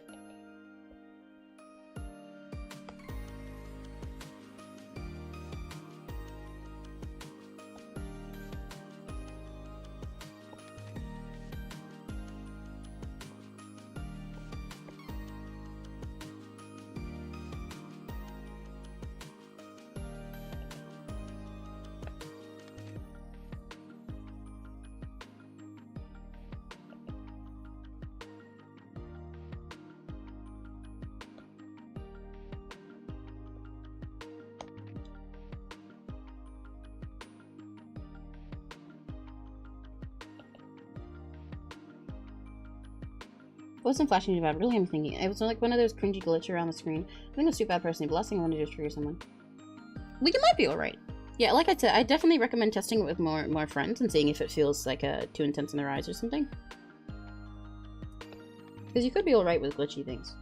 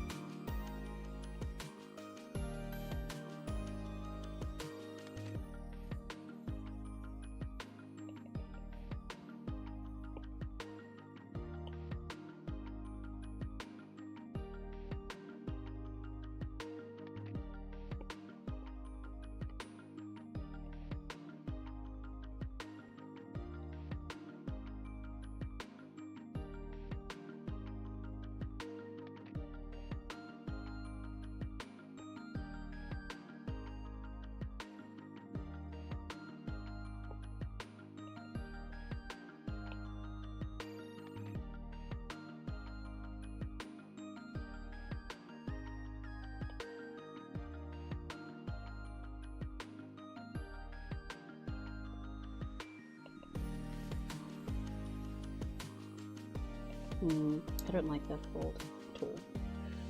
Okay.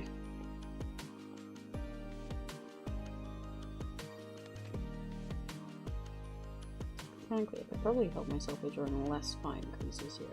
Because this is supposed to be slightly leathery. Yeah, that works. My whole vibes are like Alien, so I started putting some silly effects in it along with a lot of Alien emojis. Actually, one of the funnier things here. Oh, hell yeah! Well, that sounds cute! And oh my god, we're aliens together! Yippee! I have a feeling Gumi would call her cute. Yeah, probably something like that. Probably not quite those words, probably words that were a lot more annoying, but something along those lines. Close enough.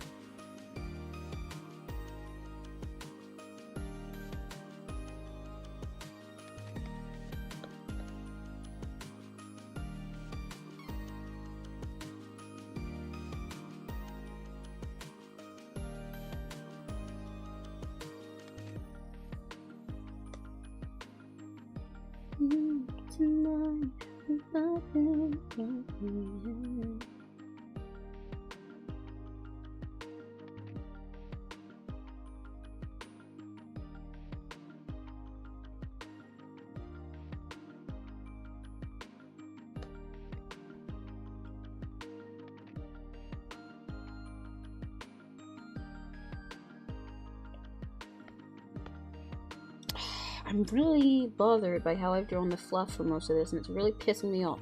I'm gonna, once again, pretend I like it and move on until later. I can always come back to it. Oh, I think part of why I don't like it is I did the hood fabric so much less detailed than the fur. Okay, that makes a lot of sense. Let me ditch that. Super photos. Yeah, that matches better. Okay, cool. Nice to know.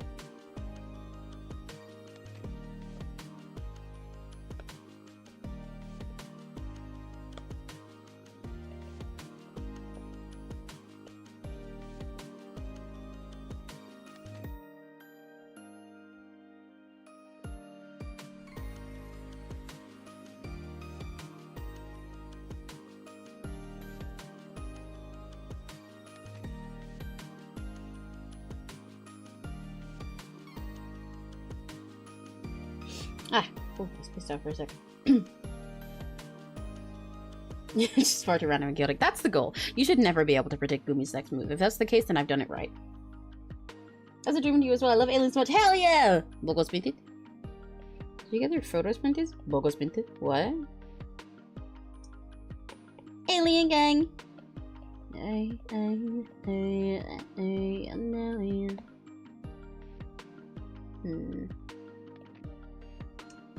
Don't like this. Must be one line.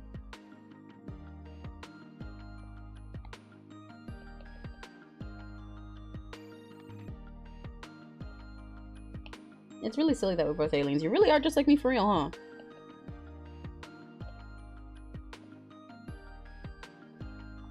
It's very funny how much stuff about myself I can say and you're like, yeah, me too! Yeah, me too!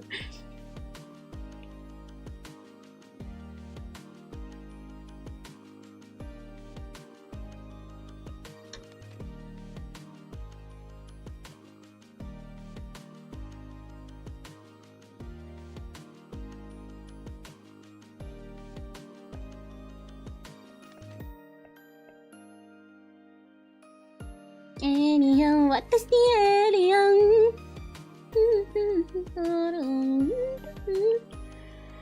Oh, I fucking hate your chain necklaces. I really hate your chains. Ah.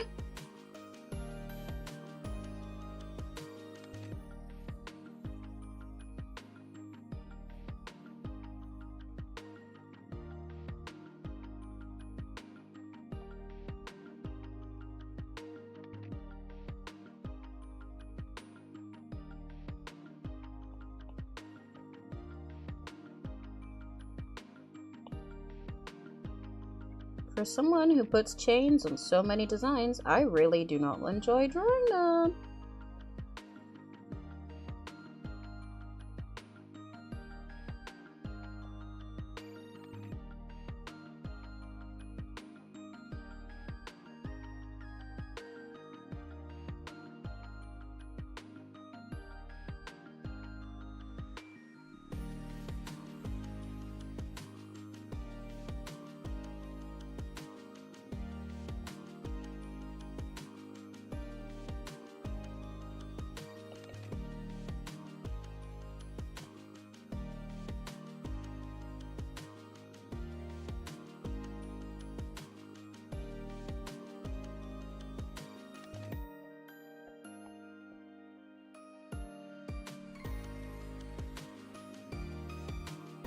Come on. I'm almost free of the chain. I'm almost free of the chain. I'm almost free of the chain.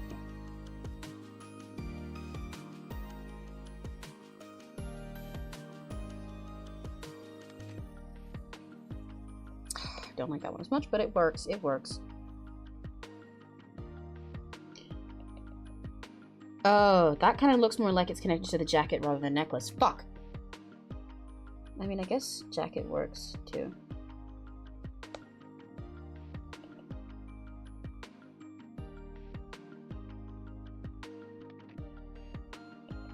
I'm kind of fine with it seeming like it's hooked to the jacket, to be honest. Maybe I'll add a thinner one as well, but that would require me to want to do that.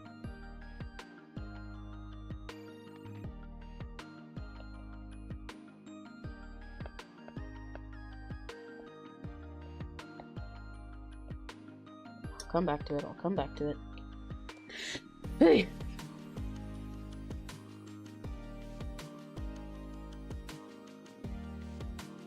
It's so insane to me. I was thinking during Alien when I started streaming stuff. Oh my god! I almost was a ghost actually. Oh, I love ghosts. But then I was like, nah, I'm definitely an alien server because that's real. That's kind of why I went for Alien, because I was, the cow thing was a part of my design long before any of the alien silly, spacey stuff was. And in fact, it wasn't even this colorful at first. My original design, I went for the cow thing because I was deciding, I was deciding a Sona long before I even decided I wanted to be like a VTuber, and everything. It was just going to be a Sona to use for like, yotaite stuff and things like that, and possibly VTubing and just my art in general. But I was deciding what I wanted to do. I was like, I want to be some kind of creature, maybe some kind of animal. And so with my friends, I was like, well, you know, I quite like cow print stuff, and I have huge tits. So I guess I'll be a cow. I'm being like dead ass. That was the reason. I was like, I think cow print's pretty cute. And I have big boobs. I have cow tits. And I was like, well, yeah, and I could go for like cowgirl theming, because like cowgirl stuff is cool, especially because at the time I wore a lot more. I still do wear like alternative stuff in like the punk sense, I like things that are a little more gothic, but most of the time I actually wear a lot more decora and things that are really colorful. But at the time I was really leaning it harder into the edgier side of my things, and I was like, yeah, you know, I like edgy stuff, but then also like little splashes of color. Like I like streetwear, and I like things that are all like edgy and studs and stuff, but with like a bits of like my hot pink and all my colorful things. So cowgirl stuff works good for that, because I can do like all this like black cowgirl stuff with these spikes and add my little colorful bits. So that was my original aesthetic, actually. Yeah, that genuinely was the whole thinking behind it. And there was also, I was actually also a demon for a while. It was like a cow demon thing with like a cowgirl aesthetic in the outfit. But they didn't really blend. I mean, to be fair, now I'm a cow alien, and that also almost makes sense. But there's a reason for this, so it makes more sense. it was just kind of there because I liked being a little edgy with that, and I thought it'd be fun to fuse them because, like, you know, cows have horns, so they had like these big funky horns. But basically over time I sort of like refined it bit by bit, because there was like a lot of parts of the design that, like, when I look back at it, I really hate a lot of things about my old design. Even though without that I couldn't have gotten this one, so it's fine. But yeah, like there was stuff like I didn't like the big like horns I'd gone for that were more demon and a little bit more bull, and they were just a little bit weird and hard to draw at different angles. And there were things on my design that was like, okay, this is hard to look at when I'm next to other like your titles and stuff. Whenever I join collabs, this one looks like really extra out of place with all of the black on my design. I need some stuff that's lighter. I'm like, okay, I like all these little colorful things, so I want stuff to be a little bit more colorful. I don't like all these dark tones. Okay, maybe I'll ditch some of the cowgirl thing. I don't think it really suits me all that much aesthetically, as this stuff is like this and this. Oh, this thing's a little bit too edgy. Slowly the demon part I sort of ditched over time, because I was like, yeah, I like these big edgy wings and stuff and these horns, but they don't really fit in as much. I actually used to have cow legs instead of human legs. I still draw that on my Sona sometimes. It really depends. It sort of varies back and forth between whether I want that or not. But yeah. And then I could not tell you the exact point when the swirly horn thing started, to be honest. I started changing it up to go for like the vitiligo pattern instead of like a normal black cow print pattern eventually, because I was like, it kind of looks easier on the eyes that way. Like, because I would love to wear cow print on my designs, but since my skin is brown rather than like being pale, then if I wear like black and white cow print on stuff, it looks really stupid, unlike a lot of people who do cow themed sonas that can have black spots and then have like black cow print on their stuff. So I went the other way and I was like, okay, I'll make the spots the lighter part, then it looks more like my own skin. You know, it looks like vitiligo but also still looks like a cow, so it works better for when I'm next to a bunch of other people who are human. And I was also at the time constantly taking away parts of my design to be like, yeah, if it need be, if you're putting me next to normal people, you can remove this and this and this part. And that sort of ended up with me coming to things that were more simpler that I liked. And then I think at some point, I don't remember if I fully decided the alien lore when I was designing it, or if I decided it kind of after I went more silly and colorful, but then I was like, well, rather than just being a cow demon for no reason, I really like the idea of characters. I love it when people make characters or sonas that like are dimension travelers, specifically because they like a lot of fandom stuff. Like, for example, I was thinking about Amelie and how her whole thing is being the multiverse monarch. She's like a villain in like multiple different fictional universes. She goes between them and becomes the villain that they need because she used to be a hero, and that ties in so well with her being a voice actor and a famous cover singer and stuff like that, because then it makes sense that she's in all those different worlds because she's like that. So I wanted to do that kind of thing. And so I was like, well, what if the idea is that I like eat up all the things I like in different universes? I eat up their different like tropes and stories and stuff, and then I convert them, like I steal that creative power and I make it my own, so I can transform into those different universes when I'm there, but I basically just like swallow it. And then so I was like, well, what if the whole gimmick is that like I started from like one of the most like basic corny little tropes that you only see in things that are like joking about it nowadays, which is a cow being abducted by an alien. A UFO abducting a cow. So I'm an alien cow because I was trying to, like, the actual artist that is human me, was like trying to write some story like this. I think I've changed that part around a little bit now. I kind of took the human artist out of it, but I'm fucking with it still. Was like desperately trying to come up with something new and creative and running out of ideas and tropes, and they wrote something like that while in like a sugar fucking rush, and it went horribly wrong. And instead of an alien abducting a cow and all that happened, the cow abducted the alien. By that I mean the cow ate it. Because I like eating everything that I can't. The cow was sitting there and was bored of this super chirpy life, and you have to picture a UFO coming over to where this cow is. Like, so imagine there's a little cow. This is our little cow. Don't worry about it. This is our little cow.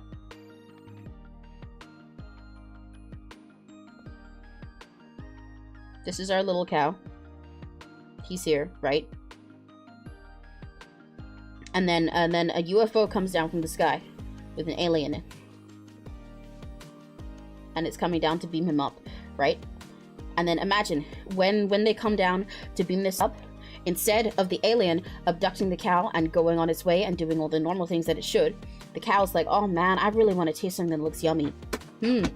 What the fuck just fell down off my wall? Okay, my photo frame fell down. That's not good. That looks yummy. And the cow just opened up its mouth. And the alien was like, what? I went, And the cow went, oh, nom, nom, nom, nom, nom, nom, nom. And the alien went, what the fuck? What the fuck? What the fuck? And then everything exploded in a billion colors and a big... and they fused. And that created me. And now I hop between dimensions, turning their tropes inside out and turning them upside down. Because that's a lot of what I like to do when I design characters. Like even for a big idol thing that I have planned in the future, one of my favorite things to do is I'll be like, well, I want a group that does this, but everyone has a group that's like that. Like say I want a traditional group. I love traditional Japanese groups in like idol projects have multiple groups in them, but there's so many of those. I feel like I should do something else rather than just make a normal traditional Japanese one. So what if I make one that does every other kind of traditional music? Yay! So now that's my job, to hop between universes and turn their tropes inside out. Hi, Alma! Hi, Alma! Hi, Alma! Hi, Alma! Hi, Alma! I didn't see you. Hello! I'm glad you guys find it fun. Yippee! Yeah, it's really silly. I was actually stuck over that part for a while because I had the whole like artist fucking up thing and the trope thing and the cow and alien part, but I didn't go quite right. And then I was like, oh my god, I can literally just make it. Instead of coming up with all these bullshit reasons, I can make it just silly by just flipping it around. Rather than an alien abducting a cow and then something happens that I need to fine tune, I can literally say that the alien, instead of the alien abducting the cow ate the alien. And then that's it. And it's really silly. For the longest time, I used the character in my personal sim before I made them a character. Yeah, I was kind of like that. I went from streetwear to Yami Kawaii, which is on my island stuff, and then I was like Tenchi Kawaii. Yeah, I had a lot of long journey with that thing.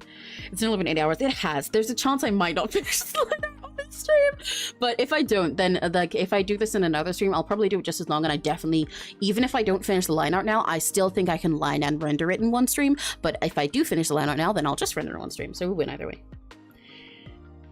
Heritage from Hanataba original concept changes since I want to reuse it. Oh, that makes sense. Pretty cool and fun. Woo! Hi, Yama. I'm actually freaking stimulus hard listening to. I'm glad. I'm really glad. That's the goal. I do want to make a little animated backstory lore thing sometime because I think it'd be really funny to do visually and see my little transformation. And that's why little tangent. But so my design is actually specifically made so that it can change all the time. It'd probably be easier to get all of my photos of this rather than open everything, but I don't know where the photos are, and I don't want to go through my camera roll while I'm on stream, because that sounds like a bad idea. But let's go to this thing that I was using at one point. But so, like I said, since I go to other universes and turn their tropes inside out and like gobble them all up because I like eating things that can't be eaten,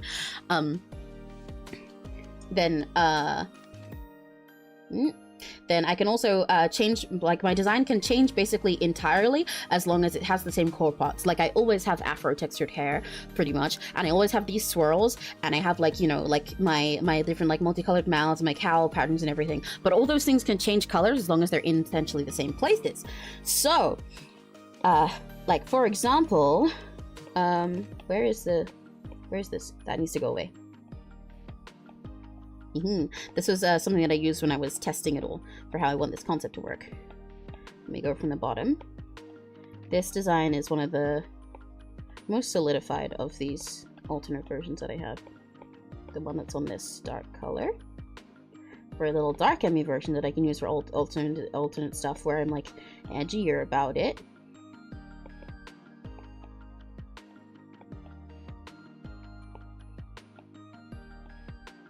Ta-da! So like I could look like this, but that's still me, and you know you can kind of still recognize it as me, right? Even though all the colors have been swapped out, because the swirlies are still there, but they've changed the color pattern. And my eyes still have like, you know, like the cyan part and the yellow part and the pink part, but they've changed color, but still kept the same stuff. And I can change style and hairstyle entirely. So when I go to different universes, I can change entirely with them.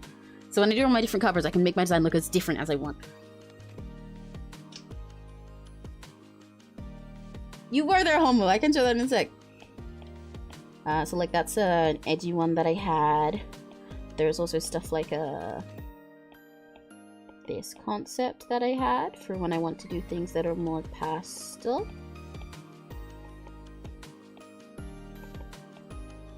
Ta-da! And like this is still Emmy. Or I want to be more mature and more serious.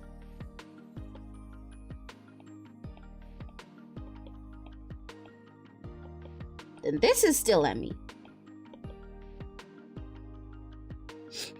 And is this the Miku one or is it the other one? I can't tell.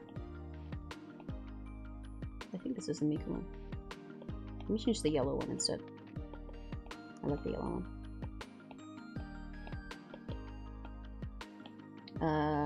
Where the fuck did it go?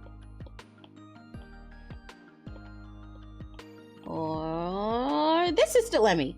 And they're all still me. Yeah, and there was one more in this.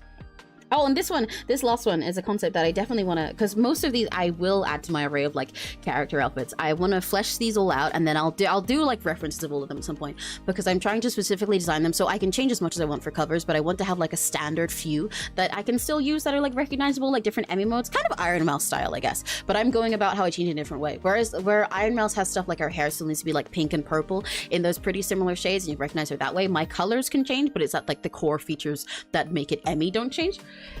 But I'd like to do this one specifically for when I want to be well, like a punky and grungy about stuff, rock kind of things, and because I like having one in like all the different colors I like as well.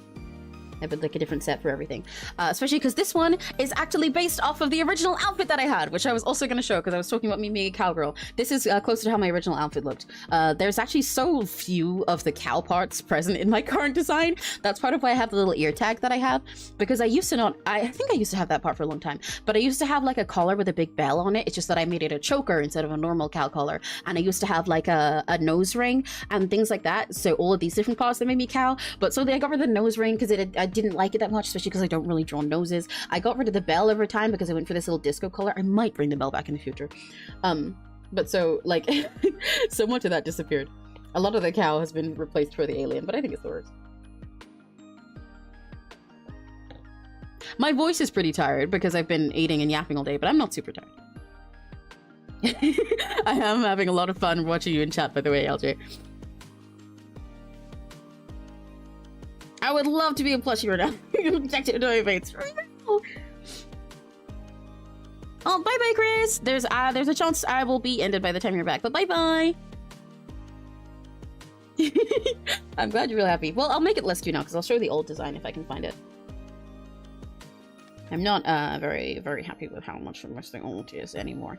But let me see what I can find. If these would load, that would be awesome. Oh, I do have my core design as well, because I've sort of changed. There's a... Actually, this file is one of the ones that I want. This is sort of my default design at the moment. This is the one that's using my PNGTUBER, but actually, I'm probably going to start using this as the main one, actually. But before that, my main design that I use as refs at the moment looks like this. I need to update it, actually, because I'm not super happy with everything on it yet. Still. Oh, and this is also out of date because I've changed all those brown black colors to be purple black, because I used to have like a brown shade of black as my main thing with my cowgirl stuff, and then I updated it, but now I've changed it to purple.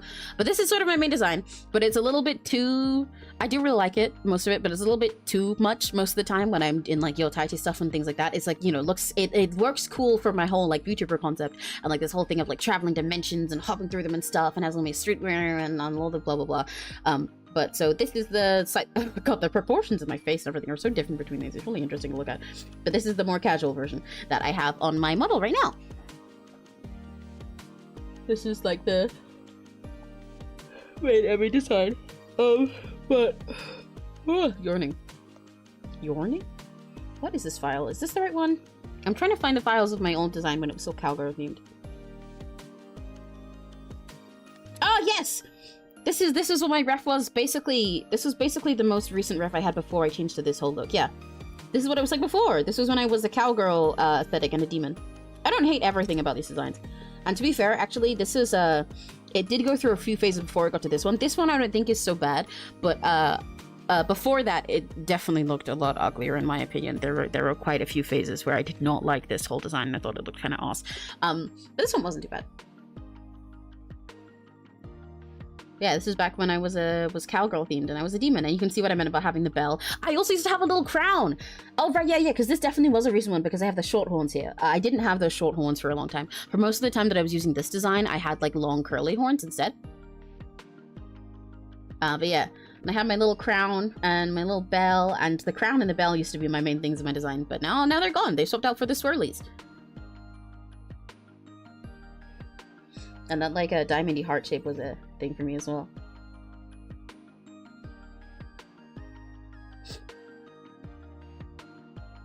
Yeah. Yeah, this was old Emmy design after several updates. Like I said, it did not always look like this. Do I have the old ones in here? Might. Oh, yes, this is closer to some of the older design. Yeah, I used to have curlier horns like that.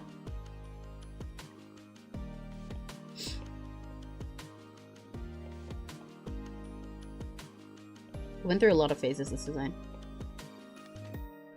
And there was some of the early stuff. I did like this one. I liked this concept a lot. With the, what are they called? These pants? Were they're not pants?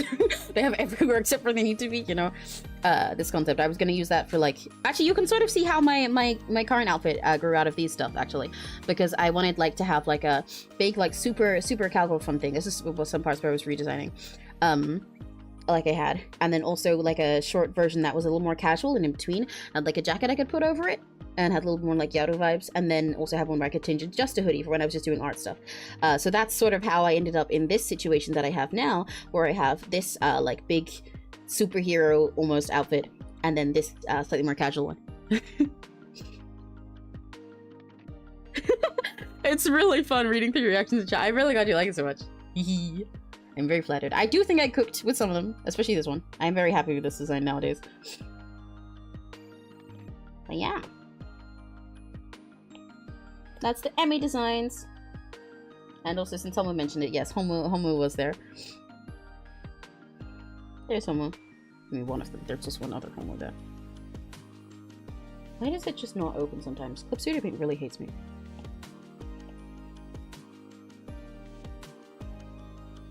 There's Homo. There's Homo who's in chat. Homo mentioned. Homo mentioned. Homo mentioned. Homura P.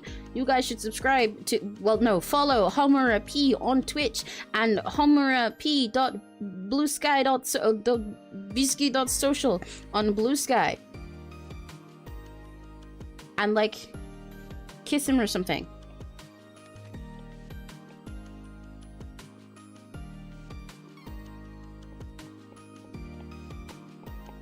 I gotta make sure not to do it. Genuinely, like I said earlier, if I could keep doing this until like 5 a.m, I would. But I can't do that because I need to make sure that I sleep at some point, and I gotta go eat my dinner at some point. And also, like, Neri's mom needs to sleep.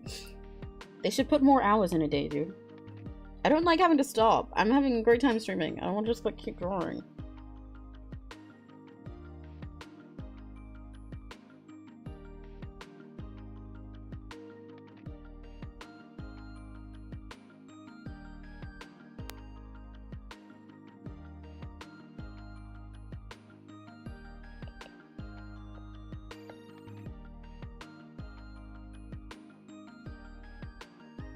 Yeah, it took quite a while for me to start being the alien cow thing that I am now, but I really like it. And I think it's really funny looking back at all of it, and also looking back and seeing how the whole like alien part wasn't initially there at all, and the cow part was literally just because I was like, I mean, I have big boobs and I guess I like cow patterns. I could do like a cowgirl outfit, I guess.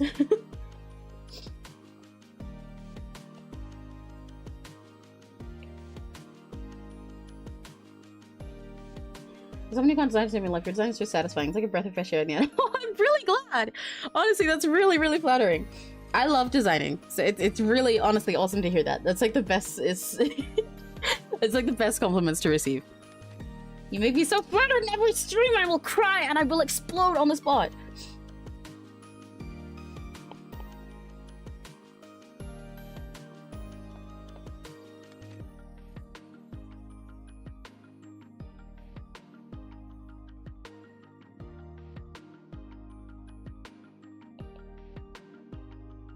I watch you forever. I'm literally sitting here vibing. Yay!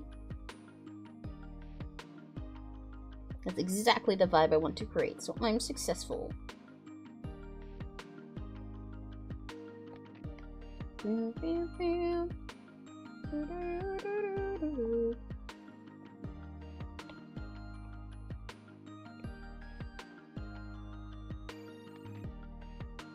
Whenever I use the curve tool in another program, I instinctively go to use it the way that it works in MS Paint, and then it doesn't work like that, and I'm like, what the fuck?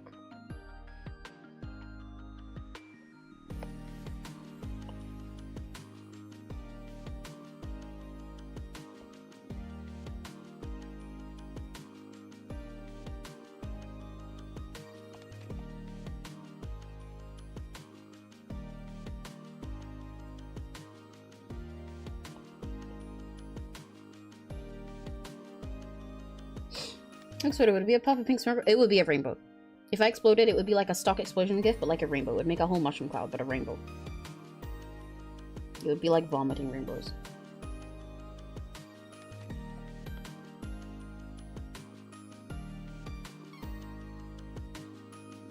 It would be like, you know, it would be a sonic rainbow. That's the best way I can put it.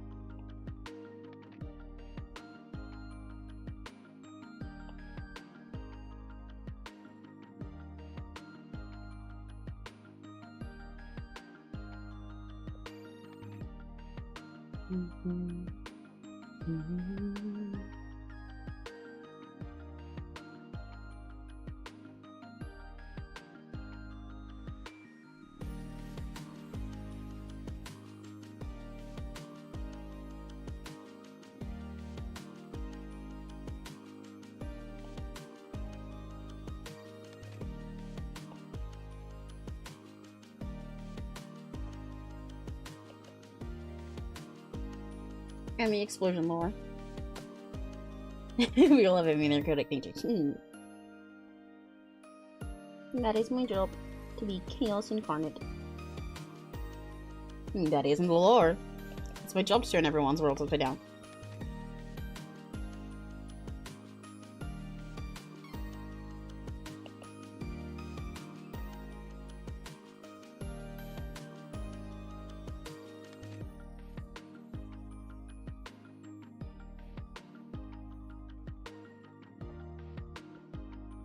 Ooh, I need to fix that up before I line it, because that's not very straight. Then again, I guess Sora isn't either.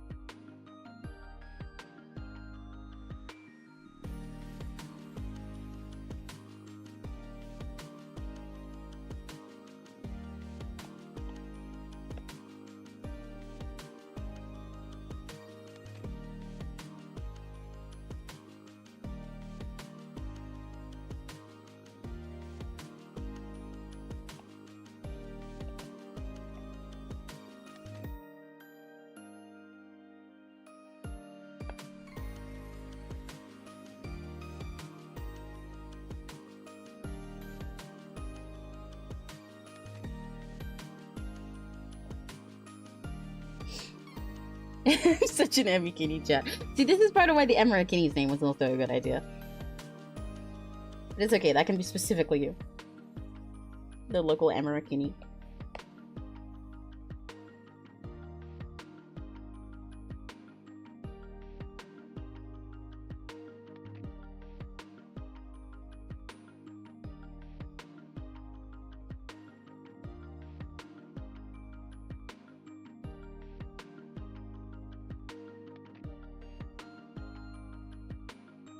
Still Emikor. That reminds me, actually, along with deciding the tags and stuff that we've gone over today, and like the fan name and things like that, I really need to figure out Oshi marks because I used to put in my bio the emojis I'd use all the time would be like I showed you before, like the bell and like a crown or stuff like that, but now that doesn't really work so much. Really, nowadays, the main like thing that's obvious to recognize about me is the spirals, I suppose. So I've been using that swirly blue emoji in some of my bios, but other than that, I don't really know what to do because all the rest of the things that are like very Emmy aren't really. They either don't work so much as emojis, or they're just like there's things that work, but they don't feel like. They're not like in the right shades. Because even that swirly emoji, the like spiral emoji that goes like this, it bugs me that it's dark blue. That's like the one fucking color I don't have in my design. Because my thing is all like pan colors. It's all the cyan and yellow and pink. And then also with my favorite like hot reddish pink. But then also I have like a dark purple in place of all the blacks in mine. Dark blue is the only thing that doesn't work. And I use like the yellow star a lot because I do have yellow like starry stuff like that in my design, I guess. But then my only other option is to just like use like pink hearts and like rainbows. It's really tricky. Yeah.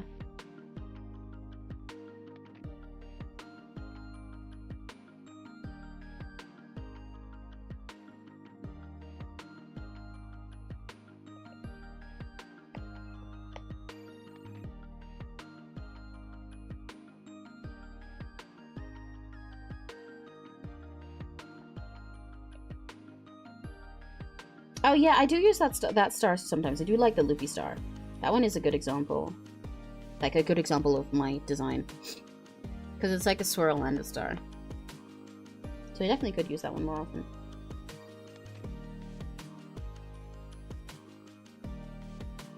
Yeah, they need more emojis. They need more from me. They should let me design them. Just turn the goddamn swirl to be pink or something. At least make it cyan. Make it teal.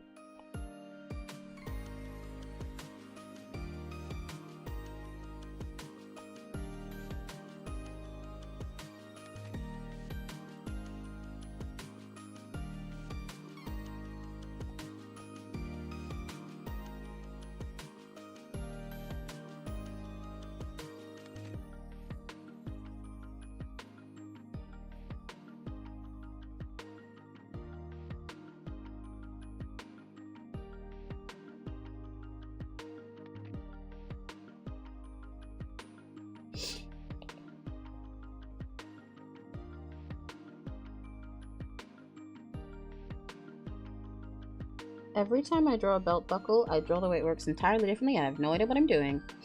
But it looks like I know what I'm doing, so that's fine. We pretend.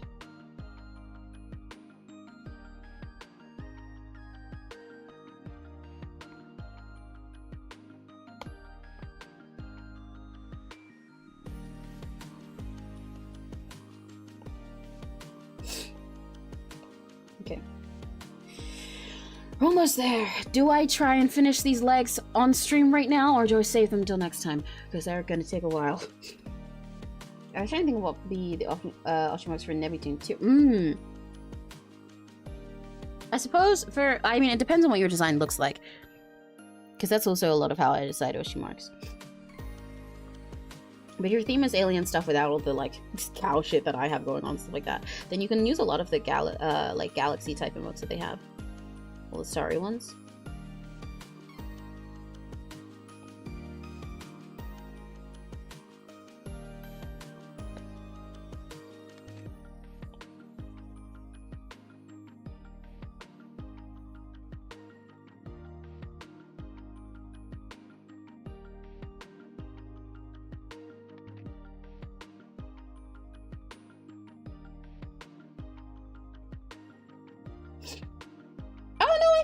cute. I think they make a cute little combo. I've seen a lot of YouTubers that have 3 instead of 2. And like I think they look all good together. I think it's a nice range.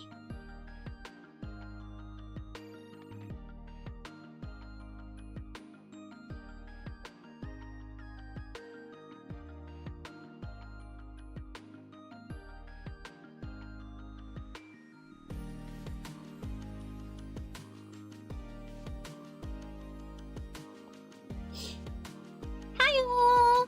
Hello! Welcome! We doing line art.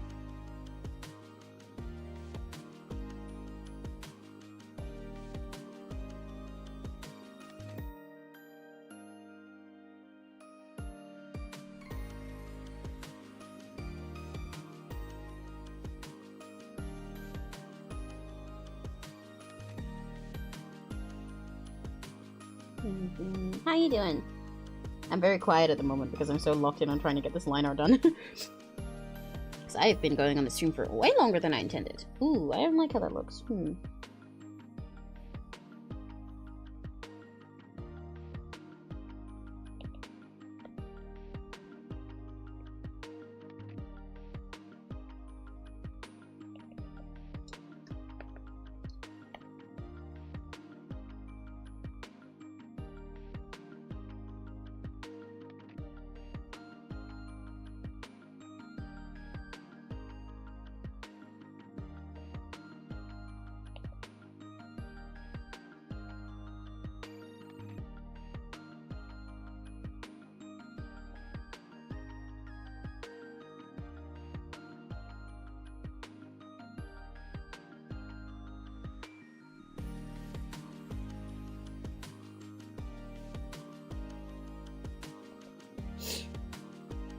How's streaming so far? It's been good. It's been chill. I spent a lot of time yapping and changing up the sketch a billion times earlier when I could have been lining.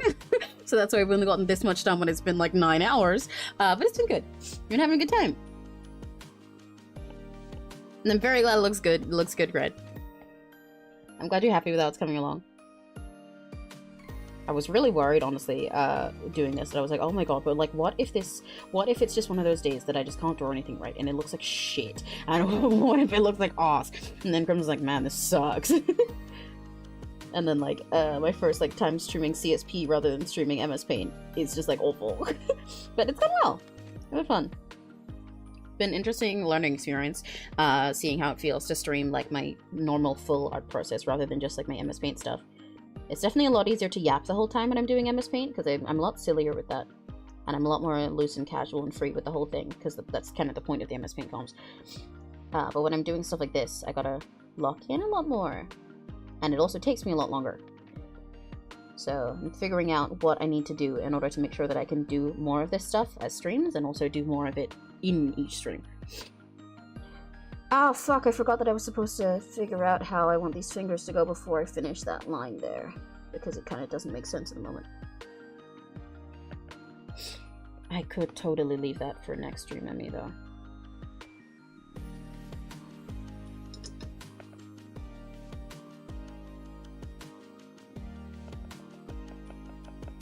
I don't want to finish drawing that hand right now. I really don't want to finish drawing that hand right now. I really don't want to finish drawing that hand right now.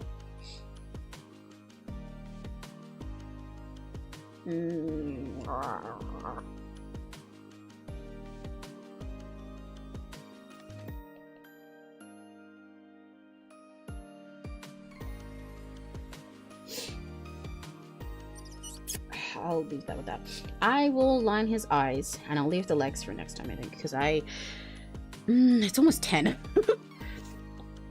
Maybe I'll try going another half an hour, I'll see. And if you get 0 from you. You totally can commission me from 0 if you want. I mean, I'm not gonna say no more commissions. What's on this layer? Ah, I need to stop sniffing into the mic. I don't know why my nose is running so much today. It's really bothering me. It's really interesting seeing, did I put a filter on the iPad? Let me see. Because I had filters on it before. No, I didn't even put a filter on it. That's just how different the contrast is. Because right now I have the sketch at like 22% and I can see it perfectly fine. It's just kind of pale. But for you guys, it's just like gone entirely. It's really crazy to look at. It just like disappears. Why? I don't like making sticky noises.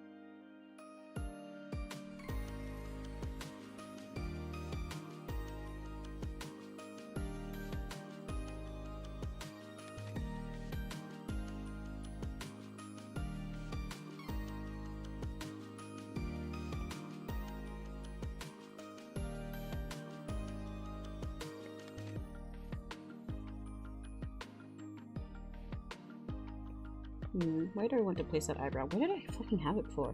Is it even there?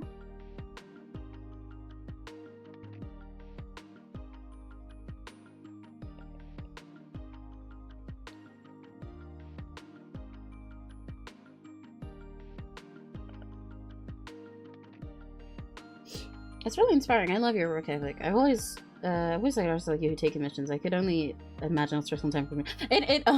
Well, yeah, it kind of is.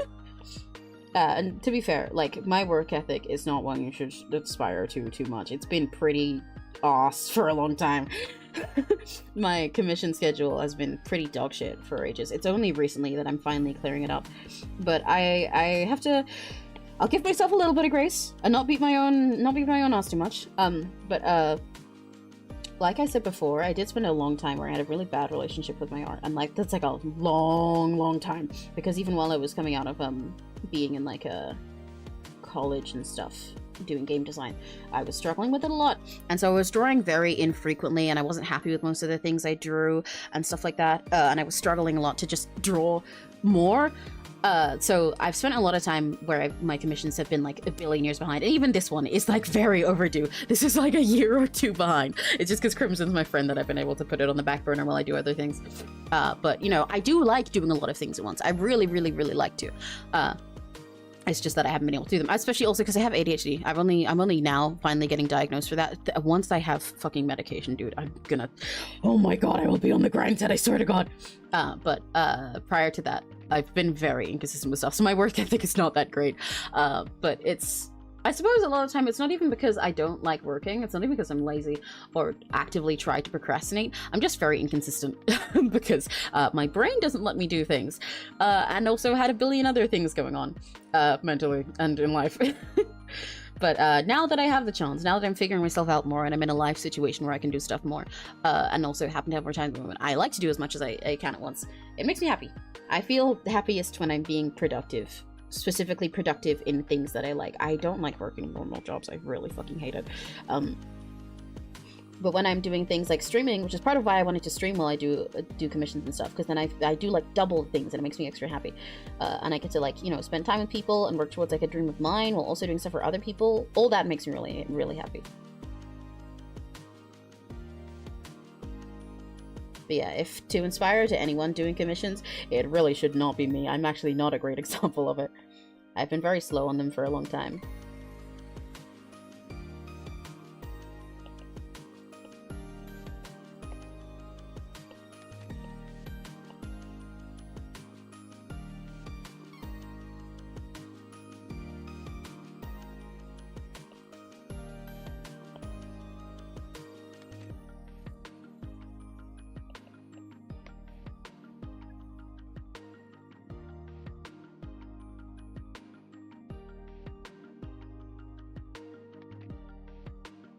I'm so locked in.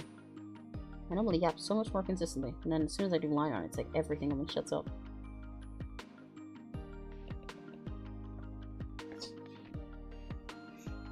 Well, it'll take you a few days to finish.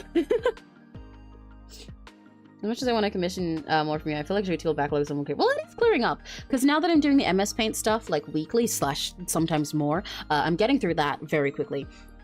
It's stuff like this does take a lot more time, because I have this and like another thing for B that's mostly taking up my backlog of like big illustrations, and then I have sketches I need to do for MuPro, the idle project that I work for, and things like that.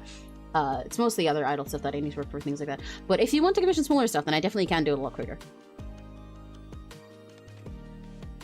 And like, frankly, I appreciate, even though, my throat, even though it's not nice having a backlog that's overdue, with things to do, you know, that's not great. I appreciate having more commissions in the backlog because I really need the money. So now that I have found a way that I can do them more consistently, because streaming is really helping me to get stuff done, because I like doing this, and it, you know, means like, yeah, I'm doing this on stream, I'm doing so much at once, yippee, yippee, yippee, yippee. Then like, that's good. So I would like to do more work. I need more work. I need more money. That's true. And Bridges is what everyone's. Yeah. I wanted to be YouTube for a while because regular jobs way too true. Yeah, me too. I wanted to for so fucking long. It's part of why I'm so happy that I'm streaming now, because I wanted to be. I've said like, oh yeah, I'll do YouTube stuff soon. Oh, I'll do this stuff. I'll do TikTok. I'll do streaming. I'll do video. Like for so many fucking years. I tend to think I'm a lot faster than I am. Insert music intro out here. I also tend to put comms first for all else. Not that I get many. So yeah, same. I take a lot of time on things. I tend to think I'm slower than I am sometimes, but it's really like, a lot of times, it's not even that doing the thing is hard. It's that the mental block of starting to do it is hard, which I know is what ADHD does. And also, you know, being in a shit life situation for a long time. But yeah, that's all really the hard part. Full commission's pretty prickly though. I think that's because I don't get them often, so I really get. Well, yeah, you go like full locked in grind set the second you actually get something, and you speedrun it within like 20 seconds. It's crazy. Just one thing I've noticed though, I mean, when looking at the option for commission, it doesn't say anything about extra character costs. I did put that in there, didn't I? I swear that's literally in my VGEN. Hang on. Or do you mean in my card? Don't be sorry if I'm just finding it. Oh, I would love that! I would love to draw something for you. But I swear all my VGEN things, they have like extra costs for like a plus 50% for extra characters. And I could have sworn it has that on my card as well. But it wasn't consistent across them. That's the kind of thing that you can always communicate with me anyway. My prices are normally pretty flexible depending on what the thing is.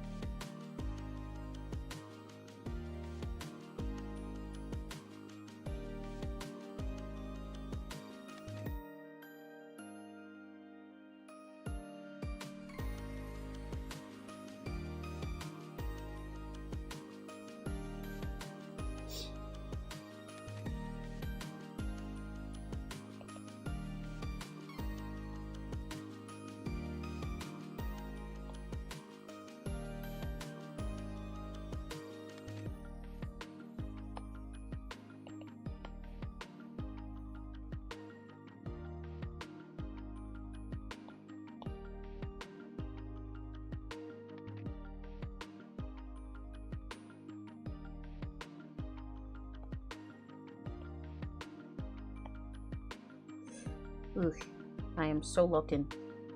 Eyes are the part where I gotta like fucking zone my brain in.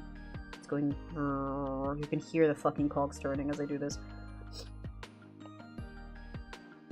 Oh, I don't like how I drew that.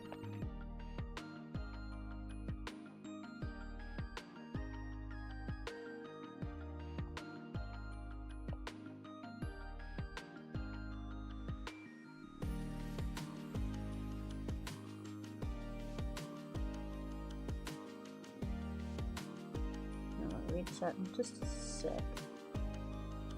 Oh my gosh, I need to blow my nose. 1 second. Let me mute my mic for a sec so that doesn't sound gross.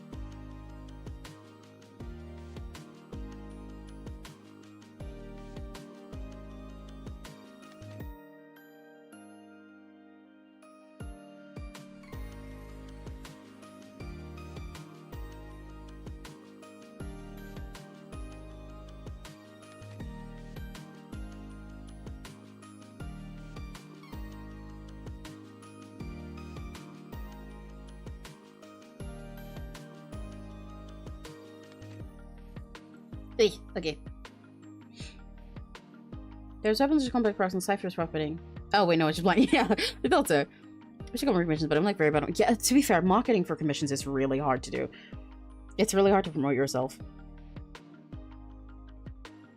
Well, Serena, not all of us have fae powers that just make your commissions just come to you the way that people just gravitate or towards you in magical forests. So.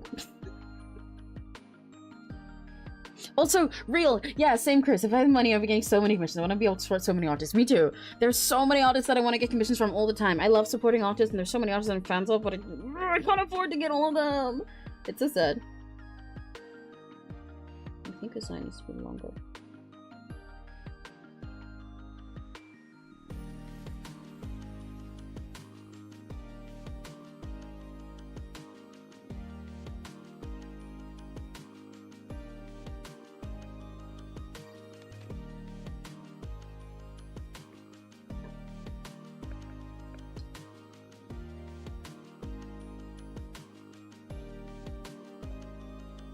I want Sora to have kind of pretty eyes. I think it suits him.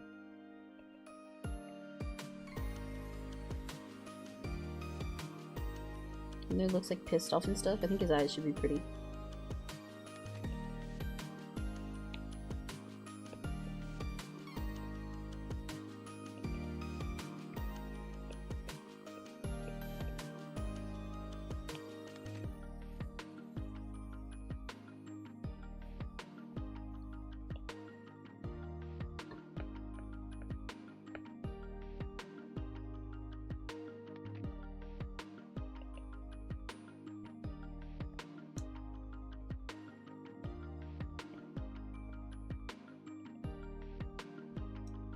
And then needs to go further. Needs to go further that way. And then just go sharp there. Yeah.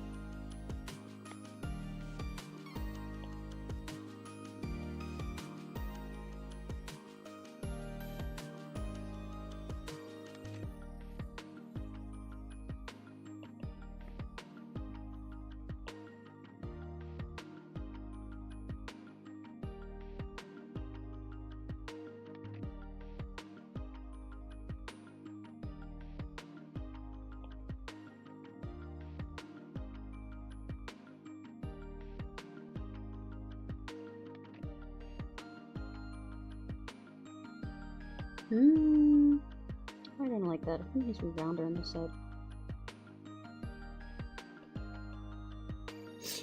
Oh, he's not quite looking at the camera. He's looking past it. That's not great.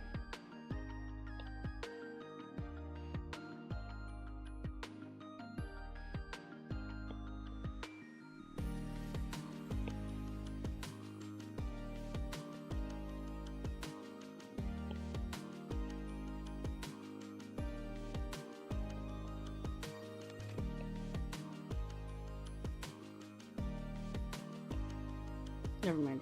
It's better when he's looking faster because his other eye is. That was the issue. That this eye is looking too much forwards.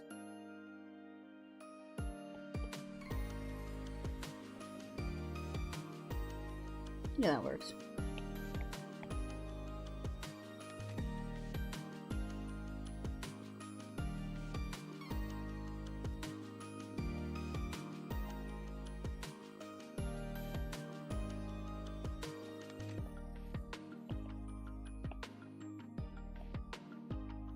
Okay, let's go! He's got a face!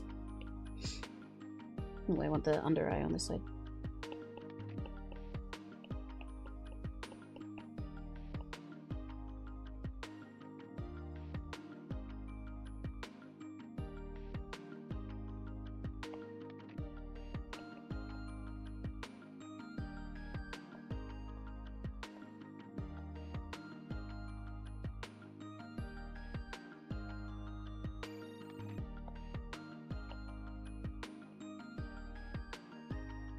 Yippee! He's got a face now!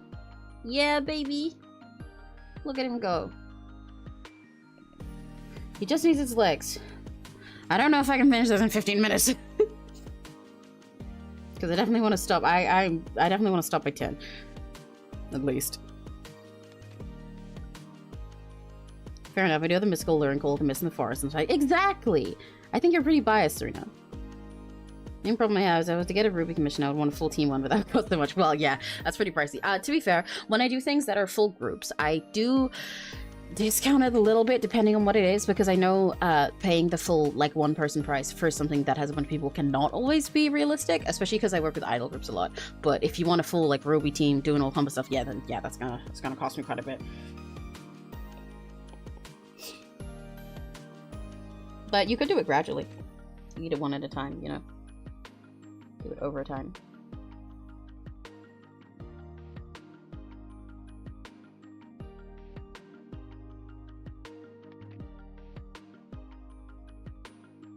Let's see how much these pens I can do in 15 minutes.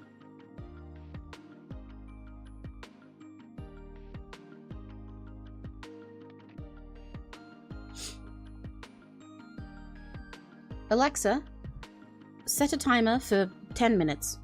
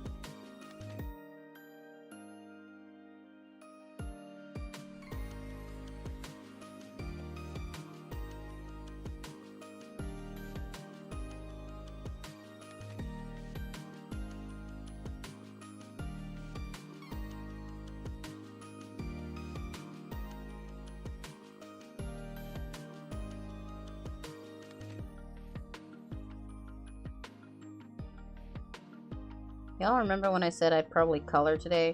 Lamau. Lol. Lamau even. Perhaps even ruffle.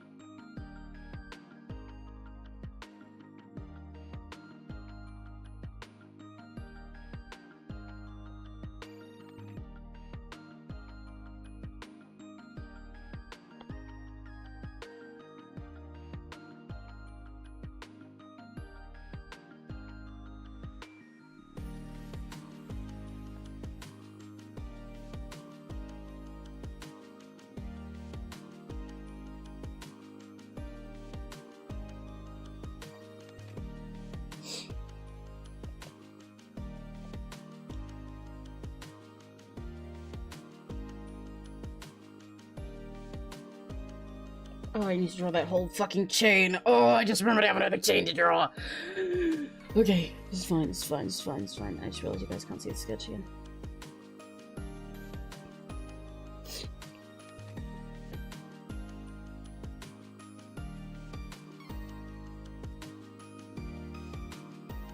The line art might be done today.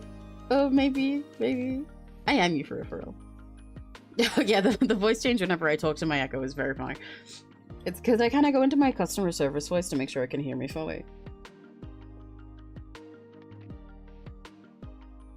My customer service voice is very different from my natural voice. Even now, I'm switching into how I was earlier. Especially because my accent changes like every single day, and also depending on who I'm talking to. But so when I'm talking to like my Echo or talking in customer service, I go extra British and extra formal and nice about it. And more feminine. I think it's quite funny. Ooh, why is it doing that weird thing where it suddenly goes fuzzy looking? Ah, Clip Studio is telling me it's time to stop. Does this thing sometimes where suddenly everything looks really weirdly fuzzy and pixely. I don't know why, it just does that.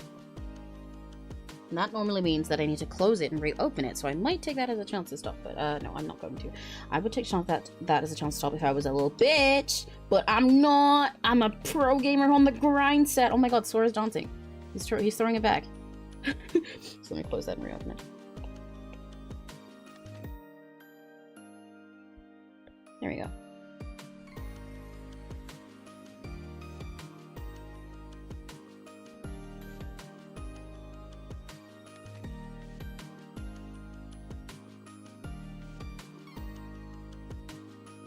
Oh yeah, I forgot what I was saying.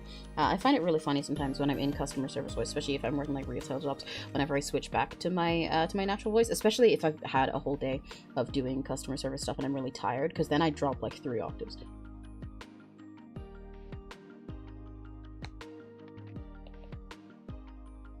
I don't want that to be so thick actually, because I don't want that to be a focal point. Maybe thinner. These lines are thick because these pants are thick, but I don't want them to distract too much from everything going on at the top.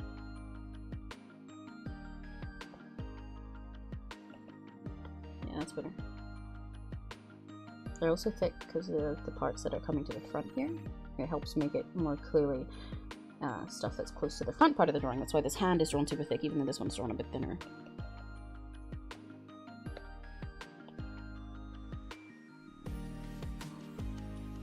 I forgot I needed to finish figuring out how these trousers work. Because I didn't do that! I said I'd leave it for my later self, and now I'm the later self. Fuck.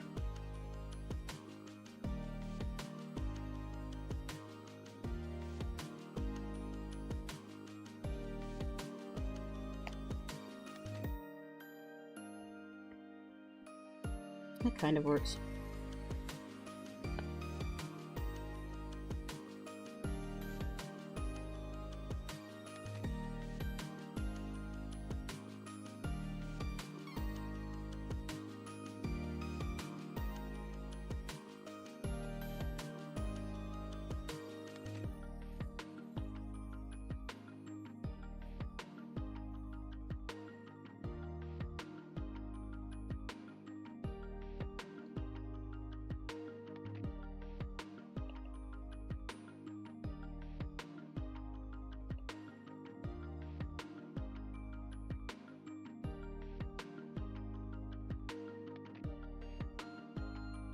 I kind of designed this as if it's meant to hold like a weapon or something, whatever the fuck this thing over here is.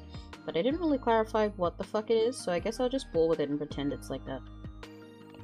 Sure, that works. Whatever this is. It looks like it's meant to hold knives or like arrows or something.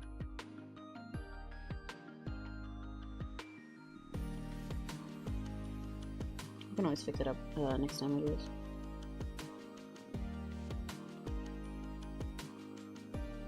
The lines to be thinner if I want that to disappear. Otherwise it's going to be a focal point.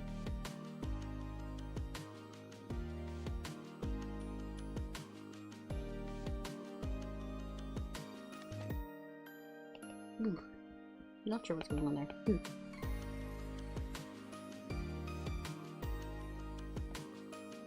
Yeah, that works.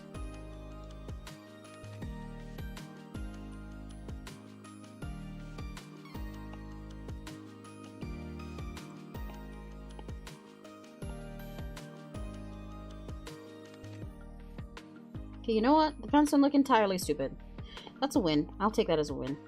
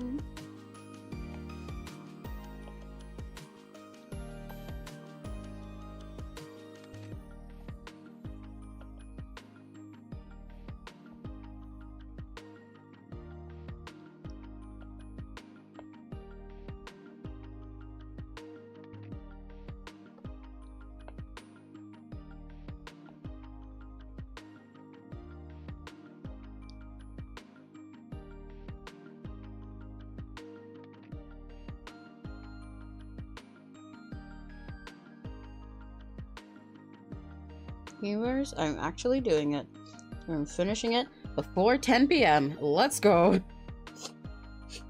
I do need to finish this fucking hand, don't I? What if I just pretend the hand looks like right? What then?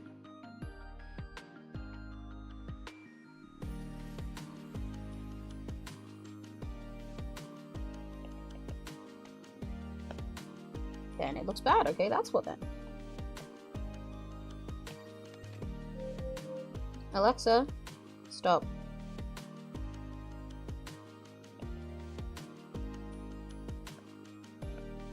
That's not too bad, I guess.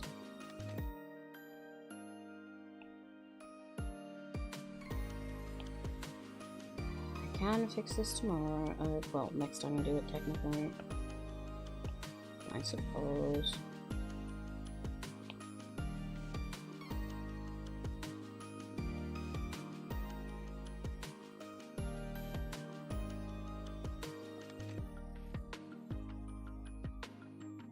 Ooh, that looks bad.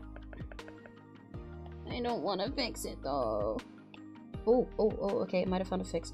I found a fix by just making the hand go lower rather than making it actually look like it's stopping right where the screen stops. Oh, I'm such a pro gamer. I'm such a fucking pro gamer right now.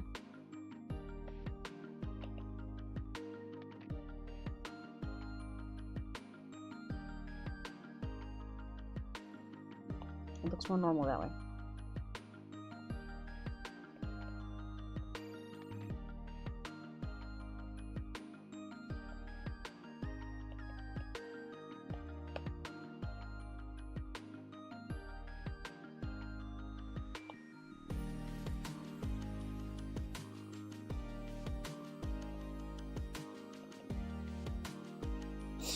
Still looks pretty fucked up. But I might just accept this hand as being very scuffed and call it a day and get back to it next time. Yeah, I will. No, okay, hang on. I need to fix this part. It's this finger that's throwing me off.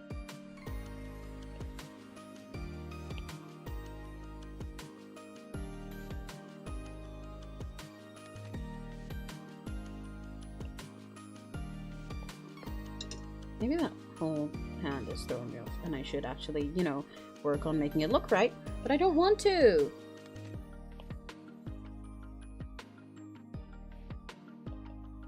Okay, my fucking screen has gone into nightlight mode. I'm gonna stop that hand there and stop for now. In fact, I'm gonna do what I call a pro gamer move. Are you ready for my pro fucking gamer move right now? You have no idea what it's gonna be like. Are you ready? It's gonna be absolutely crazy, dude. It's gonna blow your mind.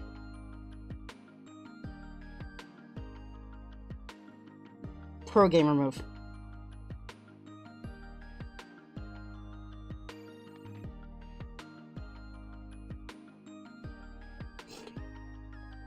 There we go. I've kept him mostly in frame how I wanted without having to do that hand. Yeah, okay, so my screen just went into the fucking nightlight mode where it goes more orange and everything. So it is definitely time to stop because I've never had that happen while I'm alive. I didn't do his tail, but I probably would have done that. I haven't done his tail or his sword, but okay, yeah, I can do this next time. I can do those quickly next time before we start rendering. But there we go. We got some line art done. There's a handful of things that I definitely need to touch up, like his jacket is really thin compared to how the lines on his hair and his pants are. His pants are still too thick. Still don't quite like them. But we got some line art done. We made good progress, and he at least has his whole face. We made progress on Sora. Yippee! And this is our first CSP stream, and I would say it went pretty well. Let's go. Yippee yippee! Act! We got tags! We figured out a live tag and a fan name! And I already have my clip tag, so that's already there. And I figured out potential for how I want to do a fan mascot in the future. Yippee! Oh, I got a hiccup. But yippee! Hell yeah, this is really fun. Okay, so I learned a lot from first streamed in CSP. This is really interesting. I've learned that I definitely need to make sure my sketches are totally finished before I start these streams if I want to do lining and stuff on stream. I gotta make sure I have a lot of time free for them. And it's a lot harder to yap when I'm doing this, but it kind of works as a way to chill out anyway, because my MS Paint streams I can yap the whole time that I'm doing it and be silly and still get stuff done in time. These ones I gotta lock in and be quiet for a lot longer. So I definitely will go with the idea in the future to try and do something where it's like a work along with me, you know, like work with me thing, where it's like we have little like timers to make sure that we will take breaks to like stretch and drink and stuff like that. But when the timer's on, then we will like lock in and focus, and maybe you'll just get like sounds of my like keyboard tapping, me like tapping on my tablet or stuff like that. I think that'd be a fun concept to try and do work ASMR one day. And there's lots of fun ways I can do. My words aren't working. Fun things I can do with this. And I definitely like to do streams where I do stuff like costume design in the future. In fact, I have plans to do that because I'd like to work on costume for my VTuber child, Mirage. She commissioned me for another one a little while ago, and have some stuff to work on for B and lots of things. So yippee! And now I am gonna go and eat some dinner and go the fuck to sleep because it is 10 p.m. We started at 1. Holy shit, dude. This was the longest stream I've done yet, but I had really fun the whole time, and I wasn't tired because I was with you guys. Yippee! So bye bye bye bye bye. I still need to figure out a little sign off for myself, to be honest. I really would love to have what's it? To have a greeting and a sign off that suit my name, but at least for now we have our little fandoms and stuff and our tags. I'll update those on Twitter and Blue Sky and stuff later. But yeah, bye bye everyone. Thank you so much for coming. Oh my Reki Gutsy. Yippee! Make sure you guys rest and eat and everything as well. And yeah, we got through Sora. Let's go! Yippee! Yippee! Yippee! Yippee! Yippee! Yippee! Yippee! Bye bye Reki Gutsy. Bye bye bye bye bye. Thank you for hanging out with me. Bye. Bye bye. Oh, it's cutting off my sound. Bye bye.